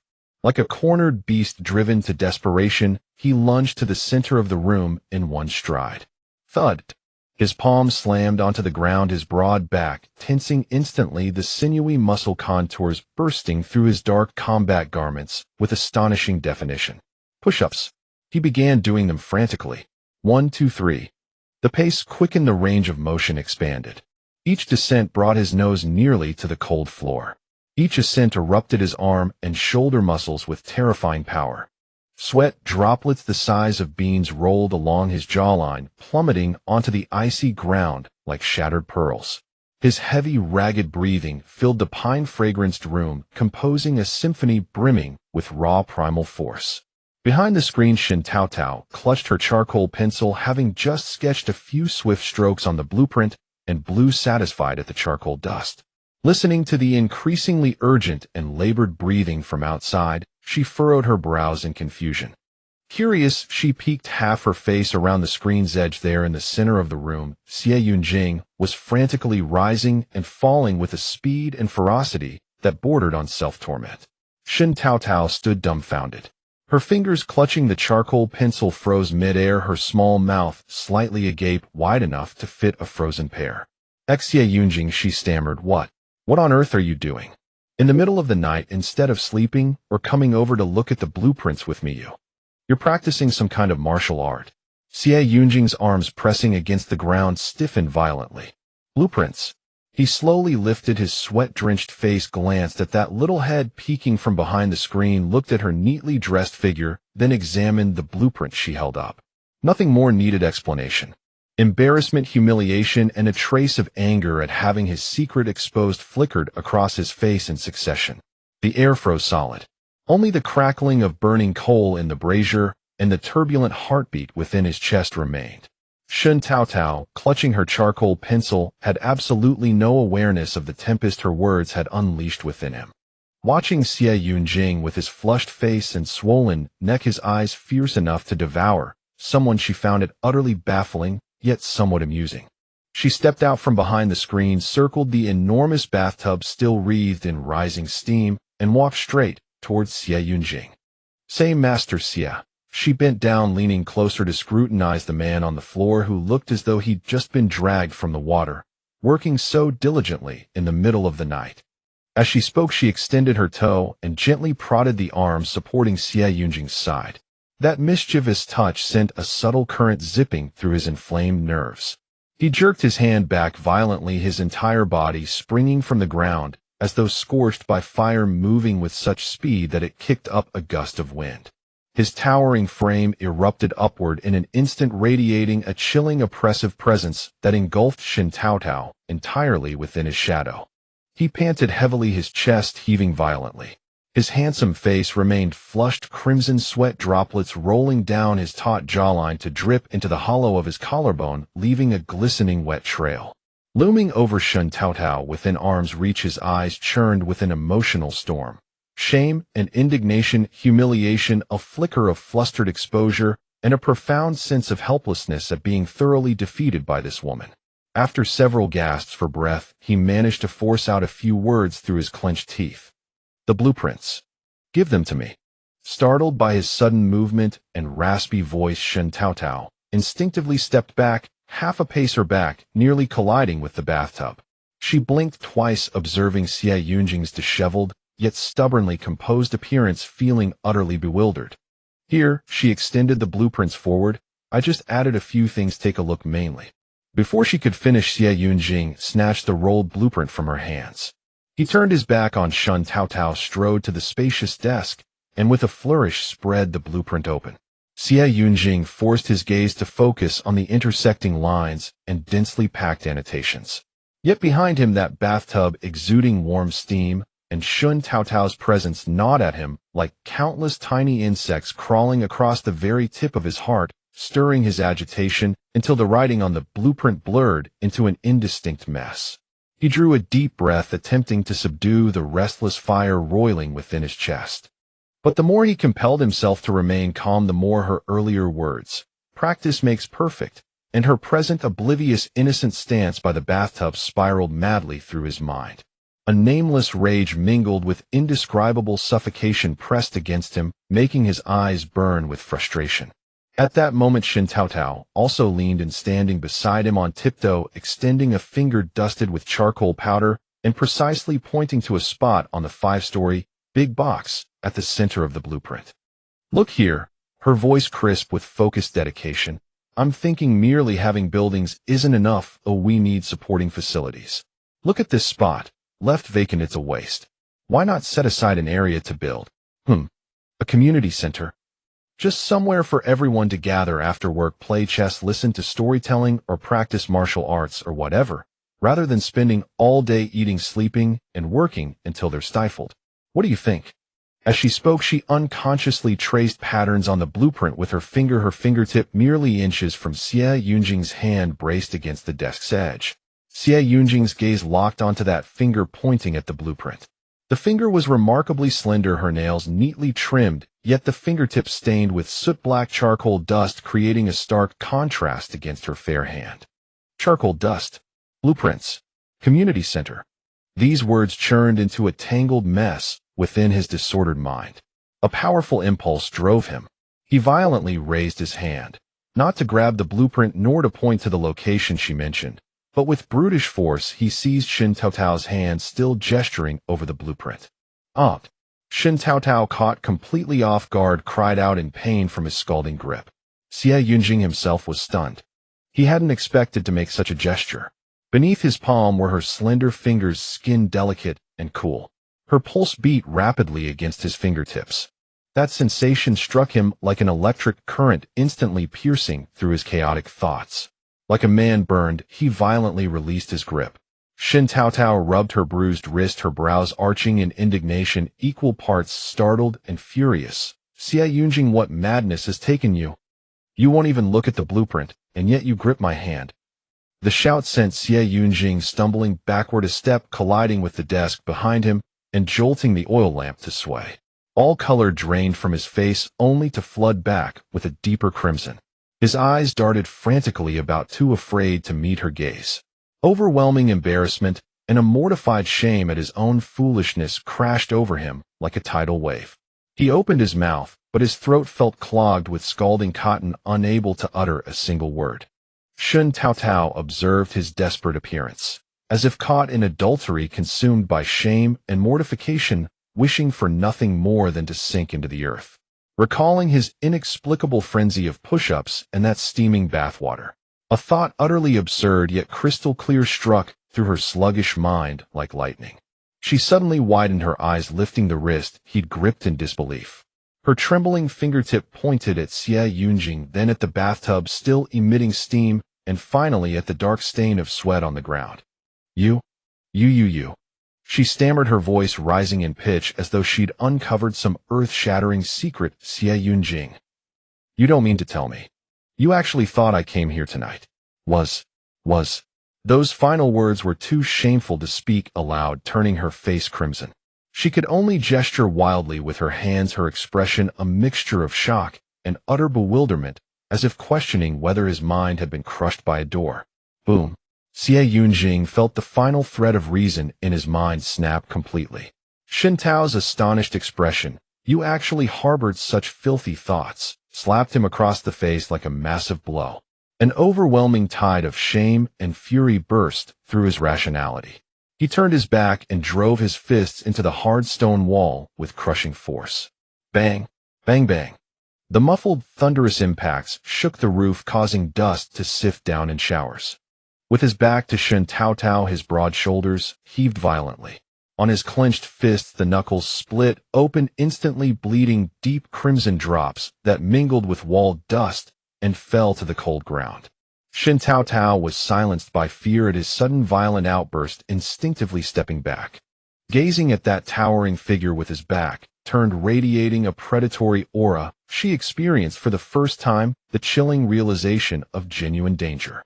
After an eternity long enough that Shen Taotao nearly believed he would smash through the wall, CivilEngineer finally turned back with agonizing stiffness. Every trace of color had drained from his face, leaving only an ashen pallor. Sweat from his forehead mixed with wall dust, rendering him thoroughly disheveled. In those bottomless dark eyes, the surging violent emotions were forcibly suppressed, leaving behind only a heart-stopping exhaustion and coldness. Without so much as glancing at Shen Taotao, his hollow gaze settled on the spread blueprint on the desk.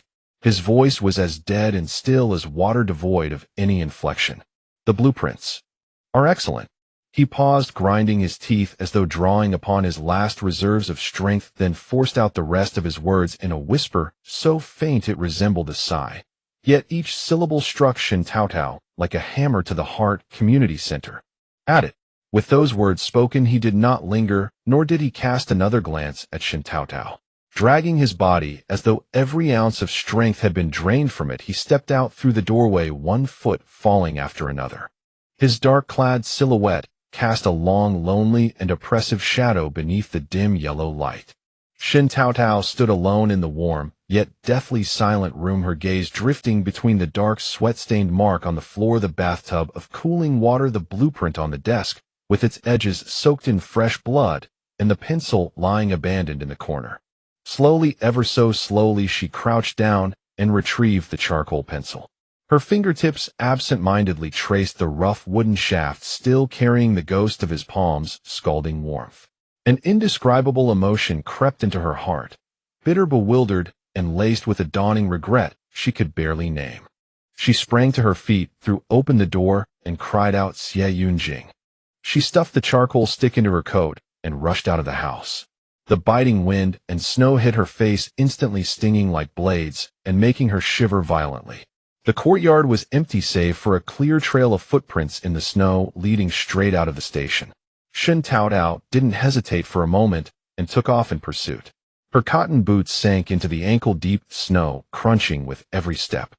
The cold wind poured down her neck, tightening her throat, yet she still shouted at the towering figure ahead, swallowed by the storm. "CivilEngineer, wait for me." The howling wind tore her cries to shreds in an instant. That blurry silhouette deep within the storm didn't falter in his steps, nor once turn his head, pressing onward at even greater speed toward the vast snowy wilderness beyond the station. "Stop right there." Shen Taotao's urgency and frustration ignited a fierce courage within her, and she gritted her teeth, pushing herself to chase harder. Darkness stretched endlessly in all directions, swallowed by white snow mist. The dim lamplight of the station had long been left behind, reduced to nothing more than a speck in the storm. The world seemed to exist only in her ragged breaths and the receding figure before her. Xia. Before she could even utter the second half of his name, Shen Taotao slipped beneath her feet, lost her balance, and lunged forward. Freezing snow burst into her mouth and nose, stars exploding behind her eyelids from the impact. After a moment, she struggled to push herself upright, spitting out the icy slush. Looking up again, the snowstorm was boundless, the path ahead utterly empty. No trace of any person remained. A cold sweat erupted across Shen Taotao's body. They were done for.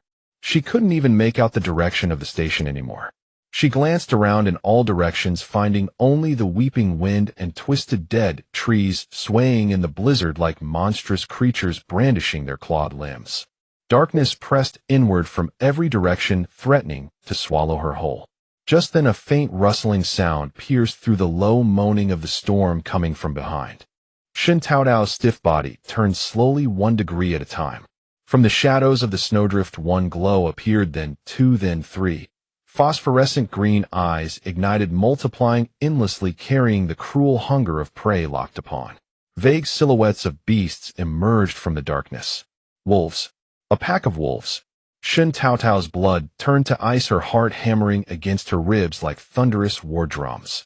She scrambled to her feet in an instant, pressing her back against a trunk as thick as a bowl, hands and feet numbing with cold. Run. Impossible in snow this deep. Scream. In these desolate plains, it would only summon the pack faster. Stay calm, Shen Taotao, stay calm. She bit down hard on her lower lip, forcing down the overwhelming terror, and with trembling hands began unbuttoning her cotton coat. Wolves feared fire. She had seen that in documentaries. She quickly pulled out her flint striker, intending to ignite her coat. Just as the largest alpha wolves seemed to lose patience, lowering their bodies into a pouncing stance. Sizzle. Sparks flew. The thick cotton wadding inside her coat tore open, a wisp of smoke just beginning to rise like the first spark of hope. The massive gray alpha at the front could no longer restrain itself. Its hind legs dug furiously into the snow, its body shooting forward like a released arrow, wreathed in a pungent stench of musk and blood, lunging straight for Shen Taotao's throat.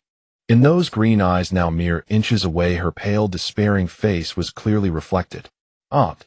Shen Taotao screamed with her eyes shut, her mind going blank. It was over. Everything was finished. Father. Mother. CivilEngineer. Farewell. But the anticipated agony never came. Instead, a shrill, broken howl of pain rang out beside her ear. Whoa! Simultaneously came the sickening crack of flesh and bone being torn apart. Scalding blood drenched Shen Taotao's head and face. She opened her eyes in horror to see a massive mastiff lock jaws around the alpha's throat. Gleaming fangs drove deep into fur and flesh as its enormous body slammed into the attacking gray wolf like a boulder, sending it flying. The wolf still kicked its hind legs uselessly, its neck bone already snapped by the mastiff's crushing bite. Crimson blood gushed like a fountain, dyeing the surrounding snow red. At that same moment, several whistling projectiles tore through the storm. Thud, thud. Several nauseating impacts struck nearly simultaneously. The two wolves flanking from left and right were pierced clean through by three-pronged arrows. The tremendous force sent them careening backward, pinning them into the snow at a distance. The icy arrowheads protruded from the wolves' chests, wisps of heat rising from their wounds. Fast, precise, merciless, as if divine retribution had descended from the heavens. Then came the earth-shaking thunder of hooves. A figure burst forth from behind the storm wall, like a god of war commanding the blizzard itself. Beneath him, the black warhorse reared nearly vertical, neighing loudly, iron shoes shattering the ice with each heavy strike. Upon the saddle, CivilEngiere's normally ice-carved features were ashen gray. His fingers gripping the bow were stark white from exertion, and deep within his dark eyes churned a storm fierce enough to freeze all things. The remaining 2 or 3 wolves were crushed by this sudden killing, intent, whining and scrambling away with their tails tucked. CivilEngierer didn't even glance at the beasts. He dismounted in a blur of motion, closing the distance to her in 3 swift strides. Shen Taotao remained frozen against the dead tree, still holding the pose of tearing at her coat. Her blue cloth collar and shoulders were ripped open, exposing clumps of white cotton wadding. Her hair hung disheveled, smeared with wolf blood and icy snowflakes. Her frost-bitten lips and tear-streaked, bloodied face stared vacantly at him, eyes blown wide with sheer terror, her entire body shaking uncontrollably like leaves in a gale. Xie Yunjing's heart clenched as though an invisible hand had seized it and crushed it to pieces. The torrent of agony within him instantly dissolved the murderous fury in his eyes. He dropped to one knee in the bone-chilling snow and pulled that trembling, nearly broken little body fiercely into his embrace.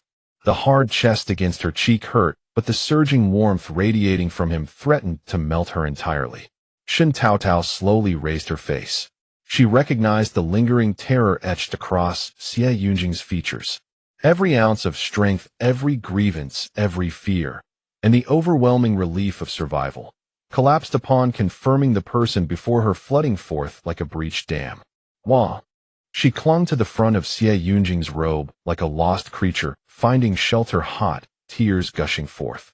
Burrowing her face into his neck, her desperate sobs carried the trembling vulnerability of one who had escaped death. Xie Yunjing. Wah!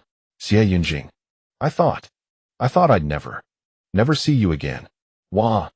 That shattered weeping echoed across the lifeless snowy plain, scraping against Xie Yunjing's heart like a rusted dull blade.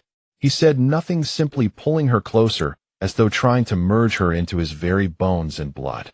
His hands, once accustomed to wielding life and death, rested awkwardly upon her back, patting her again and again with clumsy gentleness, as if silently affirming he was here. He had always been here. He would guard her forever.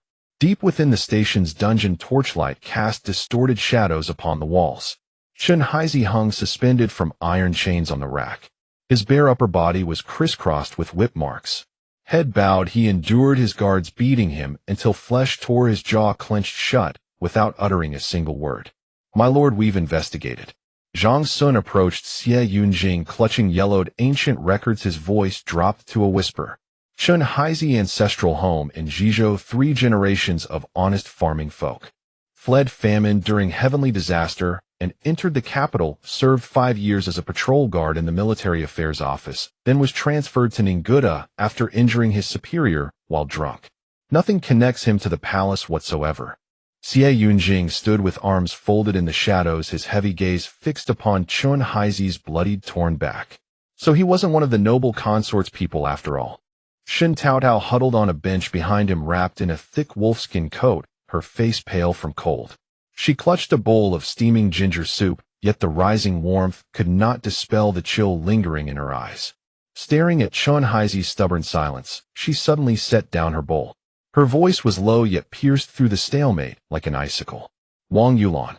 Shen Haizi's body shuddered violently, shaking his head desperately, the iron chains rattling. Not her. It has nothing to do with her. Gag him. Xie Yunjing's voice was as cold as subterranean spring water. A guard immediately shoved a rag into Shen Haizi's mouth, muffling all his screams. Bring Wang Yulan. Xie Yunjing ordered. Soon frightened whimpering echoed from the adjacent empty torture chamber. Shen Haizi was dragged by 2 guards to the stone wall adjoining the neighboring cell. A ventilation hole the size of a bull's mouth was plugged with straw. The guard tore the plug away, and voices from next door suddenly became crystal clear. Wang Yulan. Zhang Sun's voice rang out, dripping with coaxing regret. Stop holding out. Shen Haizi has already confessed. He says you forced him. TSK.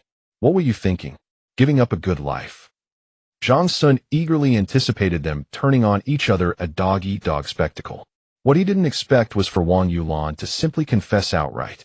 Yes, it was me. I forced him. I was so consumed with jealousy toward Shen Taotao that my heart, liver, and lungs rotted away.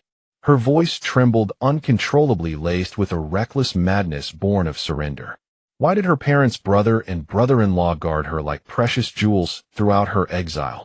And here in this cursed place, Lord Xie himself treated her as if she were made of glass. Why must I, Wang Yulan, serve that mute riddle, Li Laonian, beaten and abused, living worse than a dog? She sobbed incoherently. I just wanted her dead. I wanted her to taste what it felt like to fall into the mud. That day when I established my own household. Behind the haystack. I hid a sharpened bone hairpin in my sleeve. I almost. Her voice dropped suddenly, trembling with residual terror. But I didn't dare. I was afraid. Afraid that if she died, Lord Xia would slaughter all of Ninguta to bury her alongside her. Beneath the wall where Chen Haizi was gagged, his body writhed violently. Bloodshot eyes bulging, his face a mask of despair and fury threatening to tear him apart. He thrashed desperately, iron chains scraping against stone in an ear-splitting screech, guttural, wheezing emanating from deep within his throat. Shen Taotao's hand holding the ginger soup remained perfectly steady. Her expression was utterly unreadable.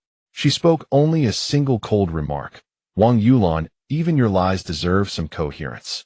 That bone hairpin you hid in your sleeve was filed down to a dog-chewed mess. It could barely kill a chicken, let alone me. She sneered. And that mute husband of yours, Li Laonian, is he truly mute? Despite the guards employing harsh interrogation methods, they could not extract from Chen Haizi why he had disguised himself as Xie Yunjing to lure her out of the relay station. Shen Taotao naturally thought of Wang Yulan, the only person connected to Chen Haizi, a woman she had impressions of timid and cowardly, who would tremble at the slightest raise in voice.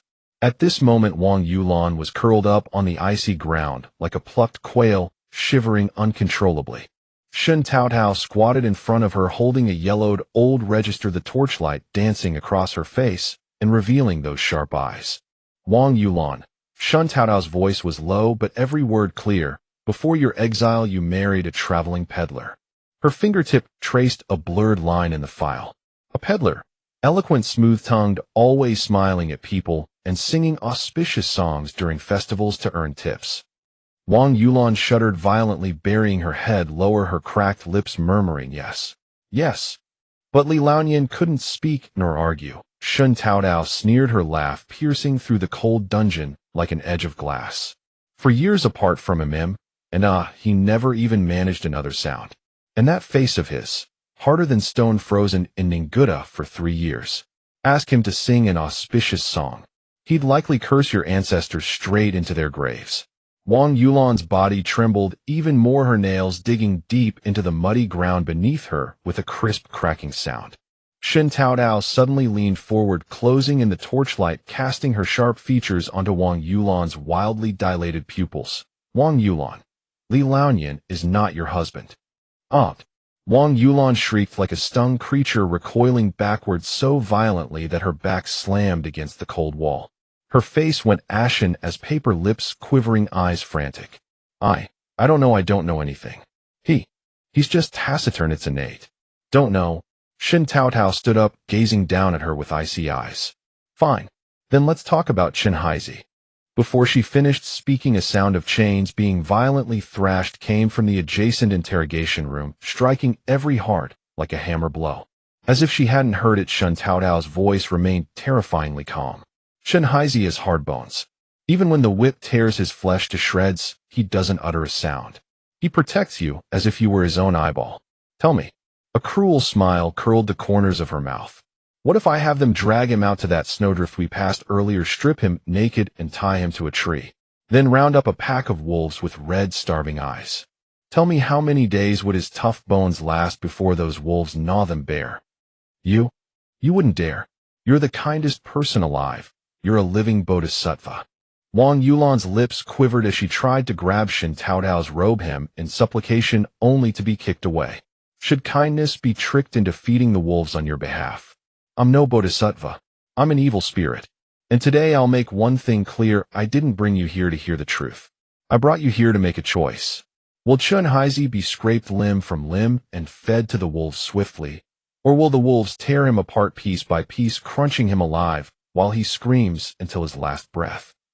Shen Taotao hurled every word like a weapon. No. Wang Yulan completely broke down. Like all her bones had been drained away, she twisted and crawled forward, clutching Shen Taotao's legs with tear-streaked sobs banging her forehead against the freezing ground. Please, Miss Shen, I beg you, don't hurt Haizi. I'll talk. I'll tell you everything. I'll confess all. Please spare him. Shen Taotao let her hold on the cotton jacket's hem, growing wet and soggy with tears and snot. She glanced down at the woman convulsing in grief beneath her, her voice still cold and unyielding. Talk. My husband. Wang Yulan's voice trembled beyond coherence, each word clawed from the depths of her throat. That peddler died long ago. On the way into exile. He fell through the ice crossing a frozen river. They never even retrieved his body. She gripped Shen Taotao's pant leg desperately, as though it were her sole lifeline. Back then, Li Laonian. He found me. Said he could pretend to be my husband. Protect me. Otherwise, as a lone woman. In the exile convoy. I wouldn't have survived 3 days. She raised her tear-blurred face carved with terror and remorse. I believed him. Only when we reached Ninguta did I learn the truth. He's a D-Rong spy. He doesn't speak. Because he's afraid. Afraid others will hear his D-Rong accent. He forced me to pass messages for him, to deliver letters to D-Rong troops over there. When I refused, he beat me. Beating me half to death. She pulled up her tattered sleeve, revealing arm after arm of overlapping bruises in every shade of purple and black. He also forced me to seduce the guards, to extract information. Shen Haizi was just. She couldn't go on dissolving into uncontrollable sobs. Shen Haizi treated you well, Shen Taotao finished for her, her voice devoid of emotion. Genuinely kind. That's why on the day you registered as a female household head you saw a glimmer of hope, to shake off that demon Li Laonian and live a proper life with Shen Haizi. Wang Yulan nodded frantically, large tears splattering onto the ground. But Li Laonian wouldn't let you go. Shen Taotao's voice turned sharply harsh. He forced you to lure me out. Why? This was the most puzzling part for Shen Taotao. What did D-Rong have to do with her? Wang Yulan trembled, casting a terrified glance at CivilEngineer before timidly speaking. The D-Rong Khan knows you can cure heat stroke. Her head bowed, even lower, her voice growing muffled. He wanted to use you as leverage, to force him. Her eyes darted quickly towards CivilEngineer. To force Lord Xie to betray his country. Everyone stiffened at this revelation. Shen Taotao connected it with what physician Liu had told her yesterday, finally piecing the entire conspiracy together. You didn't want to do it, is that right? That's why you dragged it out until today? Shen Taotao's voice softened, carrying an almost pitying insight. The bow and hairpin you carved, it was meant for suicide, wasn't it? Wang Yulan's wailing subsided into stifled sobs. But Shen Taotao squatted down, her gaze falling on Wang Yulan's hands subconsciously guarding her lower abdomen. Her voice grew as light as a sigh. You have a child now? Yours and Shen Haizi's.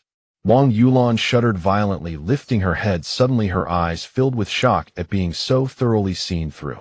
So Shen Taotao spoke the final thoughts for her. You decided to help Li Laonian complete this last task. Hand me over in exchange for him escaping back to D-Rong as his noble official. And in return you and Shen Haizi and the child in your womb could have a peaceful future. Is that right? Wang Yulan collapsed completely onto the ground like a mound of mud. Her silence served as confirmation. Quite coincidental, isn't it? Shen Taotao rose to her feet, her voice returning to a flat narrative tone. Last night you saw me chasing CivilEngineer out of the relay station. So you had Shen Haizi keep running outward far enough away, and when the time was right you called him back. He knew nothing, yet still refused to betray you. Wang Yulan closed her eyes in despair, silent tears sliding down her cheeks. He still doesn't know you carry his child. Shen Taotao's voice pierced through the stone walls, ringing clear in the next chamber.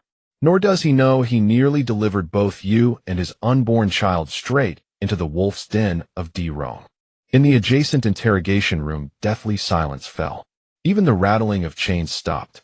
Shen Taotao waved her hand. The guards opened the heavy iron door. Shen Haizi was dragged out between two guards. Covered in blood, his body crisscrossed with whip marks, that dark, rugged face now etched only with ash-gray despair. Looking at Wang Yulan collapsed on the ground, his lips trembled, yet no words came out. Haizi.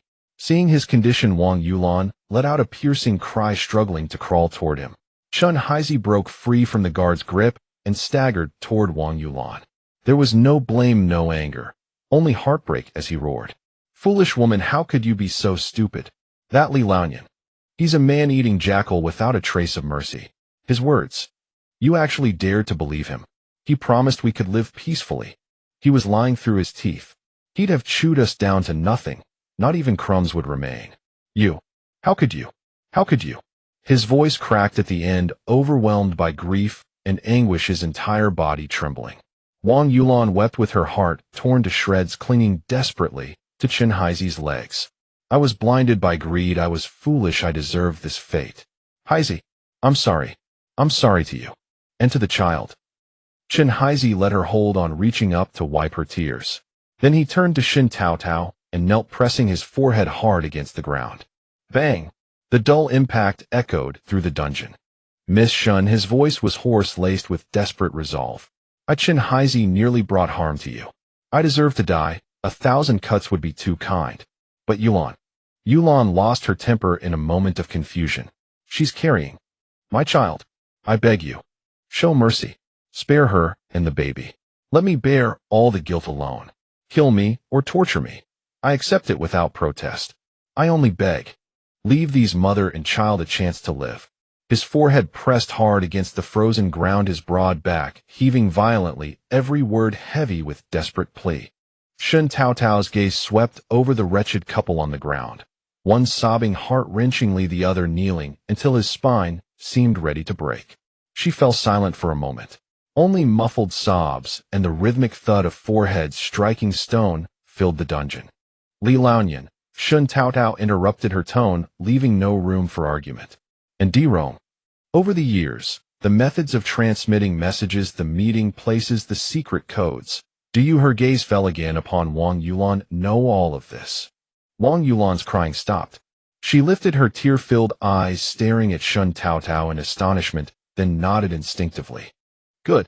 Shen Taotao exhaled a single word, carrying the certainty of a huntsman who is locked onto prey.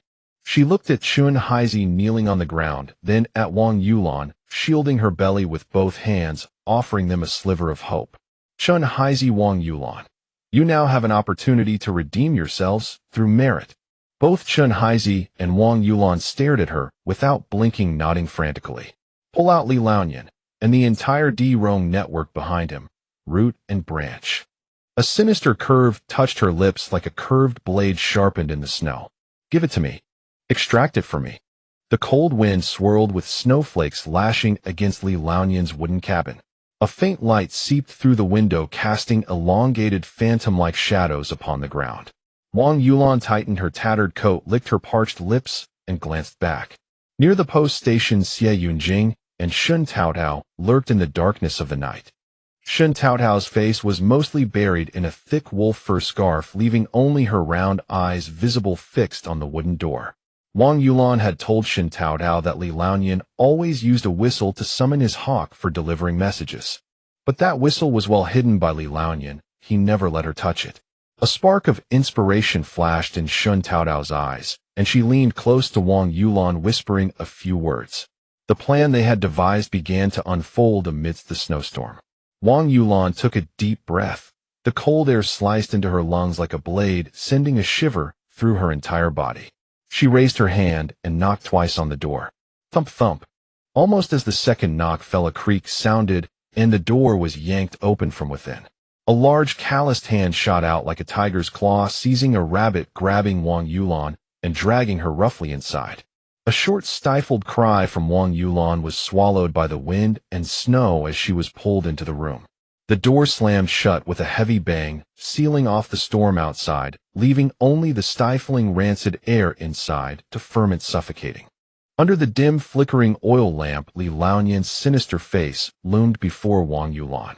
His murky eyes churned with endless desire and vigilance. Humph. You little slut finally know to crawl back now. He spat his words thick with a heavy Rong accent, spittle nearly splashing onto Wang Yulan's face. While pinching her chin, he cast a fierce glance toward the door, listened intently to the sounds outside for a moment, then hurled her onto the bed. Missing your man.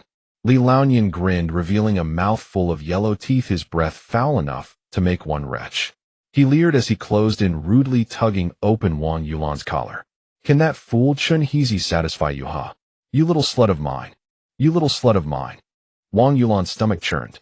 She forced herself to muster a hint of coquetry, softening her body as she dodged deeper into the bed, twisting her waist to evade the hand reaching for her chest.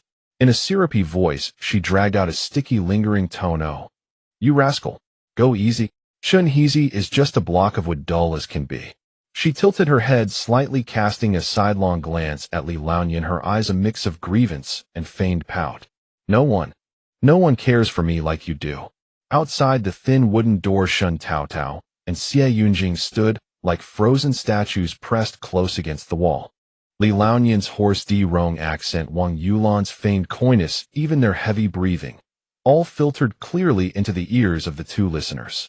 Xie Yunjing pressed his lips tight, a low-pressure aura radiating from him. He turned slightly, instinctively raising his hand to cover Shen Taotao's ear, which was pressed against the wall. But Shen Taotao dodged with a tilt of her head and swatted his hand away with an impatient wave of her arm.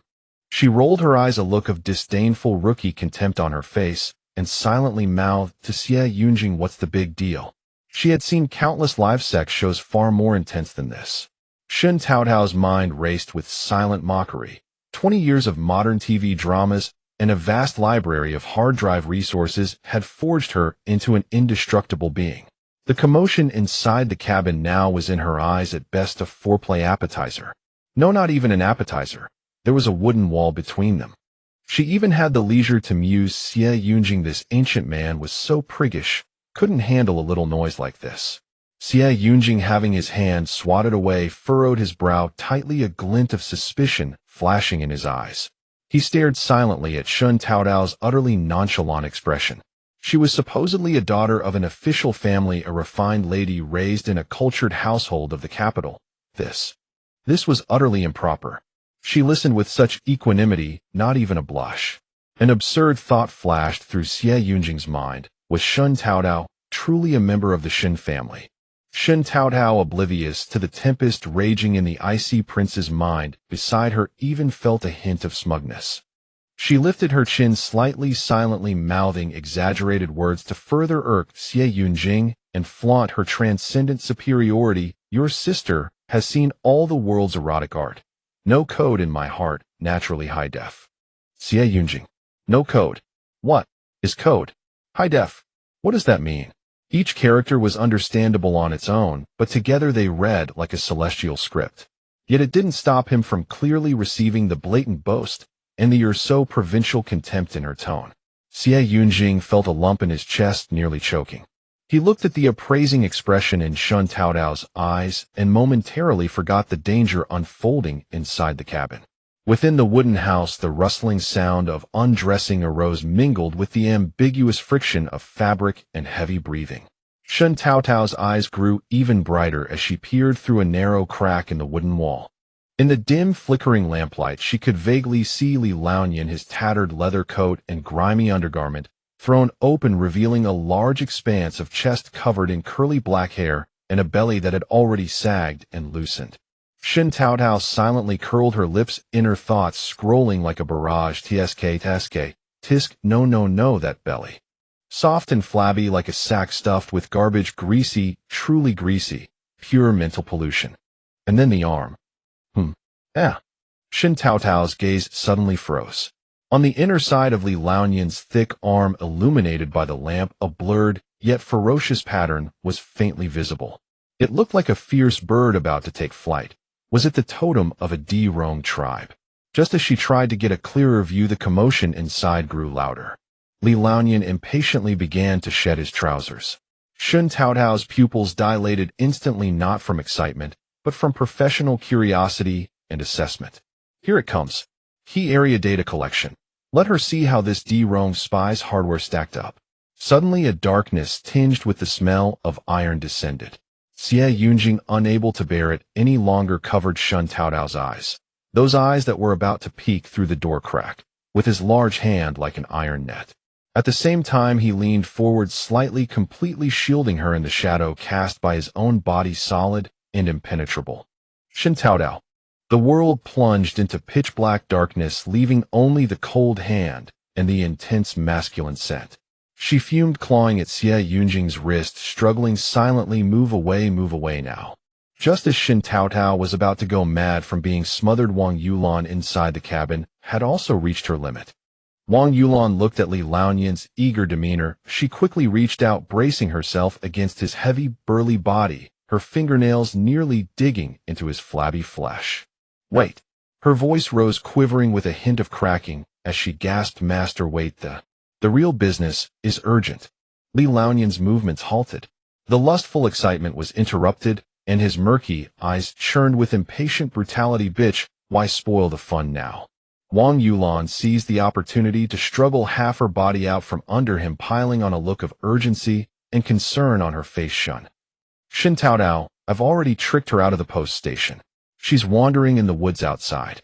If we don't go now, it'll be too late. What if that clever girl runs back, or if Master Xie's men find her? Then it's all over." "What?" Li Laonian felt as if a bucket of ice water had been poured over his head. He jerked upright, his eyes instantly blazing with immense joy. "You worthless whore, why didn't you say so earlier?"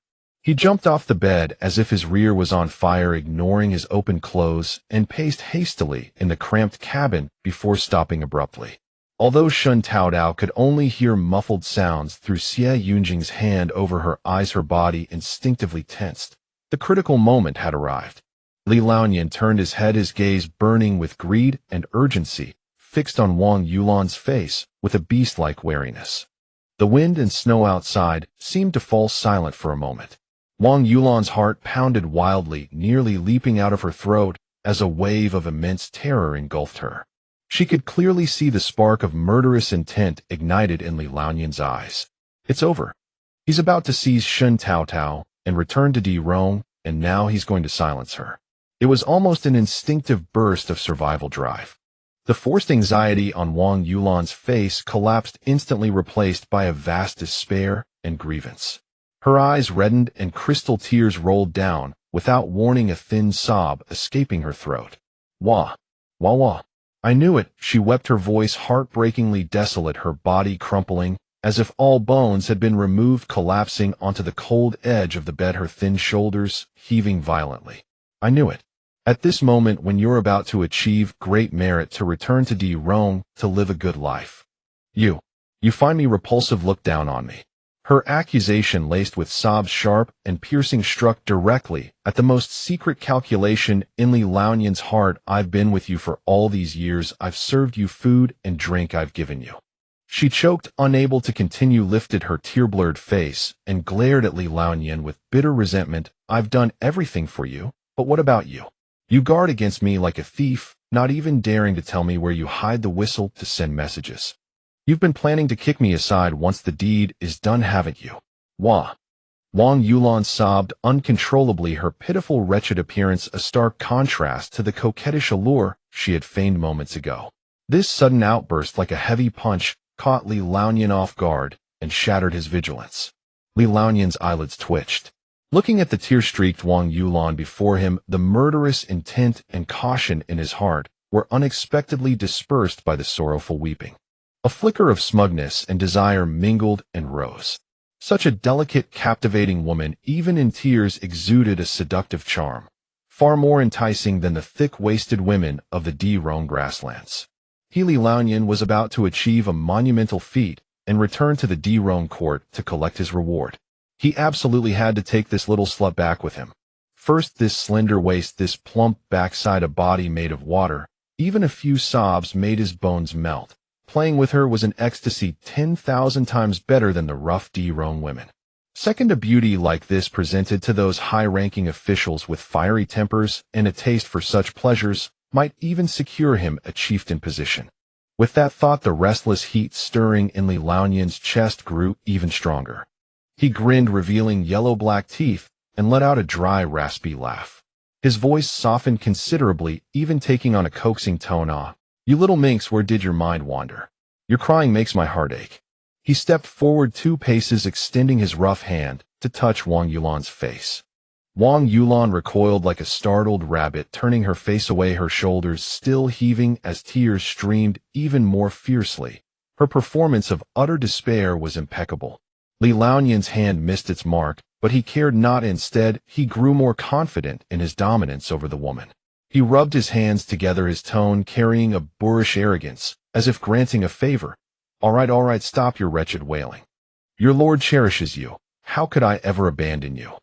Once I secure this merit, I'll not only take you with me, but also clothe you in silk and jewels, feast you on the finest delicacies. Then, his lecherous gaze roamed over Wang Yulan. I'll have you by my side every day, serving me in comfort and pleasure. Seeing that Wang Yulan's sobbing seemed to subside, he assumed he had her completely under his thumb, casting aside the last shred of caution.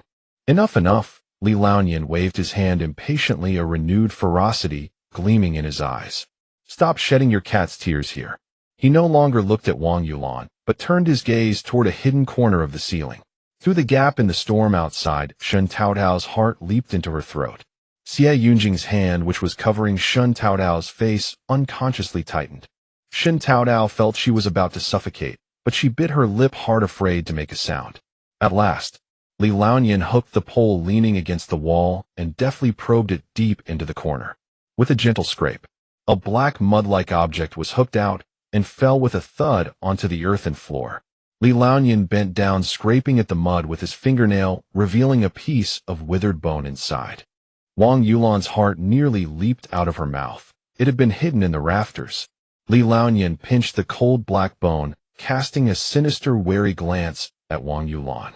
Wang Yulan instantly resumed her low sobbing, deliberately avoiding looking at the bone. Seeing her so compliant, Li Laonian let out a contemptuous sneer through his nostrils. He paid her no further heed, striding over to the rickety wooden table propped against the wall.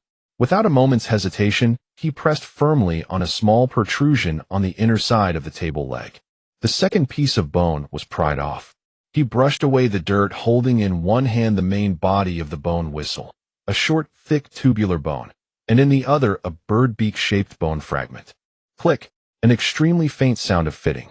A twisted grin spread across Li Laonian's face, a mixture of greed and the mania of impending success.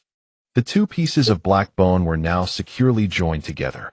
A pitch-black bone whistle took shape in his palm. Li Laonian boasted triumphantly. Missing even one piece, and you can't summon that beast. Then he brought the beak of the whistle to his lips. A whistle like a ghostly wail in the night suddenly tore through the stormy sky. Woo-ee! As the whistle note abruptly fell above the snow-covered night outside the wooden cabin, a swift shadow, like a phantom materializing from the void, streaked toward the cabin. It was an eagle, and no less than the most ferocious snow-mountain golden eagle raised by the Daijong royal court. Just as the golden eagle swooped down to within less than 10 yards of the cabin. Cast the net, Xie Yunjing bellowed. Zhang Sun and the guards already ambushed on the roof suddenly flung open a coarse hemp net, which swooped down with a heavy whoosh like a heavenly snare, enveloping the diving black lightning. The golden eagle, caught off guard, plunged headlong into the net. The tough hemp ropes instantly entangled its wings and talons. It let out an enraged shriek, its massive body thrashing and flapping wildly, its claws tearing at the ropes with a grating, nerve-wracking sound. Hold steady. Several guards gripped the ends of the net ropes tightly, their bodies dragged across the snow, gouging deep furrows under the immense force. The golden eagle's strength exceeded all expectations. It was dragging several burly men, staggering, as if about to launch skyward. Ha ha ha! A bunch of useless fools from inside the cabin. Li Laonian, who had been kicked in the groin by Xie Yunjing the moment the eagle was captured, saw the perilous scene outside, and cursed Wang Yulan, pointing at her. Bitch, you dare betray me. Do you think trash like you can catch, black wind? Ha ha, just wait for it to tear you apart. No sooner had he spoken than the eagle outside struggled even more violently. It shook its head sharply, its sharp beak pecking fiercely at a guard's arm. Rip! The leather coat was instantly torn, blood spurting. The guard grunted in pain, his grip loosening. Not good. Zhang Sun's eyes bulged with fury as he saw the net ropes about to slip free. Li Laonian, Shen Taotao shouted sharply, her voice cutting through the eagle's shrieks. Make it stop, or I'll skin you alive and feed you to the wolves right now. Li Laonian grinned fiendishly, his expression twisted. Even if I die, I'll drag you all down with me. Let this beast gouge out your eyeballs one by one, ha ha. He was like a madman staring at the raptor about to break free, outside his eyes filled with the ecstasy of revenge. At that critical moment, woo, a soft whistle carrying a strange, soothing rhythm suddenly rose amidst the chaos. Shen Taotao turned to look at the source of the sound. It was Wang Yulan. Somehow she had picked up the whistle, her lips trembling as she blew it again. The sound was no longer the mournful wail Li Laonian had produced, but a low hum, like a mother lulling her baby to sleep, carrying a pacifying rhythm that reached the ears of the raging beast outside. A miracle occurred. The golden eagle, which had been tearing at the net seconds before, suddenly froze, as if a pause button had been pressed. Those wild golden eagle eyes slowly turned, a trace of confusion in them, and through the gaps in the net fixed on the woman inside the window, holding the bone whistle. Wang Yulan's heart was in her throat. She suppressed her terror, took a deep breath, and with a tone almost pleading whispered to the window, "Be good, black wind, don't move. The ropes will hurt your wings, it will hurt." Then an even more shocking scene unfolded. That ferocious golden eagle seemed to actually understand. A gurgling sound came from its throat, and its massive body relaxed slightly. It stopped struggling, tilting its head, instead staring intently at Wang Yulan, its eyes revealing a hint of dependence and docility. Zhang Sun and the guards felt the immense force on the net ropes suddenly vanish. Caught off guard, they nearly stumbled. "No. Impossible." Li Laonian looked as if he had seen a ghost, his grin frozen solid.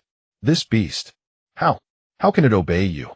It only follows the royal court's secret whistle, only follows mine." Wang Yulan, leaning on the window frame, was drenched in cold sweat. She looked at the now quiet eagle in the net, her voice tinged with speculation. "Maybe because every time you used it to send messages, you just abandoned it, never caring if it lived or died. Feeding it, giving it water, cleaning the ice from its feathers. That was all me." Her voice grew more certain. "It might recognize my voice, recognize that I was kind to it." Li Laonian was thunderstruck. His last trump card, the ferocious Snow Mountain golden eagle, had switched allegiance. It had chosen this Han woman he had never taken seriously, only considered a toy. Everything was over. His face instantly twisted into a pitiful expression, and he wailed in broken Han speech, "Lord Xie, spare me. This lowly one is just a deserter. I really didn't want to fight anymore, so I ran away. I never harmed any Han. Your lordship is magnanimous, just let me go, like letting a fart slip." "A deserter?" Xie Yunjing looked down at the mess at his feet, his eyes devoid of any emotion, only cold insight. "Li Laonian. Or the Daizhong Royal Court's golden tent personal guard Badu." Li Laonian's body stiffened, his wailing instantly frozen. Xie Yunjing's iron whip flicked back his sleeve, revealing the blue tattoo on his inner arm. Golden winged totem, the unique brand of the Daizhong Khan's personal retinue. That mark on your arm was tattooed by the Khan himself with gold powder mixed with wolf blood, a glorious honor indeed. Li Laonian's face drained of every last trace of color. "Personal retinue." Shen Taotao's eyes lit up, her voice rising an octave. "Then, he must be worth a lot of money." She turned to Xie Yunjing, rubbing her hands excitedly. "Quick, tie him up tight. Send him to the Daizhong Khan and demand 1,000 taels of gold." She could already see a mountain of gleaming gold ingots piled before her eyes. Xie Yunjing slowly shook his head. Amid Shen Taotao's puzzled gaze, his eyes returned to Li Laonian. "Keeping him alive is still useful." Shen Taotao blinked, her big eyes utterly confused. "What else can he be used for?" "To render fat." Xie Yunjing's gaze fell on Wang Yulan and the blackbone whistle in her hand. "The art of eagle taming." Wang Yulan looked up blankly, meeting Xie Yunjing's cold eyes. Instinctively, she wanted to step back to throw away this hot potato. I don't know how." Wang Yulan's voice was dry and trembling, filled with instinctive resistance. "I only fed it a few times, blew the whistle to make it stay still. I really don't understand any eagle taming art." "You fed it, and it recognizes you." Xie Yunjing's voice was calm and unruffled, yet carried immense weight. "Being able to soothe it is a bond of fate." He glanced at the golden eagle trapped in the net outside. The Daizhong royal family's secret eagle taming technique is passed down orally from generation to generation, hidden from outsiders. And this Snow Mountain golden eagle is the king of all eagles. With it we have an eye in the sky. His icy gaze shifted to Li Laonian, who had collapsed on the ground. He is the only non-royal who knows this secret art. A flicker of pride shone in Li Laonian's murky eyes. "Want to learn? Dream on." I'd rather die than utter a single word. Yuhan will never get your hands on it. Bata, you now have two choices. Xie Yunjing's lips curled into a cruel smile that made Li Laonian's hair stand on end. When I flay you alive, pull your sinews, break your bones, and render your fat into oil. Then I'll send your head, and this bone whistle by swift horse to the Daijong royal court. I'm sure your Khan would gladly pay 1,000 taels of gold to retrieve his former personal guard captain and the love token from his favorite concubine. Xie Yunjing's gaze meaningfully swept over the bone whistle, then landed on Li Laonian's face, which had turned paper white in an instant. Li Laonian shuddered violently, as if bitten by a venomous snake, a look of utmost terror erupting in his eyes. He had seduced the Khan's concubine, tricked her into revealing the eagle-taming art. And after being caught in bed, he had fled under cover of night. After all these years, how did this devil know? If he really sent him and the whistle back, the Khan's tortures would be beyond imagination. A hell far more terrifying than 1,000 cuts. Xie Yunjing's voice dropped like a demon's whisper. I spare your life. You personally teach Wang Yulan the eagle-taming art. He paused, his gaze cutting like a blade across every trembling inch of Li Laonian's skin. Fail to teach her, or try any tricks, and I'll make sure you live long enough to see your Khan use your skull as a drinking cup. The ashen-gray sky over Ninguta hung heavy all day, as if hail were about to fall at any moment. Yet even so, every morning at dawn a figure would always appear promptly on the open ground near the camp. Go! Wang Yulan's voice was low, but the black wind perched on her forearm would suddenly spread its wings, transforming into a bolt of black lightning that pierced straight into the leaden-gray firmament. Each time it swooped low across the frozen earth, it could precisely snatch the cloth strip Wang Yulan tossed, then glide back steadily to her side. Shen Taotao crouched behind the cafeteria window, clutching a steamed bun in her hand, her eyes following the figure of a woman and an eagle on the open ground with near-greedy intensity. Her breath fogged the window paper, and she quickly wiped it away with her sleeve, unwilling to miss a single detail. So impressive, she muttered through a mouthful of bun, her eyes shining remarkably bright. Sister Yulan is truly amazing. Her tone overflowed with such envy it was barely containable. Even he, sure, who was picking vegetables nearby, smiled. What's wrong? You're jealous. Shen Taotao nodded, then pressed her face back against the cold window.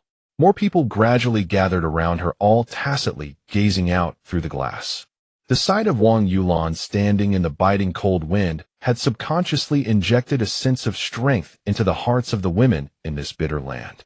Women could tame eagles, do many things men couldn't. They weren't just shrinking behind men and trembling anymore. Nyo, nyo, nyo, nyo. Chun Yang's shout broke with panic, her voice cracking. She pushed through the crowd of onlookers, still clutching half a cornbread in her hand, her eyes frantically scanning the crowded cafeteria. Has anyone seen my Nyo Nyo? She was playing right at the door just now. Almost simultaneously, Lady Lu's anxious voice rang out. One.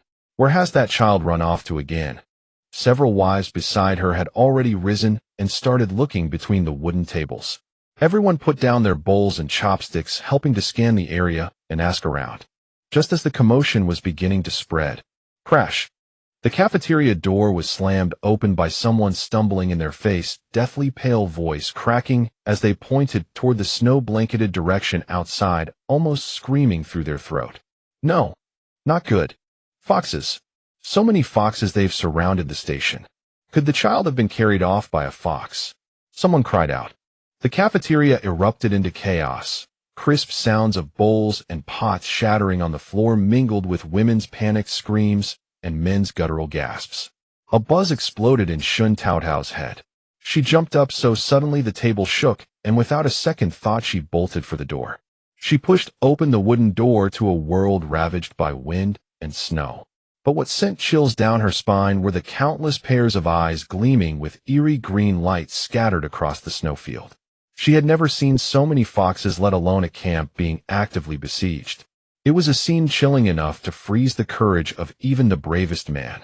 The panicked crowd was trapped inside the doorway, too terrified to step out. Taotao, a figure wreathed in wind and snow, swept toward them from the side. Xie Yunjing arrived like a gale from the depths of the ice, planes grabbing Shen Taotao firmly. His gaze swiftly swept over the ready-to-pounce beasts before he barked Taotao. A low growl answered immediately. A massive black shadow surged through the crowd like a moving hill, throwing itself protectively in front of Shen Taotao. It was the mastiff that had saved her before. Several times larger than an ordinary watchdog, its thick neck bristled with wild mane hair, its head lowered to reveal sharp fangs. The wind and snow whipped its dense long fur into surging waves, making it resemble a male lion. It stood faithfully before Shen Taotao, like an unyielding barrier of bedrock, its eyes locked fiercely on the fox pack ahead. Her heart swelled with sudden warmth, and she instinctively reached out her fingers, sliding through the mastiff's coarse, resilient fur. The enormous head of Taotao actually tilted slightly, nuzzling against her leg with affection. That intimate gesture created a strange contrast with his fearsome demeanor facing the pack of foxes. At that moment, Zhang Sun pushed through with his personal guards to the doorway, his crossbow already half drawn with a cold arrow nocked. "Master, the crossbows are ready. If these beasts dare to pounce, we'll kill them on sight." "No." A sharp female voice suddenly rang out, so filled with terror it actually overwhelmed Zhang Sun's killing intent. Lady Lu's face had lost all color, her finger trembling as she pointed outside. "Don't shoot, Officer Zhang. Whatever you do, don't shoot." She took a deep breath, forcing down her fear, her voice still trembling, but carrying an ancient reverence. These foxes in this region are immortals. They have spiritual awareness. Kill one, and you incur a mortal enmity. Its kin will hunt your family generation after generation. Until death is the only resolution. Until death is the only resolution. Those words struck like ice picks, piercing everyone's heart. Legends from beyond the passes in this bitter and isolated place of exile easily festered into terrifying nightmares. The meager courage sparked by the killing intent quickly cooled like embers doused with icy water, crushed beneath Lady Lu's terrified explanation and those countless eerie green eyes watching from outside. Faces turned ashen in the wind and snow. Even Zhang Sun's hand gripping his bow grew slightly rigid, just as panic and fear spread like plague through the crowd. A clear eagle's cry suddenly pierced through the snow-filled air, cutting through all other sounds. Cree. Black wind spiraled downward, landing steadily on Wang Yulan's hastily extended arm. Its golden beak quickly pecked at her hand several times, as if conveying something of utmost importance. Wang Yulan's expression instantly grew grave. She looked up sharply and called anxiously to Shen Taotao. "Black wind reports. A massive flock of foxes from the northern mountains is heading this way. There are too many to count." As if to confirm this horrifying news, Taotao, who had been standing guard before Shen Taotao, suddenly let out a ferocious roar. Its massive body tensed, front paws digging deep into the frozen black earth as if it were about to charge into that sea of eerie green eyes the very next moment. Fear froze like a solid sheet of ice, momentarily paralyzing everyone. At that instant, the fox pack silently parted to reveal a gap. A red-tailed fox strolled forward. Instead of baring its teeth and lunging as expected, it reared up on its hind legs, folded its front paws together, and bowed 3 times toward Shen Taotao in an astonishingly human-like gesture. A bow. Everyone was stunned. This unimaginable scene plunged the surroundings into an eerie silence. Yet Shen Taotao's mind was racing. Food. With the snow and wind sealing the mountains, wildlife lacking food was the most reasonable explanation. "Brother. Big brother." She didn't turn around, her voice tight with held breath. "Quick, carry over that entire frozen wild boar from the back kitchen." Shen Dashan, quick-handed and agile, reacted instantly. Without bothering to ask questions, he rushed toward the back of the cafeteria. Several young and strong exiles followed to help. Soon half a pig was carried out by several people and thrown onto the snow ahead, sending up a spray of snowflakes. Everyone's burning gaze fixed on the leading red-tailed fox. It glanced at the pork on the ground, then, under the disbelief of all present, shook its beautiful fox head. It seemed to hesitate for a moment, then once again faced Shen Taotao and performed another gesture full of entreaty, pressing its front legs low to the ground and bowing its head to the earth. Was it kowtowing? Not enough pork? Or the wrong offering? The atmosphere grew tense once more, just as Shen Taotao's mind raced through every possible scenario. Almighty heaven! What are you doing? Chun Yang's voice exploded from the backyard, followed by an even more unhinged shriek. "Oh, what's this?" Almost instantly, the foxes that had maintained their eerie silence around them. All of their fur bristled like steel needles. Sharp fangs bared in an instant, front paws scratching at the ground, bodies lowered. That was the final coiling before attack. "Don't move." At the critical moment, Shen Taotao's voice rang out clear and sharp, suppressing all panic gasps and the chaos of attempted flight. "It's not food it wants." In a flash of insight, the commotion among the fox pack, triggered by Chun Yang's scream, and the anxiety flashing in the eyes of the leading red-tailed fox after that shriek. Countless clues were suddenly strung together in Shen Taotao's mind. These foxes were surrounding without attacking, performing those strange bows and kowtows. Not for food, but searching for something. A whole horde mobilized, searching for something, most likely cubs. Shen Taotao immediately turned and rushed toward the backyard. CivilEngineer reacted even faster, shielding Shen Taotao as they pushed through the crowd toward the cafeteria's rear. Chun Yang stood by the wall, with Li Dazhuang, Nyo and 1-1. A large rattan basket at their feet was carefully placed on a stack of straw lined with a small cotton-padded jacket. On top of the jacket, several fluffy fox cubs no bigger than a palm were huddled together, making soft whining sounds. Their fur was fire red and the down around their mouths was still damp with undried milk stains. Clearly these little ones had just been carefully fed. Warm. CivilEngineer crouched down, reaching out his finger to gently touch the cubs, then pinched the remaining milk stains. His voice was filled with disbelief. "They even fed them milk." Shen Taotao looked at the carefully laid cotton jacket, then at those fluffy little lives, and the taut string in her heart suddenly loosened. I'm sorry." Li Dazhuang, standing nearby, mumbled quietly. "We found them in the woods outside. Afraid they'd freeze to death, we brought them back to raise. We didn't mean to." Smack! Li Keizi's large hand swept through the air and dealt a vicious slap to Li Dazhuang's head. His face twisted with urgent rage. "You damn kid, do you want to get us all killed?" That slap shattered whatever thin hope Li Dazhuang still clung to. I didn't know." Li Dazhuang trembled like a sieve. Nyo and 1-1, who had also helped find the foxes, burst into tears simultaneously. "Never mind the children for now." Shen Taotao bent down and picked up the basket as steadily as she could. When she returned to the cafeteria entrance, the wind and snow outside seemed to have lessened somewhat. Shen Taotao cradled the basket containing the cubs and walked step by step toward the red-tailed fox. Taoya's massive frame followed faithfully at her side. She paused, sensing the joy in the red-tailed fox's eyes, and continued, "We are in the wrong here, and accept our punishment. In addition to returning the children, I am willing to add 2 adult wild boars and 10 fat mountain chickens. I will deliver them to the clearing at the mountain's base tomorrow. Please calm your anger and take the children home." Upon finishing her words, she leaned forward slightly, bearing the heavy basket with both hands. She carried it steadily forward for several steps before carefully setting it down on the pristine snow. The wind and snow swirled, tossing a few strands of Shen Taotao's hair across her forehead.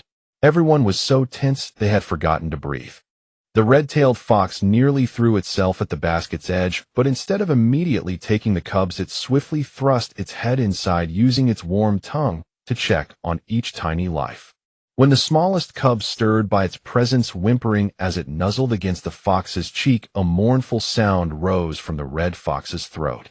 Then it raised its head, and when it looked at Shen Taotao once more, its gaze held far more complexity, judgment mingled with something akin to supplication. It lifted one forepaw, pointing to the milk stains beneath one of the cubs' bellies. It wanted milk. The desperate look, tinged with barely concealed pleading, instantly clarified things for Shen Taotao. The cubs were too young to survive without nourishment in this season. The fox needed not only its offspring, but also a source to sustain them. "We have cow's milk," Shen Taotao blurted out. "We own a cow, though the yield is modest, barely enough for a small bucket each day." Meeting the fox's gaze, she spoke faster. "How about this? Starting tomorrow, we will set out a clay bowl of fresh milk each dawn at the 3rd watch, right behind the wall in the back courtyard." She gestured toward the corner where the cubs had been found. "Come take it yourselves." A collective gasp rippled through the crowd, punctuated by murmurs of disbelief. Making terms with forest spirits. delivering milk on a schedule. The very notion sent shivers through the onlookers. Yet amid that silent, watchful assembly of foxes, the red-tailed one fixed upon Shen Taotao nodded with grave solemnity. The nod served as a signal. The menacing aura surrounding them evaporated as the foxes began retreating in silence, parting like a receding tide to clear the encirclement. The red-tailed fox showed no further hesitation, gently lifting the basket's edge in its teeth and carrying it carefully forward, shielding it close to its body. Surrounded by several sturdy foxes, it offered Shen Taotao one final lingering glance, its expression layered with unspoken meaning, before turning and vanishing into the blizzard-shrouded woods. The remaining foxes followed in quick succession. Within moments outside the mess hall, only swirling snow remained along with trampled tracks and an unsettling silence. After a moment of stunned silence, the crowd erupted into hushed voices colored by relief and lingering dread. A scornful sneer cut through the noise. Niuer stood at the back with his arms crossed, spitting toward the corner. Superstitious nonsense. Negotiating deals with fox spirits. What's with the pretense? These beasts should be skinned and stewed, that's what makes sense. Even those cubs would make a fine meal for the brothers instead of sending milk. To apologize to wild animals. What a fool. His voice carried just enough for those near the entrance to catch every word. His threats met only silence and averted gazes, and no one dared endorse him. Even the men who had criticized Shen Taotao's approach as weak fell quiet after witnessing how the foxes had appeared and departed without a sound. This accursed place is haunted. Undeterred by the lack of support, Niuer shoved through the crowd with inflated bravado, muttering curses as he made his way to his cabin. No one anticipated retribution would come so swiftly. By midday the following day, the sky hung heavy and gray. Niuer shouldered his axe as usual, grumbling under his breath as he trekked 3 li beyond the station to the timber yard. Eager to claim the straightest, sturdiest timber before the other exiles, he swung his axe with furious determination. With all his strength, he hoisted the heavy blade high and brought it down on a dead tree standing before him. A sharp crack split the air. The trunk split at its base and crashed directly toward him instead of falling as intended, pinning his left leg before he could escape. A piercing scream shattered the sky, unmistakably human in its agony, as the sound of shattering bone rang out clearly. The other exiles stood frozen for a moment before scrambling forward, struggling to lift the fallen trunk. Niuer's face was contorted in excruciating pain, cold sweat pouring down his forehead. His left leg bent at an unnatural angle, bone fragments piercing through his thin cotton pants, blood and mud mingling in a gruesome sight. No one witnessed how the tree fell awry, but they all knew he had cursed the foxes, speaking of skinning and eating their flesh. Now he had suffered the consequences. Ancient folk tales, once dismissed as mere stories, now sank into every exile's heart with chilling clarity. Shen Taotao learned of the accident while standing beneath the courtyard wall. The chipped earthenware bowl filled that morning with fresh milk stood completely empty. Traces of milk had frozen to the bowl's interior walls, and shallow paw prints, shaped like plum blossoms, ringed the snow where the bowl had rested. She crouched to examine the prints, then rose to gaze toward the forest where the storm gathered. Relief washed over her, though a heavier weight settled alongside it. The agreement forged in snow and wind had been honored. Warm light from the kitchen fire flickered across the mess hall, casting elongated shadows that danced among the bustling crowd. Xie Yunjing stood in the shadowed quiet near the entrance, his deep, still eyes cutting through the noise to fixate on a small wooden table in the corner. Shen Taotao knelt there holding a sugar cake that still radiated warmth. 3 dejected children stood before her. Li Dazhuang with his head bowed, Niu's eyes puffy as walnuts, and the youngest Wenwen buried deep in Lady Lu's arms, with only a fuzzy crown visible. Stop crying. Tears won't fill your bellies. Shen Taotao broke the cake in half and pressed one piece into Niu's hands. Take it. Eat. You'll need strength to wake early and work tomorrow. Niu sniffled through her sobs, timidly accepting the cake and nibbling at it in small bites, tears still clinging to her eyelashes. And you, Li Dazhuang. Turning sharply, Shen Taotao broke off another piece and held it out. You stubborn donkey. All you know how to do is kick up trouble. I told you to watch your siblings, and you led them straight to a fox den. Real capable, aren't you? Tomorrow at the end of the tiger hour when the rooster crows twice, you three will be up milking. Miss it by the length of an incense stick, and you'll skip the meat broth at breakfast. Understood. Li Dazhuang flinched at her sharp tone, muttering an assent as he took the sugar cake with reluctant gratitude. One. Shen Taotao softened her voice, reaching out to ruffle the fuzzy crown peeking from Lady Lu's arms. No more fear. The fox parents have taken their cub. It's all right now. If you want to play with the little foxes in the future, tell your sister. I'll take you to the edge of the forest so you can watch from afar. No more grabbing them, understand? Wenwen lifted her head slightly from Lady Lu's embrace, revealing wide, glistening eyes. She regarded Shen Taotao with a trembling lower lip before giving a firm nod. The firelight danced across Shen Taotao's profile. Crouched there in her slight frame, she resembled resilient grass taking root in frozen earth, vibrant with untamed vitality. When scolding, she was like a spirited tigress. When comforting, her tenderness was awkward yet genuine. In chaos and trouble, she held steady, able to uphold an entire world. Something struck Xie Yunjing's chest with force, leaving him aching and full. A scalding wave surged through every limb and vessel. He could almost see it clearly on some afternoon when the snow ceased and sunlight warmed the air inside a house fragrant with cooking. Shen Taotao would kneel on the floor, just like this, coaxing their child. Perhaps a stubborn little one with bright star-like eyes, or a gentle daughter who would cling to his robe and plead sweetly. The thoughts spread like wildfire, leaving him parched and unable to stop his ears from burning, a flush creeping up his neck. His Adam's apple bobbed violently. Hidden beneath his dark cloak, his fingers curled involuntarily. An unfamiliar courage surged within him, mingled with an intense longing for that illusory vision. Almost without conscious thought, he stepped forward toward the figure bathed in warmth. The mess hall's clamor seemed to fade into isolation. His vision narrowed to the figure kneeling on the ground, pressing the last crumbs into Wenwen's mouth. Shen Taotao rose, brushing biscuit dust from her hands, and nearly collided with a wall of chest. She looked up in astonishment, meeting Xie Yunjing's eyes, churning with raw emotion. Master Xie. She felt unsettled by his piercing gaze and instinctively stepped back half a pace. Do you need something? Xie Yunjing drew in a deep breath, yet the icy air did nothing to extinguish the fire within him. It only made the burning sensation sharper. Summoning every ounce of strength, he forced words through clenched teeth. Shen Taotao. He paused as though the next words weighed 1,000 caddies. Do you? Like? Shen Taotao froze. Blinking twice, she glanced at the Taoye at Xie Yunjing's side, then blurted out, like, yes I do. Boom. Xie Yunjing felt as though a massive firework had detonated behind his eyes, its brilliance illuminating his entire being. All his tension and anxiety dissolved into boundless elation. His lips trembled upward against his will, and he could hear his blood rushing. She said she liked him. She truly. Of course I like Taotai.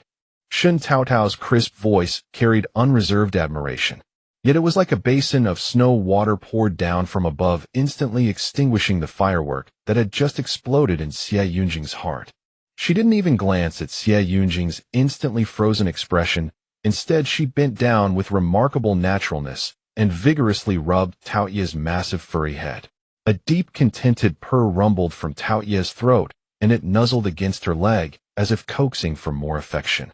See how wonderful it is. Shen Taotao's face bloomed into a radiant smile, her eyes sparkling as she looked at Taoye, her tone brimming with genuine fondness. It's majestic, obedient, and can save your life when it counts. Far better than certain people who always put on a cold face, don't you think, Taotai? As she spoke, she deliberately gave a rough tug to the thick fur on Taoye's neck. Taoye purr. Xie Yunjing.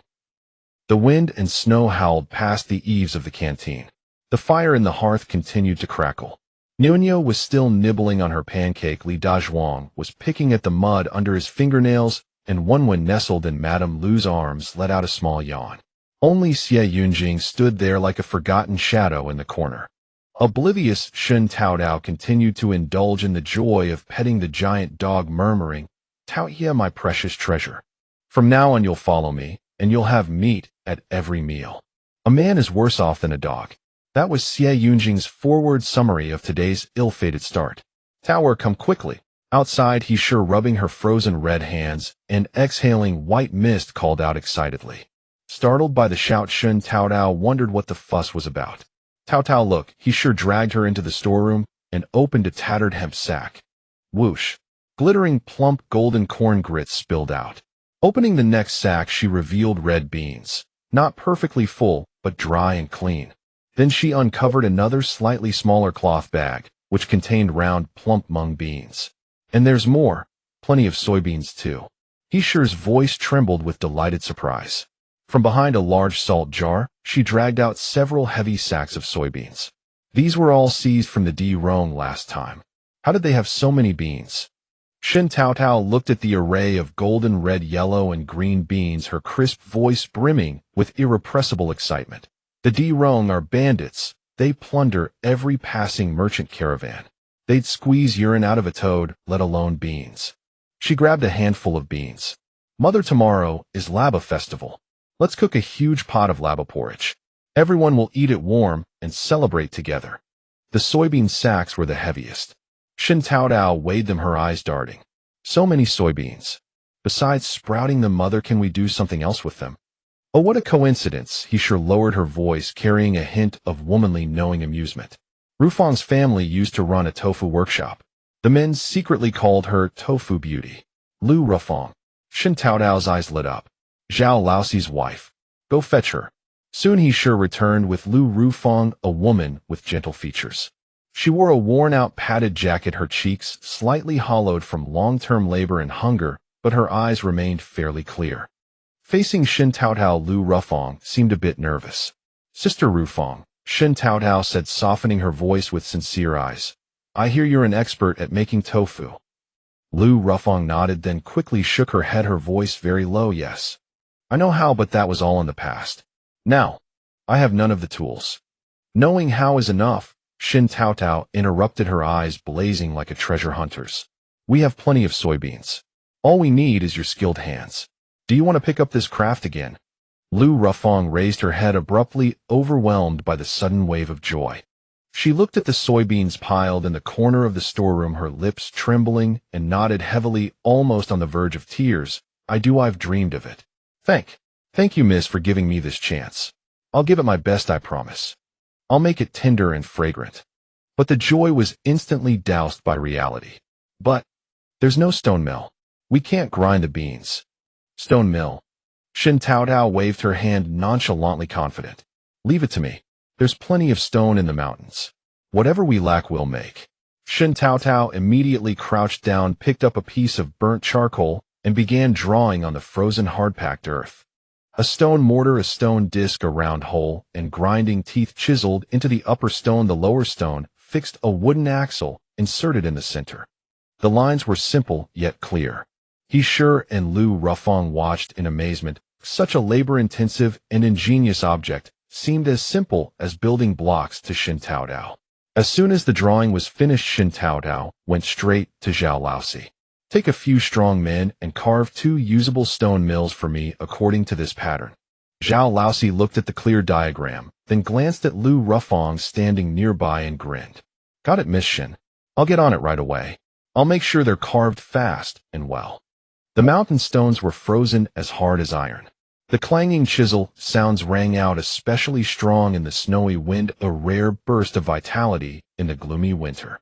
With several sturdy men, Zhao Laoxi followed Shen Taotao's drawing and used several huge blocks of bluestone to carve out a large stone mill. The massive millstone was set up in a simple shed built outside the back kitchen. Lu Rufang looked at it, her eyes brimming with irrepressible joy. Without a word, Zhao Laoxi rolled up his sleeves, revealing muscular arms, and walked to the mill. Feng pushing the mill is heavy work. Leave it to me. You just watch the beans flow down and add water and beans as needed. He was sparing her the hard labor. Lu Rufang's smile deepened. She bit her lips shyly and nodded. Zhao Laoxi gripped the rough wooden handle of the millstone, let out a low grunt, and with all his strength the heavy stone began to turn. Lu Rufang stood by the mill, occasionally adding a handful of soybeans and a ladle of water. Zhao Laoxi panted heavily, the millstone grinding with a heavy sound under his hands. Large drops of sweat fell onto the snowy ground, forming small pits. A group of exiled men huddled against the wall to escape the wind and snow, their eyes darting between Zhao Laosi and Lu Rufang. Someone started teasing loudly, "Hey old Zhao, grinding for Lady Lu. Even a beast of burden wouldn't work this hard." Zhao Laosi didn't even look up, his grinding motion never slowing. His voice boomed across the snowy ground like thunder. "I'm happy to be a horse and ox and mule. As long as it's for Fong, or I'll do anything." A roar of laughter erupted from the crowd. "Hear that? Old Zhao really treasures her. Lady Lu put him to work. Even on the Kong, make him work like a donkey." Lu Rufang's face flushed crimson as if dyed with the brightest rouge. She wished she could bury her head in the millstone, and the ladle in her hand nearly slipped. Shen Taotao, squatting on a stool in the canteen, was enjoying the show. Chuckling, she nudged CivilEngineer with her elbow. "Hey Ice Face, see that?" Her voice was low, laced with excitement, her eyes still glued to the scene. "This love thing. TSK. It's only fun when you watch others do it." "Love? Do?" CivilEngiere's chopsticks, holding a piece of potato, paused midair. Shen Taotao was using strange words again. He had long given up trying to understand the peculiar terms she uttered, but he could grasp their general meaning from context and her expression. Right now, love probably meant that sticky, flirtatious business between men and women, something that made one's teeth ache, yet somehow vaguely enviable. He calmly put the potato into his mouth and chewed slowly, but his gaze involuntarily followed Shen Taotao's to the pair by the window. Zhao Laosi's foolish earnestness, as if he would gladly give his heart to Lu Rufang, and Lu Rufang's shy, hesitant demeanor. Indeed, quite interesting. He turned his head to look at Shen Taotao, who was still squatting on the stool, with an excited, shipping expression. Those incredibly bright eyes now held nothing but mischievous delight in watching others' drama. CivilEngierer spoke casually, his voice low and even betraying no emotion. "Oh, then, have you ever been in love?" Cough, cough. Shen Taotao, just slurping noodles contentedly, was choked by his soul-searching question. Noodles nearly shot out of her nose. She covered her mouth, coughing violently, tears streaming, and it took a long while to recover. Her face flushed red, she glared at CivilEngierer with accusing eyes. "Love?" Her voice rose an octave with a gnashing tone. "Love my ass.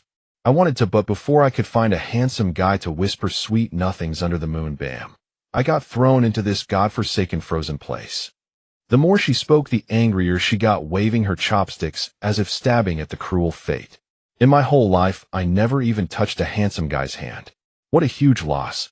CivilEngiere's long eyelashes fluttered. "Whisper sweet nothings. Frozen balls. Touch hand." He automatically filtered out the overly vivid adjectives, grasping only the core. She had no sweetheart before being exiled.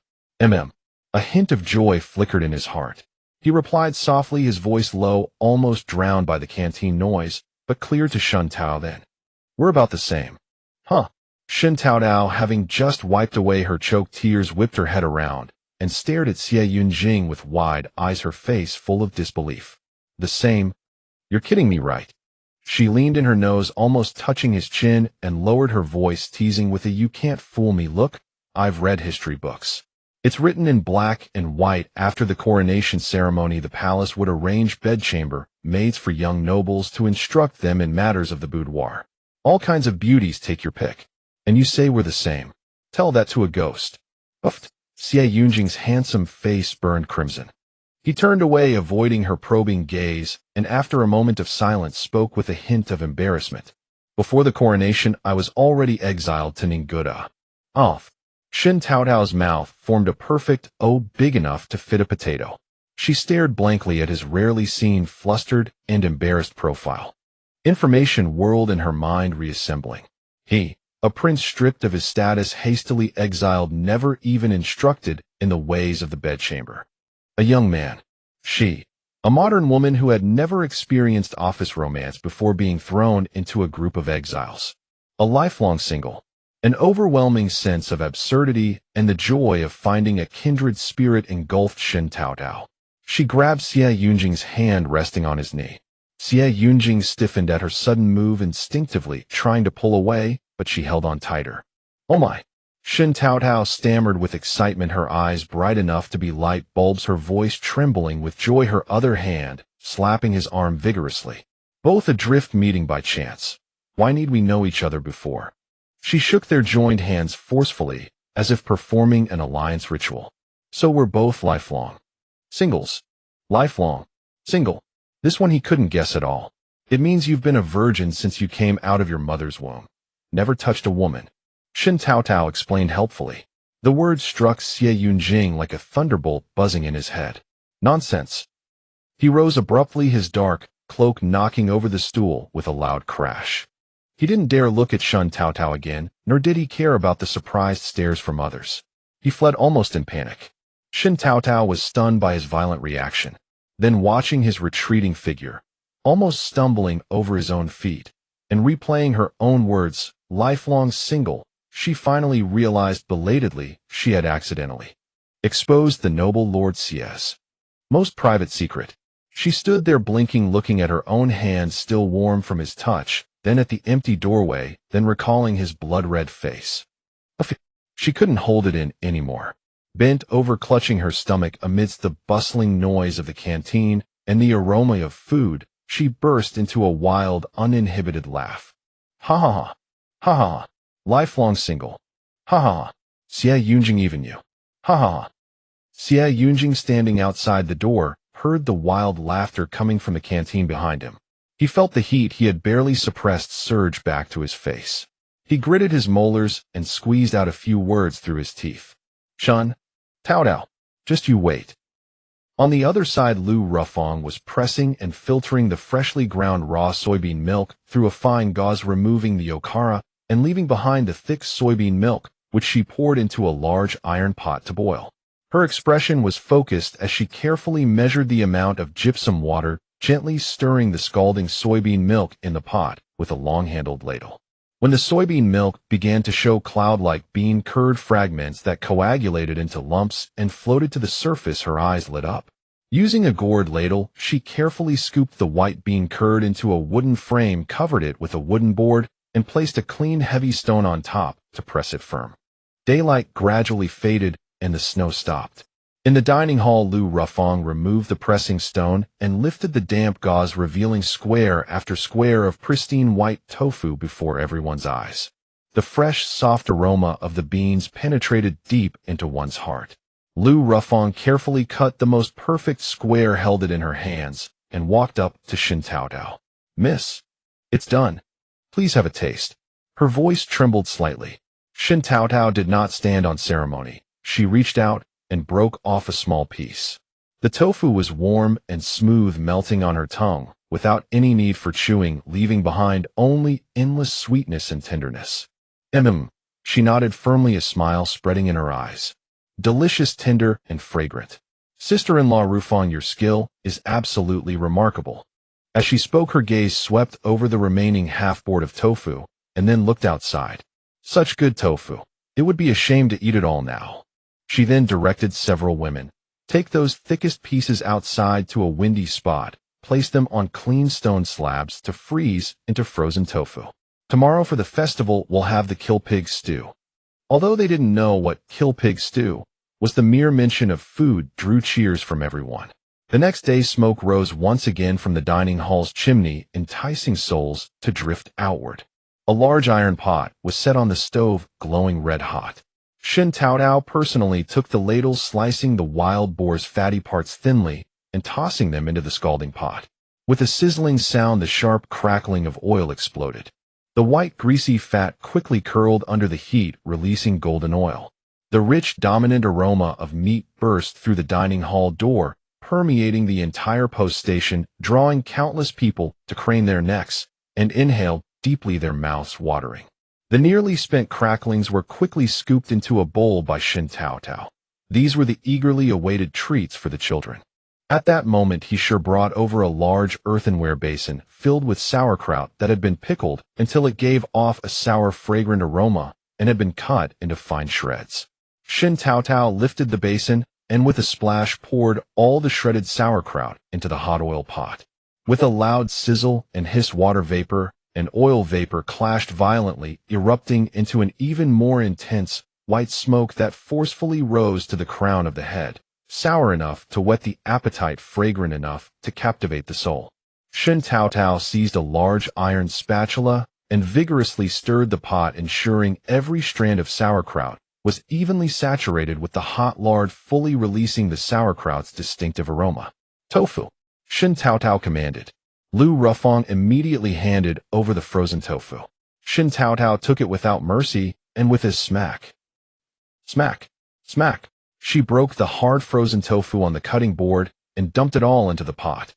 She then sliced the remaining pork and blood sausage into thick pieces and added them, and followed by adding water, just enough to cover the tofu in the pot, and then firmly covered the pot with a lid. The firewood beneath the stove burned cheerfully, and soon the iron pot emitted a steady, dense, gurgle sound. White steam seeped from the gaps around the lid, carrying an intense, inseparable blend of sour bean and meat aromas. Wisp after wisp intertwining ceaselessly, transforming the dining hall into the most enticing haven of warmth amidst the winter's cold prison. Shen Taotao timed it perfectly and lifted the lid. A thick, hot cloud of steam rushed at her face, making her eyes sting. Inside the pot, white waves were churning. The broth had been simmered to a rich, thick consistency, displaying an enticing, glossy sheen. She grabbed a handful of salt, crushed it, and sprinkled it in and stirred. This soul-capturing kill pig stew was complete.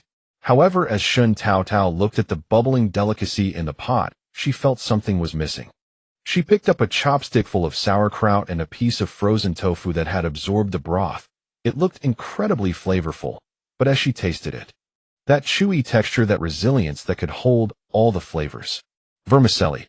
Shen Taotao slapped her forehead, her eyes shining. I forgot the vermicelli. Vermicelli. Lu Rufang and he sure who was helping were both taken aback. They had never even heard of such a thing. We'll make it ourselves, Shen Taotao declared resolutely. Mother sister-in-law Rufang peeled a basin of potatoes. On the stove, a large earthenware pot was set up to boil the potatoes.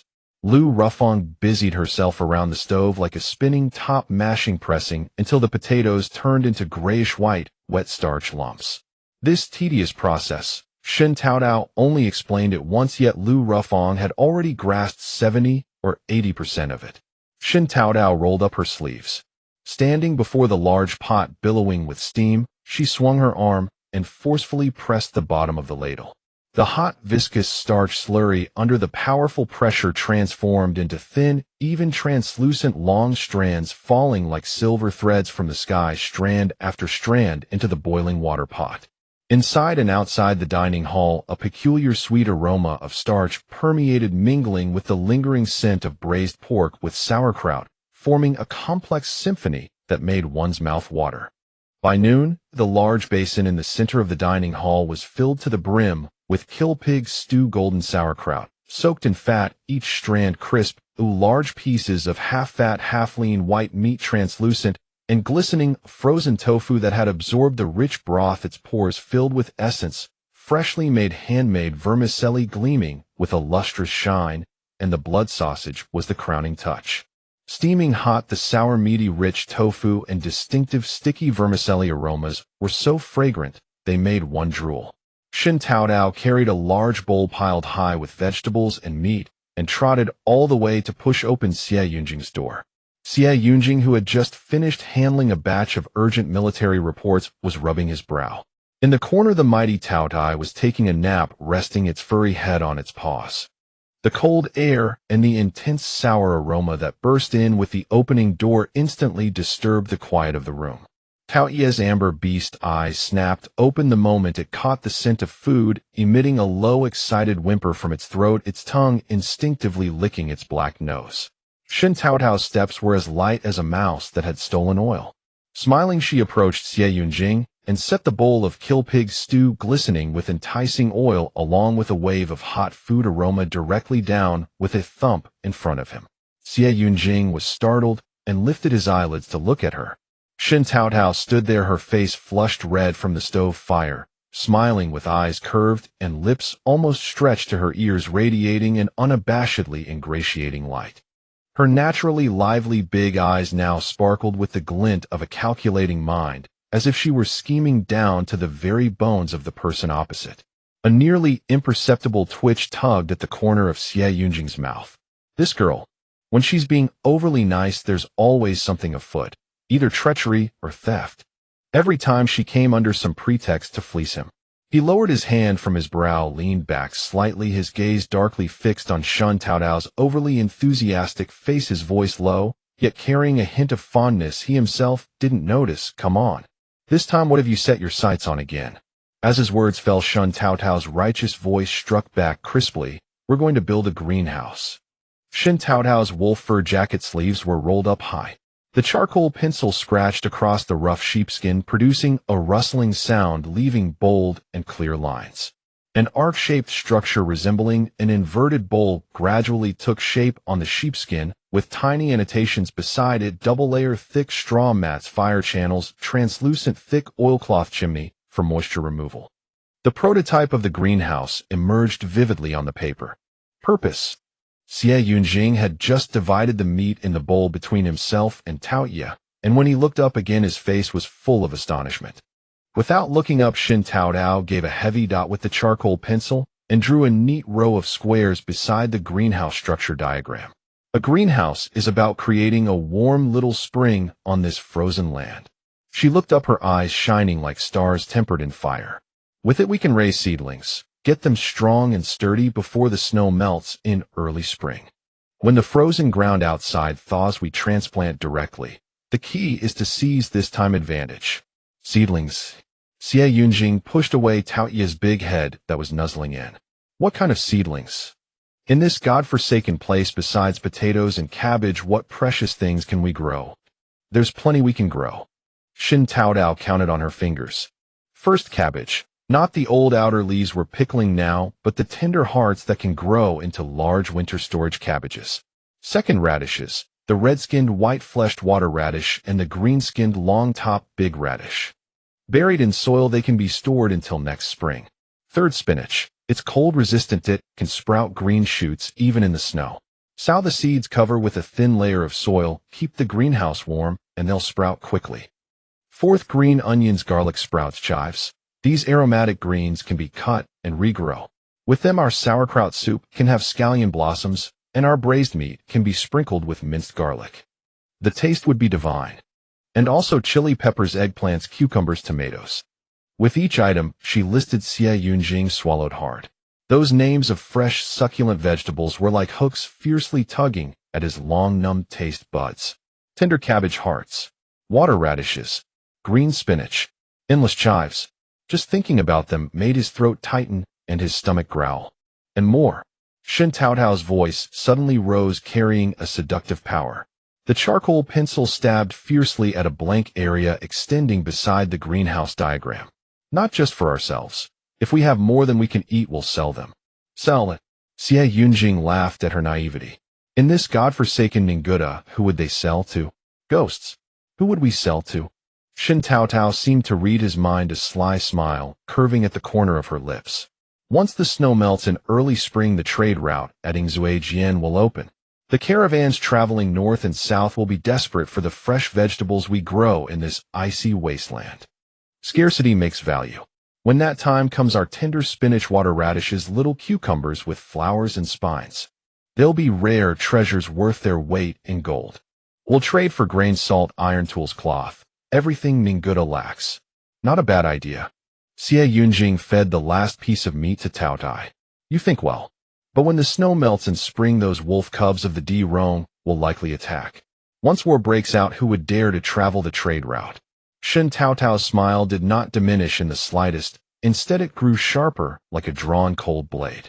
She slapped the charcoal pencil down on the sheepskin drawing with a smack. That depends on you. She let out a cold laugh, her voice ringing with determination.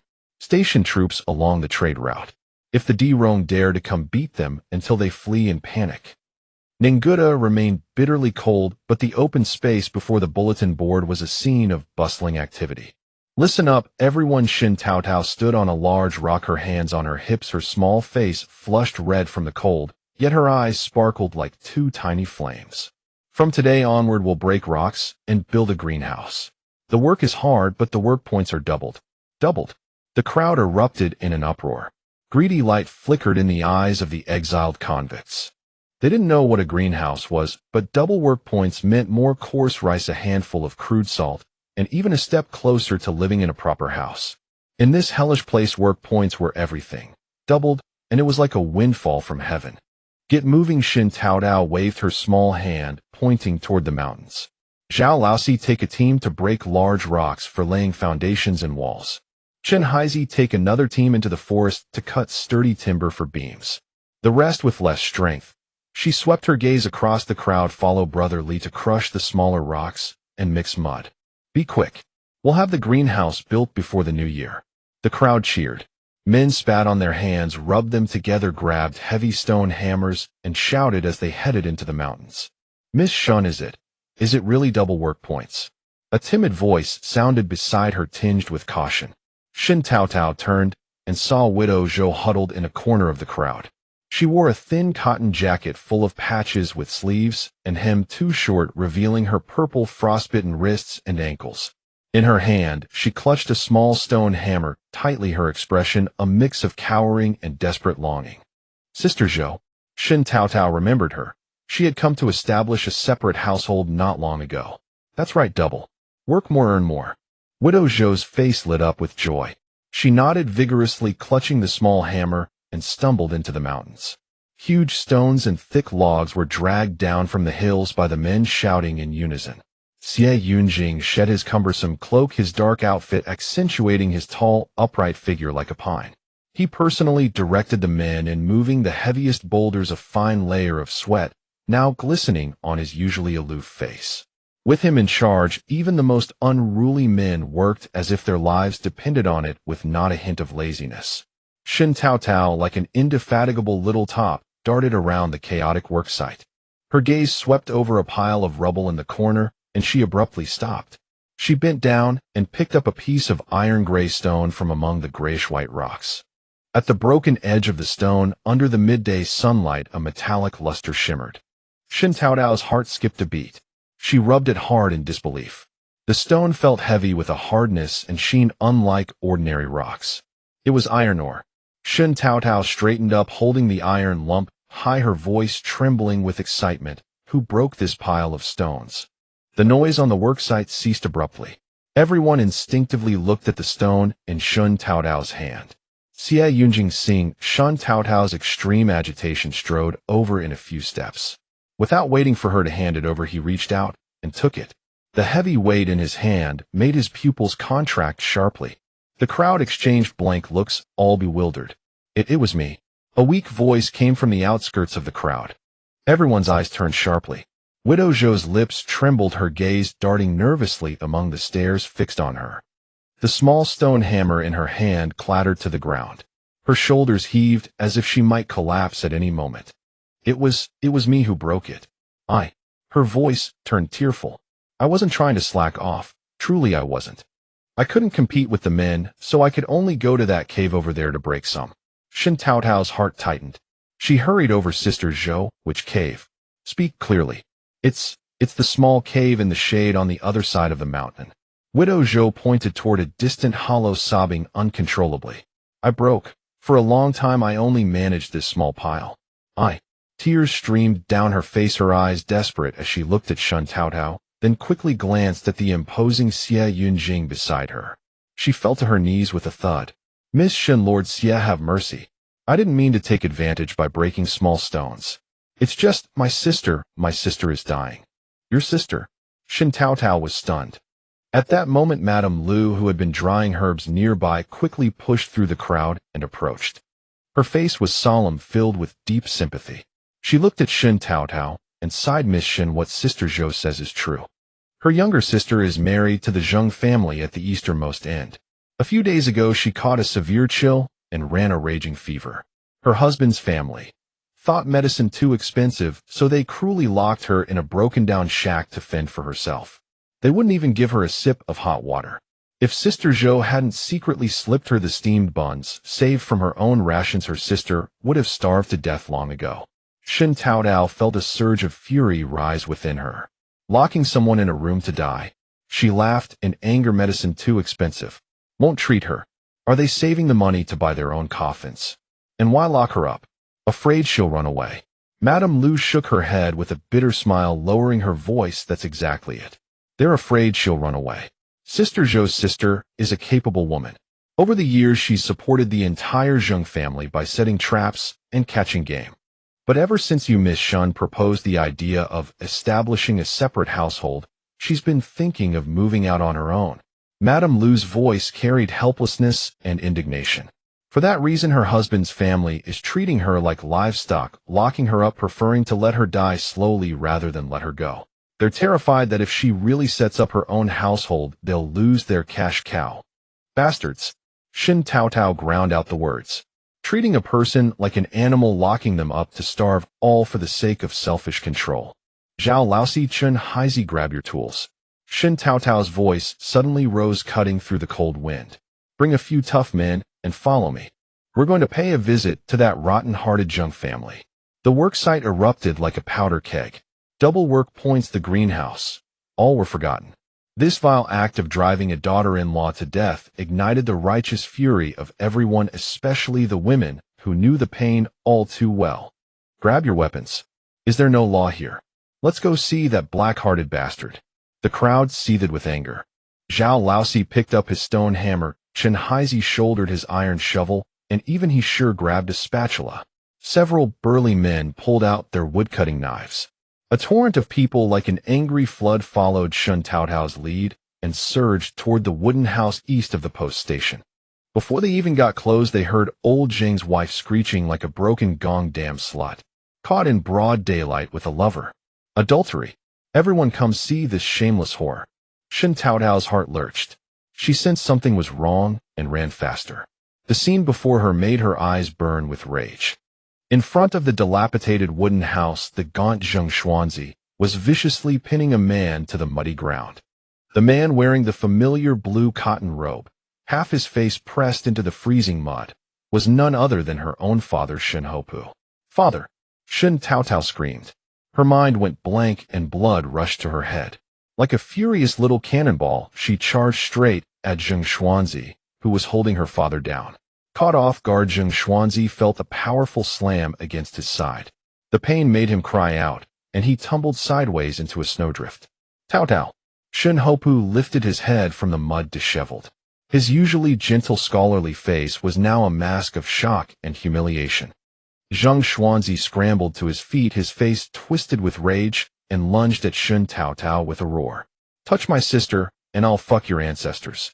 Shen Dashan's thunderous shout erupted, and his fist slammed into Zheng Xuanzi's chin. Ugh! Zheng Xuanzi's eyes bulged. He didn't even finish his groan. Like a broken sack, he was sent flying, crashing heavily into the mud wall. The plaster flaked off, and he slid to the ground, barely breathing. My son!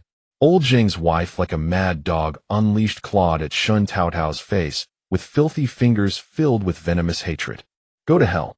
He, sure like a tigress protecting her cub, swung her spatula and struck first, landing a solid blow on old Zheng's wife's face with a loud thwack. Io! Old Zheng's wife saw stars, blood streaming from her nose. She sat on the ground, wailing, no justice. Assault! The Shen family's master was caught in bed with our daughter-in-law, and now they're beating us to death. Caught in bed. Bullshit. He, sure, brandishing the spatula, cursed at the top of her lungs, her fierce demeanor on full display. Take a piss and look at your own face. Lousy donkey dung. Who would your daughter-in-law locked in the house and half-dead seduce? That's my husband, a proper sixth-rank official of the Ministry of Works.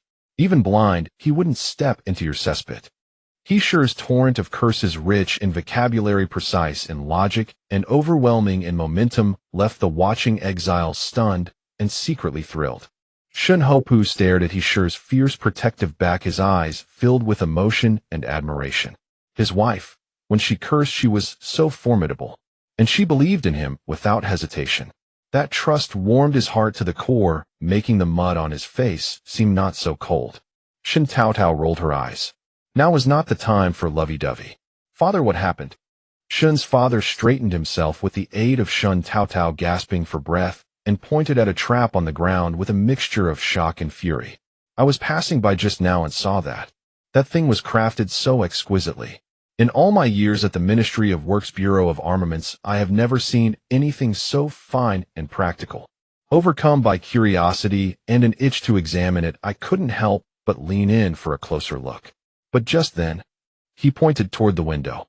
There was a woman inside shouting for help, her voice so faint it seemed on the verge of dying out.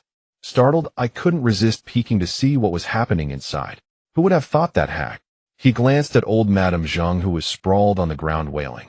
Suddenly she rushed out from behind and shoved me, and her son pounced on me, without a word pinning me down, claiming I was peeping at the window to seduce his wife. A grave injustice. I have lived a life of integrity, how could I? Shen's father trembled with rage. No, it's not about seducing a man, no. A mournful cry came from outside the crowd. Widow Zhou, frantic, pushed through the throng and threw herself at Shen Taotao's feet. Miss Shen, that trap was made by my younger sister. She knew how hard I was working in the mountains breaking stones until my hands were frostbitten. She felt sorry for me. She made it secretly, hoping to set it in the back hills to catch a few wild pheasants, so I could trade them for medicine. She wasn't trying to seduce any man. She just wanted to survive, to find a way for herself. And for me, her useless sister. Widow Zhou wept bitterly, kowtowing desperately to Shen Taotao, begging her to save the life. From inside the house came intermittent groans and sobs. Shen Taotao helped Widow Zhou to her feet and no longer paid any heed to the wailing old Madame Zheng on the ground. Her gaze fierce as a blazing fire burned upon the wooden door that had sealed off all hope of life. Break down that door. Now. The words had barely left her lips when Zhao Laosi swung his stone hammer and shattered the wooden door into splinters. A wave of moldy, grassy stench burst forth from the room, choking the crowd at the entrance and forcing them all to step back. Shen Taotao was the first to rush inside. Dim light seeped through the gaps in the window, barely illuminating the tiny room, which was no more than a few square feet. There was no heated brick bed, no stove. Only a pile of withered straw in the corner. Upon that straw, curled up like a nearly unrecognizable shadow, lay Zhou. Shen Taotao's breath caught in her throat. That could hardly be called a human being. It was merely a skeleton wrapped in tattered rags. The exposed wrists were covered with frostbite and festering wounds. Only the faintest rise and fall of her chest proved she was still clinging to life. Most shocking of all was the iron chain, as thick as a thumb, fastened around her ankle, the other end deeply embedded in the mud wall. The flesh worn away by the chain had long since rotted and turned black, and the pus mixed with filth had frozen into blocks of ice. Inger, Widow Zhou, who had followed in after, let out a heart-wrenching scream. She rushed to the pile of straw, gazing at her sister's condition worse than a ghost. She wanted to touch her, but dared not, tears gushing like a burst dam. My dear sister, how could they have treated you like this? Damn them. Damn them. Madame Lu, quickly. Shen Taotao's voice trembled as never before. Check her first, as she's already fainted. Madame Lu stumbled and took one look, and even she, accustomed to the horrors of the Exile settlement, gasped sharply. She knelt by the straw pile, her trembling fingers pressing against the bony wrist, then quickly flipped open Zhou Ying's closed eyelids to examine her pupils. She's still breathing. Hurry, take her outside. It's too cold here, we must move her to a warmer place immediately. Madame Lu's voice was urgent, filled with deep anxiety. Be careful, don't touch her wounds, her bones are too brittle. I'll do it. Zhao Laosi, his eyes red, rolled up his sleeves and stepped forward. Get out of the way, lamely growled like an enraged wolf. Without glancing at anyone else, he strode over to the pile of straw. His movements were so swift they seemed incongruous with his crippled leg. Without hesitation, he tore off his own thick cotton coat and wrapped Zhou in carefully from head to toe, covering her completely. Then he bent down and with his calloused hands lifted Zhou Ying's entire body into his arms with extreme gentleness. Make way, he roared, hobbling, shoving through the crowd, blocking the door, and limped unsteadily toward Dr. Lu's small wooden hut. Pa, shameless slut. Not satisfied with seducing an old coffin dodger, now you're clinging to a crippled old bachelor. Born a whore, you deserve to rot here. Old Madame Zheng cursed venomously as she watched lame Li's retreating back. Shut up. Shen Taotao whipped her head around, and the murderous intent in her eyes flared instantly. Before her words died away, ouch. Lamely carrying Zhou Ying seemed to trip over something. He instinctively tightened his arms to protect the person in his embrace. In his stumble, a stone he kicked flew up and by no coincidence struck old Madame Zheng square on her foul mouth, which was still spewing venom. Ow! Old Madame Zheng shrieked, her entire body arching backward like a toad with its tendons cut, and she crashed heavily onto the freezing snow. She clamped both hands over her mouth, which was now gushing blood. Between her fingers, a few broken teeth with bloodshot roots flew out. She writhed in agony, her aged face twisted into a grotesque mask, unable to utter another venomous word. Everyone was stunned by the ruthless and precise accident. By the time Shen Taotao arrived at Dr. Lu's hut, Zhou Ying had already been placed on the warm brick bed. She was still wrapped in Lame Li's thick cotton coat, only her pale, bloodless face visible. Dr. Lu had just fed her a bowl of ginseng root water to sustain her life, carefully cleaned the ulcerated wounds on her ankle, and applied a thick layer of medicinal ointment. Lame Li stood a few paces from the bed, hunched over his mud-in snow-stained trousers, still dripping water. Dr. Lu finally straightened up, wiped the sweat from his brow, and let out a long sigh of relief. He turned to Shen Taotao and Lame Li, who had been waiting by his side, and spoke with a weary yet grateful tone, "Thank heavens, thank heavens. The high fever has broken, but her body is severely depleted. She has starved for too long. Her internal organs are all hollow and weak. The cold has penetrated her bones, and some of her meridians are damaged." However, he paused, seeing Lame Li's eyes suddenly light up. "Her life is saved. The bones are not seriously injured, but they are very brittle and need careful nursing. The cold can also be gradually drawn out. As long as she is nourished carefully for a year or so with proper food and medicine, she can recover." "Recover?" Lame Li stepped forward abruptly. Dr. Lu, are you telling the truth? She can really get better. I have practiced medicine for 20 years. I have some confidence in this." Dr. Lu looked at Lame Li's distraught expression, his eyes showing understanding and warmth. "But the medicine cannot be interrupted. Ginseng root can sustain life only temporarily. For the long term, we need a prescription that warms and replenishes qi and blood, fortifies the foundation, and cultivates the root. Astragalus angelica rehmannia cotinopsis. These herbs are costly and require large amounts. Use the best. Use the best." Lame Li answered without a second thought. "Dr. Lu, just prescribe it. Give the best prescription, use the best medicine. No matter how much it costs. Know how many work points I'll pay them. All the work points I've saved, I'll exchange them for medicine. If it's not enough, I'll carry boulders, dig coal, dig out bear dens. I'll earn them for her." Shen Taotao stood to the side, watching Lame Li in this state, and felt a tremor in her heart. She remembered clearly that this Lame Li was known among the exiles as the stingy miser. He would risk his life to earn work points, breaking a frozen biscuit into 3 meals, and every work point he saved he clutched tightly, only to buy a house and a building for his son. For that he would grab any dirty or hard job, and his crippled leg had fallen countless times in the icy snow. But now, for a stranger, a dying Zhou Ying, he was willing to spend everything without hesitation. "Brotherly," Shen Taotao couldn't help asking, "Do you know Zhou Ying?" Lame Li turned his head. When he mentioned Zhou Ying, his eyes churned with complex emotions, pity, gratitude, and a long-buried fervor. His voice dropped hoarse with memory. "I know her. Not long after I was exiled here with Dazhuang. Father and son had no food. We huddled in a drafty straw shack waiting to die. Dazhuang was burning with fever, raving, calling for his mother. I wished I could bash my head against the wall." His voice choked. He took a deep breath. "It was Zhou Ying. She couldn't bear to watch. She secretly slipped me a wild rabbit." He raised his rough hand and wiped his face hard. "That rabbit stewed into soup, it kept me and Dazhuang alive." He looked at the figure wrapped in the cotton coat on the bed, his eyes filled with deep pain. "She is my benefactor, Dazhuang's benefactor. Without her, father and son would have rotted in that snow nest long ago." Shen Taotao fell silent. The wind and snow beat against the wooden window, producing a sobbing sound. Dr. Lu sighed softly and quickly wrote out a prescription. Brotherly, Shen Taotao looked at Lame Li's weather-beaten face and softened her voice. If Zhou Ying recovers, she will certainly divorce Zheng Xuanzi. After that, would you be willing to marry her?" Lame Li's entire body jolted violently, as if his most secret thoughts had been laid bare. He stared at Shen Taotao, his lips trembling. Willing.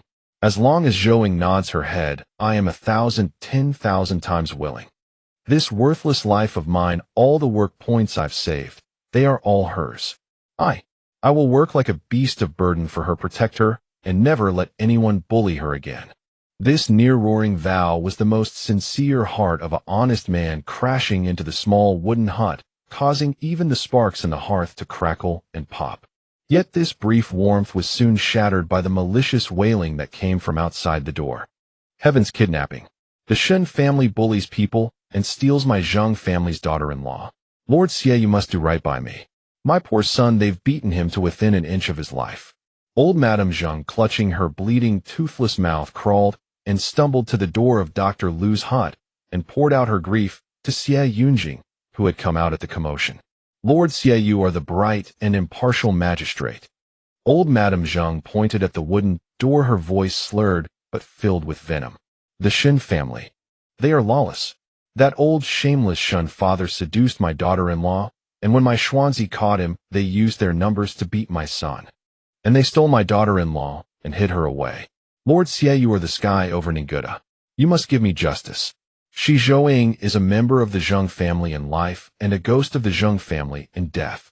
She wailed, rolling and thrashing, determined to make a scene until she got her way.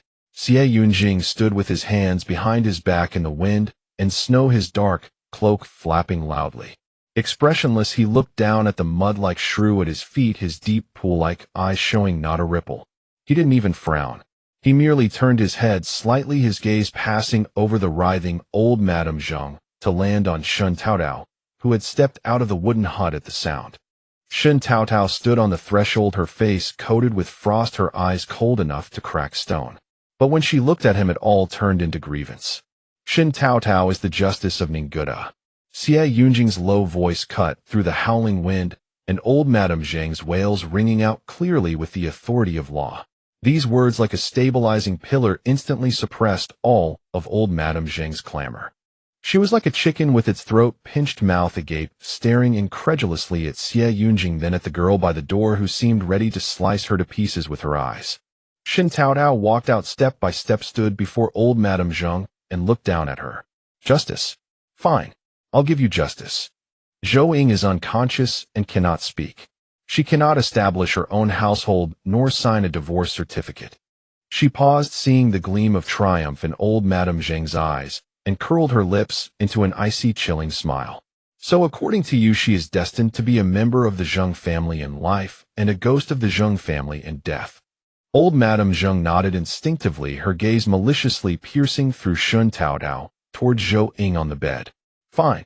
Shen Taotao uttered a single word softly, then turned and said to Lamely, whose fists were clenched so tight his knuckles cracked, in a tone almost like casual conversation, "Brotherly, did you hear that? If there's no divorce, then there's only one option." She whipped her head back, glaring fiercely at old Madame Zheng, and enunciated each word with crystal clarity. She becomes a widow. The smugness on old Zheng's wife's face froze, instantly turning into a deathly pallor of terror. As if she finally understood, she trembled and tried to rush forward to grasp Shen Taotao's feet, but the guards signaled by Xie Yunjing dragged her away like a dog. Old Zheng's wife was thrown into prison for abusing her daughter-in-law and slandering Shen's father. In the dead of night on the east side of the courier station, intermittent groans of Zheng Xuanzi came from the Zheng family's wooden hut. He was badly injured by Shen Dashan's punch. A fractured jawbone and 2 broken ribs left him too weak to even turn over. The wooden door had somehow been blown open a crack by the wind, allowing a bitter gale and snow pellets to pour in. Zheng Xuanzi shuddered from the cold and struggled to get up and close the door, but his whole body was racked with pain and he could not move. Just then a dark figure dragging one leg appeared silently at the doorway, like a ghost merging into the night. He stood there staring at Zheng Xuanzi in silence, his eyes devoid of any emotion, only a dead, icy emptiness. Slowly he raised his hand and pushed the door, which had been only slightly ajar, wide open. Whoosh! The blizzard, like a primordial beast finding an outlet, howled with piercing cold and madly flooded into the room. Biting snow pellets lashed against Zheng Xuanzi's wounds. He wanted to struggle to cry out, but the pain of his broken ribs and fractured jaw made even breathing difficult. He could only curl up helplessly, his whimpering growing fainter and fainter in the rapidly dropping temperature until it vanished completely. Lamely stood at the door expressionless, watching the frozen Zheng Xuanzi inside. After a long while he slowly turned, dragging his lame leg, and strode with unwavering determination toward Physician Lu's wooden hut. The wind and snow soon covered his footprints as well as the last breath of life in the room. The next morning the blizzard eased slightly. Old Zheng's wife was released. Thinking she was safe, she proudly boasted to passers-by that no one could take her daughter-in-law away. But people only shook their heads and kept their distance. When she pushed open the wooden door and saw the frozen corpse of her son inside, she wailed, "Xuanzi, my son," and collapsed onto his cold body, her withered hands patting his blue-tinged cheeks. She opened her mouth, letting out a hoarse "Ah!" Then her breath caught, her body stiffened, and as if all her bones had been pulled out, she slumped limply beside her son's cold corpse, motionless. In Physician Lu's hut, Zhou Ying opened her eyes. At that moment Shen Taotao was following Xie Yunjing, stumbling through deep snow, heading straight into the depths of the desolate valley. The two arrived at an inconspicuous cave entrance pointed out by Widow Zhou, half hidden by several large boulders looking like the dark, gaping mouth of a wild beast. But inside it was not as dark and cramped as they had expected. Several temporary torches were lit by the accompanying guards and wedged into crevices in the rock, their flickering flames illuminating the entire cave. Shen Taotao quickly walked to the nearest rock face, raising her torch high to get a closer look. The rock face was no longer the grayish-white stone seen at the entrance. It showed a uniform ochre red, as fine as sand. Under the torchlight, the surface glittered with countless metallic specks dense enough to dizzy the eyes. She scraped it hard with her fingernail, leaving a deep gray mark. She knocked on another spot. The sound was solid and short, not hollow like ordinary rock. Her suspicion was confirmed.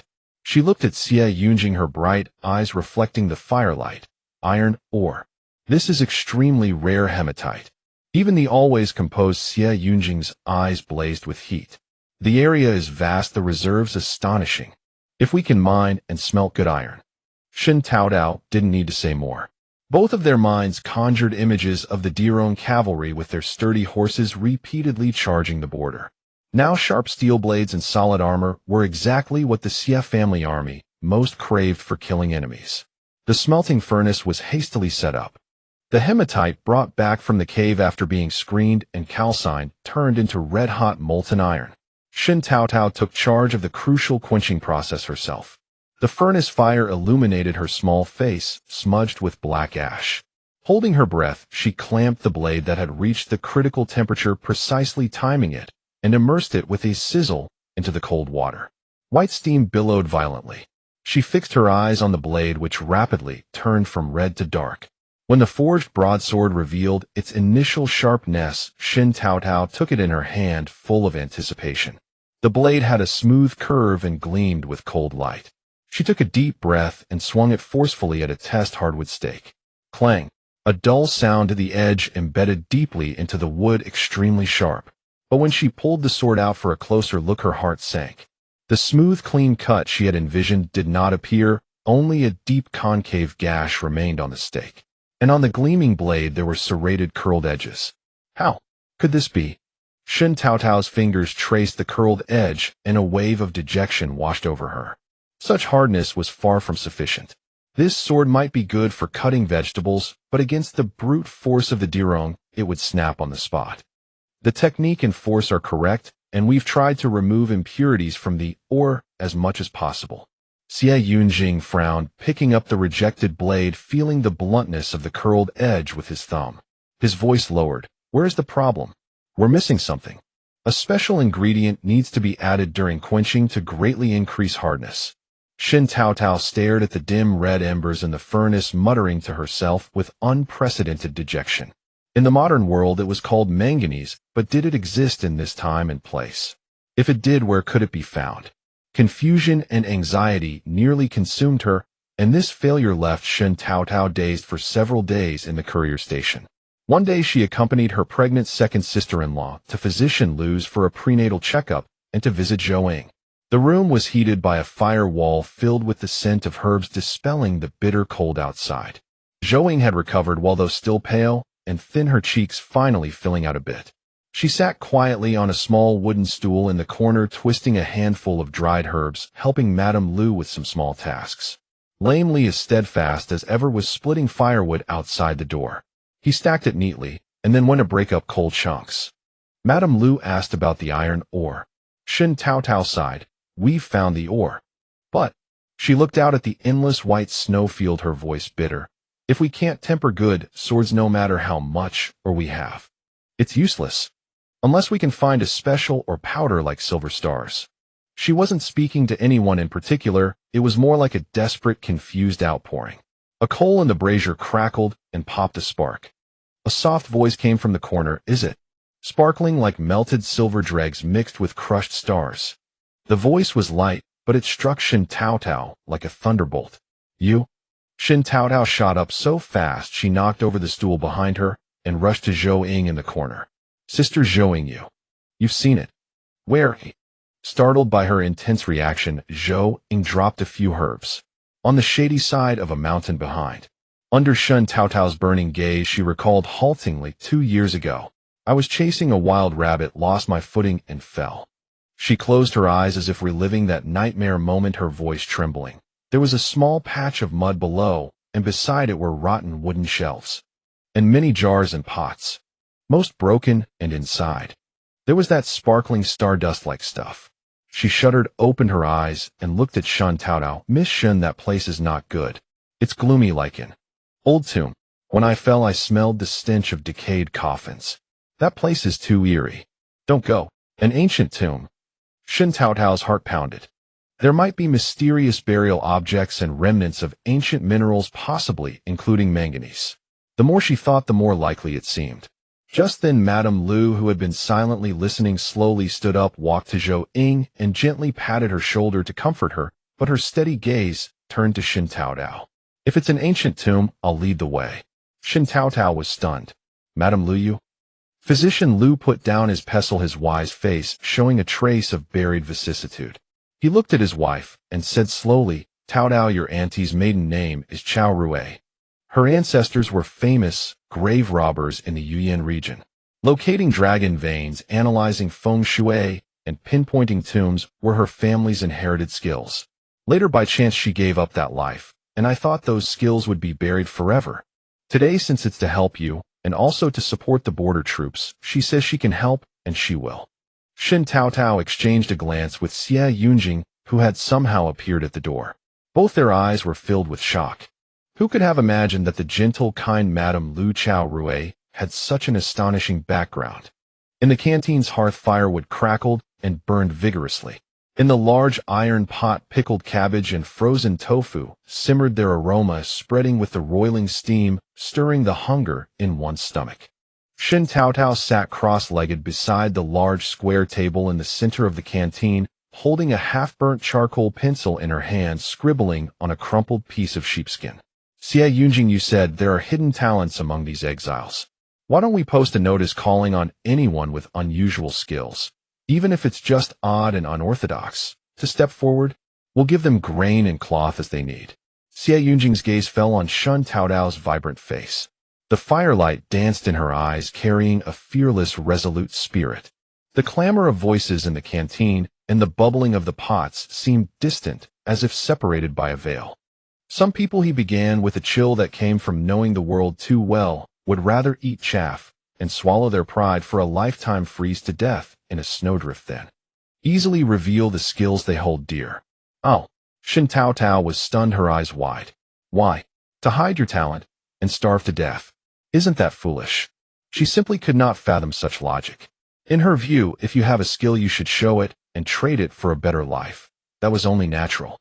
CivilEngiere's gaze drifted past her, landing on Madame Lu, who was feeding a child in the corner of the canteen. The firelight outlined her slender silhouette, and his eyes were complex, carrying a faint, almost imperceptible sigh. "I read the dossier on Dr. Lu's family last night," he said, his voice low, telling a story laced with the stale stench of blood. The Chao family were renowned tomb raiders of old. They had explored ancient tombs 1,000 years old. When she married Dr. Lu, the dowry procession was 10 li long, a spectacle of splendor. Among her dowry was a fragment of an ancient manuscript kept in a box of gold thread Nanmu wrapped in ice silk thread. Shen Taotao instinctively held her breath. Gold thread Nanmu ice silk. Such specifications were no trifling matter. That fragment, Xie Yunjing's voice was like an undercurrent beneath the ice, is said to be part of the medical sage's pharmacopoeia, buried with King Zhou 1,000 years ago. The medical sage's pharmacopoeia. Shen Taotao's heart skipped a beat. The name alone sounded priceless. The fragment records many lost ancient remedies for incurable diseases and rare alchemy techniques. Xie Yunjing paused, his eyes growing deeper. But somehow the rumor twisted as it spread. By the time it reached certain nobles in the capital, it became that the fragment held King Zhou's secret to immortality, the recipe for an elixir that could raise the dead and turn bones to flesh. Immortality! Shen Taotao exclaimed, then snorted. Nonsense. There's no such thing as an immortality elixir in this world. She came from a modern world with advanced medicine. If they couldn't achieve it, how could this backward era possibly have it? It is nonsense. Xie Yunjing curled his lips into a cold, mocking arc. But some people believe it. Worse yet, some prefer to believe it exists. Dr. Liu was from a renowned medical family, already famous. After obtaining the fragment, he devoted himself to studying it, saving countless lives. But that rumor of immortality stuck like a bone-deep maggot, impossible to shake off. He cast another glance at Madame Liu with a barely perceptible heaviness. Later, an old prince in the capital, powerful but gravely ill, sent for Dr. Liu to attend him. Under the guise of treatment, he was actually demanding the non-existent longevity formula. Dr. Liu, being straightforward, told him plainly that the fragment contained no immortality technique, only medical principles and alchemical formulas for healing. But how could the old prince believe him? Then what? Shen Taotao's heart clenched. Then Xie Yunjing's voice turned as cold as ice. A fabricated charge of concealing forbidden arts and plotting treason was pinned on him. Dr. Liu had no way to defend himself. To save his family, he burned the fragment of the medical sage's pharmacopoeia in public. Burned it. Shen Taotao gasped, imagining the immense resolve and pain that must have taken. Burned it. Xie Yunjing patted Shen Taotao's head and continued. A blazing fire in front of many nobles in the capital turned to ashes that fragment that held the wisdom of countless ancestors and also carried endless misfortune. Shen Taotao unconsciously stopped moving, her gaze complex as she looked at the gentle woman holding a child in the corner. If burning it could keep trouble away, then it was worth it. Her voice was dry. Burning it was only the beginning. Xie Yunjing's eyes flashed with coldness. Those people watching the fragment turn to ash became even more convinced that Dr. Liu must have copied down the immortality secret and hidden it elsewhere. Otherwise, why would he be so quick to burn the original? It must be a guilty conscience trying to cover up. Absurd. Shen Taotao was so angry, she nearly slammed the table. Absurd yet deadly. Xie Yunjing's voice was heavy, suffocating. Fabrication, slander, trumped-up charges came one after another. In the end, the entire Liu family was stripped of their property and exiled to Ninguta. He paused, his gaze returning to Shen Taotao's shocked face. If it weren't to help you to help the border troops, to give those thousands of exiles in Ninguta a little more hope of survival, Madame Liu might never have revealed her background as a tomb raider and certainly never set foot in that perilous ancient tomb. Shen Taotao was frozen. Her mouth hung open. She had never imagined that beneath Madame Liu's gentle, composed exterior lay such a tragic past. A set of extraordinary skills was not a glory, but the root of a calamity that destroyed her entire family. Better to eat chaff and freeze to death than to reveal even a hint of ability, for once revealed it might bring not recognition and favor, but complete annihilation. She finally understood the weight of Xie Yunjing's words. In this bitter, barren land of treacherous hearts, talent was sometimes truly a death warrant. Yet even so, Madame Liu had stepped forward without hesitation when Shen Taotao needed her. 3 days later, a small elite team braved wind and snow, leaving the post station. Xie Yunjing, Shen Taotao, Madame Liu Zhongsun, and 19 elite guards from the Xie family plunged into the vast, untamed mountains. However, the difficulty of entering the mountains far exceeded their expectations. The snow was thigh-deep, every step requiring a strenuous kick and pull to free the foot. Before them stretched endless withered trees covered in thick snow caps with no path to be found. The route map that Zhou had sketched based on her memory was now as useless as scrap paper in the forest. After 2 grueling days of trekking, the group was completely lost, as if trapped in a white labyrinth. Not only had they found no tomb entrance, but they had not even discovered a single trace of human activity. The guards took turns breaking the trail, their faces etched with exhaustion and worry. Zhang Sun, panting heavily, his eyebrows and beard covered in frost, whispered to CivilEngineer, "Master, if we keep going like this, we'll be worn down by this cursed weather before we find the tomb." CivilEngineer said nothing, only watching with trust as Shen Taotao and Madame Lu, supporting each other, climbed toward the mountaintop. The fierce wind savagely tore at the exposed rocks on the summit. Madame Lu stood on the peak as if she might be swept off the cliff by the raging wind at any moment. She wrapped her padded coat tightly, letting the wind and snow lash at her, but her eyes were as sharp as an eagle's, scanning the vast undulating white mountains below. She slowly pulled something from her bosom. It was not an ordinary compass, but a black disc the size of a palm. The surface of the disc was engraved with extremely intricate star chart patterns, and at its center was set a strange crystal with swirling nebula.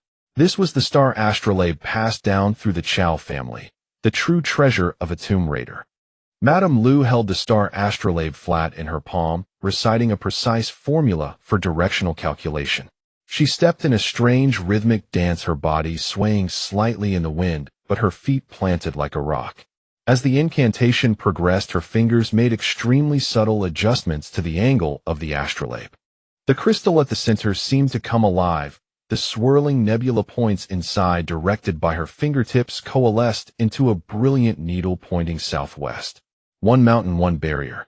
Madame Lu's voice came intermittently on the wind, her gaze following the light needle to the southwest, where a chain of mountains was shrouded in wind and snow. The greedy wolf peak rises, the giant gate locks the water mouth. The Pajun star hides in the DUI position. Found it. A brilliant light burst from Madame Lu's eyes. Greedy wolf transforms into power governing slaughter. Giant gate guards the Kuan position. It locks the earth vein. Pajun hides under the snow clouds in the DUI position, its killing aura restrained. It's there. The ancient tomb is in that mountain's belly, Kuan mountain, facing Jin direction. The entrance must be at the Jin position, the gate of life. Let's go. CivilEngineer did not hesitate a moment, striding forward toward the southwest. Zhang Sun and the guards perked up, following closely. Shen Taotao trudged after CivilEngineer, the deep snow beneath her feet, like treacherous quicksand, constantly draining her strength. Days of travel had left her physically exhausted. As she struggled to climb a steep rocky ridge, her foot suddenly slipped, and her ankle twisted violently outward. A searing pain shot through her ankle. Her vision went dark, and she lost her balance, tumbling uncontrollably toward a snowdrift. "Watch out!" CivilEngineer reacted like lightning.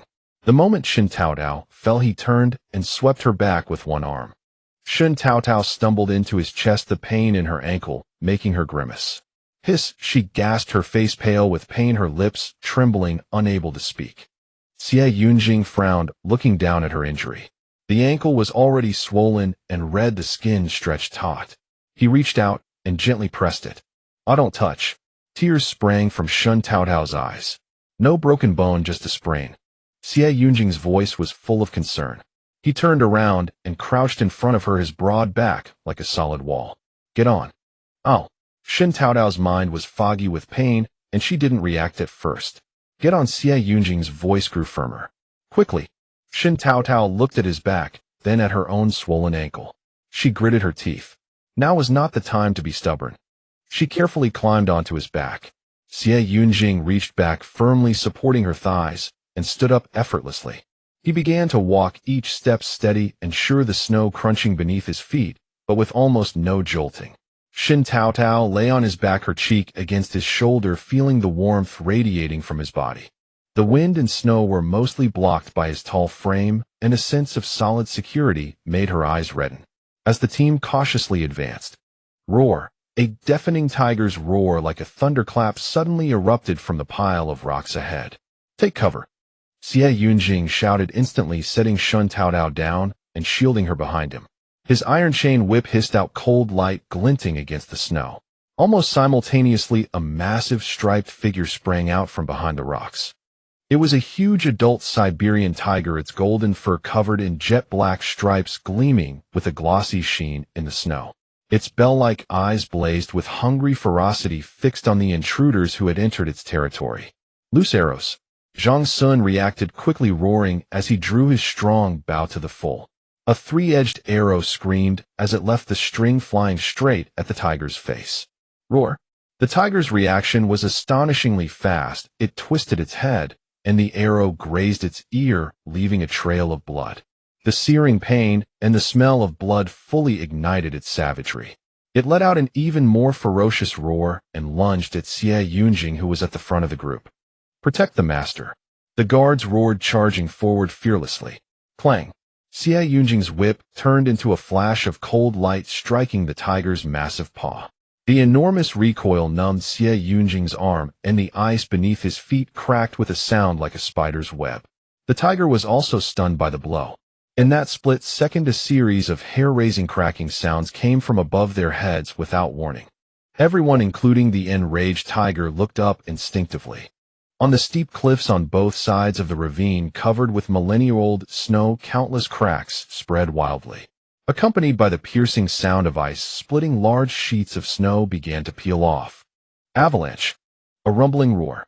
As if a dormant white giant had been fully awakened, the cliffs on both sides of the canyon erupted with a terrifying cacophony of heaven and earth-shattering thunder.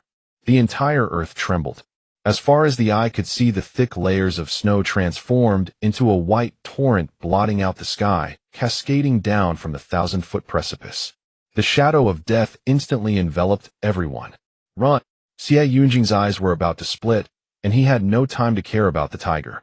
He spun around, pulled the stunned Shen Taotao into his arms, wrapping her tightly with his entire body, and at the same time, with all his strength, leaped toward a deep pit that seemed to have been scoured by an ancient river channel. Master! The cries of Zhang Sun and the guards were drowned by the roar of the avalanche. Boom! The white snow waterfall, like the Milky Way pouring backward, instantly swallowed the entire valley. Xie Yunjing, holding Shen Taotao, was like a leaf in a raging sea, slammed into the icy ground by the immense force. He felt as if his back had been struck by a 10,000-pound giant hammer, his internal organs displaced. A sweet taste rose in his throat, and he spat out a mouthful of blood. In an instant, endless white engulfed his vision. The enormous impact carried them, shattered the ice, and they fell into the deep, dark pit beneath the frozen river. Countless shards of ice and snow squeezed from all directions. Xie Yunjing held Shen Taotao tightly, struggling desperately in the bone-chilling snow flow. He tried to struggle upward, but above him was a continuous cascade of ice blocks with no escape. Just as his consciousness was about to be completely swallowed by the cold and suffocation.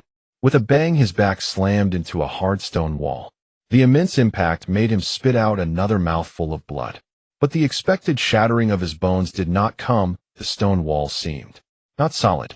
Then a tremendous suction force came from below, and the icy current carried them into a huge fissure hidden beneath the stone wall. The world spun.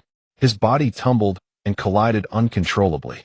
Xie Yunjing could only rely on instinct, pressing Shen Taotao's head tightly against his chest, using his body to absorb every impact. After an unknown period, perhaps an instant, perhaps an eternity, a splash. A thud. Suddenly his body felt lighter, and the immense suction and water impact vanished. The two of them landed heavily on the hard ground like discarded sacks.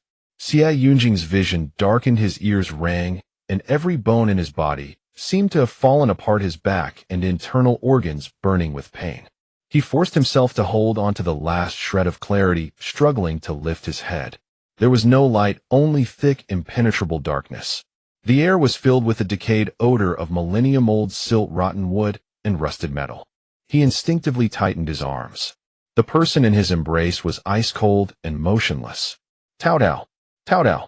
Xie Yunjing's voice was hoarse and broken, carrying a panic he had never felt before. He groped, his fingers trembling as they reached for her breath. A faint, warm breath brushed against his fingertips. Good, she was still alive. Overwhelming relief instantly dispelled some of the intense pain. He let out a long, bloody breath, his tense nerves relaxing slightly, and boundless fatigue washed over him like a tide. His vision went black, and he could no longer hold on, completely losing consciousness. After a long time, the biting cold penetrated through the padded jacket, seeping into Shen Taotao's bones. She shivered, her eyelids as heavy as lead. It took great effort to open them a slit. All around was pitch-black darkness, unable to see her hand in front of her face. CivilEngineer. Her voice was dry and hoarse, startling even herself, but only faint echoes answered, quickly swallowed by the boundless darkness. Fear instantly enveloped her. She blinked hard, forcing herself to adjust to the darkness, but to no avail. She had to struggle to prop herself up, one hand fumbling anxiously around her. Under her hand was the warmth and elasticity of a body and a familiar firmness. It was CivilEngiere's chest. Her fumbling quickly turned into urgent, pressing her palm against his heart, feeling the slight but steady rise and fall beneath. Shen Taotao's pounding heart calmed slightly. She took out a fire striker from her bosom, careful not to move too much, afraid to disturb the person beneath her. With a scratch, a small flame burst into life, pitifully weak, barely able to dispel the darkness within a foot of her body. She immediately shone the fire striker downward. The flickering light first illuminated CivilEngiere's pale face. His eyes were tightly shut, long dark lashes casting deep shadows, and the blood at the corner of his mouth traced a stark, harsh line in the firelight. Shen Taotao's heart sank again. Fragments of memory instantly pieced together the earth-shaking tiger roar, the roaring snow flow, and the overwhelming protection from CivilEngieure behind her when they crashed into the ice. He must have suffered severe internal injuries, possibly fractures. She dared not move, afraid that even the slightest shift would aggravate his wounds. "Madame Lu, Zhang Sun, Xie," she called out, but her voice only stirred layers of echoes in the empty stone chamber, bouncing off the cold stone walls and returning as dead silence. The only response was the faint crackle of the fire striker and her own rapid, almost explosive heartbeat. Madame Lu, Zhang Sun, Xie, and the others. Where were they? Had they been swept elsewhere, or already swallowed by the avalanche? Shen Taotao dared not dwell on it, and a wave of overwhelming helplessness and fear surged over her again. Deep in this ancient tomb, only she and the severely injured, unconscious CivilEngieure remained, their future uncertain. Shen Taotao bit her tongue hard, the sharp pain clearing her chaotic mind somewhat. She was Shen Taotao, a modern-day, overworked office drone who had endured endless late nights. This predicament was worse than that. Well, not by much, but it was not yet time for despair. The top priority was to keep CivilEngieure alive and find a way out. The fire striker burned quickly, as she couldn't waste it. She struggled, carefully shifting her body, trying to move away from CivilEngieure to explore the surroundings. Every movement was excruciating, each shift aggravating her sprained ankle. The piercing pain made her grimace, cold sweat beading on her forehead. She also had to be careful to avoid CivilEngiere's body. Finally, almost crawling and dragging herself, she got off him, used the cold ground for support, and stood up. By the faint light, she limped over and examined the stone wall. Unlike the dampness of the snowy mountain outside, the stone here was unusually dry. At a height of about a foot above her hand, there was a bronze bracket with traces of grease, like an oil lamp. Shen Taotao's spirits lifted. She quickly used the fire striker to light the remaining oil. With a soft poof, a ball of orange light leaped up, more than 10 times brighter than the fire striker, spreading out and struggling to tear a small patch of the thick darkness. The full picture of the stone chamber revealed itself in the dim light, just the tip of the iceberg. It was huge. That was Shen Taotao's first impression. The firelight could illuminate a small area before her. Her gaze reached a dark, bluish-black stone wall that extended upward, its top hidden in the darkness beyond the light's reach. The floor was made of the same material, huge stone slabs, smooth as if cut, but covered in a thick layer of dust. Using the light, she immediately checked CivilEngiere's injuries. He still lay quietly, his chest barely rising and falling. When her eyes swept over his lifeless face, her heart clenched. The blood at the corner of his mouth looked even more gruesome in the firelight. "Hold on. I will definitely get you out of here," she whispered, her voice as light as a sigh, whether for him or to encourage herself. The firelight gave her some peace of mind, and she began to calm down and observe her surroundings. This was the main burial chamber. According to ancient tomb construction rules, the stone walls would be carved with the life of the tomb owner, and perhaps she could find clues to the exit from them. Ignoring the pain in her ankle, Shen Taotao's gaze climbed laboriously up the stone wall and finally discerned some clues. The images on the stone wall were extremely crude, with a rough style reminiscent of primitive tribal rock paintings, but the information conveyed was startling. The first picture depicted a huge altar. Beneath the altar, countless people dressed in animal skins and wearing feathered headdresses were prostrating themselves, surrounding a woman at the top of the altar. The woman was dressed in a skirt-like garment of leather with a majestic posture like a queen. But strangely, on her protruding belly there was a smear of black shadow, twisted and distorted, exuding an extremely uncomfortable sense of evil. Next was the second picture. In the center of the altar, a swaddled infant was raised high, placed above a stone basin burning with fierce flames. The infant's outline was extremely blurry, as if deliberately obscured. At the edge of the altar, the queen was tied to a huge stone pillar with ropes, and the crowd below was throwing torches at her. Flames licked at her body. Her head was raised high, her mouth wide open, as if emitting a soul-tearing, desperate wail. The third picture seemed to pull the perspective back. The altar and flames disappeared. That sacrificed infant seemed to be floating in midair. No. Shen Taotao squinted, moving closer, almost pressing her face against the cold stone wall. The light was too dim, the image too blurry.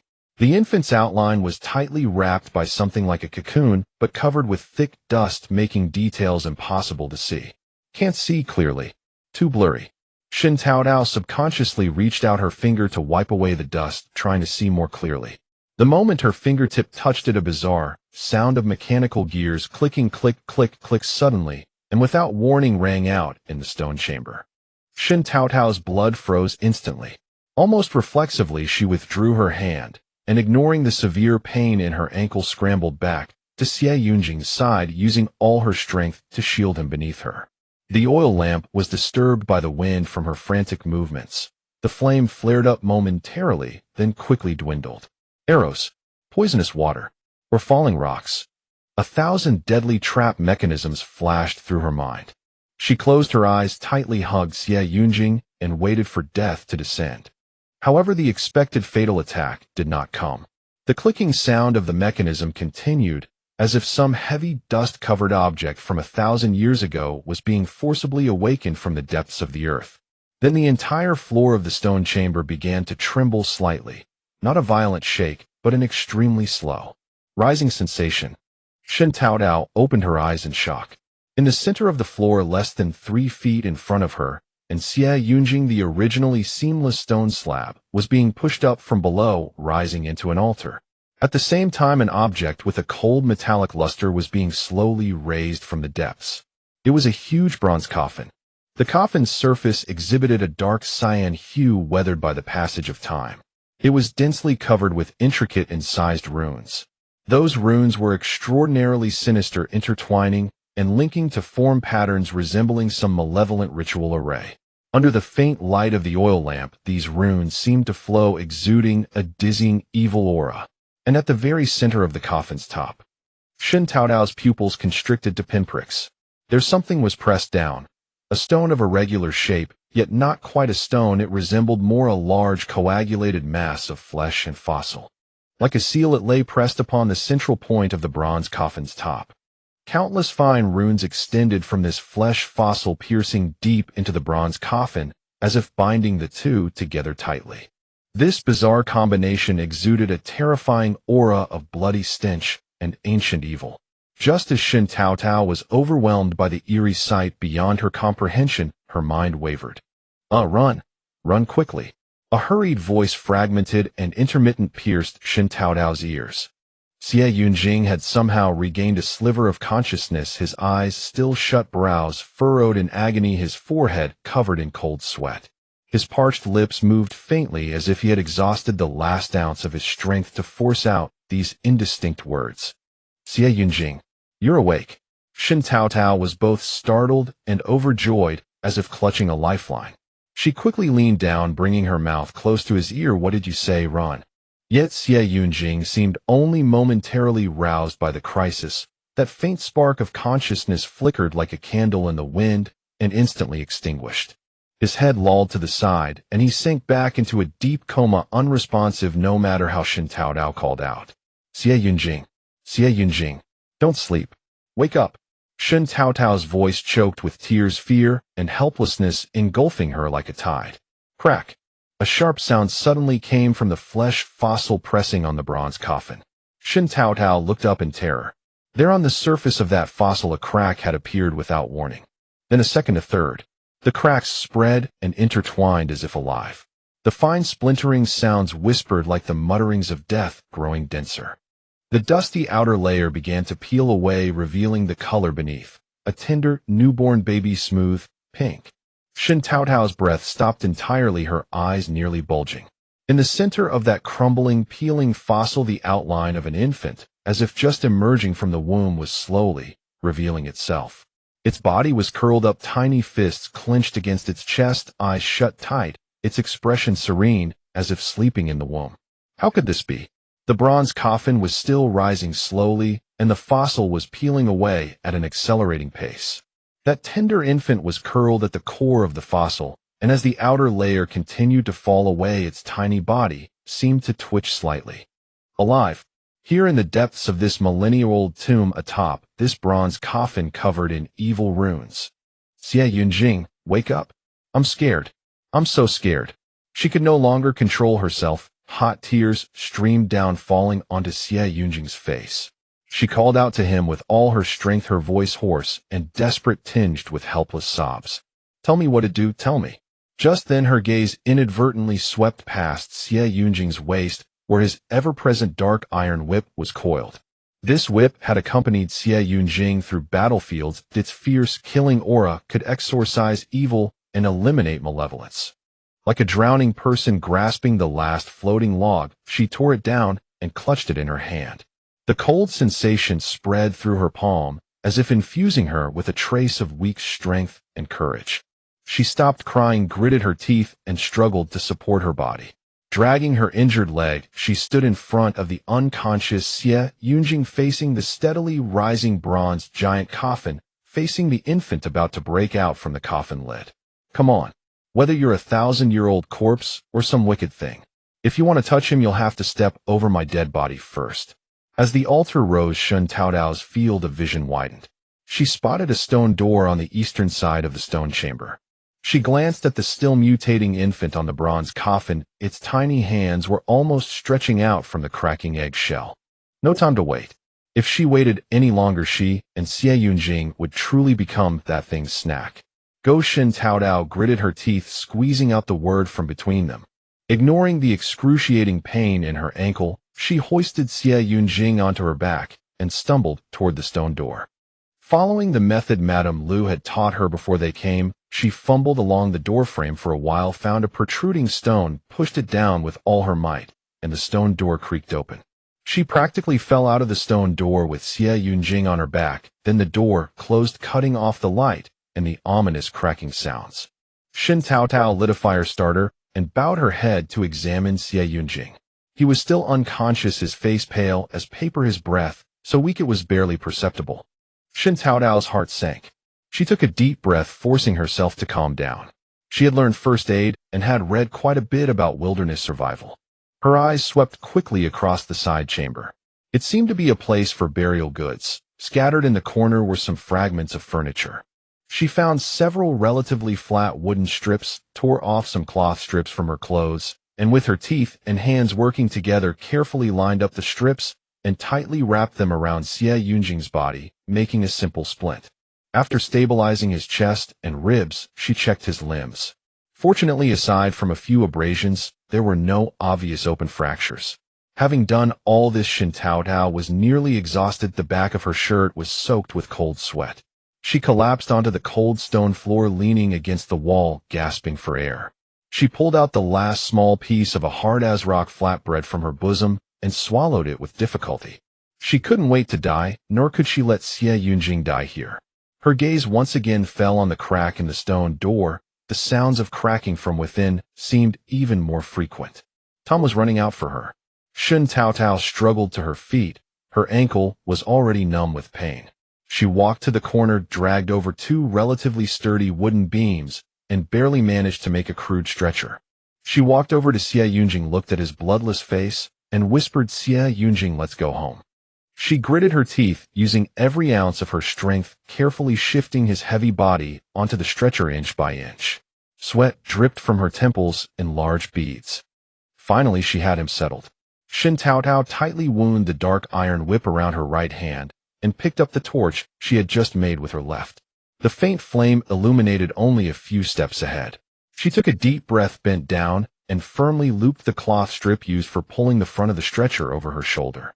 The taut cloth, like a sharp steel wire, instantly cut into her flesh, causing a sharp pain.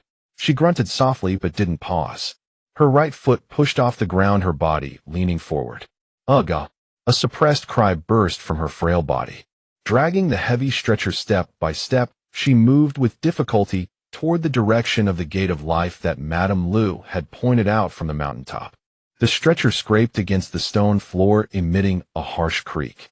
Xie Yunjing's body swayed slightly with each jolt, and every jolt made Shen Taotao's heart leap into her throat. She had to stop and start frequently. Every time she stopped, she immediately rushed to the stretcher, anxiously checking his breathing and complexion. "Xie Yunjing, hold on. We're almost out," she panted, murmuring softly as if comforting him, but more like encouraging herself. She didn't know how long she had walked. The cloth strip on her shoulder had long cut into her bones, burning with pain. Every movement made her vision blacken. Sweat flowed into her eyes, stinging painfully. Finally, dragging the heavy stretcher, she moved to the stone wall on the southwest side of the tomb chamber. The wall was still made of that deep cyan boulder, smooth and cold. But Shen Taotao searched repeatedly with her eyes and finally spotted an anomaly in a corner of the wall near the ground. The stone texture there seemed different from elsewhere, looser, more as if it had been filled in later. "This is it." Shen Taotao's eyes burst with ecstasy.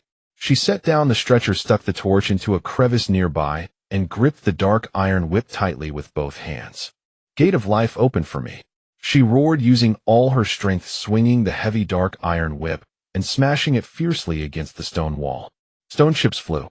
On the stone wall, a shallow white mark had appeared. It worked. Shen Taotao's spirits soared. Ignoring the searing pain from her split tiger's mouth, she swung the whip again. Once and again, the dull thuds echoed in the tomb chamber, stone chips falling like hail. Yet her strength was ultimately limited.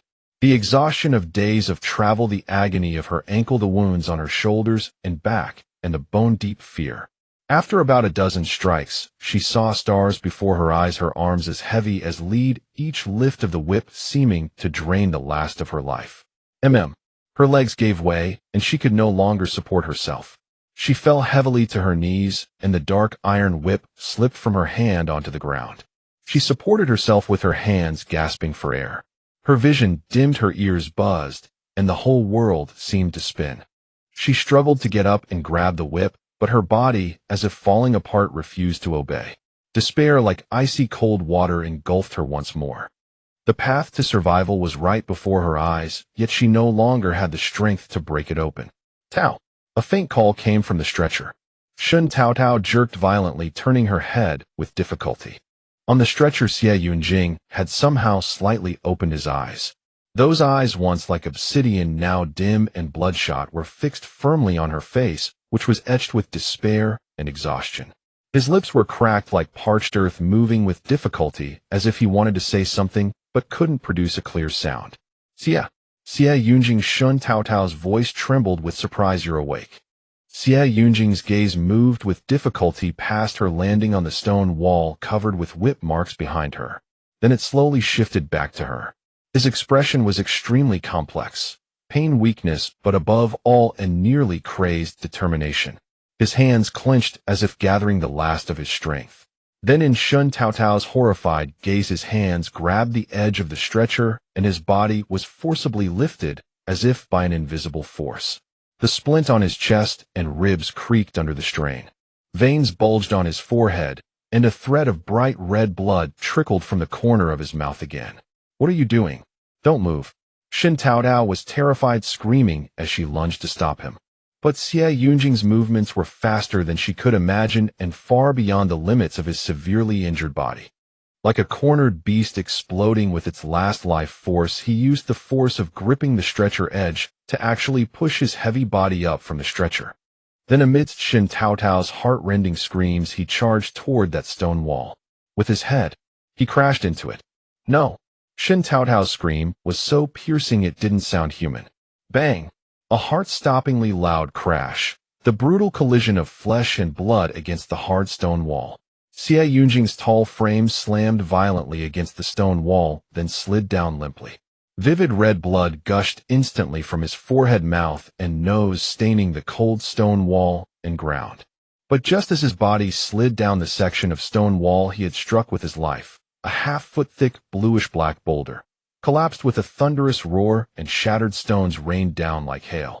A ray of firelight shot in through the collapsed gap. The blinding light made Shen Taotao instinctively close her eyes, but tears uncontrollably streamed down her face. She scrambled over to Xie Yunjing, who lay in the rubble, in a pool of blood, the bandages on his chest already soaked through with crimson. Xie Yunjing! Xie Yunjing! She cried out frantically, trying to stop the wound on his forehead with her hands, but blood kept seeping through her fingers, the warm liquid burning her heart. Just then, Master! Miss Shen! A distant shout filled with immense joy, like a celestial melody, pierced through the dust of the collapse, faintly coming from the direction of the firelight. It was Zhang Sun, Madame Lu, and the guards. They had found them. The overwhelming relief of surviving a calamity crashed over Shen Taotao like a tidal wave.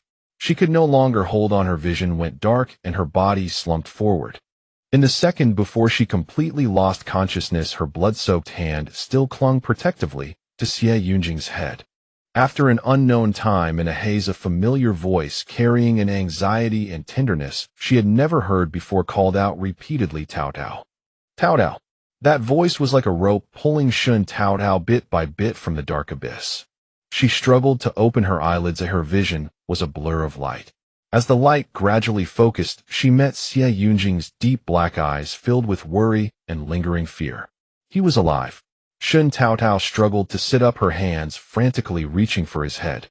"Your wound, let me see, how is it?" Her fingertips touched not blood, but intact skin. Shen Taotao's hand froze midair. "Healed. Healed." Her voice trembled terribly, mixed with heavy sobs. "I thought you were going to die, Xie Yunjing." She clutched his lapels tightly like a lost treasure found again, wailing, "You scared me to death. Really scared me to death. You can't die, you can't die. If you die, what will I do? What will I do?" She was incoherent, her voice hoarse, as if she wanted to cry out all the fear and despair accumulated in the ancient tomb. The Xie Yunjing before her did not speak, only quietly watched her with endless pity and gentle reassurance. Just as Shen Taotao was immersed in this immense joy, a deliberately drawn-out voice interrupted most inappropriately, "I, Master." Zhang Sun's face, eyes, and brows moving exaggeratedly, had somehow sidled up. "Master, listen, the mistress was calling your name in her dreams. Look at her crying, it really breaks one's heart." He exaggeratedly mimicked Shen Taotao's sobbing voice. "You can't die. If you die, what will I do? TSK, TSK, TSK. He also winked slyly at Xie Yunjing. "Master, what are you waiting for?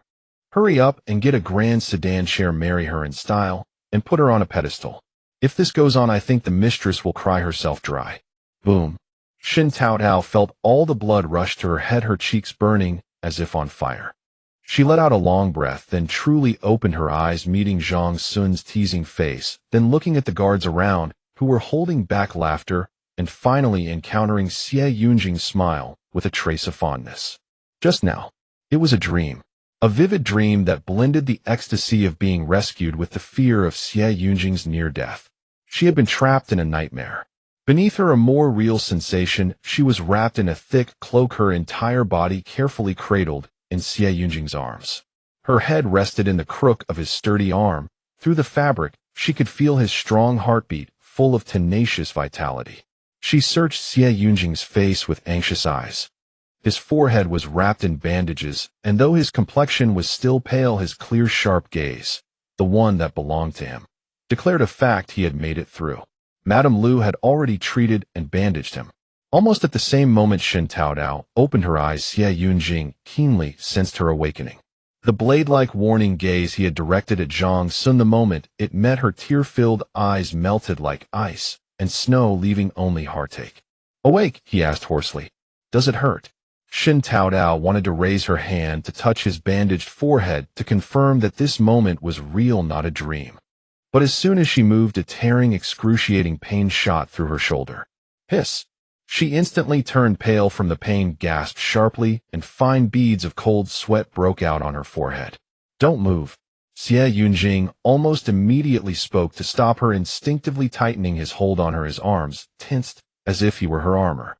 His eyes, always so cold, now clearly reflected her image, filled with heartache and lingering fear. "Your shoulder is badly injured. Madame Lu applied medicine. You must not exert yourself." The sharp pain brought her fully back to reality. Not a dream. Rescued. He was right in front of her, still in the tomb, but alive. The huge stone hanging in her heart crashed to the ground, followed by an overwhelming weariness from surviving the disaster and the physical pain. Shen Taotao's eyes reddened again, filling with tears. She murmured with a thick nasal tone, I thought." "Don't be afraid," Xie Yunjing interrupted quickly, afraid she would aggravate her wound. His voice was low and firm with a soothing power. He carefully adjusted the way he held her, avoiding her injury, and cradled her more securely in his arms. "It's all right, Taotao." He gazed at her, his tone an unquestionable promise. "We'll rest a bit, then find the manganese, and then we can go home." The word home was emphasized heavily, carrying an unprecedented sense of belonging. Cough, cough, cough. A deliberate cough came from the side. Zhang Sun covered his mouth, his eyes blinking almost to the point of cramping. "Oh my, I just choked on snow. My throat is so itchy." The teasing in his words was almost overflowing. Xie Yunjing didn't even turn his head, just swept a cold glance over. Zhang Sun, like a duck with its neck pinched, instantly fell silent, his teasing smile frozen, not daring to utter another word. "Miss Shen, let me check your pulse." Madame Lu stepped forward at the right moment with a gentle smile. "Madame Lu," Shen Taotao steadied herself, suppressing the heat on her face and the bitterness in her heart, thinking of a more important matter. "How did you escape later? The avalanche was so terrifying." She recalled the overwhelming disaster of the snow waves cascading down, still shuddering. Madame Lu smiled slightly. "We have Zhang Sun to thank." She steadied her surging emotions. "At the moment the avalanche came down, he was quick-witted. He grabbed me tightly, and with his other hand threw a rope which looped exactly around the tiger. That tiger, frightened, and seeing the snow wave bearing down, ran. It was truly a sight to behold." She recalled that terrifying scene, a trace of lingering fear in her eyes. "We were dragged by the tiger through the snow at a breakneck speed, a speed I've never seen in my life, faster than the wildest horse on the prairie. I truly experienced what it means to be tiger-pulled sledding." Shen Taotao was stunned, turning her gaze to Zhang Sun. Zhang Sun, catching her gaze, stealthily glanced at his master. Seeing that Xie Yunjing did not object, he grinned, scratched his head, and showed a mix of fear and pride. Survival first, survival first. That beast, it was really strong. When the avalanche stopped, it was also exhausted. Madame Lu quickly cut the rope and let it go. Madame Lu continued, "After the avalanche, the mountain's contours changed drastically, and the entire terrain was different. I deduced that the center of the avalanche was exactly in a low-lying valley. You and Yunjing probably fell into an underground ancient tomb. We determined the location and searched along the altered terrain, finally finding a crack large enough for a person to enter on the other side of the mountainside." Her tone turned somber. "In the end, I was too slow, causing you to fall into danger. No, Madame Lu, without you we would have already." Shen Taotao shook her head quickly, then her heart tightened as she recalled the tomb experience. "All right. That baby, the one hatched on top of the bronze coffin in the main chamber." She hastily recounted the gist, her voice filled with lingering fear. "Before Xie Yunjing hit the wall, that thing. It was about to hatch."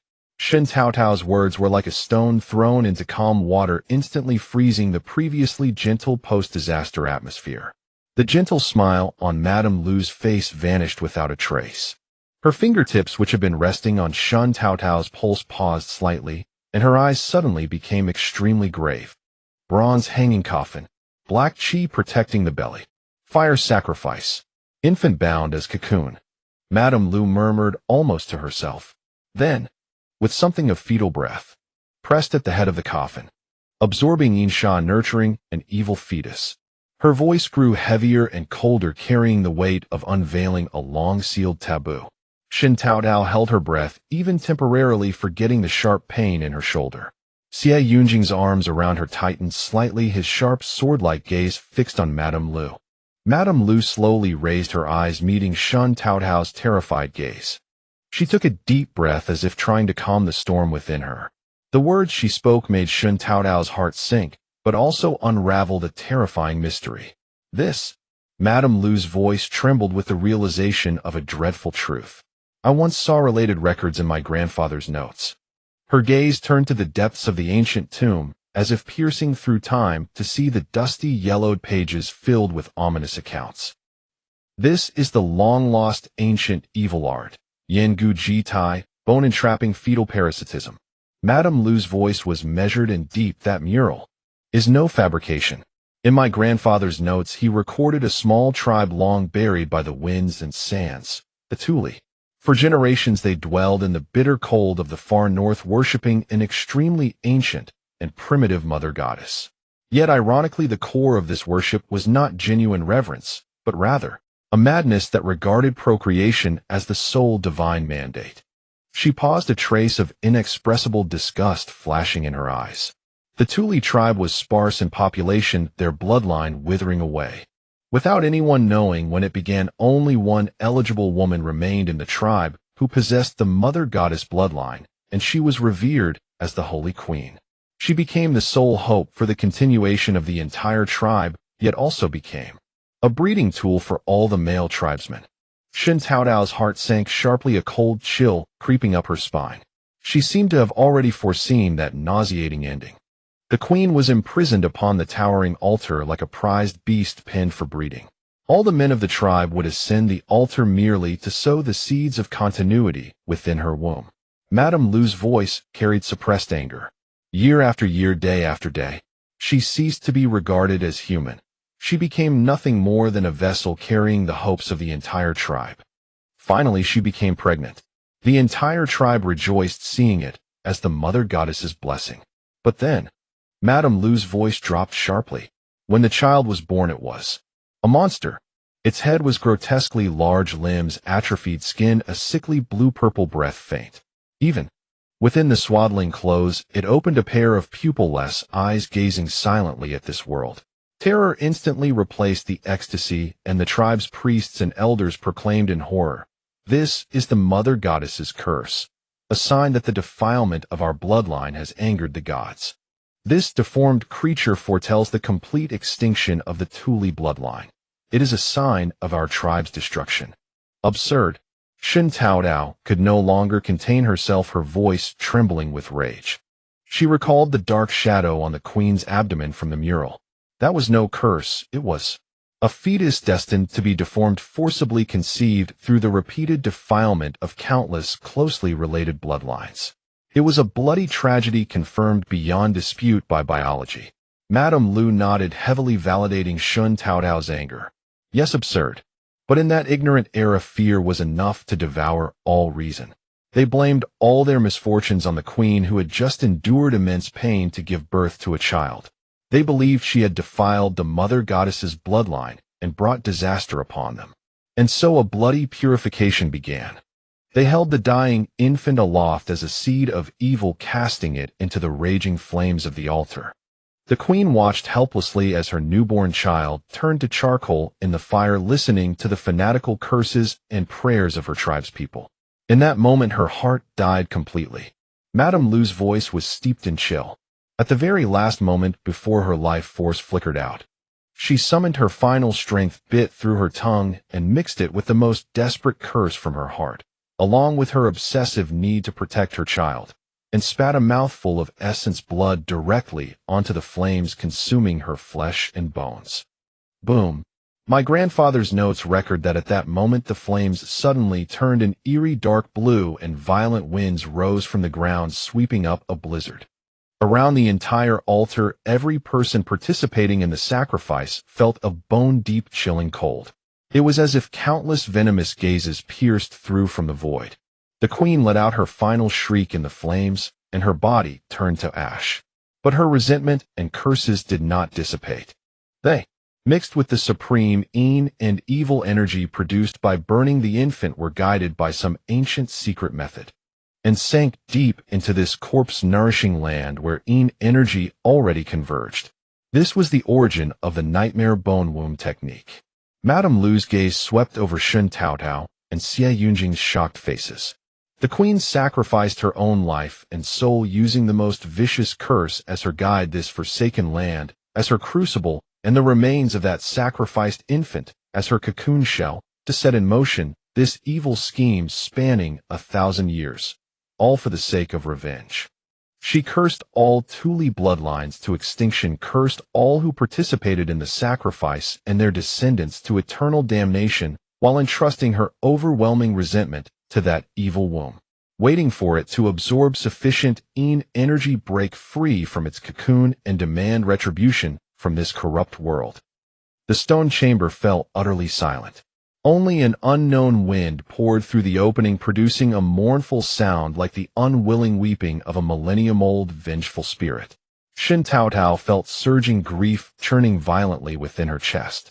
How laughable, how utterly shameless. Her voice rose with agitation, as if trying to pierce through that ignorance from 1,000 years ago. What mother goddess curse, what bloodline defilement?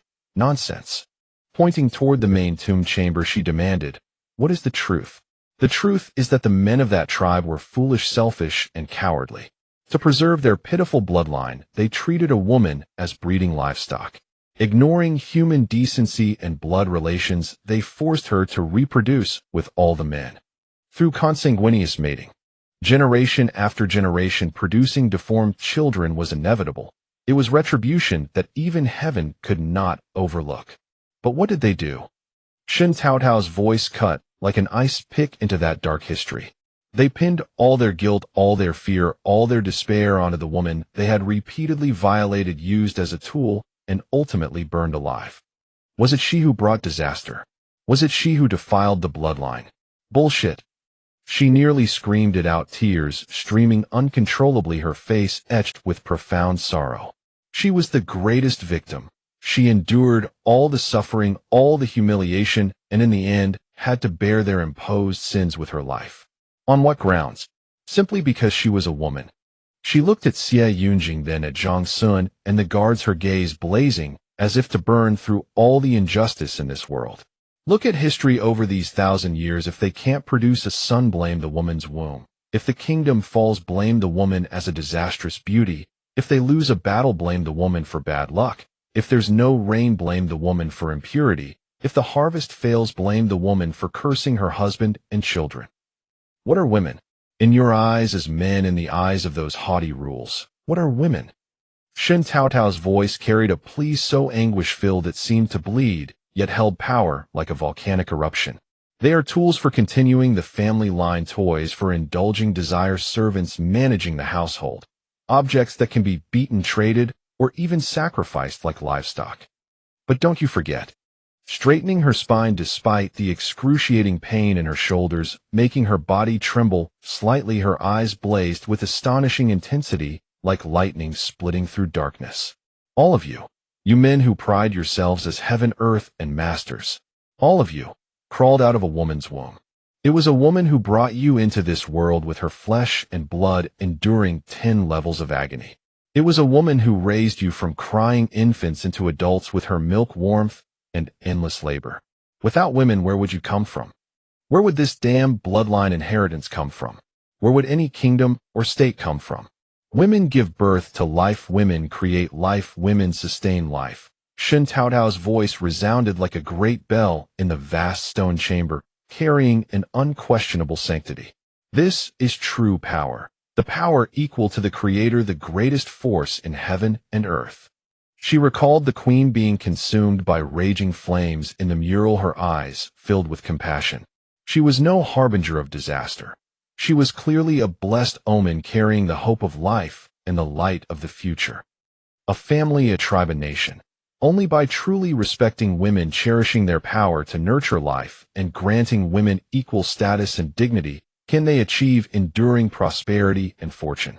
Not like the Tuli who trampled women beneath their feet, treating them as tools and sacrifices only to meet the fate of bloodline extinction and eternal curse.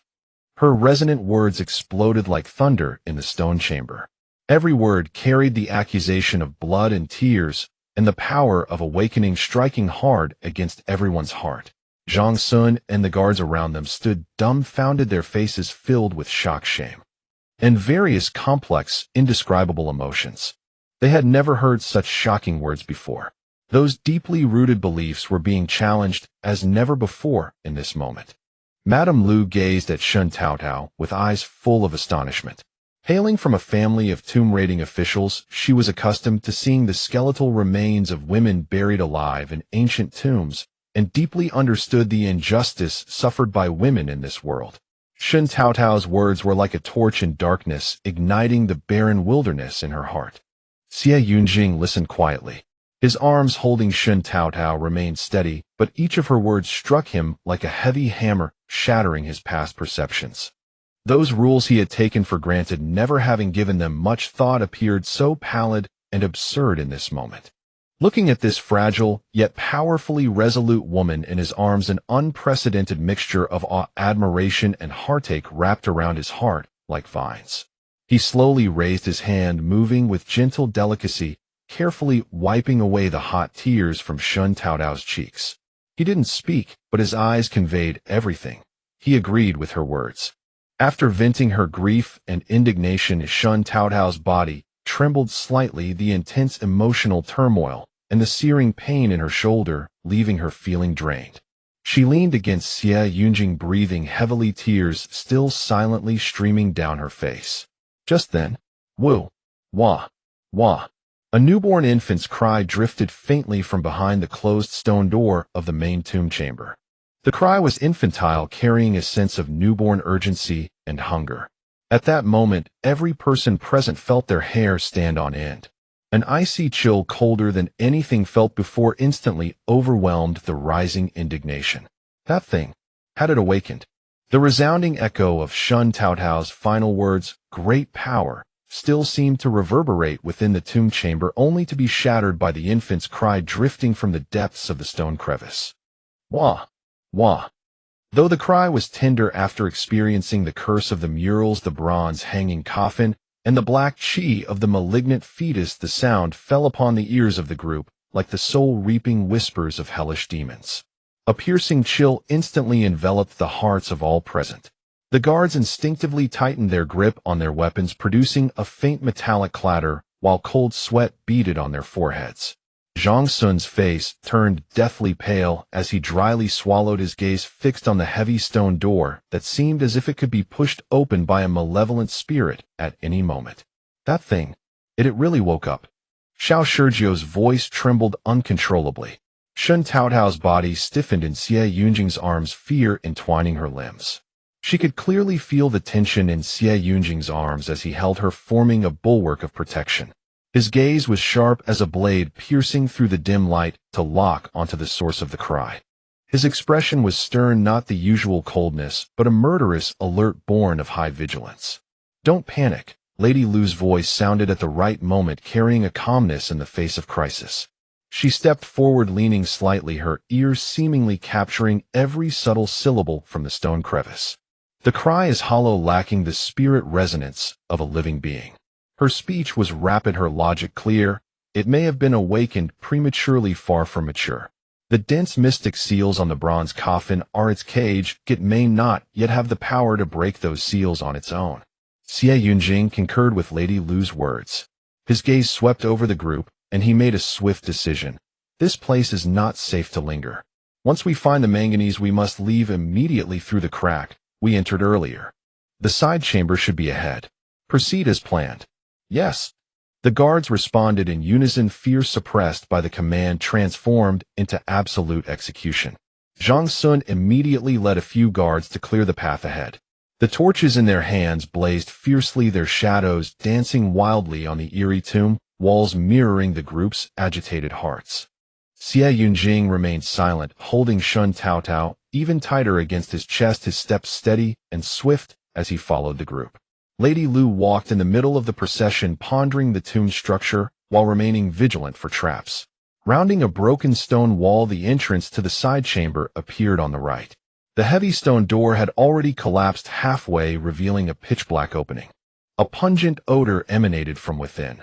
Neither the decay of wood nor the stench of corpses, but a metallic tang, as if the blood of, or waiting for millennia, had finally been exposed to the air. The side chamber was not large, covered in thick dust and years of accumulated rubble and debris. At the center stood a low stone platform upon which were densely arranged black jars, some sealed tightly, others already shattered. At the edges of the jars a faint light shimmered. It was not a liquid, but a radiance like fragments of stardust. That was the true natural manganese crystal. "That's it," Shen Taotao exclaimed softly, a glimmer of excitement in her eyes. "This substance appears calm, but if subjected to violent shock it can easily release toxic gas." She instructed Zhang Sun to retrieve the specially made pottery jars. "Zhang Sun, you must handle them with extreme care and gentleness." Zhang Sun and the most steady and experienced guards immediately stepped forward, holding their breath as they precisely extracted the manganese, each movement exceedingly delicate. As each jar was filled, a guard would immediately seal the mouth with a cloth soaked in a special medicinal solution, then reinforce it with wax-coated rope. The jars themselves were carefully wrapped in thick cotton padding for cushioning, then securely fastened to the carrying frames on the guards' backs.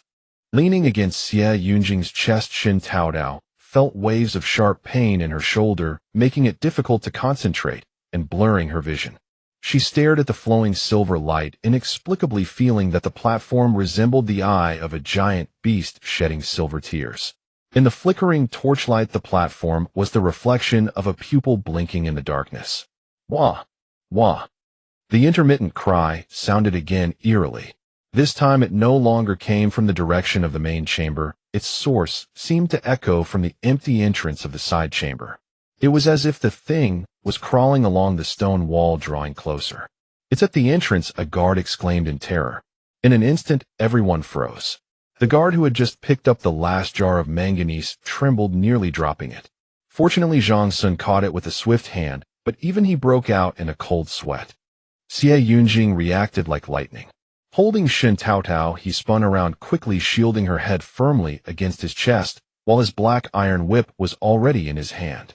The cold whip gleamed in the dim stone chamber, his gaze like that of a hawk locking onto its prey, piercing the darkness of the entrance, radiating a fierce, killing intent. Lady Lu's expression also changed. She shifted slightly, shielding part of Shen Taotao's body. Everyone waited for the evil spirit to pounce from the darkness. However, the anticipated attack did not occur. The entrance was deathly silent. Only the wind whistling as it brushed the stone walls could be heard. Lady Lu listened intently, holding her breath.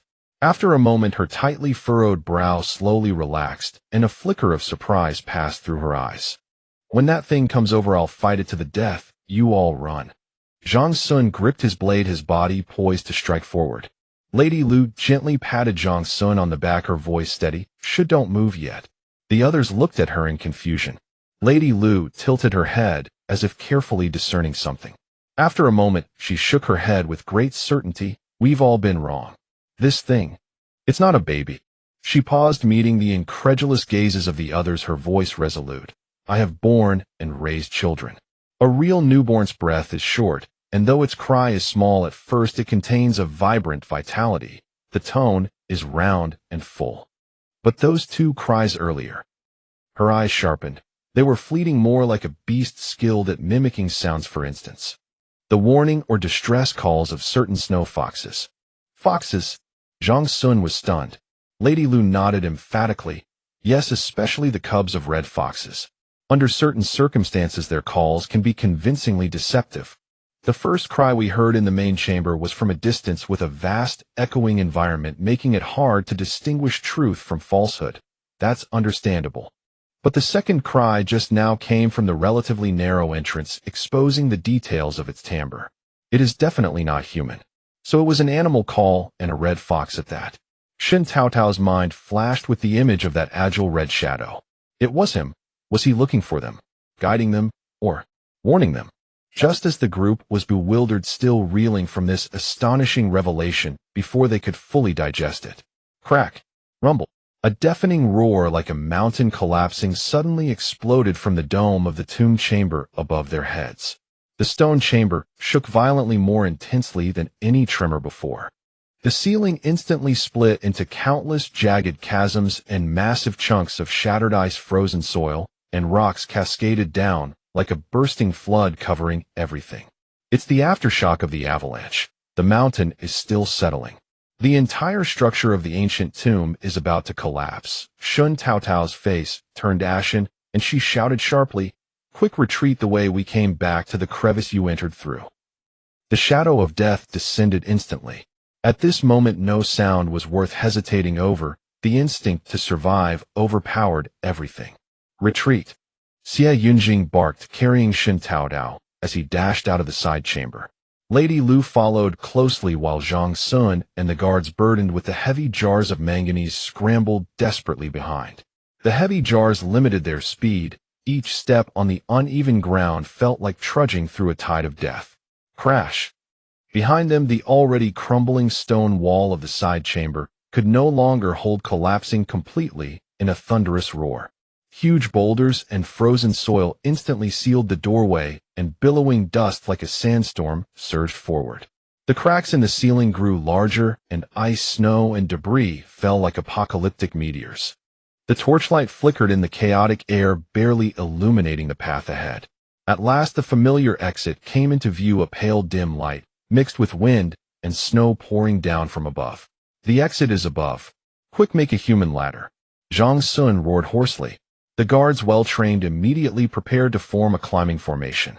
But it was too late. Boom! An even more terrifying explosion erupted, as if the entire mountain belly had been split open. The dome beside the exit, unable to bear the weight of the ice and snow and the tearing of the earth, collapsed with a thunderous crash. Snow, ice, and debris surged like a towering wave, instantly swallowing the only exit and completely blocking the passage they had come from.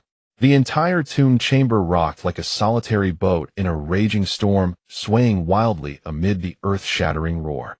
The ground beneath their feet kept splitting. The path ahead was cut off, and the way behind was blocked. Burial alive seemed the only outcome. "We're done for." A guard's legs gave way, nearly collapsing to the ground. Zhang Sun's eyes were bloodshot. Staring in despair at the pile of ice and rock, he roared, "Charge through. Dig it open, damn it." He lunged forward like a madman, clawing at the hard rocks with his bare hands, his fingers instantly bloodied. The guards, jolted from their stupor, were about to rush forward regardless. "Stop!"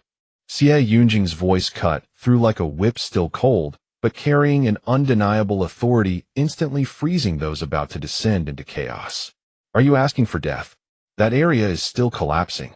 Just then, amid the deafening roar of the collapse and the cries of despair, a gap appeared. "Wah? Wah!" The eerie, infantile cry sounded for the third time.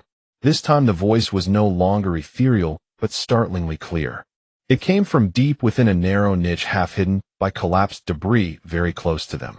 The sound was short, sharp, like an urgent whistle. Again. Zhang Sun was so enraged he almost cursed his faith in Lady Lu's theory of animal calls wavering. But this time Shen Taotao suddenly lifted her head. In her eyes there was no fear, but a glimmer of light, a spark of hope. "It's the Red Fox. It's the Red Fox's call. It's urging us to go over there." Before the words had faded, a swift figure, like a flash of fire, darted out from the shadows of the niche.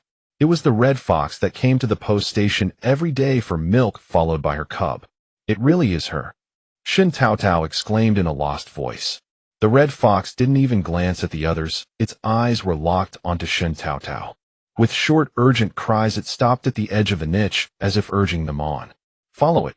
CivilEngierer didn't hesitate. Holding Shen Taotao, he dashed toward the Red Fox. Lady Lu followed closely on his heels. Zhang Sun and the guards were stunned for a moment, then erupted in ecstatic shouts. Their survival instinct drove them to follow without a second thought.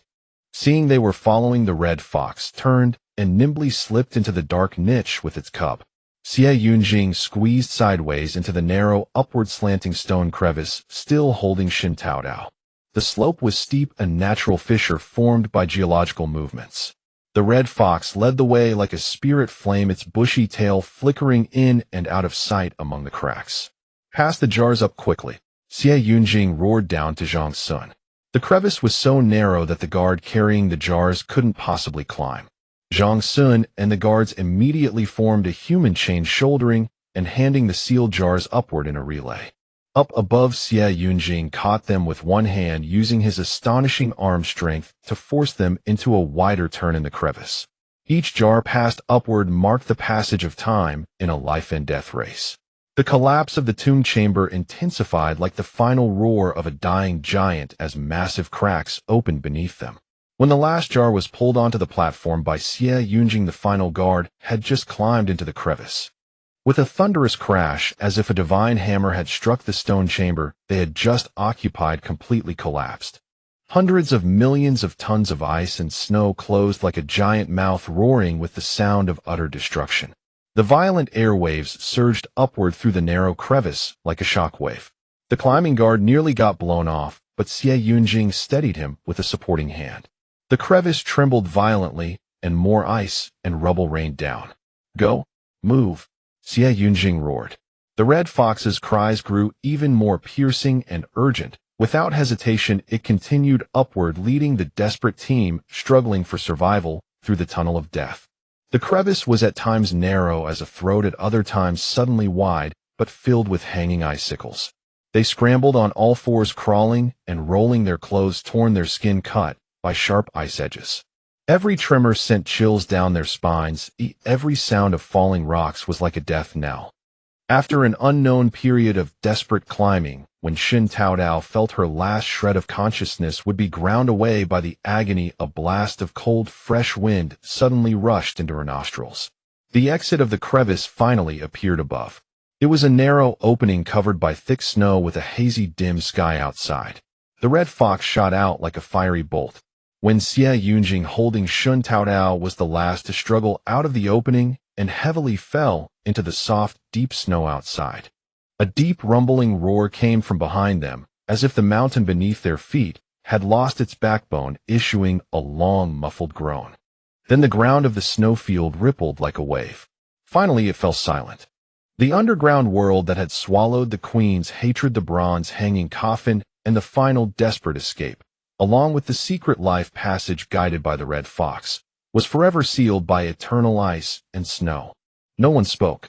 Exhausted like broken puppets, they all lay sprawled in the icy snow, greedily inhaling the cold, yet infinitely free air. Zhang Sun and a few guards lay on their backs, staring blankly at the gray sky, their faces smeared with snow, sweat, and blood. After a moment, they burst into choked sobs and wild laughter of release.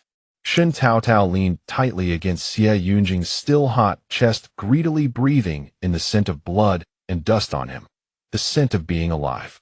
She turned her head slightly, looking toward the opening. The opening was now completely covered by newly collapsed ice and snow, seamless and without any trace.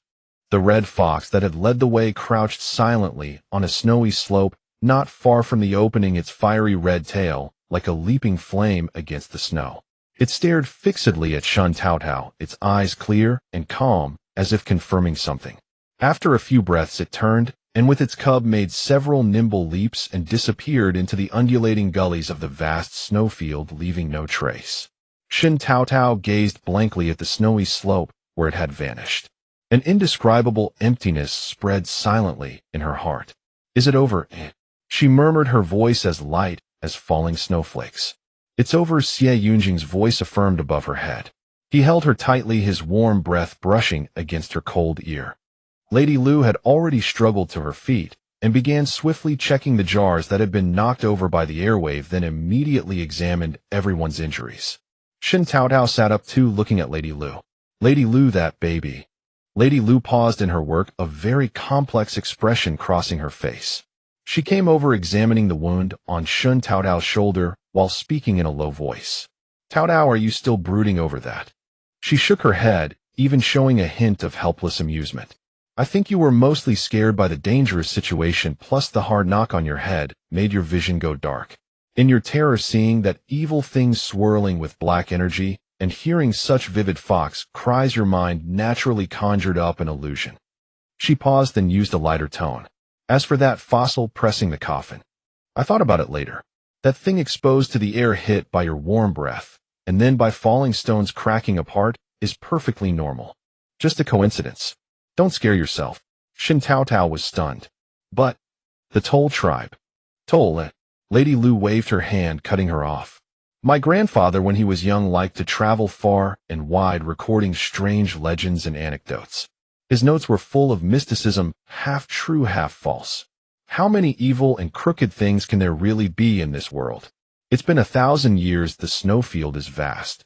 Who can say for sure? She spoke earnestly with the concern of an elder. We're safe now, and we've found the manganese. That's the most important thing.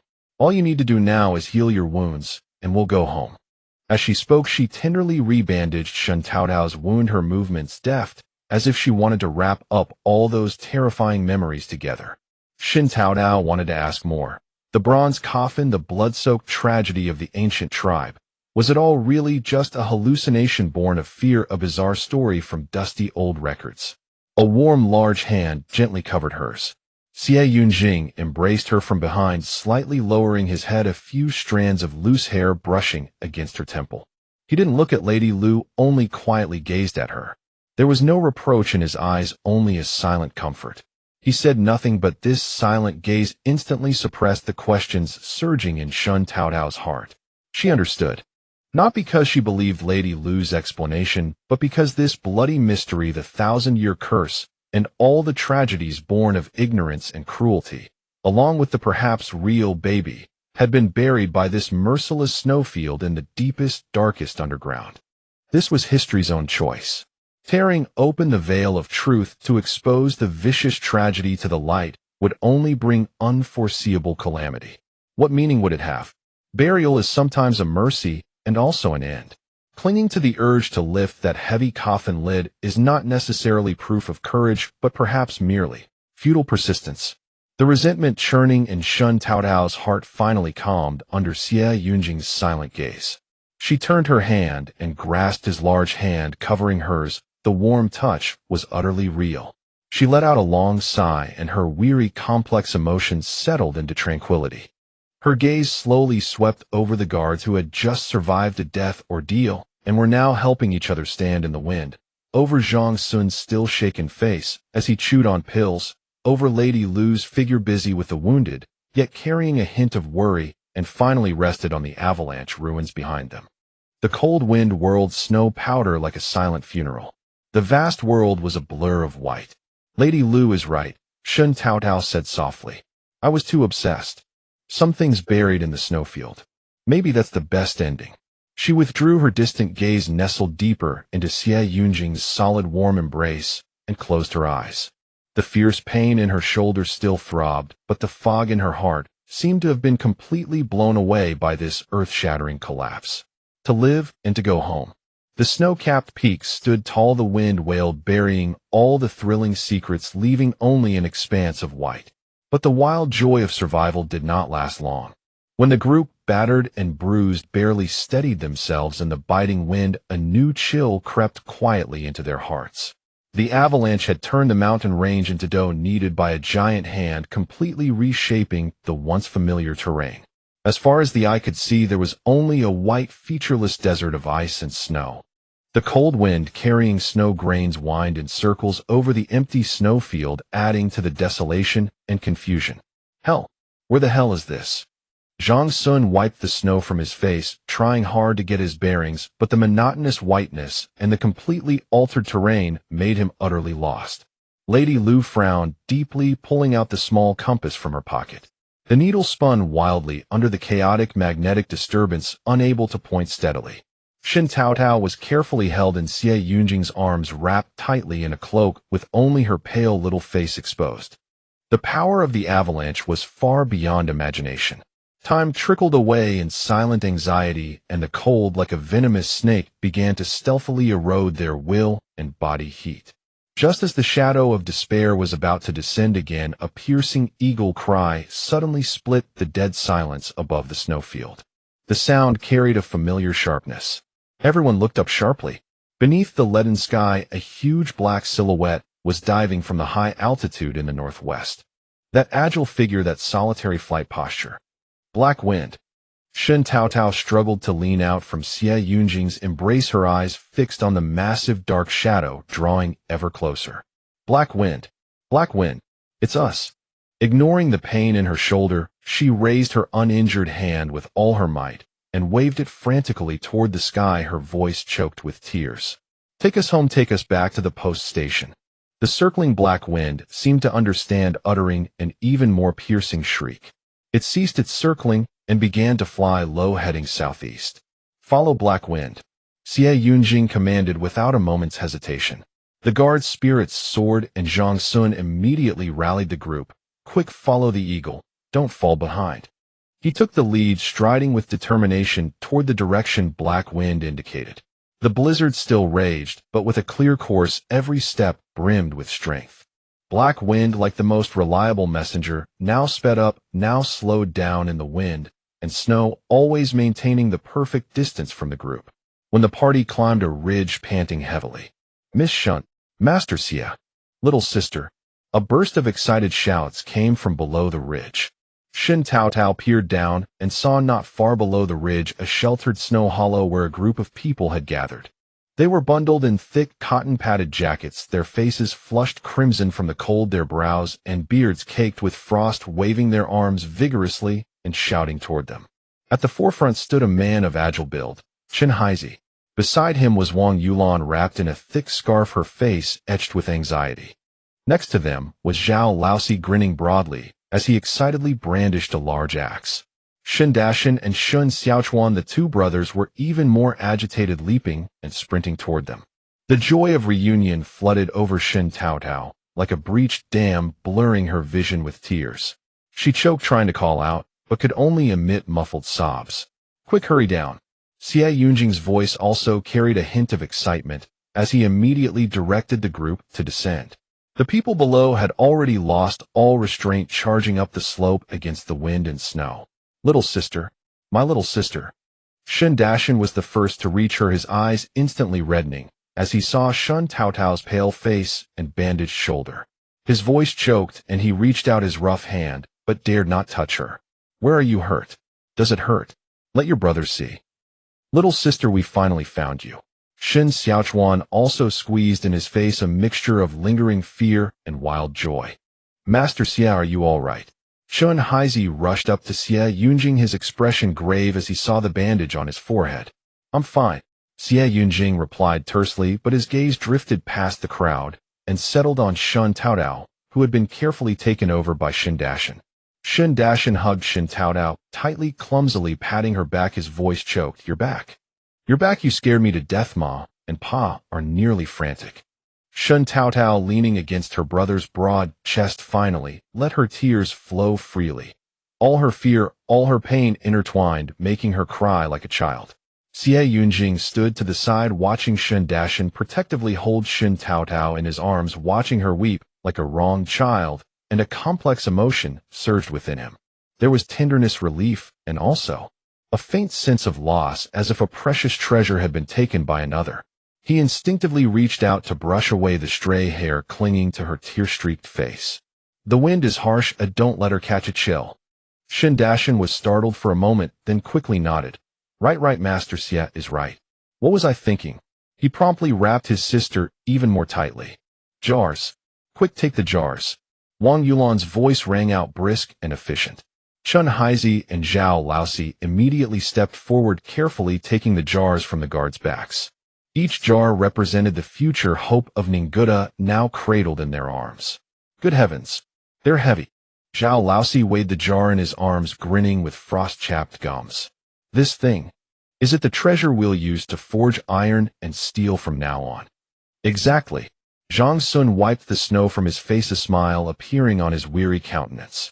With this we can forge blades sharp enough to cut through iron and teach those Dion wolf cubs a lesson. Wonderful, Chen Haizi said, hugging the jar, his eyes gleaming. Now our Ninguta is truly going to turn things around. Wang Yulan, holding her jar, kept casting worried glances at Shen Taotao, and then at the bandage on Xie Yunjing's forehead. She turned and asked softly, Lady Lu, are you? All right. Lady Lu wore a gentle smile, though weary her spirits were fair. Thank you for your concern. We're all alive. Miss Shen is more seriously injured and needs rest. Master Xia also sustained some wounds, but nothing life-threatening. That's good. That's good. Wang Yulan breathed a sigh of relief, her eyes reddening. You don't know. After the avalanche, the post station was in a panic. Dr. Lu said you might have fallen into an ancient tomb, so a few of us followed Black Wind to search. Black Wind is truly miraculous. It led us through snowdrifts, nearly lost us several times, but always brought us back. As she spoke, she looked up at the sky. Black Wind had now folded its wings and perched firmly on a nearby ice boulder, its sharp eagle eyes sweeping over the reunited crowd below. A low rumble came from its throat, as if confirming that the mission was complete. Shen Taotao nestled in her brother's warm embrace, wrapped in Xie Yunjing's cloak that still carried his body. He listened to the excited words of her family and companions who had survived the ordeal. The tension that had held her to the breaking point finally dissolved completely. An immense fatigue surged over her like a tide, her eyelids heavy as lead. Just before she sank into darkness, she felt a warm, large hand pat her head soothingly. That touch carried an indescribable warmth. After the great calamity on the snowy plains, Shen Taotao had become as fragile as porcelain, and her parents wished they could wrap her hands and feet in cotton quilts. Now, just as Shen Taotao cautiously lifted a corner of the door curtain, a hand slapped down on the door. My little ancestor. The snow pellets outside sting your face. Your little body just barely recovered, and you want to dash out. Get back inside this instant. He Shi's face appeared through the lifted curtain, her brows knitted tightly, as she stared at Shen Taotao, as if she were a glass lamp that would shatter at the slightest breeze. Shen Taotao was shoved back to the warm edge of the Kong, and He Shi, without further ado, wrapped another thick quilt around her. The fire in the room blazed fiercely as Shen Taotao felt like a steamed bun in a basket, her cheeks flushed red from the heat. She couldn't help but protest softly, "Mom, fine, really. Look at my face. It's round as a dough ball. I just want to get a breath of air at the door. I won't go far." "Fine." Shen's father, squatting in the corner, splitting kindling, didn't even look up, his voice muffled. "Your shoulder." Lady Lu said it takes 100 days to heal bones and tendons. The cold hasn't been drawn out of the bones yet. Listen to your mother and stay put. What's there to see outside? A vast white expanse only makes you worry. Shen Taotao felt she had been promoted to national treasure status. He Shi was on strict guard, not even letting her pour her own hot water, doing everything herself for fear Shen Taotao would strain her back. Shen's father silently acted as a vigilant warden, his eyes like searchlights. Whenever she took 2 steps toward the window, his silent gaze would sweep over her with a lingering fear. Shen's second sister-in-law wanted to help, but couldn't find a single opportunity. Moreover, under the fear etched into the old couple's bones, Shen Taotao had become the primary target of force-feeding. 3 meals a day, each one meticulously prepared for fear she might miss a single bite. The Kong was always as warm as a spring day, and a clay pot on the Kang's head always kept red date millet porridge warm. The results were remarkable. Shen Taotao looked at her reflection in a basin of water. The person in the image had fair skin with a healthy blush, a rounded chin, and the former dryness etched by life at the corners of her eyes and brows seemed to have been soaked away by warm broth, revealing a brightness she had never known. Every time Shen Dashan and Shen Xiaochuan returned from work, they would cheerfully pat her head, saying their little sister now truly had a blessed look. But this blessing came at the cost of being nearly crippled by idleness. Shen Taotao lamented inwardly. All she did was eat and sleep, at most pacing a few steps in front of the Kong. She was so bored she might grow mushrooms. One afternoon, Shen's father was rarely called away by Wang Yulan to help sort newly hunted hides, and he Shi was busy in the kitchen steaming sticky bean buns for the small new year, the whole room filled with sweet steam. Shen Taotao secretly opened a wooden box that He Shi had hidden in the innermost part of the cabinet. Inside was a dagger that Xie Yunjing had recently sent. Its handle was made of ebony, light in the hand, clearly designed for a woman's grip. The scabbard was wrapped in brown leather. When she drew it, the slender blade gleamed with cold light, like a pool of still autumn water, clear and piercing. This was already a rare piece of fine craftsmanship. Shen Taotao's fingers brushed over an inconspicuous slight bulge below the handle. She pressed it gently, and a latch sprang open. She pulled out a slender willow leaf-shaped dart, its tip gleaming with a faint blue light evidently coated with poison. With another press, the tail of the handle twisted open, revealing a hidden compartment filled with powder, colorless and odorless. This was a poison dart and blowgun design that would astonish even a modern person like her. Shen Taotao's heart warmed slightly as she recalled the day CivilEngineer had pushed the dagger across the low table toward her. In his usually expressionless eyes there had been a hint of something different. She had praised him then. Master Xia truly has a wealth of skilled craftsmen. Such ingenious design is truly rare. She couldn't imagine how those rough men around CivilEngineer could have devised a lady's self-defense dagger. CivilEngiere's movement of raising his teacup paused for a moment. He looked at her, and the corner of his mouth seemed to lift in the faintest hint of a smile, before quickly returning to calm. It was not the work of my craftsmen. The design came from Zhou. Zhou? Shen Taotao was taken aback. That stubborn face flashed through her mind, and she began to form a notion. At dinner, Shen Taotao picked at the braised mutton in her bowl, seemingly casually asking Shen's father, "Dad, you once said that during the snow season among the old hands at the station who set traps, Zhou Ying's are the most ingenious." Shen's father wiped his greasy mouth, and his eyes brightened at the mention. "Hey, you're right. That girl is truly dexterous, and her mind is exceptionally sharp. You haven't seen how she makes her traps. Ordinary animal traps emphasize ruthlessness and speed, aiming to snap the beast's leg bone in one go, so even the most formidable creature can't escape." Shen's father grew animated, putting down his chopsticks and gesturing with his hands. "But Zhou Ying's traps are different. The cleverness of her mechanism goes without saying. What's rare is that she calculates the beast's heart." Calculating the beast's heart. Shen Taotao prompted her father to elaborate. Yes. Shen's father leaned forward, his voice lowered conspiratorially. "She studies the beast's habits so thoroughly that she knows exactly where it will tread, when it will be cautious, and when it will be bold.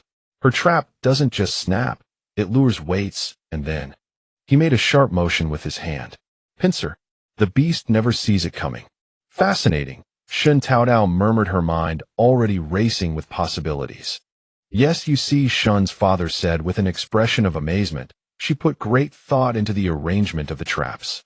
It's as if she could guess where the beast would come from and which direction it would flee in panic. The position where the trap clamped, the direction of the spring, the force. All seemed as if calculated.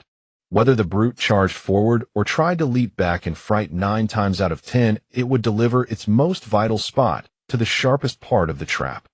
That strike was both precise and cunning and difficult to break free from. More importantly," Shen's father lowered his voice with the certainty of one who had handled countless intricate mechanisms, "the ferocity with which her trap bit down was almost entirely aimed at the flesh beneath the hide. The wound was extremely small and deep, barely damaging the entire hide. This required a mastery of sinews and fur texture that went to the bone. Mere mechanical ingenuity could not achieve this. A person who could thoroughly fathom the thoughts and movements of beasts, their vital tendons and bones, and then implement that insight into a physical object. In all his life, father has only seen one such person." Shen Taotao's eyes grew brighter as she listened.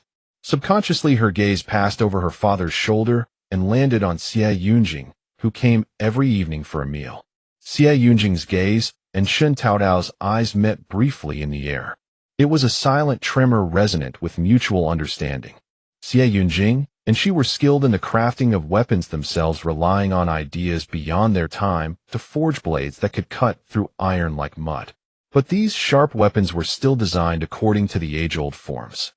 But someone who could see through the heart of beasts must also understand the heart of men. Then before the clash, one could anticipate how the enemy might attack, parry, dodge, and even predict their subconscious habits and the fatal flaws that might appear in panic. If these calculations could be integrated into the design of weapons so that the weight distribution of the blade perfectly countered the enemy's full-force chop, and the slight deflection of the arrow in flight precisely pierced the gaps in armor. What a terrifying transformation that would be. In battle, it would be more than twice the result with half the effort. Shen Daishan listened to his sister and father's conversation, feeling utterly bewildered, calculating the beast's heart. That sister Zhouing is formidable, but what does that have to do with our blacksmithing and steelmaking? Could she possibly forge a blade that can calculate the human heart? Shen Taotao's eyes curved into crescents. Exactly. But she must not be impatient if she still needed to understand Zhouing more. In the blink of an eye, it was Little New Year's Eve and the post station was steaming with warmth. In the courtyard of the station, snow was piled into several adorable snowmen with black coal lumps as eyes. In the middle of the courtyard, rough stones circled a huge bonfire. Arm-thick, dry firewood stacked half a man's height was blazing fiercely. Orange-red flames licked the cold air, sending up waves of warm currents that baked the cheeks and dispelled the bitter winter chill. A large iron frame was set over the fire with a whole fat sheep threaded on a rod, slowly turned by Madame He. The skin was roasted to a golden crisp, and hot oil sizzled down into the flames, sending up a rich aroma. Low tables were spread around the bonfire with everyone crowded together, bustle and warmth. On the tables, pottery bowls were filled with lamb soup, and beside each bowl lay a gleaming manganese steel dagger.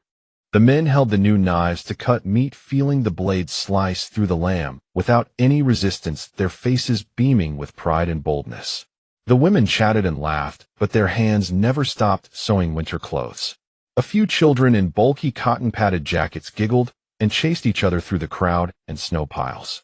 Shen Taotao was bundled up by Madame He like a round dumpling, wearing Xie Yunjing's black cloak over her, the hood covering half her head, revealing only her cheeks flushed red by the firelight and a pair of lively eyes. Shen Er's wife sat beside her, as if facing a formidable enemy, her eyes glued to her at all times, fearing that sparks from the bonfire or careless collisions from the crowd might harm her. Xie Yunjing sat on a low stool beside Shen Taotao, his posture upright. The warm firelight flickered on his angular profile, seeming to soften his usual cold hardness. Beside his hand was a thick pottery bowl from which a rich fragrance of wine wafted, mingling with the scent of meat and smoke, adding an enticing warmth. The wine aroma, like little claws, scratched at Shen Taotao's heart. Having been strictly controlled in her diet after her injury, she felt an irresistible craving for this pungent stimulation. She secretly licked her lips, her eyes involuntarily drifting back to the wine bowl. Xie Yunjing seemed to sense it. His gaze shifted from the dancing flames and landed on Shen Taotao's sparkling eyes. A glint of understanding passed through his eyes, and he shook his head almost imperceptibly, the meaning clear: "You not allowed." Shen Taotao's cat scratch craving instantly turned into defiance. Taking advantage of Shen Er's wife turning to greet Wang Yulan, she quickly leaned slightly towards Xie Yunjing, using the cloak as cover to gently tug at his sleeve. Xie Yunjing felt the slight tug and looked down. He saw Shen Taotao revealing half her face from under the hood, her mouth slightly pouted, her eyes shimmering with the flickering firelight, staring straight at him, a mix of grievance and the slyness of wanting to sneak a drink. That gaze was moist, as if it could pierce through armor and land straight in the heart. Xie Yunjing's eyes froze for a moment, his deep pupils flickering unsteadily in the dancing firelight. He looked at her, silent for 2 seconds. The clamor of laughter and the crackling of wood seemed to fade away. Finally, he thrust the wine bowl into Shen Taotao's hand. Then, without a sound, he leaned his body slightly toward Shen Taotao, his broad shoulders as if shielding against the cold wind, but actually building a barrier that no one could see through. His movements were natural and smooth, as if he were just casually adjusting his clothes, and he deftly enveloped a small part of Shen Taotao's body into the little shadow he created. The action was as swift as a dragonfly touching water, silent and unnoticed. Even Shen Er's wife, sitting nearby, glanced back and only saw Xie Yunjing slightly leaning, as if talking to Taotao, while Taotao was completely hidden by his cloak. Shen Taotao quickly lifted the bowl and sipped it in small mouthfuls. Her tongue tasted the slight spicy sweetness which slid quickly down her throat, then exploded throughout her limbs and body. She was like a little squirrel sneaking honeydew in a secret tree hollow, her eyes astonishingly bright, and under the influence of alcohol her cheeks quickly flushed red. That tiny amount of wine for a girl who had barely touched anything pungent hit with a ferocious and swift aftereffect. At first, she only felt the flickering firelight became particularly dazzling and the surrounding noise seemed to echo. Then an irrepressible urge to confess rushed into her mind like ignited dry grass blazing up. Shen Taotao felt her chest filled with a hot surge that had to be released. She forgot the pain in her shoulder and the dagger-like glare from her mother. She suddenly stood up her steps, even swaying slightly from the sudden dizziness. Xie Yunjing quickly supported her under her elbow. She threw off the hood, her rosy cheeks as bright as a ripe peach in the firelight, and with a clear voice full of reckless abandon, she shouted toward the gray night sky above the bonfire. "Vast horizon is my love." The voice was clear and penetrating, but unfortunately the tune was wildly off like a runaway horse galloping across the wilderness. 1,000 purples and reds bloom everywhere. The second line was sung with majestic momentum, but the tune had already veered to the Siberian ice fields, not only out of tune, but also mixing up the lyrics. Zhang Sun, who was tilting his head back to gulp down meat soup, suddenly choked, spraying soup all over himself. Several nearby guards who were huddled together chatting and laughing froze, as if collectively struck by an acupoint, their eyes wide as they stared at the source of the sound. Wang Yulan's piece of roasted lamb, just raised to her lips, fell back into the bowl with a plop. Even the whole roasted sheep rotating over the fire seemed to shudder. The entire post station was left with only the crackling of the bonfire. Madame He's face instantly darkened like the bottom of a pot, and she reached out to cover Shen Taotao's mouth. "Heavens! You girl!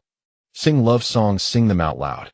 Shen Taotao was completely immersed in her own magnificent song, her body even swaying proudly to an imagined rhythm, delivering the last off-key note to everyone's shattered ears. "Let the universe hear my heartbeat." Ay-ay-ay-yo. Finally, she spontaneously added a demonic tremolo. The effect of this brain-piercing sound was devastating. Several men covered their ears in pain. Even the Taoye, which had been burying its head in gnawing bones in the corner, retreated. Xie Yunjing's reaction was unprecedented in speed. The moment Shen Taotao belted out the first word, his thick eyebrows locked together. When that piercing tune filled his ears like a demonic sound, he almost instinctively took action. He slipped one hand through the gap in the cloak and accurately covered Shen Taotao's mouth, pulling the source of noise pollution back to the seat beside him, wrapping her entirely into the quiet world of the cloak. Through the thick cloak, Shen Taotao's muffled mph sounds and restless squirming were completely cut off, leaving only the sudden eruption of earth-shattering laughter outside.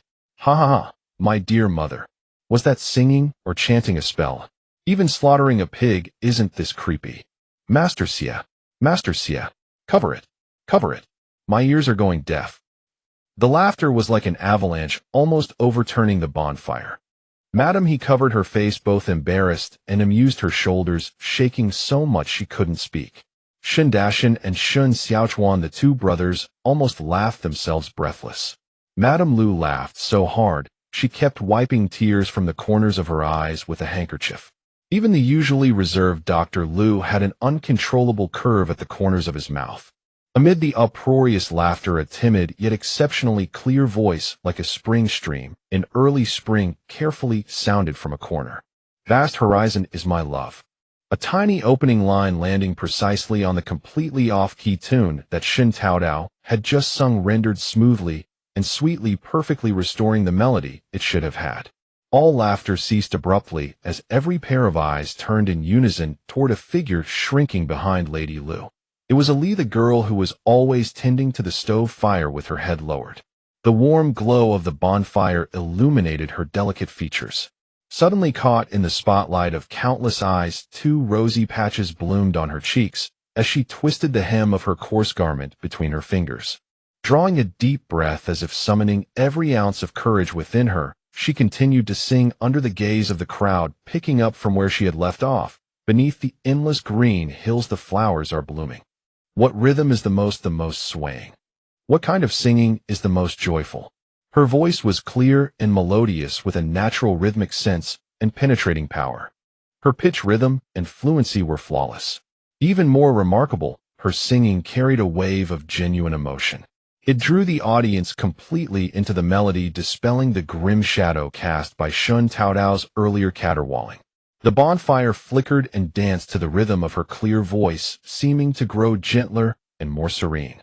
As the song concluded after a brief moment of silence, thunderous applause and cheers erupted. Bravo! What a magnificent performance! Incredible! After the way Miss Shen sang earlier, she was able to replicate it exactly. And she made it sound even better. What a voice, truly a golden voice. This girl, we never knew she could sing so beautifully. Wang Yulan looked over with pleasant surprise. Ali with a voice like yours. This is truly a gift from heaven. Lady Lu wrapped an arm around the still flustered Ali and explained with a smile to the crowd. Ali was once the star performer of the Spring Harmony Troupe in the capital. Her stage presence, her singing, her recitation, her acting, her acrobatics. It's such a pity. Her tone carried deep regret and a helpless resignation to the vagaries of fate. The Spring Harmony Troupe was a renowned opera company in the capital. Shen Taotao struggled to free her head from the heavy cloak, her cheeks flushed as red as a boiled shrimp. Half from embarrassment, half from being smothered with a little help from the alcohol she had consumed. Her eyes sparkling, she looked at Ali with undisguised delight. Ali, you're amazing. Could you sing another one? Sing one of your best pieces. I want to hear it.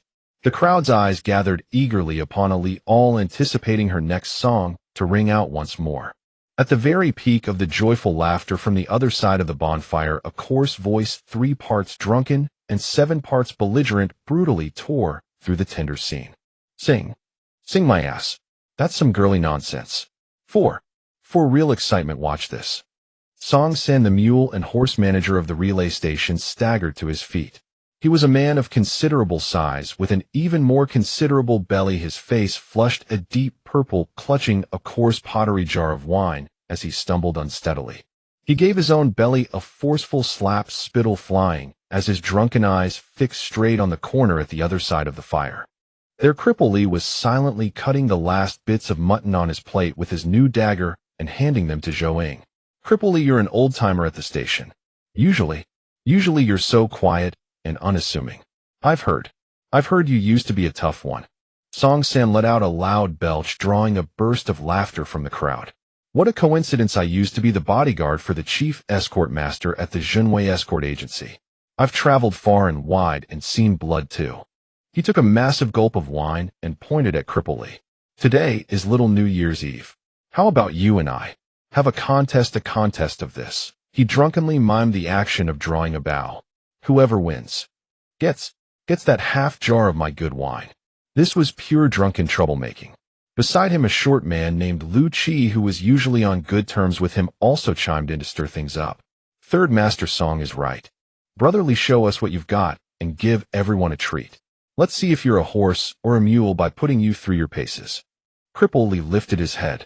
His eyes were as calm as a stagnant pool, utterly devoid of expression. He simply looked at Song San, saying nothing. What's the matter? Got cold feet? Afraid to compete? Emboldened by the silence, Song San slammed his wine jar to the ground and continued his taunts with a thick tongue. Or is it? Your legs aren't up to the task. Huh, you should have said so earlier. Your big brother here. We'll go easy on you. His eyes rolled around before he extended a greasy finger toward the darkness beyond the courtyard gate. All right, let's make this interesting. He pointed to the snow-covered ground outside the gate, barely illuminated by the bonfire. See that? From the gate we each take 100 paces back. Go over there. Back to back, and then. He made a sharp slashing gesture across his throat. Let fate decide. Turn around and shoot at each other. No dodging. Just see who the hell has the quicker hand and the sharper eye. The one who hits the other wins. You got the guts. The crowd instantly erupted. Song San, you've lost your mind. How is that going easy on him? You're swift on your feet. 100 paces is a blink of an eye for you. But Brother Lee with his leg. He's deliberately trying to kill someone. This is too much. Master Xie, you need to control this drunk. Amidst the cacophony of angry accusations, Song San craned his neck, spittle flying as he roared. Shut up. What do you know? This is what true manhood is all about. This is how heroes and legends do it. Cripple Lee, if you're a coward, just admit it. He stared at Cripple Lee with a provocative glare, certain that the man would not dare to accept the challenge. Cripple Lee, illuminated by the bonfire, remained silent. He slowly set down the dagger he had been using to cut meat and picked up his hunting bow, an old bow whose limbs had been polished to a jade-like luster from years of use. He rose to his feet, his frame swaying slightly due to his crippled leg. Yet the moment his hand gripped the bow, a long dormant aura suddenly emanated from his being. He did not look at Song San. His gaze passed over the bonfire and settled on the dark snowfield beyond the courtyard. His lips parted slightly, and he uttered 3 words. 100 paces. No superfluous words, no reprimand. Only a cold, ironclad acceptance of the challenge. His voice was not loud, but it instantly silenced all the commotion and accusations. Song San was taken aback, not expecting Cripple Lee to actually accept. This was followed by a surge of fury at being challenged. Good. You've got guts. Everyone bear witness, let's go. The two of them pushed through the crowd and walked toward the courtyard gate. Once they had taken their positions, Song San, fueled by alcohol, moved with swift strides, almost running to the other end of the pitch-black snowfield. Cripple Lee, limping, walked slowly, but each step was steady and firm. The crowd fell into dead silence, watching intently as the two figures rapidly increased the distance between them on the snow. Shen Taotao clutched Xie Yunjing's sleeve, her heart in her throat. This was so unfair. It was clearly a scheme to use his advantage in mobility to turn around and shoot first.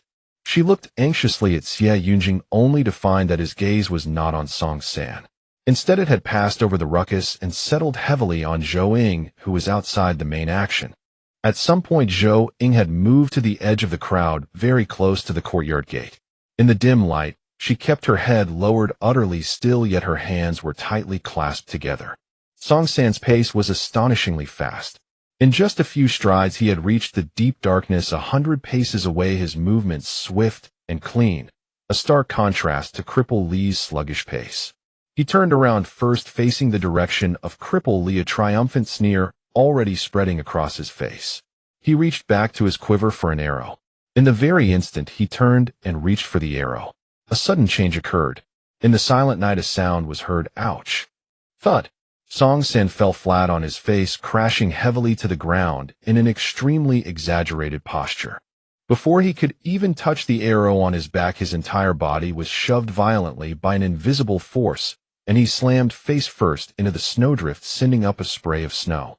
Stunned, he floundered on the ground for a moment before awkwardly propping himself up, struggling to get back on his feet. It was in that lightning-fast moment. Song San had just raised himself halfway, still dazed with a face full of snow, when a sharp, whistling sound cut through the air. Thump! It was not the sound of a sharp arrow piercing flesh, but rather the soft tearing of cloth. Cripple Lee had struck at his most vulnerable moment. Drawing and knocking the arrow, his movements were smooth and fluid. The wooden-shafted, iron-headed arrow left the bowstring flying with terrifying precision. The arrow did not aim for Song San's vital point. Instead, it pierced through the thick fabric of his sleeve. The arrowhead tore through the cloth, carrying tremendous force, pulling his arm, which had just been supporting him, and his entire body backward. At the same time, the arrowhead was driven deep into the ground. Song San, with this cunning and vicious arrow, was slammed back into the snow like a toad pinned to the ground. The arm, pinned to the snow, could not move no matter how much he struggled. Ow! Song San let out an ear-splitting scream, half from the pain and half from rage. After a brief moment of dead silence, the crowd erupted. He hit him! He hit him! Someone exclaimed. So fast. He got the shot off already. How did Song San fall? Did he trip over his own feet? Serves him right. That's what you get for cheating, karma. Brother Lee is a hidden master, a divine archer. Lu Qi and the others rushed over, hastily dragging Song San to his feet. Once helped up, Song San's face was a mask of snow, mud, and unbridled fury, his drunkenness shaken off by at least 70%. Enraged, he shoved Lu Qi away and violently pulled out the arrow shaft that had pinned his sleeve, but the arrowhead was still firmly embedded in the ground. It turned out that Cripple Lee's arrowhead was a 3-bladed barbed point that could detach from the shaft. If this had been shot into a person, no military medic, no matter how skilled, could guarantee the removal of the arrowhead. Song San stared at the bare, headless shaft, then at Cripple Lee, who was slowly walking back. His eyes blazed with fury, and he seemed on the verge of exploding. Cripple Lee, you cheated. You must have tripped me from the shadows. Master Xie, you must judge this fairly. He set me up. He waved his arms accusingly at Cripple Lee like a shrewish woman throwing a tantrum. A wave of jeers rose from the crowd. The voices accusing Song San of being a sore loser grew louder. A bet is a bet. Xie Yunjing's voice was not loud, but it swept across the noisy grounds like a winter wind carrying an undeniable authority. His tall, imposing figure cast a shadow before the firelight, his icy gaze falling on Song San. It's dark here. If you can't walk steadily, who can you blame? Song San was jolted by that gaze, his drunkenness completely evaporating. It was as if a bucket of ice water had been poured over his head, a chill spreading through his body. His mouth opened, but no sound came out. Xie Yunjing paid no more attention to this farce. His gaze swept past the disheveled Song San and settled on the dark snowfield in the distance.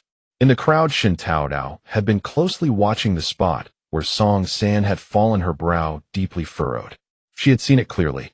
In the moment before Song San's fall, near his lifted foot, there seemed to be a grayish-white blur almost blending into the snow that flashed by with incredible speed. Then she heard Xie Yunjing's voice close to her ear. Someone did cheat, but it wasn't Cripple Lee. It was someone else. Shen Taotao turned her head to look at Xie Yunjing. Xie Yunjing shifted his gaze to the small, thin figure in the shadows by the courtyard gate, a hint of deep meaning flickering in his eyes. Zhou Ying made the move. Look at the little finger of her right hand. His voice dropped even lower, barely audible. Shen Taotao strained her eyes to follow his gaze, focusing with all her might. Zhou Ying's right hand was withdrawing into her sleeve. At the base of her little finger, a coil of silver-white thread as fine as a spider's silk reflected a faint metallic gleam at the boundary of light and shadow. The glint flickered once as if touched by unmelted snowflakes.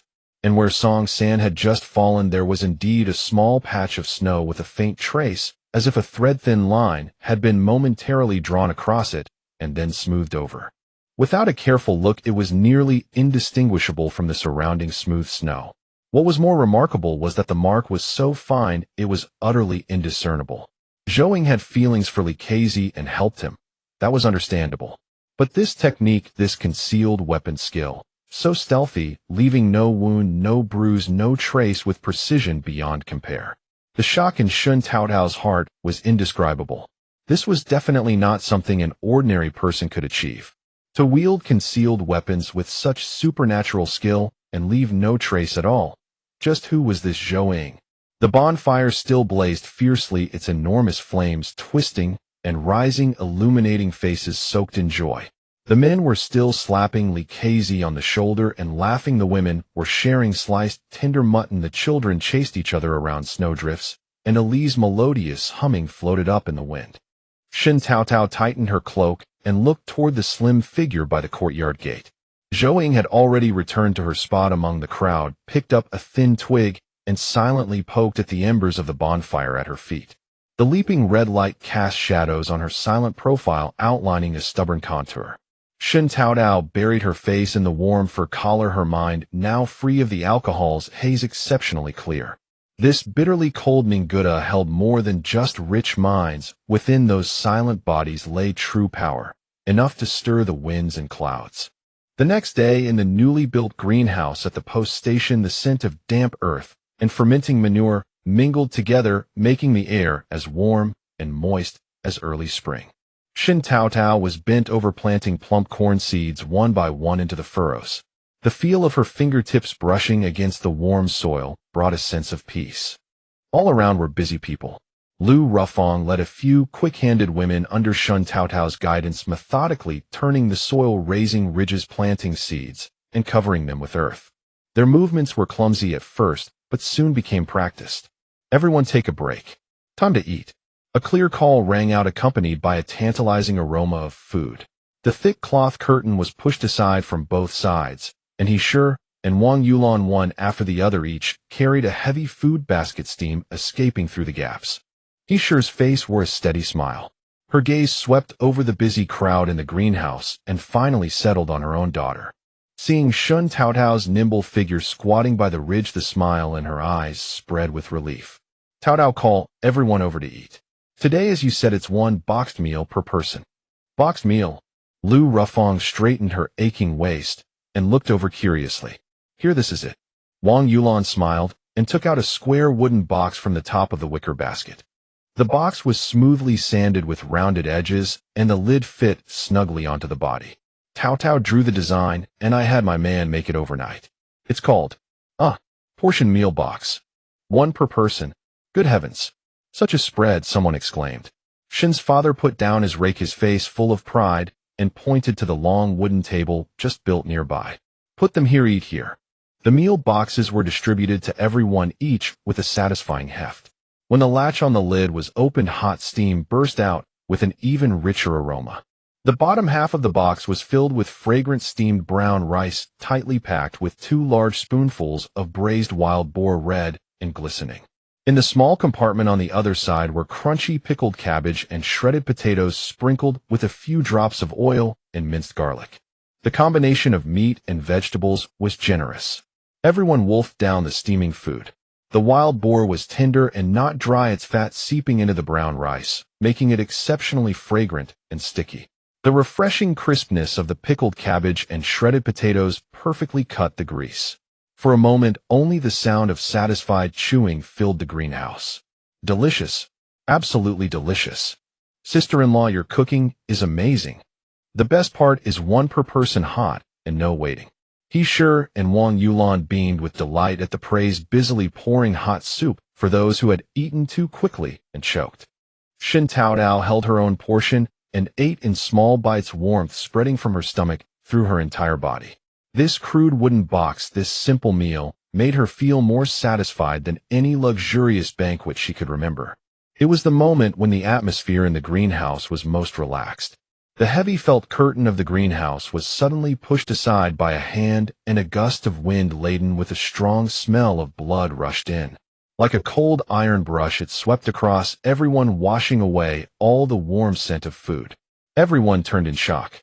Madame Lu stood at the entrance, her face deathly pale.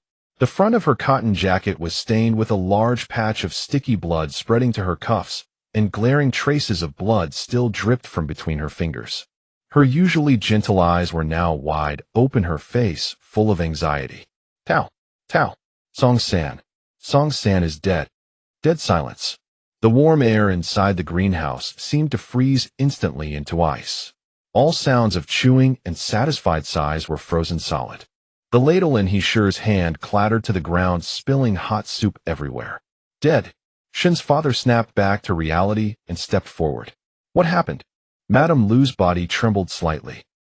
I had just coaxed Nyonyo into eating when several soldiers burst in, carrying Song San covered in blood.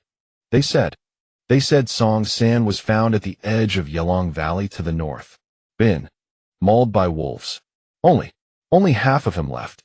Gasps and exclamations rose from the crowd. Song San, the one in charge of the mules and horses. Mauled by wolves. In broad daylight. Manager Song is an old hand at the post station. He wouldn't go near Yelong Valley even with his eyes closed. Why would he go to such a remote place? And Shen Taotao's hand holding the wooden meal box had long gone cold. She forced herself to stay calm and followed Madame Lu to her home. Yelong Valley was a treacherous place with jagged rocks and wolves all year round. Not even the old soldiers of the garrison, let alone the exiled convicts, would go there without good reason. Song San was in charge of the post station's horses and supplies, a lucrative position, and his mind was entirely on currying favor with the garrison. Why would he go alone to that godforsaken place? Where is he? Where is Manager Song? As soon as Shen Taotao arrived, a furious roar came from behind. The wooden door of Dr. Lu's house was kicked open violently, and 3 garrison officers in worn chainmail barged in, murderous intent radiating from them. The leader, with a face full of coarse flesh and a beard covered in frost, was Xiong Kuei, the commander of the garrison unit stationed at the post station. His eyes were bloodshot and filled with rage as he scanned the people in the room, finally fixing his gaze on Shen Taotao. Commander Xiong. Xie Yunjing's tall figure stepped in front of Shen Taotao. His eyes were cold and sharp, meeting Xiong Kuei's almost predatory glare. Manager Song's death pains me as well. I have already sent people to collect the remains. Disturbing others at this moment will not help. Disturb. Xiong Kuei stepped forward, almost pressing his face against Xie Yunjing's spittle, carrying a strong smell of alcohol spraying out. Lord Siesong San was our brother. A brother who lived by the sword with us, just mauled by wolves. Bullshit. His eyes swept viciously over the exiled convicts gathered outside to watch. What wolves, eh?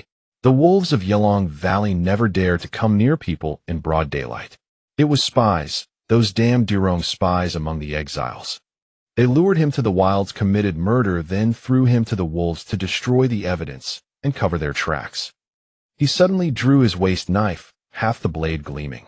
Hand over the people. Hand over those Dirong dogs. Pay for Brother Song's life. Pay. Right? Hand them over. Pay with blood. Kill all those Dirong dogs. The other two officers also drew their knives, roaring with ferocious faces. The crowd outside also exploded. Bullshit. Nonsense. Why do you say we are spies? This is outrageous. Among the exiles, some hot-blooded young men shouted back, and the atmosphere suddenly became tense. Zhang Sun and the personal guards almost simultaneously placed their hands on the hilts of their knives, their eyes turning extremely dangerous. Chaos swept through the entire post station like a whirlwind. Frightened screams, angry roars, the hiss of swords being drawn mingled with the furious bellowing of Xiong Kuei and his men, as if the heavens were being overturned. Silence. A deep shout, Xie Yunjing's voice cut through all the noise. A cold, oppressive aura burst from him, instantly freezing all the frenzied emotions. Even the enraged Xiong Kuei, under the gaze of those eyes as cold as an icy pool, instinctively shrank back, his half-drawn knife frozen in place. I have already examined the scene. Xie Yunjing's voice returned to its usual steadiness. Song San's fatal wounds were indeed inflicted by wolf claws, and the wounds on his body were indeed caused by wolf bites. Xiong Kuei breathed heavily, his bloodshot eyes fixed on him, as if searching for a flaw. Xie Yunjing continued, his gaze as sharp as a knife, cutting across the faces of Xiong Kuei and his men. However, at the scene, there were not only Song San's traces. He paused slightly. There was another person. Their footprints are clear, starting from near the post station and extending all the way to the edge of Yelong Valley, where Song San died. Two sets of footprints intertwining. No more like dragging. Not walking side by side, but forceful dragging. Shen Taotao shuddered, her mind racing murder, then throwing to the wolves to destroy the body. If it was a spy luring Song San to his death, why adopt such a laborious and traceable method? Wouldn't it be cleaner to simply kick him into an icy river? Could it be that killing wasn't enough to vent their anger? A revenge killing. She suddenly lifted her eyes to look at Leaky, who stood silent as a stone among the crowd. He was the only one who had recently clashed with Song San. He had motive, and even more, he had the ability. Accurate archery, a calm and ruthless mind. Brotherly Shen Taotao looked at Leaky. Where were you around the time Song San met his end? All eyes instantly fixed on Leaky's face. Slowly raising his head to meet the hundreds of complex gazes, his eyes were eerily calm. I was in the smithy all morning, sharpening the new blades with Niu Wazi and the others. From the hour of Chun until just now, I never left. He paused and glanced at a dark-skinned young man beside him. Niu Wa, tell them. Why, yes. The man called Niu Wazi nodded hastily, his speech still stammering. Brother Li and I were in the smithy the whole time. The fire never went out.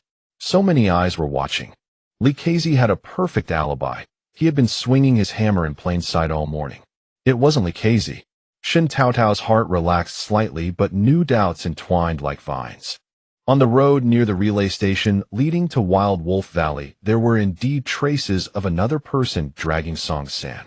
Who else in the station had such strength and such a deep grudge against Song San? Dragging traces. Xiong Kuei was also bewildered, his mind seemingly muddled by the sudden shift in clues. What do you mean? Where did the footprints lead? Xie Yunjing's gaze was as deep as an abyss. The most peculiar part is here. After the dragging marks entered the vicinity of Wild Wolf Valley, the other set of footprints vanished, as if they disappeared into thin air. The scene was chaotic, with wolf tracks everywhere, tearing and gnawing. Perhaps the owner of the footprints, his voice paused slightly, the chill deepening, had been devoured by wolves, leaving no trace of bone. A collective gasp of cold air surrounded them. The chill coiled like a venomous snake around everyone's spine. Master Xie, Madame Lu, Miss Shun. A tearful female voice approached from afar. Everyone turned at the sound of the panicked cry. Widow Zhou staggered to the door, her face streaked with anxious tears, her breath short. Clearly she had rushed all the way. "Madame Lu, I beg you please come see Ali quickly." Widow Zhou, not bothering to wipe her tears, threw herself before Madame Lu and began to kneel. That girl is not well. She seems to have caught a chill, burning with fever, trembling, uncontrollably, unable to even cry. Please come quickly, save her." Madame Lu's face changed upon hearing that Ali was gravely ill. What's wrong with Ali? She was fine yesterday, wasn't she? She helped Widow Zhou up. Don't panic, I'll go right away. I'll go with you, Shen Taotao added, also deeply worried. Ali, the girl who had soothed everyone with her heavenly voice on Little New Year's Eve. Widow Zhou's body trembled noticeably at Shen Taotao's words. She raised her head and shot a quick glance at Shen Taotao, her eyes filled with chaotic fear. Her lips quivered. No need to trouble Miss Shen. It's cold and Ali's illness is severe. I wouldn't want to pass it on to you. That instant of terror was too clear to ignore. The reaction was far too abnormal. Madame Lu also sensed something amiss, her expression darkening. When a child is sick, you can't be so particular. Miss Shen is also concerned. It's fine. Ali sings beautifully, and I still want to hear her sing. Shen Taotao stared at Widow Zhou's face, her tone calm, but unyielding, and casually took a step closer to her. A faint sweetish metallic smell mixed with the sour sweat on Widow Zhou's body drifted into Shen Taotao's nose. It was the smell of blood. Not the fresh blood-stained odor of large patches like Madame Lu's, but more like a faint suppressed smell hidden deep in fabric after being hastily wiped. Widow Zhou's body stiffened like a block of wood, her lips trembling more violently. She wanted to step back, but tripped over her feet. Under Shen Taotao's scrutinizing gaze, the last shred of forced composure on her face collapsed entirely, leaving only terrified emptiness. At the moment of this frozen standoff, Xie Yunjing's low voice rang out. Since Miss Ali is ill, it would be good for us all to go and see her. His eyes met Shen Taotao's for a fleeting instant. That glance was brief, without any exchange of words, but Shen Taotao clearly received the warning within it. Let's go. Madame Lu, eager to save the girl, noticed no further details.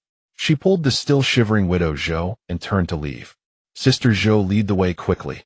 Shen Taotao steadied herself, suppressed her surging emotions, and followed closely behind Madame Lu and Widow Zhou out of the greenhouse. Xiong Kuei wanted to stop them, but with Xie Yunjing's Xiantai whip drawn, he only spat out a harsh threat to hand over the murderer before letting them go. Ali's wooden hut was at the farthest edge of the station. She lived with Widow Zhou, and it was usually the quietest and most desolate place. The wooden door creaked open, and a gust of air mixed with earth, and a faint smell of blood rushed in. Madame Lu rushed to the edge of the Kong, with Shen Taotao close behind. Ali curled up on the Kong, her face flushed, her brows tightly knit in agony. Her thin body trembled violently under an old quilt, letting out indistinct sobs. But sitting by the edge of the Kong was a figure that surprised Shen Taotao. Zhou. She was lowering her head, carefully wiping the cold sweat from Ali's forehead with a wet cloth. Hearing the door open, Zhou jerked her head up, and in her eyes flashed a shock and panic no less than Widow Zhou's moments ago. She suppressed the panic with great effort. In just an instant, she quickly lowered her eyes and continued the wiping motion. The 5 people in the room, Xie Yunjing, Shen Taotao, Madame Lu, Widow Zhou, and Zhou.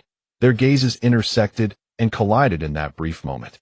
Xie Yunjing's eyes held a knowing scrutiny, Shen Taotao's a guess born of surprise, Madame Lu's pure anxiety and confusion, a Widow Zhou's a terror like a startled bird, and Zhou's a forced calm after a moment of panic. A repressed undercurrent surged silently in the small room. Madame Lu's voice was anxious. Ali, wake up. It's me, your sister-in-law Lu. As she quickly unbuttoned Ali's jacket to let the heat dissipate, she habitually felt for her wrist pulse. Taking advantage of Madame Lu's examination posture, Shen Taotao's gaze also fell on Ali's exposed hands.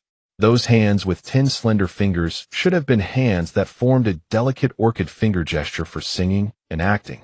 But now several of the fingertips were cracked open, and the nail crevices still held traces of dried dark brown bloodstains, as if they had been through extremely violent scratching. Madame Lu also noticed the wounds on Ali's hands, her brows furrowing even deeper. How did this happen? A cold. How could it cause such scratches? She turned over Ali's eyelid to check, and then leaned her ear close to her chest to listen to her breathing.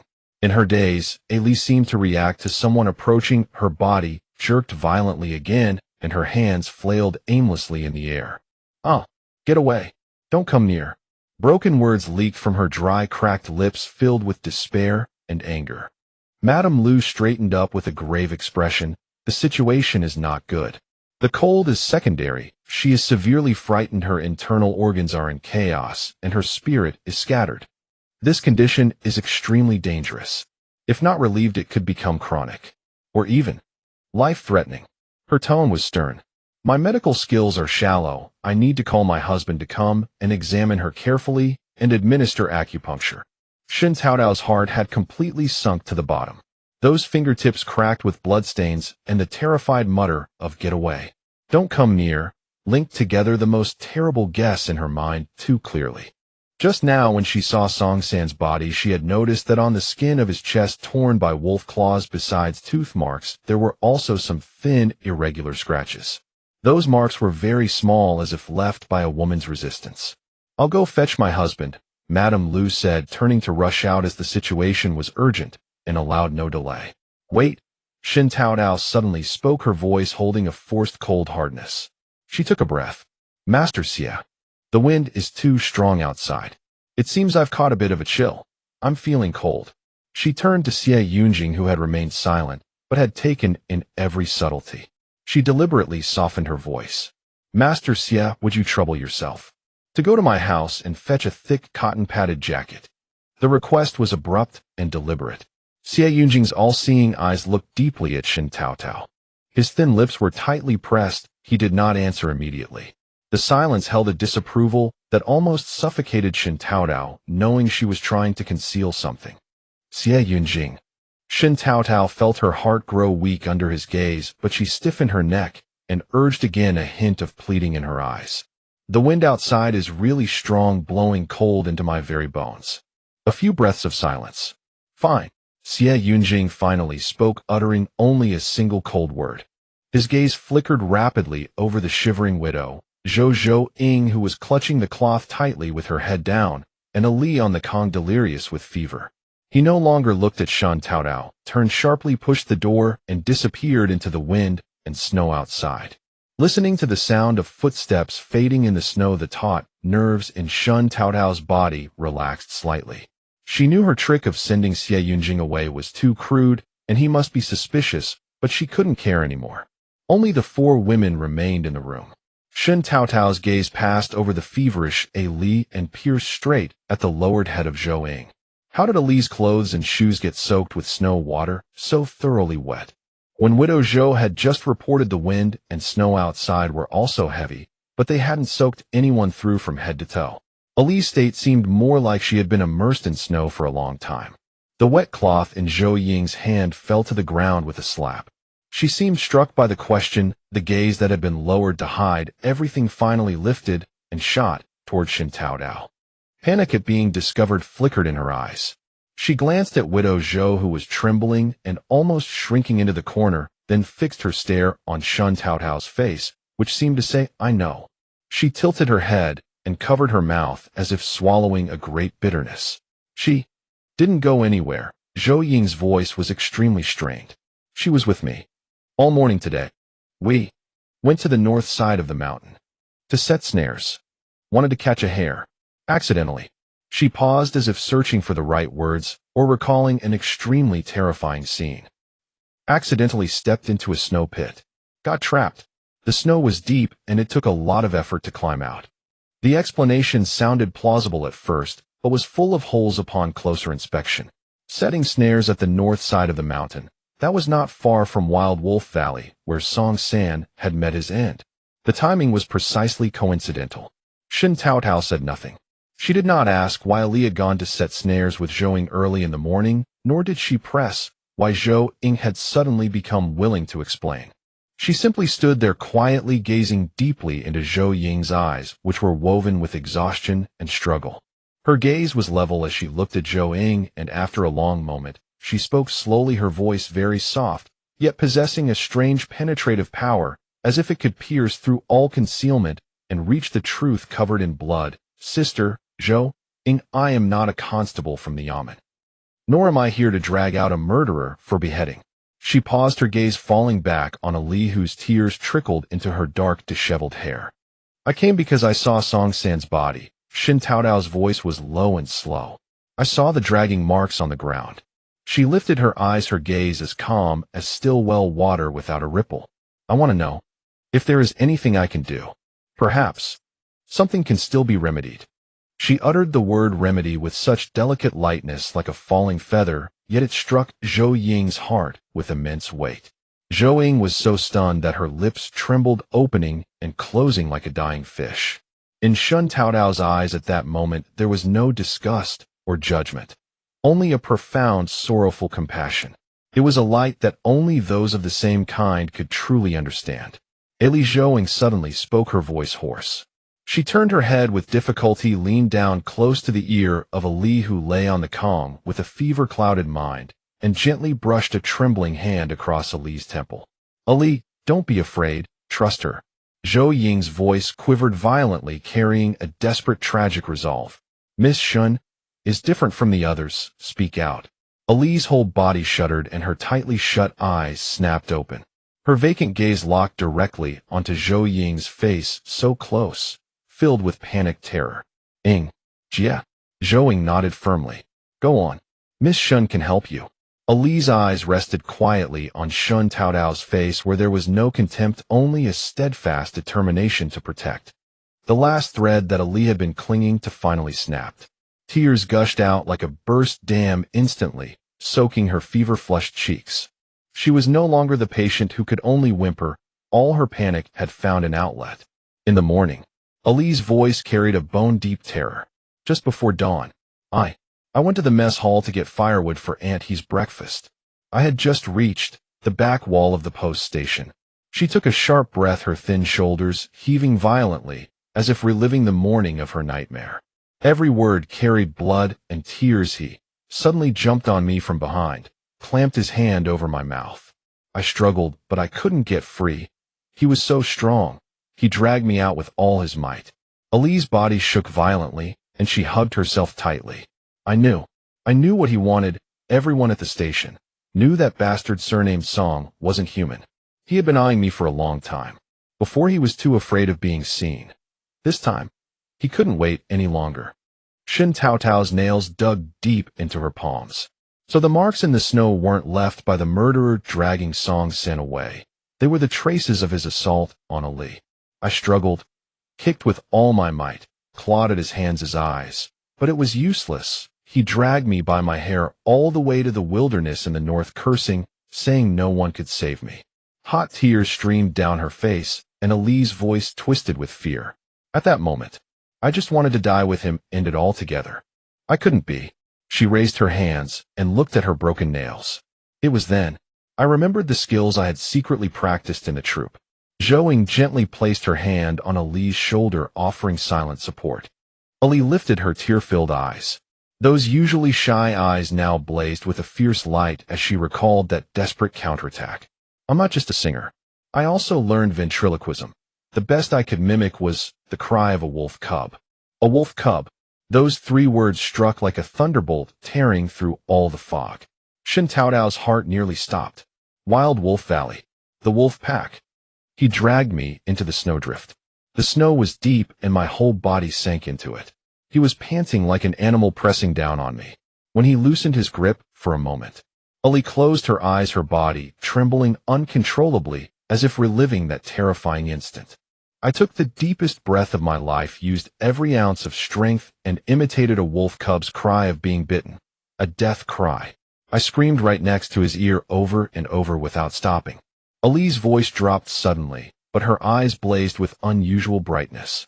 Before he could even rip off my cotton jacket, a wolf pounced on him and knocked him 3 meters away. She curled into a ball, her teeth chattering audibly.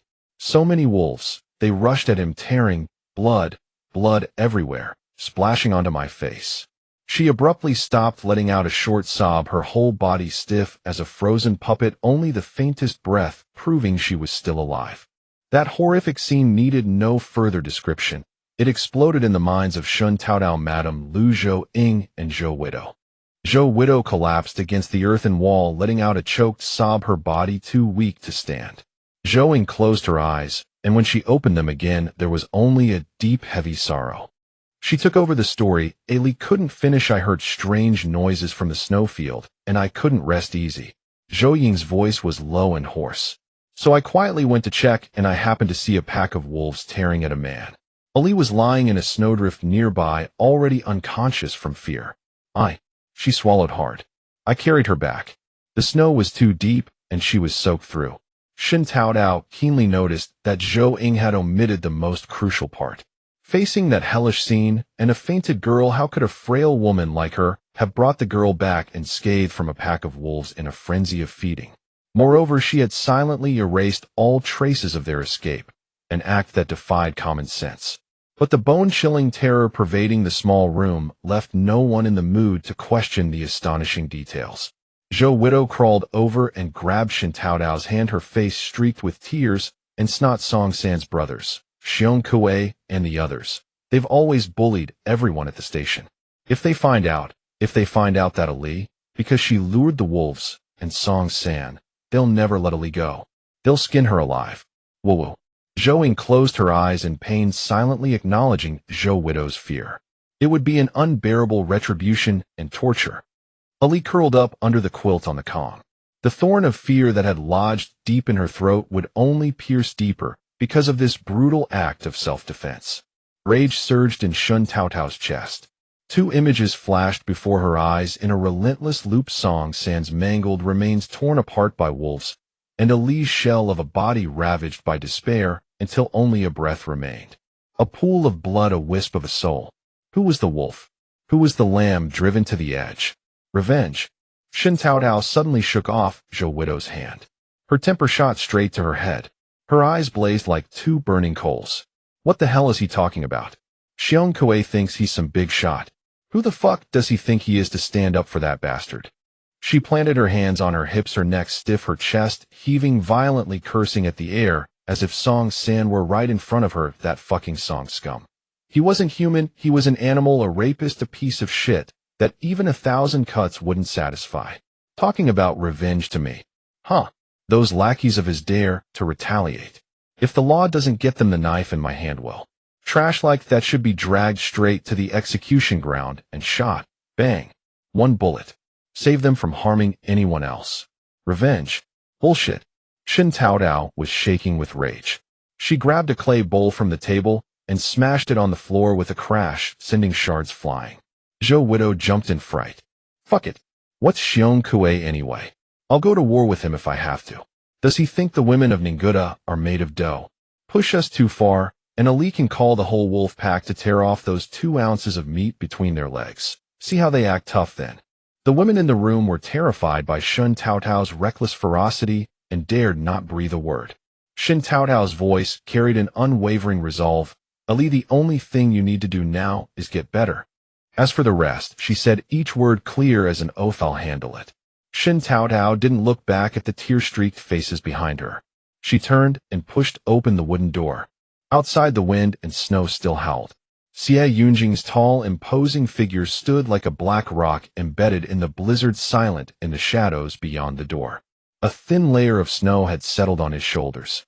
His face was expressionless, his gaze meeting Shen Taotao's pale, furious face. He had never left, or rather he had only moved to a spot where the wind and snow could conceal him, then stopped.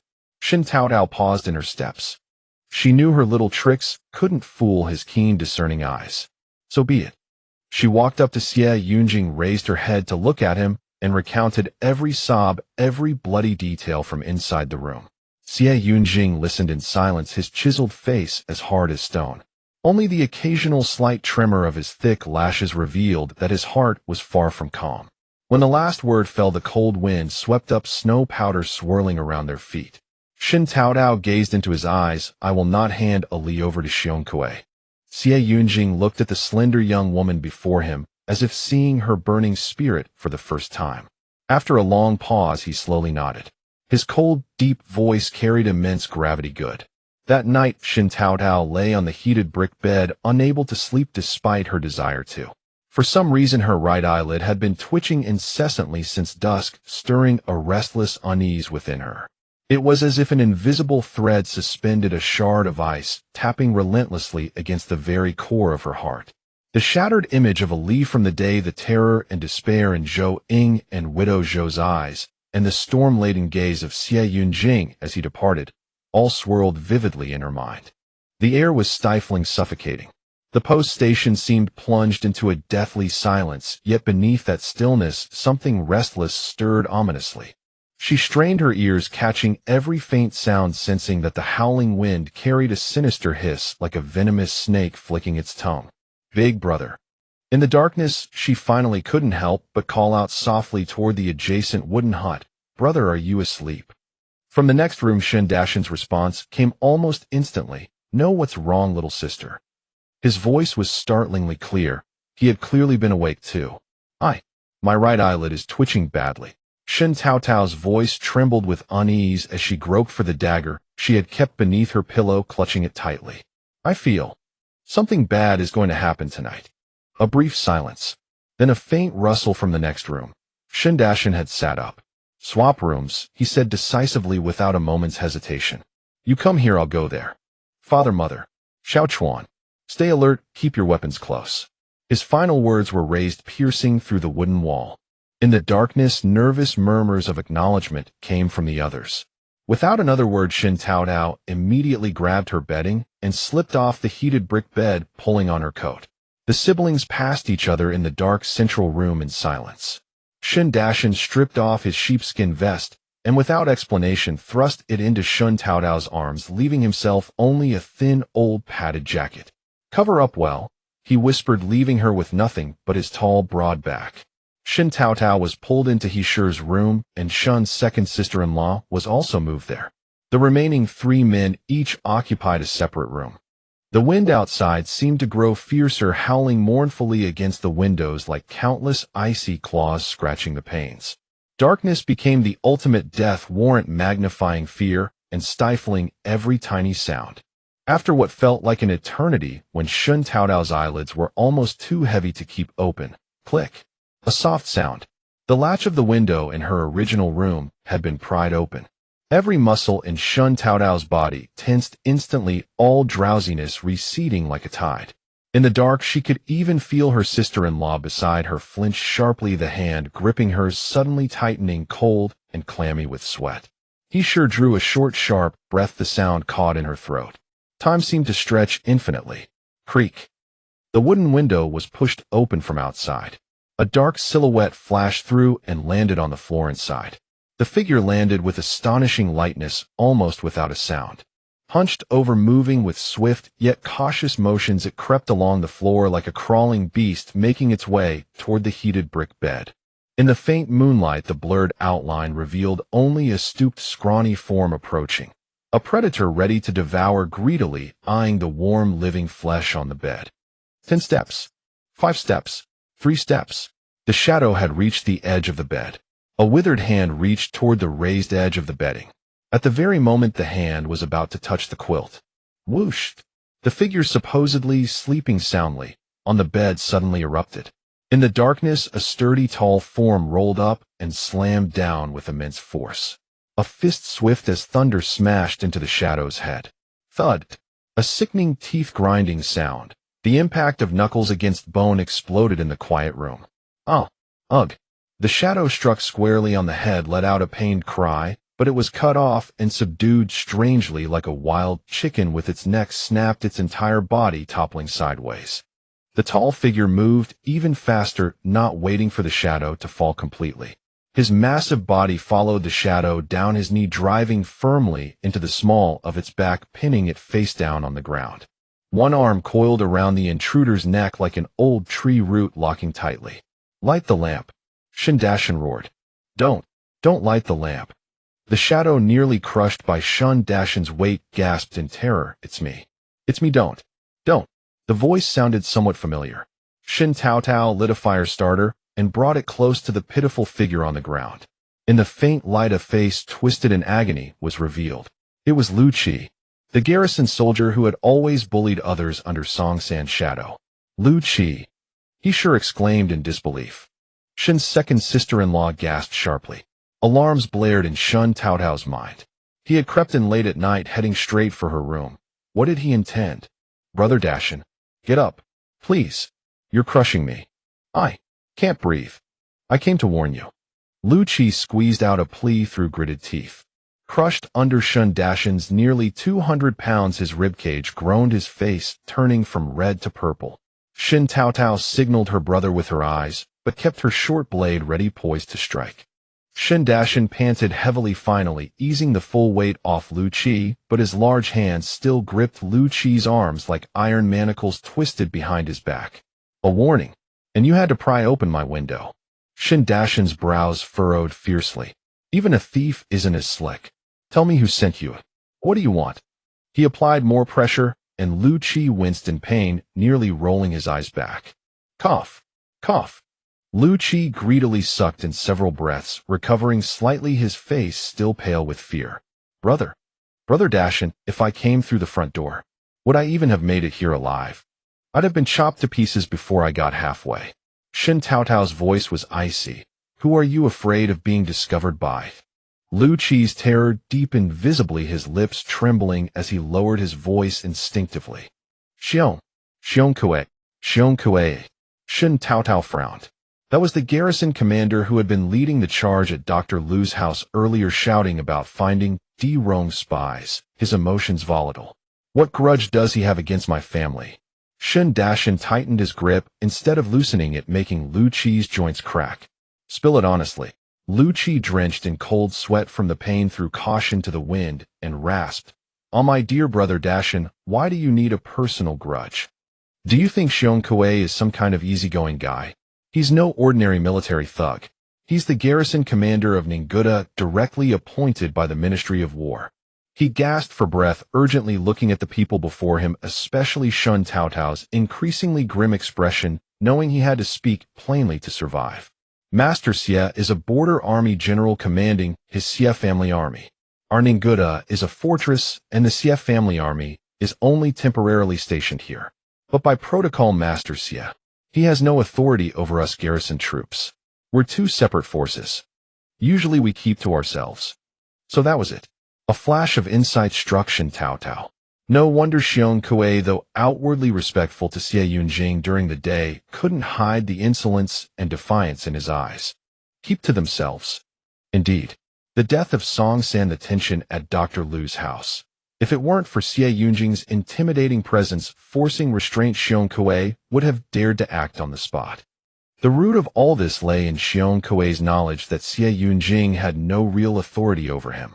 His temporary forbearance was likely because the situation was unclear during the day, and he feared provoking a backlash he couldn't handle. Ever since Miss Shun came to this snow pit, Lu Qi continued rapidly. Master Xie has repeatedly offended the garrison for your sake blocking moves against the exiled convicts. This time Song San's death was suspicious.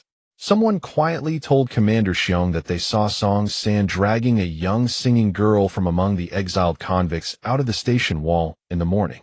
He glanced nervously at Shen Taotao's expression. During the day at Dr. Lu's house, when Mrs. Lu and Miss Shun were called away, Commander Xiong must have become suspicious.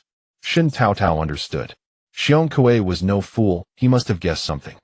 Commander Xiong was furious. Lu Qi's voice trembled uncontrollably. He said this isn't over.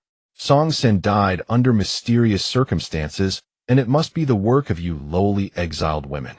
Even worse, Master Xie is shielding you, and he won't stand for it. Lu Qi swallowed a mouthful of bloody saliva, his eyes filled with terror.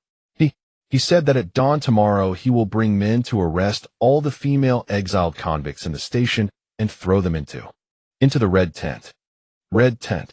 Shen Taotao didn't immediately grasp what it meant and repeated it involuntarily. Beast. Xiong Kue, that cursed childless beast. He sure suddenly burst out with a suppressed scream, her voice filled with rage. She lunged forward, eyes bloodshot, as if to tear at Lu Qi, but Shen Taotao held her back. He sure trembled violently, her teeth chattering, pointing at Lu Qi, her voice dripping with blood. The red tent is that filthy place the garrison set up. They throw captured women in there and ravage them. She snatched the dagger from Shen Taotao's hand, as if ready to rush out and fight Xiong Kuei to the death. Let's fight them. All the blood in Shen Taotao's body surged to her head. The knowledge accumulated from both her past and present lives told her exactly what that meant. It was a concentration camp of hell. So this wasn't mere punitive revenge. Xiong Kuei intended to plunge innocent women into utter despair using the filthiest, most despicable means to destroy them and humiliate CivilEngineer. Shen Taotao's face twisted with extreme fury, her grip on the dagger handle, so tight it seemed she might crush it. Lu Qi, Shen Taotao's voice, though at the peak of rage, had become eerily calm, carrying a bone-chilling coldness. Why did you come to deliver this warning? Xiong Kuei was despicable, but Lu Qi was not necessarily trustworthy. She fixed her gaze on his shifty eyes. Don't tell me it's a sudden change of heart. You were Song San's man in cahoots with them. What reward did Xiong Kuei promise you? Did he send you to trick us? Miss Shen, heaven and earth as my witness. Lu Qi, terrified by her gaze, struggled and twisted his forehead, thumping against the ground. I have no mind for benefits anymore. I am afraid, truly afraid. Xiong Kuei has gone mad, absolutely mad. I was just following Song San to earn a living, but I was only a wolf in sheep's clothing scraping by for a warm meal. I never did anything so vile as to destroy a family or ruin someone's life. He cried, his face contorted, words tumbling out rapidly. Besides, I was born of father and mother. I have sisters at home too. I could never do something that treats women as less than human. He looked up at He, a trace of genuine gratitude in his eyes. And he, every time you serve me a meal, the meat slices, the grease. It was 10 times more filling than the scraps I got from those scum in the garrison. And he, you are kind-hearted, and Miss Shen, you are a good person too. If it weren't for you leading everyone to build the warm shed and the canteen, we poor souls would have starved. I know who treats me well. Xiong Kuei and Song San eat meat and drink wine while I can only smell the aroma. But the meat you gave me was real, and I understand. I understand gratitude. As he spoke, his voice grew choked with sobs. For the sake of that bowl of meat, knowing what I know, I had to report it. Miss Shen, you should pack some things quickly. Before Xiong Kuei and his men arrive, climb over the wall and flee through the woods behind the post station. Head into the mountains and hide until this blows over. Run now, or it will be too late. How far could they run into the deep mountains? The old, weak women and children could not last long. Even if they escaped Xiong Kuei's clutches, they could not survive in the sub-zero wilderness. Shen Taotao's mind buzzed, her temples throbbing. After the rage came an endless chill and urgency. Second brother. Shen Taotao turned, her voice so urgent it nearly cracked. In the darkness, Shen Xiaochuan, who had been listening with bated breath, stepped forward. His face was pale, but his eyes held astonishing calm. Go, Shen Taotao pointed straight in the direction of CivilEngineer. Run fast, find Master Xie, and tell him Xiong Kuei is about to strike. Shen Xiaochuan didn't hesitate.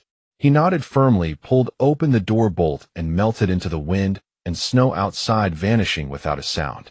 Shen Taotao's chest heaved violently. She took a few deep breaths, trying to suppress the boiling, murderous intent. She forced herself to calm down, her gaze fixed on the direction of the door as she waited. Lu Qi lay on the ground, no longer struggling, only gasping for air. Shen Erseo held tightly onto He, who was still silently weeping. Shen Dashan still pressed Lu Qi down, his face fierce with killing intent. The next moment, the wooden door was pushed open steadily. CivilEngineer strode in, carrying the swirling wind and snow from outside. His dark cloak was dusted with falling snowflakes. His face was expressionless, his thin lips pressed into a straight line. Only his eyes, like a cold pool, glittered under the dim, flickering light, chilling to the bone. His gaze first fell on Shen Taotao's face, and he gave a slight nod. CivilEngineer. Shen Taotao suppressed her surging emotions, her voice steady as steel. Xiong Kuei is using Song San's death as an excuse to muster his troops. His intention is to forcibly take all the exiled women into the red tents. Her words were rapid but exceptionally clear, every syllable hitting the core. If he attacks, this house will be the first target. The exiles in the camp, like leaky, will not surrender without a fight. Chaos will ensue, and it will be a fight to the death. She stared into CivilEngiere's eyes, where she saw the familiar rage churning deep within. That rage inexplicably calmed her. Her voice was resolute. To break this deadlock, we must act decisively. Let's gather people, arm ourselves, and either wait in ambush or intercept them head-on. Fight to the bitter end. Those final 7 words, like a red-hot branding iron, seared themselves into the cruel winter night. Shen Taotao's eyes blazed with murderous light, his hand instinctively pressing leaky harder. Shen Taotao also drew a short blade, its edge glinting with bone-chilling cold. If they were to fight, not a single Shen would be a coward. CivilEngiener's gaze lingered on Shen Taotao's face for a moment. Those eyes, burning with flames, clearly reflected the girl's resolve to shatter jade and stone. It's too late. He turned, his eyes piercing through the wooden door, capturing the clamor in the distance. That was the clash of iron, the roar of men, the sharp cries of women and children. Xiong Kuei had struck. Earlier, more urgently and more ruthlessly than Lu Qi had said. A cold light flashed in CivilEngiener's eyes, and his figure turned into a gust of wind charging out. Almost as CivilEngiener spoke, Shen Taotao's body moved. All her hesitation and waiting turned to ashes in the sudden chaos erupting outside. The murderous intent in her chest surged like boiling lava, breaking through the last restraints. Father and mother protect, second sister-in-law. Big brother, second brother, follow me and fight our way out. Before she finished speaking, her slender figure had already dashed toward the door. The flimsy dagger in her hand radiated astonishing killing intent. As soon as her feet touched the snow, the icy wind and chaotic noise crashed against her face like a tidal wave. The smell of blood, steel, and burning fire instantly filled her lungs. The scene before her made Shen Taotao's pupils suddenly contract. The area of wooden huts where the exiles lived had turned into a living hell. Blazing torches lit up the cold night, and the garrison soldiers' bloodshot eyes darted frantically. Wooden doors were brutally kicked and broken panels lying askew on the ground. Hundreds of fully armed soldiers with sheathed blades charged in like wolves into a flock of sheep, their faces twisted with malice, hacking at everyone they could catch. Several exiled men were putting up a desperate resistance, but they were outnumbered and retreating with bloodied heads. Instead, it was Chun Haizi who swung a thick wooden club he had grabbed from somewhere, smashing it toward a soldier who was trying to drag Wang Yulan away. The soldier grunted, blood spurting from his shoulder. Beside Chun Haizi, Zhao Laosi swung an axe, wildly screaming, without restraint, "Fight them to the death, you bastards!" On the other side, a sharp figure moved like a ghost through the chaos, leaky with only a dagger in his hand. But every time he appeared behind a soldier, the dagger would precisely and ruthlessly slit the man's throat. Silent, yet instantly dropping one man, each strike filled with deep-seated hatred. Unexpectedly, his archery was precise, and his close-quarters combat was equally ruthless. "Get off! Let go of my wife! Help! Animals! I'll fight you to the death!" Women's screams, children's wails, men's roars, the garrison's harsh shouts, and triumphant sneers. All sounds mixed with the clang of weapons, tearing apart the silence of the snowy night. Amidst the firelight and sword flashes, figures swayed wildly like a dance of demons. Shen Taotao's eyes immediately locked onto the core of the chaos. Xiong Kuei, wearing an iron helmet, wielded a long blade, standing like a demon descended from hell, roaring, "Kill! Don't let a single one escape. Anyone resist, kill them for me." He kicked over a man trying to protect a woman and escaped, splashing mud and snow mixed with the woman's cries. He swung his long blade, intending to cut off the man's head, but Shen Taotao roared and charged at him. Xiong Kuei recognized him as a Shun, and his eyes blazed with fury. Seizing an opening when Shen Taotao exposed his flank while protecting someone behind him, Xiong Kuei thrust his long blade straight at Shen Taotao's side. If it struck true, it would disembowel him in an instant. Big brother. At the critical moment, Shen Taotao's slender figure, like a moth diving into a flame, crashed through the chaotic crowd and placed herself before that deadly blade. Her eyes held no fear, only a resolve close to death. The flimsy dagger in her hand met the long blade, which was thicker than her arm. It was like a mantis trying to stop a chariot, a stone smashing an egg. The dagger and blade clashed with a roar. Shen Taotao felt an unimaginable force slam into her body. The dagger could not budge the long blade at all. Instead, it was instantly knocked away by the immense force. The tremendous recoil surged through her arm, instantly tearing the skin between her thumb and forefinger. Bright red blood droplets burst out sharp, pain shot through her slender wrist, and the dagger flew from her hand. Her whole body, as if struck by a giant hammer on the chest, cried out in pain and was flung backward by the brutish force.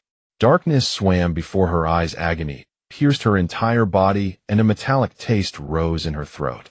Her consciousness quickly blurred amidst the pain and suffocation. She only had time to see Xiong Kuei's bloodshot eyes, his savage face, as he raised his blade, as if to cleave open her skull. Was she about to die? She thought in despair. The next second, a cold aura, as if it could freeze the soul, suddenly enveloped her. Just as Shen Taotao was flying backward about to crash into a sharp wooden stake, a large hand caught her back from the side, broad and powerful, instantly absorbing most of the impact. At the same time, the cold gleam of the mystic iron whip, like lightning tearing through the night sky, shot out from above Shen Taotao's shoulder with incredible speed. No whistling, only extreme speed and precision, aiming straight for Xiong Kuei's exposed throat, the vital point left open as he pursued Shen Taotao. A killing blow. The sound of throat bones shattering was clear amidst the deafening clash. Xiong Kuei's bloodshot eyes froze instantly, only a bewildered disbelief remaining. He instinctively tried to lower his head to see what had pierced his throat to make even a sound. But his neck was strangled, the slightest tremor impossible. Then a stream of hot liquid gushed out. Huh. Xiong Kuei's throat made a few futile gasps, and his massive body, as if all its bones had been removed, crashed forward onto his knees. His knees hit the ground, but his upper body, due to the forward momentum, remained frozen in a lunging posture, until Chun Haizi, filled with vengeful hatred, drove the wooden club deep into his chest. The immense force pushed Xiong Kuei's kneeling body backward, and the wooden club propped him up, forcing him to stand upright. His knees sank into the frozen earth, his blood-soaked torso leaned back slightly, his head hung limply, and the half of his face visible through the helmet gap was frozen in the shock of death, staring straight ahead at the battered exiles whose eyes burned with hatred. Like a statue of a sinner kneeling in eternal penance, forever frozen in the wind and snow. Clang.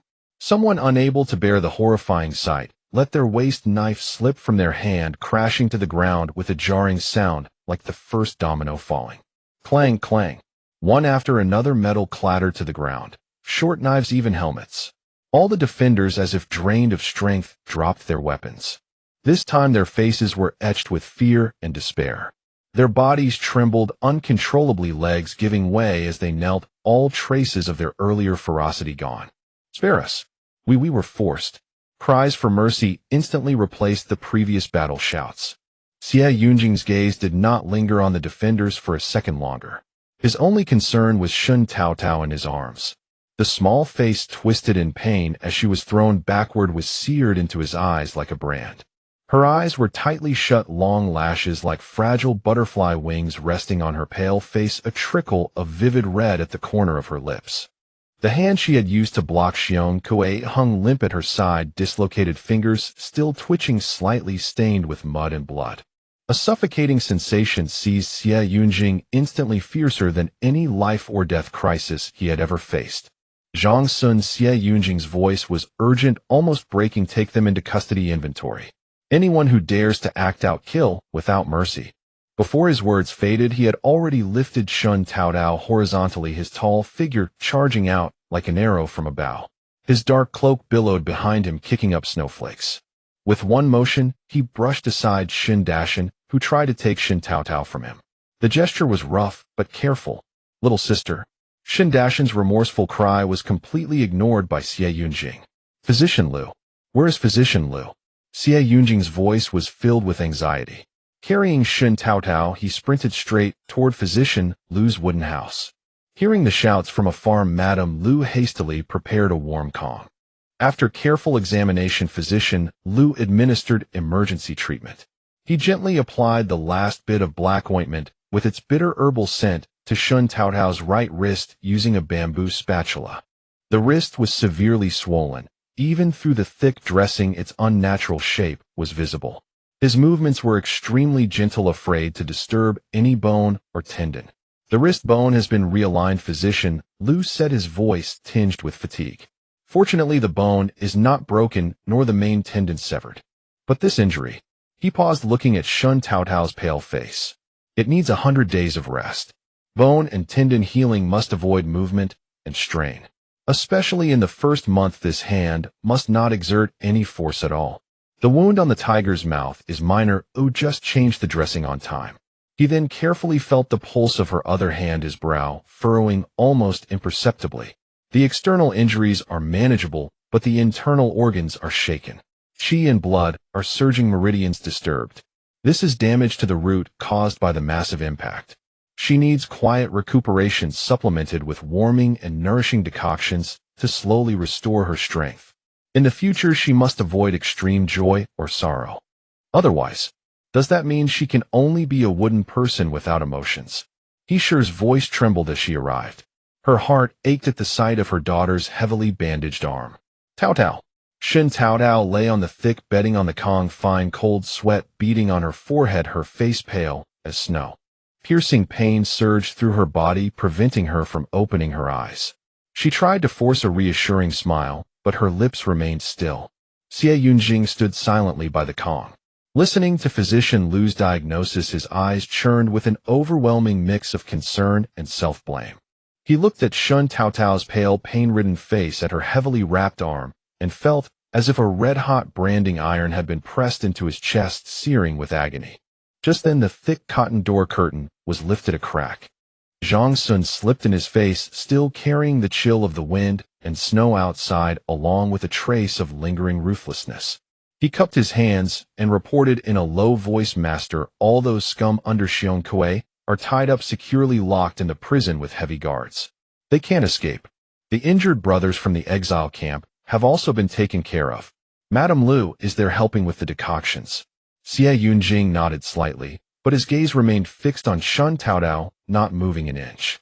He was silent for a moment, then spoke in a low voice, "Go to my room.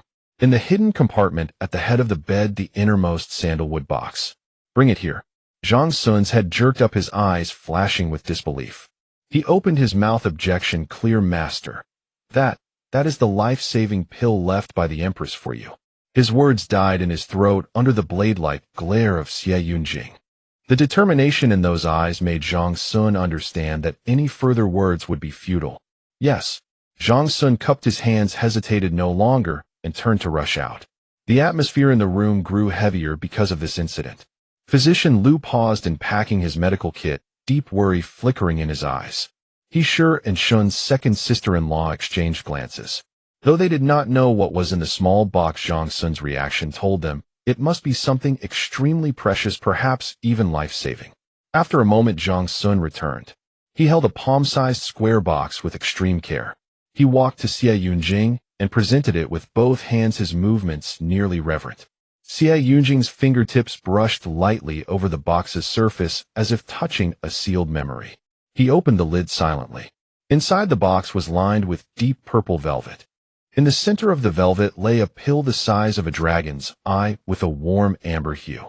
The pill's color was like solidified honey from 1,000 years. An extremely clear medicinal fragrance instantly permeated the room, diluting the heavy smell of blood. Just one sniff refreshed the spirit, as if the turbid air in the organs had been dispelled. "Give it to her." CivilEngineer's voice was flat, as if he were handing out a common sugar pill, not a rare life-saving medicine. Zhang Sun's hands trembled as he held the box. He looked at the amber pill lying quietly on the velvet, unwillingness evident in his eyes. This pill was the only 9-turn soul-returning pill that the Empress in the last months of her life exhausted her final strength and used all the world's rare treasures to refine for the young CivilEngineer. It was said to have the miraculous effect of bringing the dead back to life, regenerating flesh and bone and cleansing the marrow. It was truly a second life. Even when CivilEngineer fought the D Rong in the northern border, took several arrows, fell into a high fever for days, and was on the brink of death, he had never been willing to use it. Now it was to be. Master Zhang Sun tried to persuade again, "Please reconsider. Give it to her." CivilEngineer's voice rose, carrying an unyielding resolve. Zhang Sun shuddered, dared not say another word, and turned to hand the pill to Physician Lu. Physician Lu took a deep breath and with extreme care picked up the amber pill with bamboo tweezers. He walked to the Kong, and under the doubtful gazes of He and Shun's second sister-in-law brought the pill to Shen Taotao's lips. Shen Taotao's consciousness had been hovering in a semi-conscious, hazy state. Agonizing pain like a clinging bone-sucking worm tore at her nerves, preventing true sleep. Physician Lu's diagnosis, Zhang Sun's report, Xie Yunjing's unquestionable command, and the pill with its strange clear fragrance. All sounds came intermittently to her ears. When the pill with its warm touch pressed against her lips, a crisp scent rushed into her nostrils, jolting her chaotic mind into a moment of clarity. She struggled to open her eyelids. In her blurred vision, she saw Zhang Sun's face filled with regret and Xie Yunjing's deep, unfathomable eyes. No, she instinctively wanted to resist. This pill was too precious. She had heard it was the life-saving pill left by Xie Yunjing's mother, perhaps his only keepsake. She couldn't be good. Xie Yunjing pressed the pill into Shen Taotao's mouth with a flick of his finger. The pill dissolved instantly, turning into a warm, sweet current that slid down her throat. Where the current passed, the burning pain in her organs was gently soothed by an invisible hand. Her tense nerves suddenly relaxed, her heavy eyelids could no longer hold, and she fell into a peaceful sleep. The corner of her mouth even unconsciously curved into a relieved arc. Xie Yunjing watched as Shen Taotao's breathing became steady and long, the worrying pallor on her face replaced by a faint flush. Only then did he feel slightly reassured. He waved his hand, signaling Zhang Sun, Physician Lu, and he's sure to withdraw and rest. The room was left with only the crackling of firewood in the stove and Shen Taotao's even long breaths. Xie Yunjing dragged a short stool to the Kong and sat down. His tall figure cast a silent silhouette on the wall. He sat there quietly like a silent stone statue guarding a rare treasure, his heavy gaze fixed on Shen Taotao's sleeping face. Time flowed silently in the stillness. Outside, the wind and snow still howled, beating against the window lattice. In the dead of night, the oil lamp flame flickered, its light dimming slightly. On the Kong, a figure moved very slightly. Shen Taotao slowly opened her eyes, clear with the lucidity of a survivor. The pain in her right wrist had not completely vanished, but the burning sensation that had threatened to tear her apart was mostly gone, replaced by a warm current nourishing her exhausted body. She turned her head slightly, and her gaze immediately met a pair of eyes that shone startlingly bright in the dimness. Xie Yunjing was still sitting there, his posture seemingly unchanged. Seeing her awake, a ripple spread through his deep, stagnant eyes like a stone thrown into a still pool. Within them surged indescribable joy and a sense of relief. Awake. His voice was low and hoarse. How do you feel? Still in a lot of pain. Shen Taotao shook her head slightly, the movement minimal, afraid to disturb her injuries. She looked at the undisguised concern in Xie Yunjing's eyes, and something gently bumped against her heart, leaving it soft and aching. She opened her mouth to speak, but found her throat dry and parched. Xie Yunjing rose immediately, walked to the table, and poured a bowl of warm water that had been kept heating beside the charcoal brazier. He carefully tested the temperature before carrying it to the Kong. Instead of handing it to her, he gently supported the back of her neck with one hand, while holding the bowl with the other, bringing the rim to her lips. The warm water moistened her parched throat, bringing a comforting warmth. Shen Taotao sipped in small mouthfuls, yet her gaze remained fixed on Xie Yunjing's face, close enough to touch. His eyelids lowered as he focused on the water in the bowl, the angular lines of his profile sharp against the dim yellow light. Yet beneath that sternness lay an ineffable tenderness. She could see the faint shadows beneath his eyes, evidence of a sleepless night. Once she finished the bowl, he set it down gently and used the pad of his finger to wipe the moisture from the corners of her lips. The gesture came so naturally, as though he'd repeated it 1,000 times before. "Does it still hurt?" he asked again in a whisper, his voice softer now. Shen Taotao felt the warm medicinal energy spreading through her body and shook her head slightly. "Much better. That medicine is very potent." She paused, meeting his eyes with a clarity that seemed to see everything. "I heard everything Zhang Sun said." Xie Yunjing's movements stilled for a moment. He looked up and met her dark, clear eyes. There was no blame in them, no unease. Only a quiet understanding. She understood. It was his life-saving medicine. "It's just one pill," Xie Yunjing said in a low, even voice, as though discussing something trivial. "Your life matters more than anything." Shen Taotao's heart trembled. Looking into his eyes that reflected her image so clearly her throat tightened, as if something were lodged there. She wanted to tell him he was the most important person, that he shouldn't so readily give away things that could save his life. But those words felt hollow when they reached the resolve in his eyes. Finally, she simply took a breath, forcing down the ache in her chest, and changing the subject. I can't sleep. The wound still hurts. Could you tell me a story?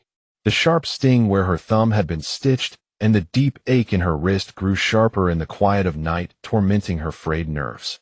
Xie Yunjing's brows furrowed. After a moment of silence, as if weighing his thoughts, he gathered several pieces of dry hardwood and added them to the Kang's firebox. I don't know how to tell stories, he murmured, his voice tinged with rare awkwardness. Those hands accustomed to commanding armies seemed at loose ends, restless and seeking something to occupy them. Seeing this uncommon vulnerability on Xie Yunjing's face, the ache in Shen Taotao's heart seemed to ease slightly. She shifted further onto the Kong, clearing a generous space on the outer edge, and gently patted the warm surface with her uninjured hand. It's cold outside. Come up. Her voice was soft, laced with hope and trust. Xie Yunjing's body went rigid. He looked at the empty space, then at Shen Taotao's unguarded eyes, and his Adam's apple bobbed silently. In the dim yellow light, a faint blush touched the edges of his ears. After a brief pause, he didn't refuse. He shed his cold, damp outer robe and boots with stiff movements, lying down carefully on the outer edge of the Kong in only his thin inner garment. His tall frame claimed a significant portion of the space, and the clean, cool scent of him, like cold iron, filled her senses. He lay perfectly straight, careful not to touch her. Watching his guarded posture, Shen Taotao fought back a laugh, but the movement tugged at her wound and drew a soft hiss of pain. Xie Yunjing immediately turned toward her, alarm in his eyes. I touch you? No. Shen Taotao managed through the pain, her voice carrying a hint of amusement. Why are you so far away? The Kong is enormous. She shifted closer until her shoulder brushed against his firm arm, feeling the warmth radiating through the thin fabric, and only then stopped. She carefully repositioned her injured arm to find the most comfortable spot beside her. Xie Yunjing's body tensed the moment she drew near, but as he sensed her careful movements and trusting posture, the stiffness gradually melted away. He extended his arm, gently guiding it behind her neck so she could rest more comfortably against his crook. With his other hand, he hovered protectively over her injured arm through the thick quilt, careful not to let her roll onto it. The position enveloped her almost entirely in his arms, warm and secure, anchored by a deep sense of safety. Shen Taotao leaned against his solid, warm chest, listening to his steady heartbeat like a soothing drumbeat. The sharp pain in her palm gradually faded into the peaceful atmosphere. Then tell me about your childhood, she said softly, gazing up at the line of his jaw. And about your mother. Xie Yunjing looked down into her bright eyes in the dim light, filled with curiosity and an almost childlike expectancy. He fell silent for a moment, as though diving into the depths of memory to retrieve long-buried fragments. At last he began to speak, his voice low and measured, as if recounting a distant, unfamiliar tale. When I was born, he was not yet emperor. Xie Yunjing's words carried a detached quality, as if speaking of someone entirely separate from himself. At that time he was merely an unfavored princeling. My mother was the legitimate daughter of the Longxi Xie clan. Mentioning his mother, a faint warmth surfaced in his deep voice. She was beautiful, not the kind of beauty that dazzles, but like the moon over snow-capped mountains, pure, cold, and radiant with a quiet that brought peace. The prince's mansion was small and tranquil back then. Mother would hold me beneath the osmanthus tree in the courtyard, reading to me and teaching me to recognize characters. He treated me well during those days. He would lift me onto his shoulders and take me to see the wheat fields beyond the city walls, clumsily carving wooden horses for me. Xie Yunjing spoke slowly, each word dredged from the depths of memory with difficulty. I thought it would always be like that. His voice grew progressively heavier, weighed down by an unbearable burden. Later he needed the power of the Longxi Xie clan to fight for that position. My mother became his sharpest weapon and most solid foundation. He exploited her family's influence, her reputation, even her devotion to him, climbing step by step to that supreme position. He ascended the throne. He named my mother empress and declared me crown prince. Xie Yunjing's voice held no warmth left, only ice-cold mockery. What followed was an endless cycle of checks, suspicion, and alienation. He needed fresh power to secure his authority, new women to counterbalance the Xie clan. Consort Yin, daughter of the current chancellor, was young and beautiful, and knew exactly how to please him and whisper in his ear. My mother grew increasingly withdrawn. She guarded the hollow title of empress, the freezing palace, me herself, as if protecting the last flickering candle. Xie Yunjing's voice carried a bone-deep desolation, yet they wouldn't even spare that sliver of hope. His breathing grew heavy as though each word required every ounce of strength. Consort Yun was with child. Riding on her favor, she provoked my mother at every turn. Eventually, she miscarried. The imperial physicians claimed it was from consuming something cold in nature. But she insisted my mother, driven by jealousy, had buried occult charms along the garden path. She walked daily, cursing the dragon fetus within her. Soul binding. Shen Taotao had only known the rough outlines before. Now she heard the full story for the first time. He believed it. Xie Yunjing's voice turned to ice. Or rather, he needed to believe. He required a legitimate pretext to finally uproot the Xie clan, the thorn in his side. He issued the edict deposing the empress and sentenced her to death. Those final words seemed dragged from between clenched teeth, thick with boundless hatred. My mother's final moments. Xie Yunjing's voice cracked raw with unbearable anguish.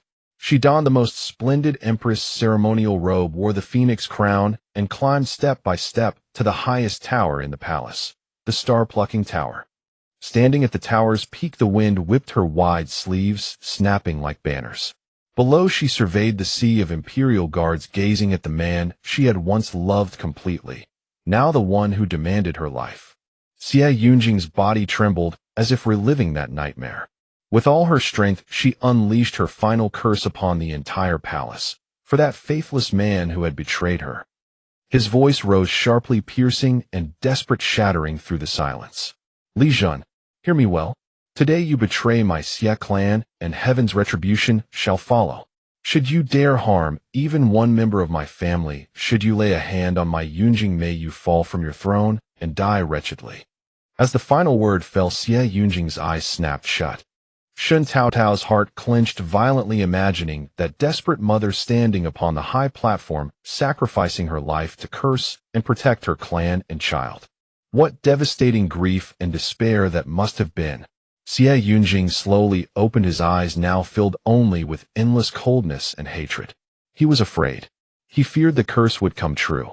He feared my mother would return as a vengeful spirit. So he dared not touch the Xie family, for now. This gave my grandfather the chance to exile me, the crown prince he found so inconvenient, to this harsh, desolate place. Xie Yunjing's voice carried the exhaustion of one who had barely survived. He carried me in his arms, fled the capital under cover of night, headed north, and never looked back. The story ended. Shen Taotao rested against him, feeling the violent rise and fall of his chest, sensing the tremors he tried so desperately to suppress. She finally understood why he carried such coldness about him, why his eyes held such an abyss of ice. Beneath that frozen surface lay a heart long soaked in blood and tears, completely encased by the betrayal of those closest to him. She said nothing. Only with her uninjured hand did she gently rest her palm over his clenched fist, moving with a reverence that bordered on devotion. Her hand was small and cold, weakened by injury, yet that silent comfort felt like a single spark cast into a frozen sea. Xie Yunjing looked down at the pale, delicate hand resting on his, then slowly raised his gaze to the young woman in his arms. Shen Taotao looked back up at him. In her clear eyes there was no fear or pity, only understanding and a wordless promise. That gaze seemed to say, it's all in the past now. I'm here. A strange tightness rose in Xie Yunjing's throat, as though his long-frozen heart had been cracked open by that silent look. Hot tears surged to his eyes instantly. He turned his face sharply away, jaw clenched tight, fighting desperately against the sob that threatened to break free. Shen Taotao didn't look away or withdraw her hand. She simply rested quietly against him, feeling his body shake with his silent grief. Her small hand pressed gently against his, gripping his cold, stiff fingers. Outside, the wind and snow raged on. Yet within that humble wooden cabin 2 hearts, bound by a past woven from blood and tears, leaned against each other as never before, completely unrestrained. After a long silence, when CivilEngineer finally managed to compose himself and turn back, red veins still lingered in his eyes, but that bone-deep hatred seemed to have yielded to something firmer. Looking into Shen Taotao's all-encompassing eyes, his voice was hoarse, yet carried an unprecedented solemnity, each word spoken like a vow. Taotao, trust me. One day I will grow strong enough to keep you safe. You will never suffer as you do today. No one will ever harm you again. Shen Taotao saw the near-obsessive protectiveness in his eyes, and her heart clenched with a painful swell of emotion. She wanted to tell him that she should be the strong one, the one protecting him. After all, he had given her his last life-saving medicine. Instead, she simply nodded, gently burying her face deeper into the warmth of his neck, her voice muffled. Yes, I believe you, but you must promise me, from now on, never give your life-saving medicine to others again. Especially, not to me. The post station was unusually bustling with activity as some cleaned and others prepared offerings for the kitchen god. The air was filled with the sweet fragrance of steamed sticky bean buns and boiled malt sugar. Shen Taotao's room was the warmest. The Kong fire blazed vigorously, the door curtain was tightly sealed, and not a breath of wind could seep through. She was wrapped in a thick wolfskin blanket propped against a towering pile of quilts like a fledgling bird carefully nestled in a warm nest. Even her immobilized right arm was placed on a specially made soft cushion like a fragile piece of porcelain. With a creak, the wooden door was pushed open a crack, and CivilEngineer entered carrying a chill of cold air. He removed his dark cloak covered in snowflakes, revealing a deep blue tunic beneath with unmelted snow particles still clinging to his shoulders. In his hand, he held a coarse earthenware bowl steaming hot, and a strong, bitter medicinal odor instantly permeated the room, dominatingly dispersing the faint sweetness. Shen Taotao's brow immediately furrowed, her face fell, and she instinctively shrank her head deeper into the quilt pile, protesting in a muffled voice, "Drink again." "Didn't I just drink some?" Dr. Liu said, 3 times a day. "How many times is this now?" Her voice carried a weakness specific to post-injury and a subtle hint of coaxing. CivilEngineer said nothing, only walked to the edge of the Kong with the bowl. His tall figure blocked the light from the door, casting a heavy shadow on the mat. His gaze fell heavily on Shen Taotao's reluctant little face, his ink-black eyes unfathomably deep, revealing no emotion. "It's time." His voice was low and calm, with an undeniable finality.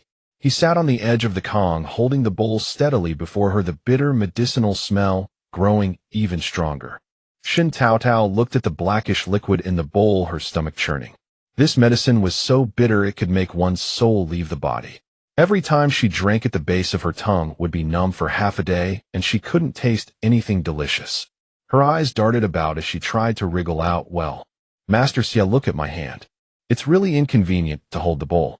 How about I wait until my mother comes to drink it?"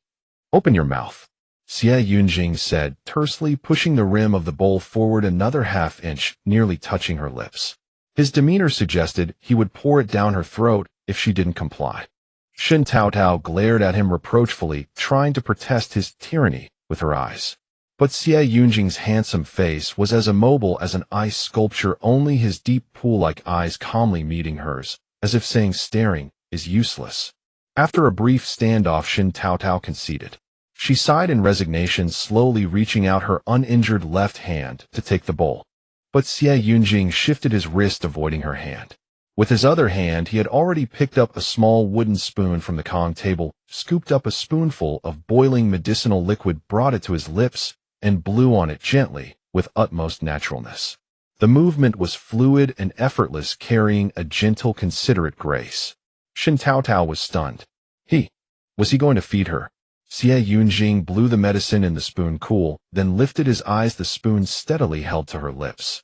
His gaze remained devoid of warmth, but his actions were immensely tender. Shen Taotao looked at his face, so close the cold, hard line of his jaw, his tightly pressed thin lips, and those ink-black eyes that now only reflected her tiny image. Her heart inexplicably skipped a beat. As if possessed, she opened her mouth. The warm medicinal liquid had just entered, and the familiar nauseating bitterness instantly spread. Shen Taotao's face contorted into a grimace, her features twisted instinctively, wanting to spit it out. Swallow it. Xie Yunjing's voice rang out low in a completely commanding tone, the spoon pressed firmly against her lips, not withdrawn. Shen Taotao, bitter to the point of tears, forced herself, her throat moving with difficulty, and swallowed the lethal dose of medicine. An indescribable wave of nausea rushed straight to her throat. Just then Xie Yunjing's large hand reached over. His palm was open, revealing 2 bright red, crystal sugar-coated hawthorn candied fruits. Shen Taotao's eyes instantly lit up. She almost snatched a candied fruit with her left hand, quickly stuffing it into her mouth. The sweet and sour taste instantly spread across her tongue, dominantly suppressing the roiling bitterness. Even her wrinkled little face relaxed, and she squinted her eyes in satisfaction. Keep drinking. Xie Yunjing's voice sounded again, breaking her reverie. Shen Taotao. The subsequent feeding process proceeded arduously in a cycle of bitter medicine enters face, scrunches like a bun, candied fruit rescues, squinting in satisfaction. Xie Yunjing's movements remained steady, even with infinite patience. He blew each spoonful cool, held it steadily to her lips, and when she grimaced in pain, he offered the candied fruit at the right moment. The entire process was silent save for the light clink of the spoon against the bowl and Shen Taotao's occasional suppressed gasps. Finally, the bowl of medicine was drained. Shen Taotao felt her tongue was no longer her own. She pulled a sour face like a wilted cabbage patch, leaning weakly against the quilt pile. Xie Yunjing set down the bowl, his gaze sweeping over her heavily wrapped arm, then settling on her troubled little face. After a moment of silence, he suddenly took out a small, oiled paper package from his bosom and placed it on the Kong table. Zhao Laoxi's wife sent it over. His voice remained flat. She said it's sesame and peanut brittle made with newly boiled syrup to sweeten your mouth. Shen Taotao's eyes lit up again. Lu Rufang.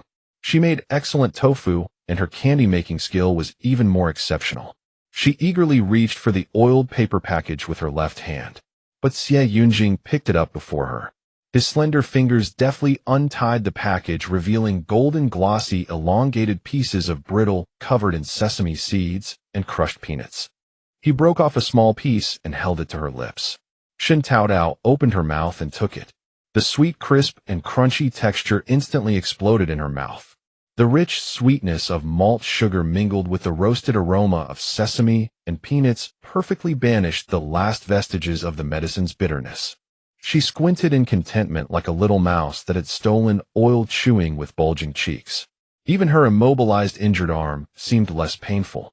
Xie Yunjing watched her like this, and in his deep pool-like eyes something seemed to fluctuate ever so slightly, too fast to catch. He silently rewrapped the remaining brittle and placed it within her reach on the Kong table. Outside, the wind and snow howled. Inside, the charcoal fire crackled. A bowl of bitter medicine, a few candied fruits, a piece of sweet brittle. Silent feeding, silent care. A warm current carrying the scent of medicine and sweetness flowed silently between them.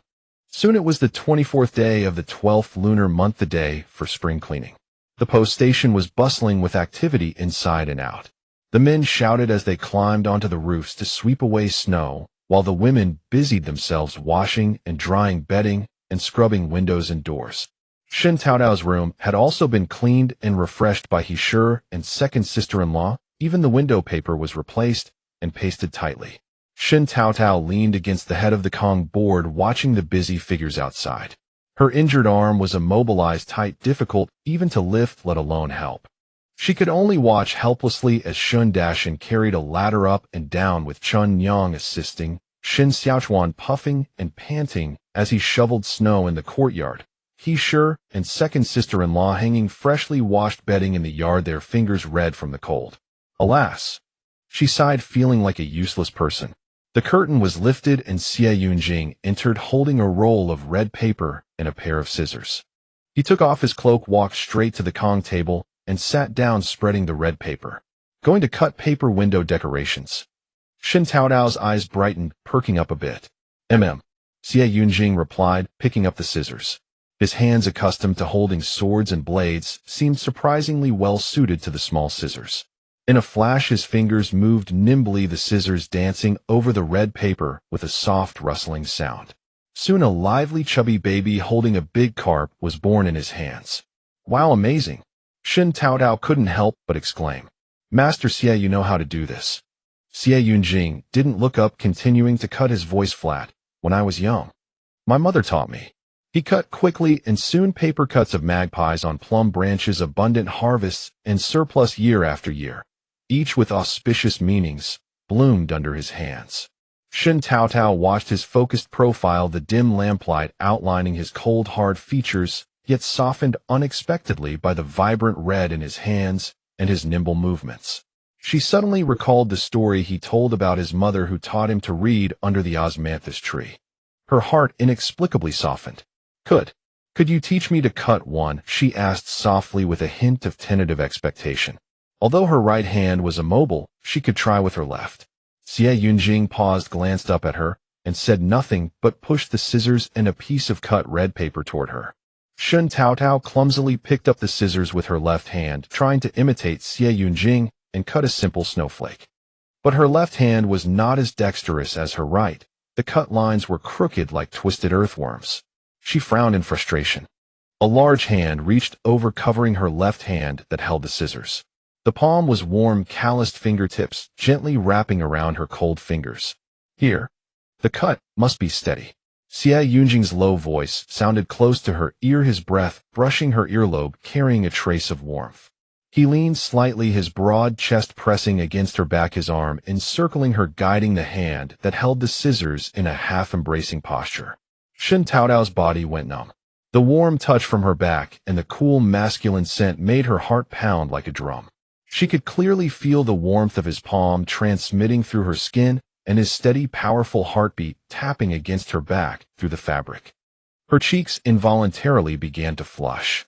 Xie Yunjing seemed not to notice her agitation, only focusing on guiding her fingers across the red paper. His movements were slow and steady.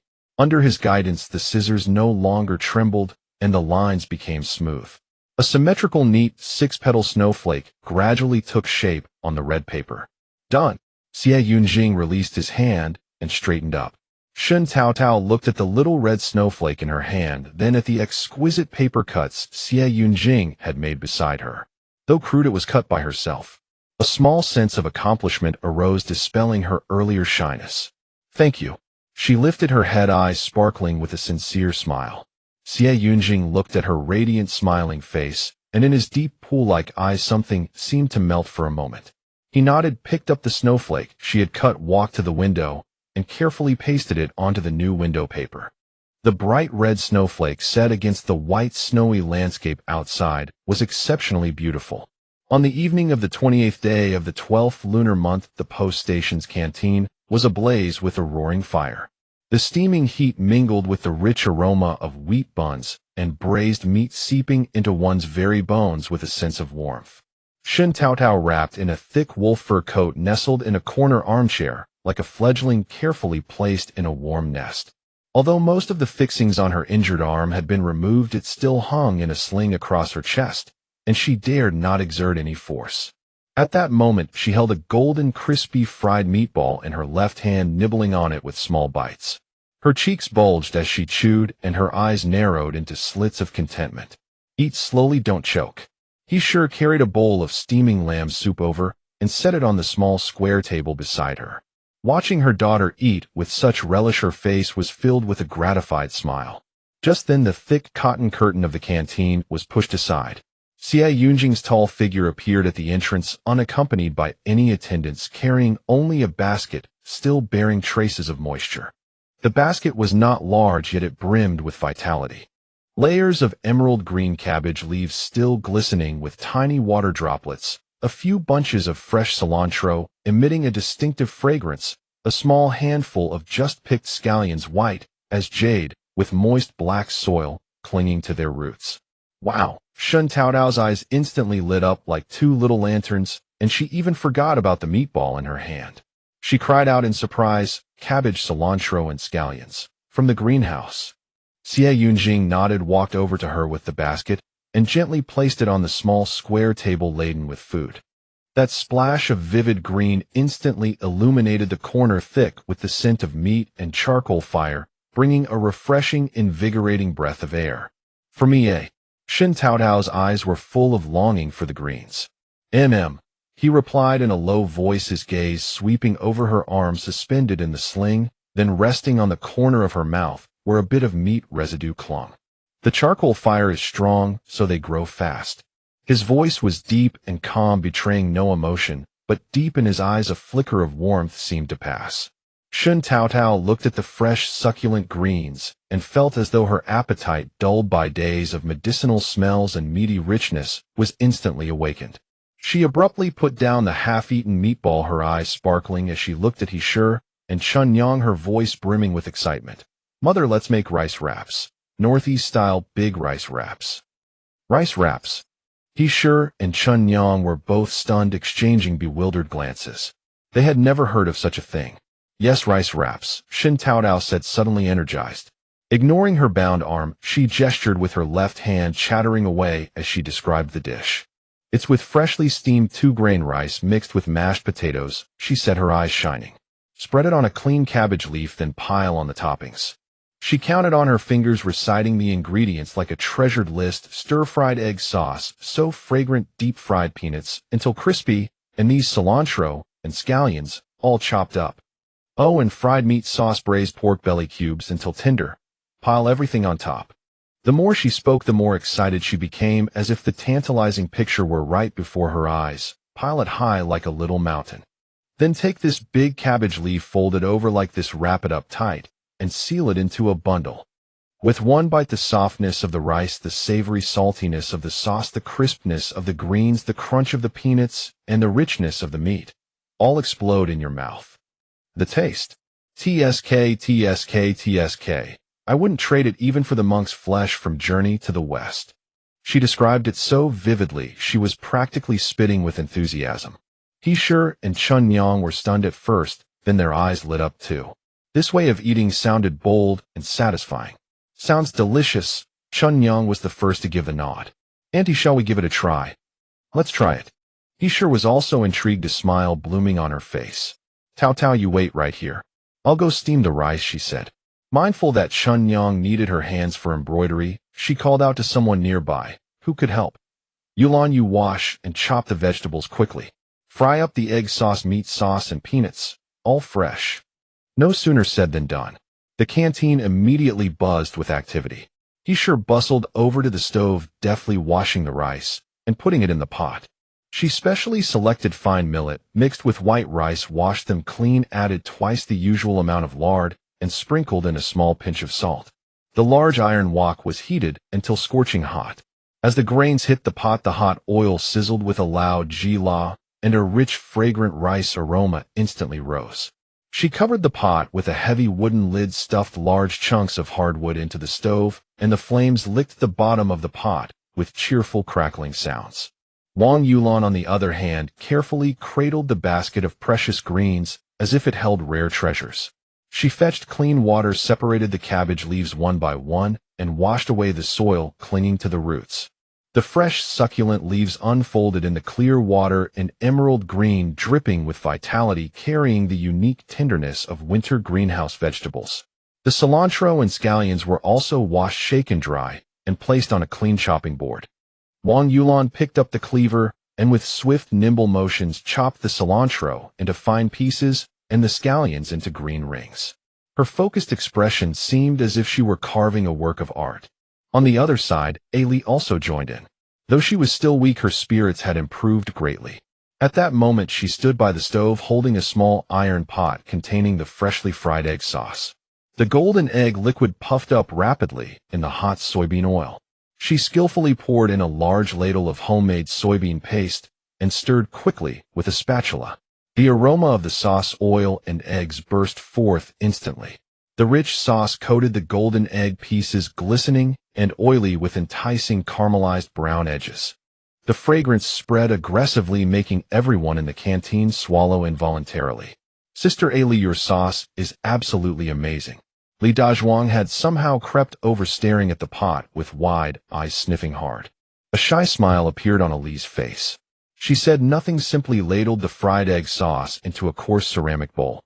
The sauce was thick and its color tempting. Lu Rufong and Widow Zhou also got busy. Lu Rufong pulled a piece of streaky pork half fat and half lean from the brining vat and cut it into finger-sized cubes. Widow Zhou heated another pot poured in soybean oil, and when the oil was hot she threw the pork cubes in with a hiss.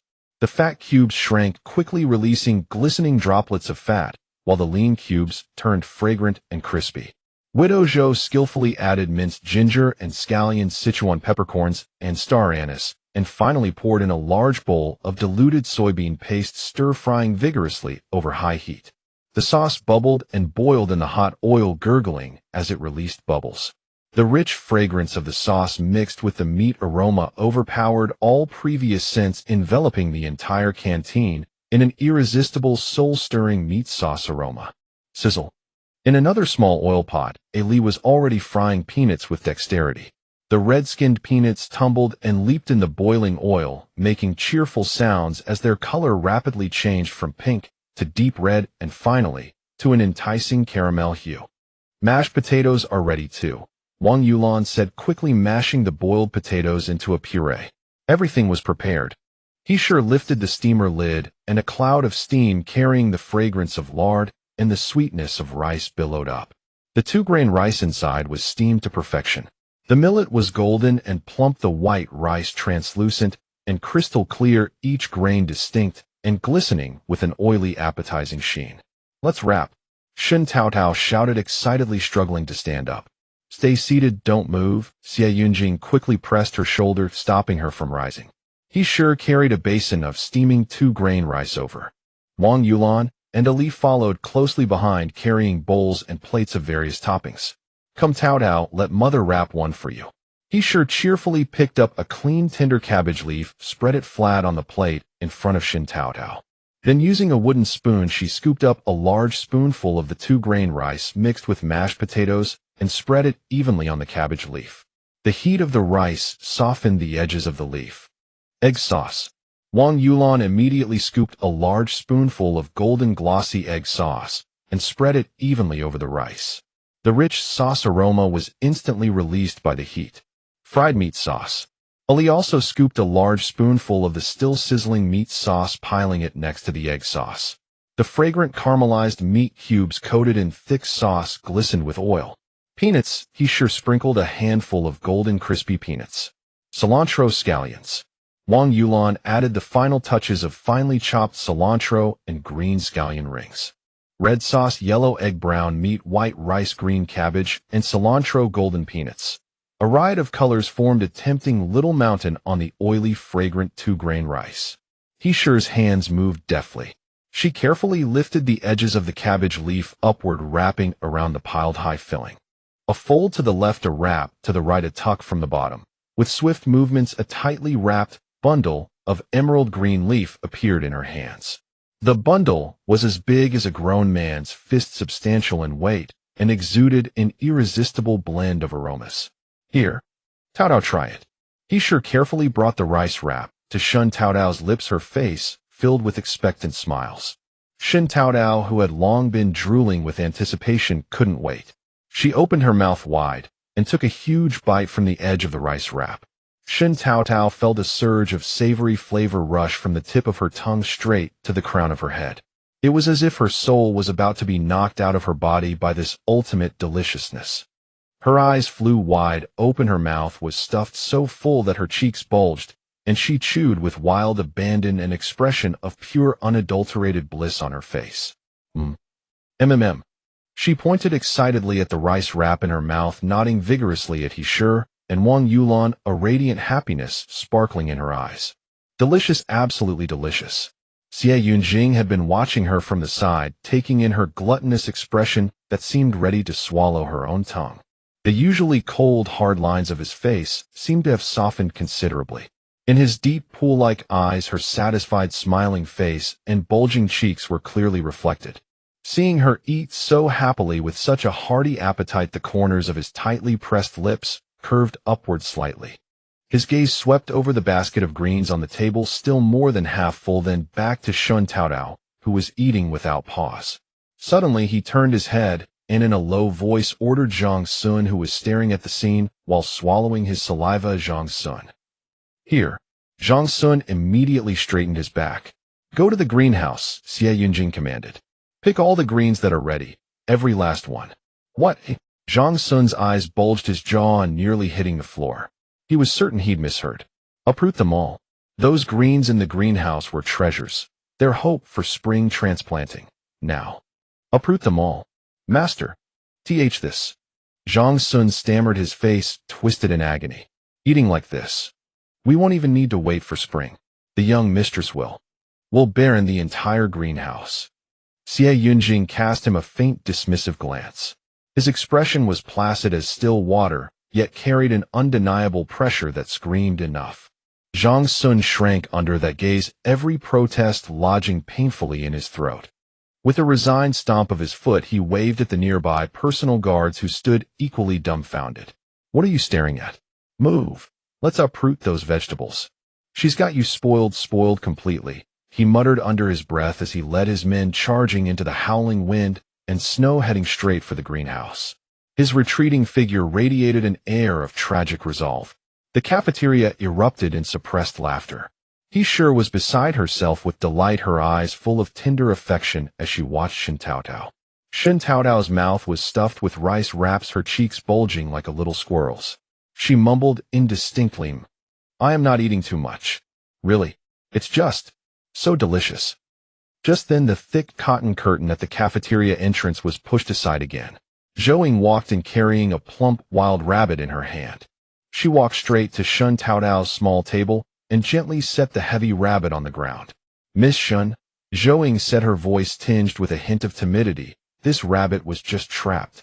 Roasted, it's delicious. She lifted her eyes and swiftly glanced at Shen Taotao's arm suspended against her chest, then quickly looked down. For your recovery. The cafeteria fell silent for a moment. Everyone turned to look at Zhou and the fat rabbit at her feet. In this frozen wasteland, wild rabbits were extraordinarily rare, let alone one so well fed. Shen Taotao struggled to swallow her rice wrap, her eyes bright as she looked at the rabbit and then at Zhou. Sister Zhou, you're incredibly skilled. This rabbit is so fat. She couldn't help but ask curiously, with the snow sealing the mountains and rabbits hiding out of sight, how do you always manage to trap them? Even the last one was. Zhou Ying's voice grew even softer. Luck. It happened to stumble into the snare by chance. She finished, vaguely bent down and lifted the rabbit again. I'll have brotherly clean it. Without waiting for Shen Taotao to ask more, she turned and walked briskly out of the cafeteria, her figure disappearing behind the curtain. Shen Taotao watched her retreating back, then glanced at the faint rabbit paw prints still visible on the ground, lost in thought. She instinctively turned her head towards CivilEngineer beside her. CivilEngineer was also looking in the direction where Zhou had disappeared. A flash of understanding lit his deep, ink-black eyes. But he said nothing, merely giving a slight shake of his head toward Shen Taotao. Shen Taotao understood immediately, withdrawing her gaze without another word. She returned her attention to the tempting rice wraps on the table and opened her mouth, biting fiercely into the second one he sure offered. With such delicious food before her, nothing else mattered for the moment. Outside, the wind and snow howled. Inside the cafeteria, warmth reigned. The crackling charcoal fire and fragrant rice wraps wove together into the most grounding, authentic New Year's atmosphere of the 12th lunar month. On the noon of the 29th day of the 12th lunar month, the postal station's cafeteria buzzed with heated activity as they prepared ingredients for the New Year's Eve feast. The rich aroma of meat stewing in large pots mingled with the sizzling sound of frying fish and women's laughter, dispelling the bitter cold outside with warm encouragement. Shen Taotao sat on the warm kong in the inner room, holding a small piece of freshly fried crispy fish in her left hand. She blew on it gently, her bright eyes fixed on He and Wang Yulan as they bustled about the stove. It was precisely at this warm, festive moment that a sudden, urgent cry pierced through the cafeteria's noise. The cotton curtain was violently shoved open. Zhang Sun burst in, wrapped in wind and snow, his face a mask of shock, anger, and frustration. In a few strides he reached CivilEngineer, who was conferring quietly with Shen Taotao, and dropped to one knee. Master, disaster. Something has happened at the underground prison. The cafeteria fell silent in an instant. Every eye locked onto Zhang Sun. Xie Yunjing slowly turned the hem of his dark coat, unmoving. His face showed no expression, but those deep pool-like eyes snapped to Zhang Sun's face. "Speak." Zhang Sun panted heavily, speaking at a frantic pace. Those die-hard loyalists of Xiong Kuei locked in the deepest part of the dungeon, somehow swayed by that wretched Li Laonian. Taking advantage of this morning's guard rotation, when the brothers went to help move vegetables in the greenhouse, they used some method to pick the cell locks and escaped with those men. Escaped? Shen Taotao was stunned. Where did they run? North. Toward Dirong. Zhang Sun ground out through clenched teeth. Those bastards are definitely defecting to Dirong. They want to sell all our secrets. Ninguta's defenses, the greenhouse, the mines, the newly forged weapons. All to the Dirong people. An icy chill swept through the entire cafeteria, instantly obliterating the warm atmosphere that had filled the room moments before. Everyone understood what this meant. Though Xiong Kuei was dead, his remaining diehard followers had seen the new weapons, knew the greenhouse location, and some had even participated in mining labor. If they truly defected to Dirong and revealed everything about Ninguta, it would be no different from handing a poison-tipped dagger directly to the predatory Dirong cavalry. The consequences would be disastrous. Li Laonian. Xie Yunjing repeated the name softly, his voice as cold as ice shards. He had assumed Li would never dare return to Dirong, never imagining he would trade intelligence for his own survival. "Master, I have failed in my duty. Please punish me." Beside him, Xie Yi slammed his forehead heavily against the freezing ground, his voice thick with mournful self-reproach. Xie Yunjing didn't look at him. Slowly lifting his gaze, his eyes settled on Shen Taotao, in the inner room, whose expression was grave. Taotao, his voice was low and steady. Shen Taotao understood immediately. Suppressing her shock and anger, she turned without hesitation and urged Wang Yulan by the stove urgently. "Sister-in-law, quickly, summon Black Wind." Wang Yulan's face went pale, but her movements were remarkably swift. She immediately set down the kitchen cleaver, drew a bone whistle from her bosom, took a deep breath, and raised it to her lips. Wuxiao! A single whistle note shot straight into the sky. No sooner had it faded than a sharper, more piercing eagle cry answered like an echo, ringing out suddenly from the direction of the postal station's tallest watchtower. Black Wind descended like a bolt of black lightning through the swirling snow, tracing a clear path, before landing precisely at the cafeteria entrance, radiating a coiled, murderous readiness. Wang Yulan hurried to the doorway and flashed rapid gestures at Black Wind, making a series of short syllables with her tongue. The great bird tilted its head, emitting a low rumble from its throat as it received the information. After a moment, it suddenly beat, its wings fiercely launching its massive frame skyward once more. It shot northward across the vast, snow-blanketed plains beyond the station. "Xie Yi, take men and follow Black Wind." Xie Yunjing's voice cracked like splitting ice laced with chilling intent. "Bring ample crossbow bolts. Kill them on sight." "Yes." Fierce light erupted in Xie Yi's eyes. He sprang to his feet and led the rest of the personal guards out of the cafeteria in a whirlwind. Xie Yunjing's gaze swept once more over the anxious, worried faces in the cafeteria before coming to rest on Shen Taotao. His voice was low but carried clearly to every corner, bearing the authority and coldness of law itself. "A new year brings new circumstances for some of you." He paused, each word like an ice-quenched steel nail.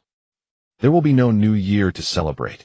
A chilling aura of slaughter swept through the room, scattering all festive joy. Shen Taotao leaned back against the pillow mound, watching the wind and snow swirl at the doorway, her heart heavy with dread. She understood Xie Yunjing's meaning perfectly. Cut the weeds and dig up the roots. Eliminate the threat permanently. In this frozen wasteland where only the ruthless survive, there was no room for womanish sentimentality. The wait felt unbearably long. The wind and snow seemed to worsen, and the sky grew increasingly dark. An oppressive atmosphere weighed heavily on everyone in the cafeteria. He Sure and Wang Yulan lost all interest in cooking, sitting beside Shen Taotao, with worried eyes fixed on the doorway.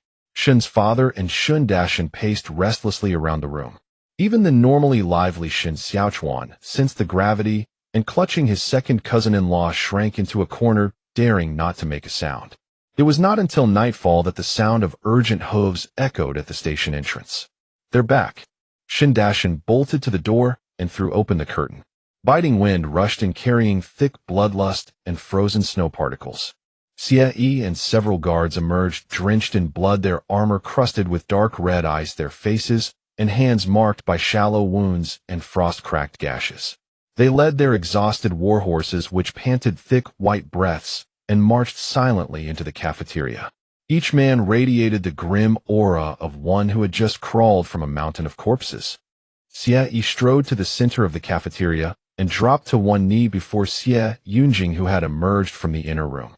His voice was hoarse, yet carried a fierce resolve. "Master, we caught them. 4. Count them exactly. All dealt with cleanly." He paused. "Black wind guided us. We ambushed them at the ice crevasse of Eagle Grief Ravine. Li Laonian tried to beg for mercy. I put an arrow through his throat. The rest fought to the last breath and were slain on the spot. Bodies dumped into the ice pit." "Good," Xie Yunjing replied with a single character, his tone as placid as still water, as if they had merely swatted away troublesome flies. His gaze swept over the blood and exhaustion on Xie and the others. "Go clean up and change your dressings. Rest well tonight." "Yes." Xie and the others bowed and withdrew. Though they had expected this, hearing words like "dealt with cleanly" and "dumped into the ice pit" still sent shivers through everyone. Yet above all, a profound sense of relief washed over them. The hidden danger had finally been completely eradicated. Xie Yunjing's gaze slowly drifted across the still shaken faces in the cafeteria before settling on Shen Taotao's face. After a moment of silence, his voice grew low yet carried an undeniable authority. "Zhang Sun." "Present." Zhang Sun responded immediately. "Tomorrow is New Year's Eve." Xie Yunjing's voice was not loud, yet it struck every heart like a heavy hammer. "Dissolve the postal station's remaining garrison units and absorb them into the Xie family army." He paused, his gaze sharpening like a blade as it swept over the instantly pallid faces of several former garrison officers. "As for anyone who refuses, resists, or harbors divided loyalties, execute without mercy." From this day forward, his voice suddenly rose, carrying a decisive proclamation. "Ninguta shall have only the Xie family army." His words struck with resounding finality. Then the mess hall erupted with suppressed cries of ecstatic excitement. Shen Xiaochuan and the others flushed with joy, while Wang Yulan and He tightly clasped their hands. The garrison soldiers, who had been fraught with anxiety, now fell into a terrified silence, not daring to breathe. They understood that from this moment on, Ninguta had been completely transformed. Xie Yunjing had consolidated power through the most iron-fisted means, turning this bitter cold outpost into an impregnable fortress under his absolute control. Xie Yunjing looked at Shen Taotao, his eyes surging with deep, unwavering determination. He said nothing, but his gaze clearly conveyed a message. This was the first step of his promise. For her, and for the thousands of lives in Ninguta, he would forge an unbreakable shield. Meeting his gaze, the gloom of bloodshed in Shen Taotao's heart was dispelled by an overwhelming sense of security. She nodded gently. On New Year's Eve, the blizzard miraculously ceased.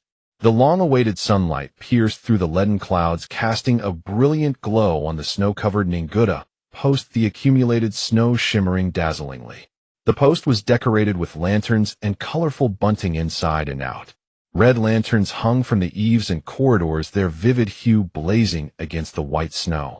Fresh couplets and blessing characters adorned the doors, and the windows were decorated with paper cuts made by Shen Taotao and Xie Yunjing together. Chubby babies holding carp magpies on plum branches, bountiful harvests. Though crude, they brimmed with vitality and the rich flavor of the new year. The Shen household was especially lively. A large iron pot simmered with a whole wild goat, the broth bubbling and the aroma of meat filling the air. Steaming baskets were piled high with fluffy white steamed buns and bean paste buns exuding heat and fragrance. The chopping board was laden with golden fried meatballs, crispy small fish, and large dumplings stuffed with fresh green cabbage from the greenhouse and wild boar meat. Although Shen Taotao's injured arm was still unable to exert force, her spirits had greatly improved. She changed into a new water-red fine cotton jacket sewn by her second sister-in-law, which accentuated her fair, rosy complexion. She sat on the heated Kong in the main room, a small table before her piled with all sorts of snacks, fragrant roasted peanuts and melon seeds, crispy fried sesame leaves, and hawthorn cakes coated in thick sugar frosting specially sent by Widow Zhou. A steady stream of people came to pay New Year's greetings. Miss Shen, Happy New Year. May you be healthy and recover soon. Shun Haizi was the first to arrive with Wang Yulan, his honest face beaming with smiles, a small jar of his homemade wild fruit wine in hand. Thank you, brother Haizi. Happy New Year, sister-in-law, Shen Taotao replied with a smile. The address, sister-in-law, made Wang Yulan blush instantly. Sister Taotao, Happy New Year. Here I roasted a chicken at home. It's super fragrant. Li Dazhuang rushed over like a little cannonball, proudly offering a still steaming roast chicken. Good boy, Dazhuang, thank you. Shen Taotao smiled and patted his head, then fed him a piece of hawthorn cake. Miss Shen, Happy New Year. Are you feeling better? Zhao Laosi shuffled over, rubbing his hands together with a timid smile. I don't have anything good, but this is fermented tofu made by my wife Rufong. Try it. It tastes wonderful, stuffed in a bun. You're too kind. Please thank Sister Rufong for me. Shen Taotao quickly took the small jar of fermented tofu, warmth flooding her heart. Miss Taotao, Happy New Year. Ali also approached shyly. Her face was still somewhat pale, but her eyes were much brighter. She held a pair of rabbit fur gloves. For Miss to warm her hands. Ali, they're beautiful. Thank you. Shen Taotao took the fluffy gloves, stroking them with delight. Madame Lu also came, bringing several packets of calming and qi-nourishing herbs. Dr. Lu cheerfully took Shen Taotao's pulse and declared she was recovering well. Chun Yang also pressed a finely embroidered inner garment, which she had been working on for a long time, into Shen Taotao's hands. He sure and the second sister-in-law were bustling about, attending to the guests. The Shun household was filled with the clamor of voices and laughter. Regardless of age or gender, everyone's face radiated genuine smiles. This was their first truly hopeful and warm reunion since their exile. Surrounded by the lively warmth, Shen Taotao wore a happy smile throughout. She looked at the sincere, smiling faces before her, listened to the heartfelt blessings, and felt the anticipation for the future. Her heart was filled with immense warmth. Even her injured arm seemed less bothersome. Just then, steady footsteps sounded at the doorway. Everyone instinctively looked toward the entrance. Xie Yunjing entered. He wore a deep blue brocade robe embroidered with dark silver cloud patterns, and over it a black fox fur cloak. He appeared less of the battlefield's grim austerity and more of a noble scion's refined elegance. His tall, straight stature and handsome features stood out even more against the backdrop of the festive red decorations. His gaze swept over the joyous crowd, finally resting on Shen Taotao, who was surrounded by people on the warm Kong. Her eyes curved in a smile. A trace of warmth rippled in his deep eyes. He walked slowly to Shen Taotao, took out a small, delicate brocade box tied with red silk from his sleeve, and presented it to her. The box was antique and unadorned. Taotao, his low voice carried an unprecedented tenderness. Happy New Year. Shen Taotao was stunned. She looked at the tall, handsome man before her, at the brocade box he offered, at the rare tenderness in his eyes. Her heart skipped a beat and her cheeks uncontrollably flushed. She instinctively reached out with her left hand, trembling slightly, as she took the box that still held his warmth. It felt pleasantly heavy. Thank you. Her voice was a little dry, carrying a hint of shyness. Xie Yunjing said nothing, only quietly watching her, her small figure clearly reflected in his eyes. Shen Taotao took a deep breath, and amidst the curious and expectant gazes of the crowd, she gently untied the red silk and opened the box. Inside lay a deep purple velvet lining. On the velvet rested a smooth, bright green jade piece pendant, emitting a soft, gentle luster. The jade was flawless, like solidified cream. It bore no carvings, yet exuded a quiet, restrained beauty. A small round hole in the center of the pendant held a fine silk cord. Wow! Exclamations of awe arose around them. This jade was clearly priceless, far from ordinary. Shen Taotao was also moved by the pendant's warm, exquisite beauty. She carefully touched it with her fingertip. It felt cool, smooth, and delicate, as if carrying a calming power. It's too precious. She was at a loss. A peace pendant, Xie Yunjing said, his voice low and clear, his gaze fixed on her. May it bless you. With peace year after year. Those 6 simple words struck Shen Taotao's heart like the heaviest promise. Year after year of peace. This was his simplest wish and his deepest protection. She clutched the warm jade pendant tightly knotted firmly and said with a trembling voice, Peace year after year. May we all have peace year after year. Sunlight streamed through the window, casting its glow upon them. He stood tall and straight. She was delicate and radiant. His gaze was calm. Her smile bloomed like a flower. Some mischievous person hidden among the crowd called out in a falsetto, "Oh, my master Xie's gift of the peace pendant is so meaningful. Peace year after year means forever and ever, doesn't it? A happy event is near." The crowd burst into knowing laughter, and teasing glances like spotlights suddenly focused on Shen Taotao and Xie Yunjing. Shen Taotao felt as if a thunderclap had gone off. Her face instantly burned like a boiled shrimp. She instinctively tightened her grip on the jade pendant, feeling the rapid pulse beneath her fingertips. She lowered her head, wishing she could bury it in her cotton jacket, revealing only the tips of her ears red as dripping blood. Xie Yunjing stood tall as a pine, his face still expressionless, as if the roaring laughter had nothing to do with him. But when his deep eyes swept over Shen Taotao's steaming head, a flicker stirred in their depths. He pressed his lips together almost imperceptibly, then cast a calm glance over the crowd. The invisible pressure made several of the loudest laughing men instinctively shrink their necks, their laughter abruptly cut short. Yet in just a moment the Shen family's main hall returned to its lively clamor, but the atmosphere had subtly shifted. Although no one dared to openly tease anymore, the knowing glances and smirks wove like invisible threads around Shen Taotao and Xie Yunjing, pulling at her heart and making her flustered. Shen Taotao absent-mindedly dealt with the subsequent New Year's greetings, but her gaze involuntarily drifted toward the kitchen where several couples were gathered. Shen Dashan was clumsily shelling peanuts for Chun Yang. Chun Yang lowered her head, her cheeks slightly flushed, a gentle smile curving her lips. Chen Haizi picked the biggest, crispiest meatball and placed it in Wang Yulan's bowl. Wang Yulan gave him a feigned glare, but her eyes were filled with undisguised sweetness. Zhao Laosi rubbed his hands together and carefully handed a steaming bowl of mutton soup to Lu Rufang. Lu Rufang took it, murmuring something softly, and Zhao Laosi's dark face immediately broke into a beaming smile. At the far end, Li Juezi silently pushed the pickled radish that Zhou loved toward her. Zhou lowered her head and took a bite. These scenes, once ordinary, were merely the warmth of clinging together in bitter cold.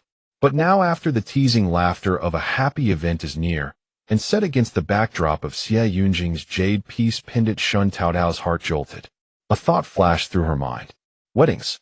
These people who had supported each other through thick and thin, through despair, they had never had a proper wedding. Chun Yang had followed Shen Dashan without even a red bridal veil. On the day Wang Yulan and Chen Haizi got together, they hadn't even had a decent meal. Lu Rufang and Zhao Laosi were even worse, having started living together just to survive. Zhou Ying and Li Juezi didn't even have a formal status. They just silently stayed by each other, struggling on the edge of life and death. No betrothal gifts, no phoenix coronet, an embroidered robe, no bowing to the heavens and earth, no bridal chamber. They had been tied together for life in such a muddled way. That wouldn't do. Deep in every woman's heart, didn't she yearn for a grand wedding, openly married, and proclaimed to the world? Even in this bitter, cold Ninguta, even without a dowry of 10 miles of red, the sense of being cherished, the ritual of solemn commitment, the dignity and belonging of being a wife, these could not be missing. A powerful impulse surged in Shen Taotao's heart. She raised her head, her blush not yet faded, but her eyes shining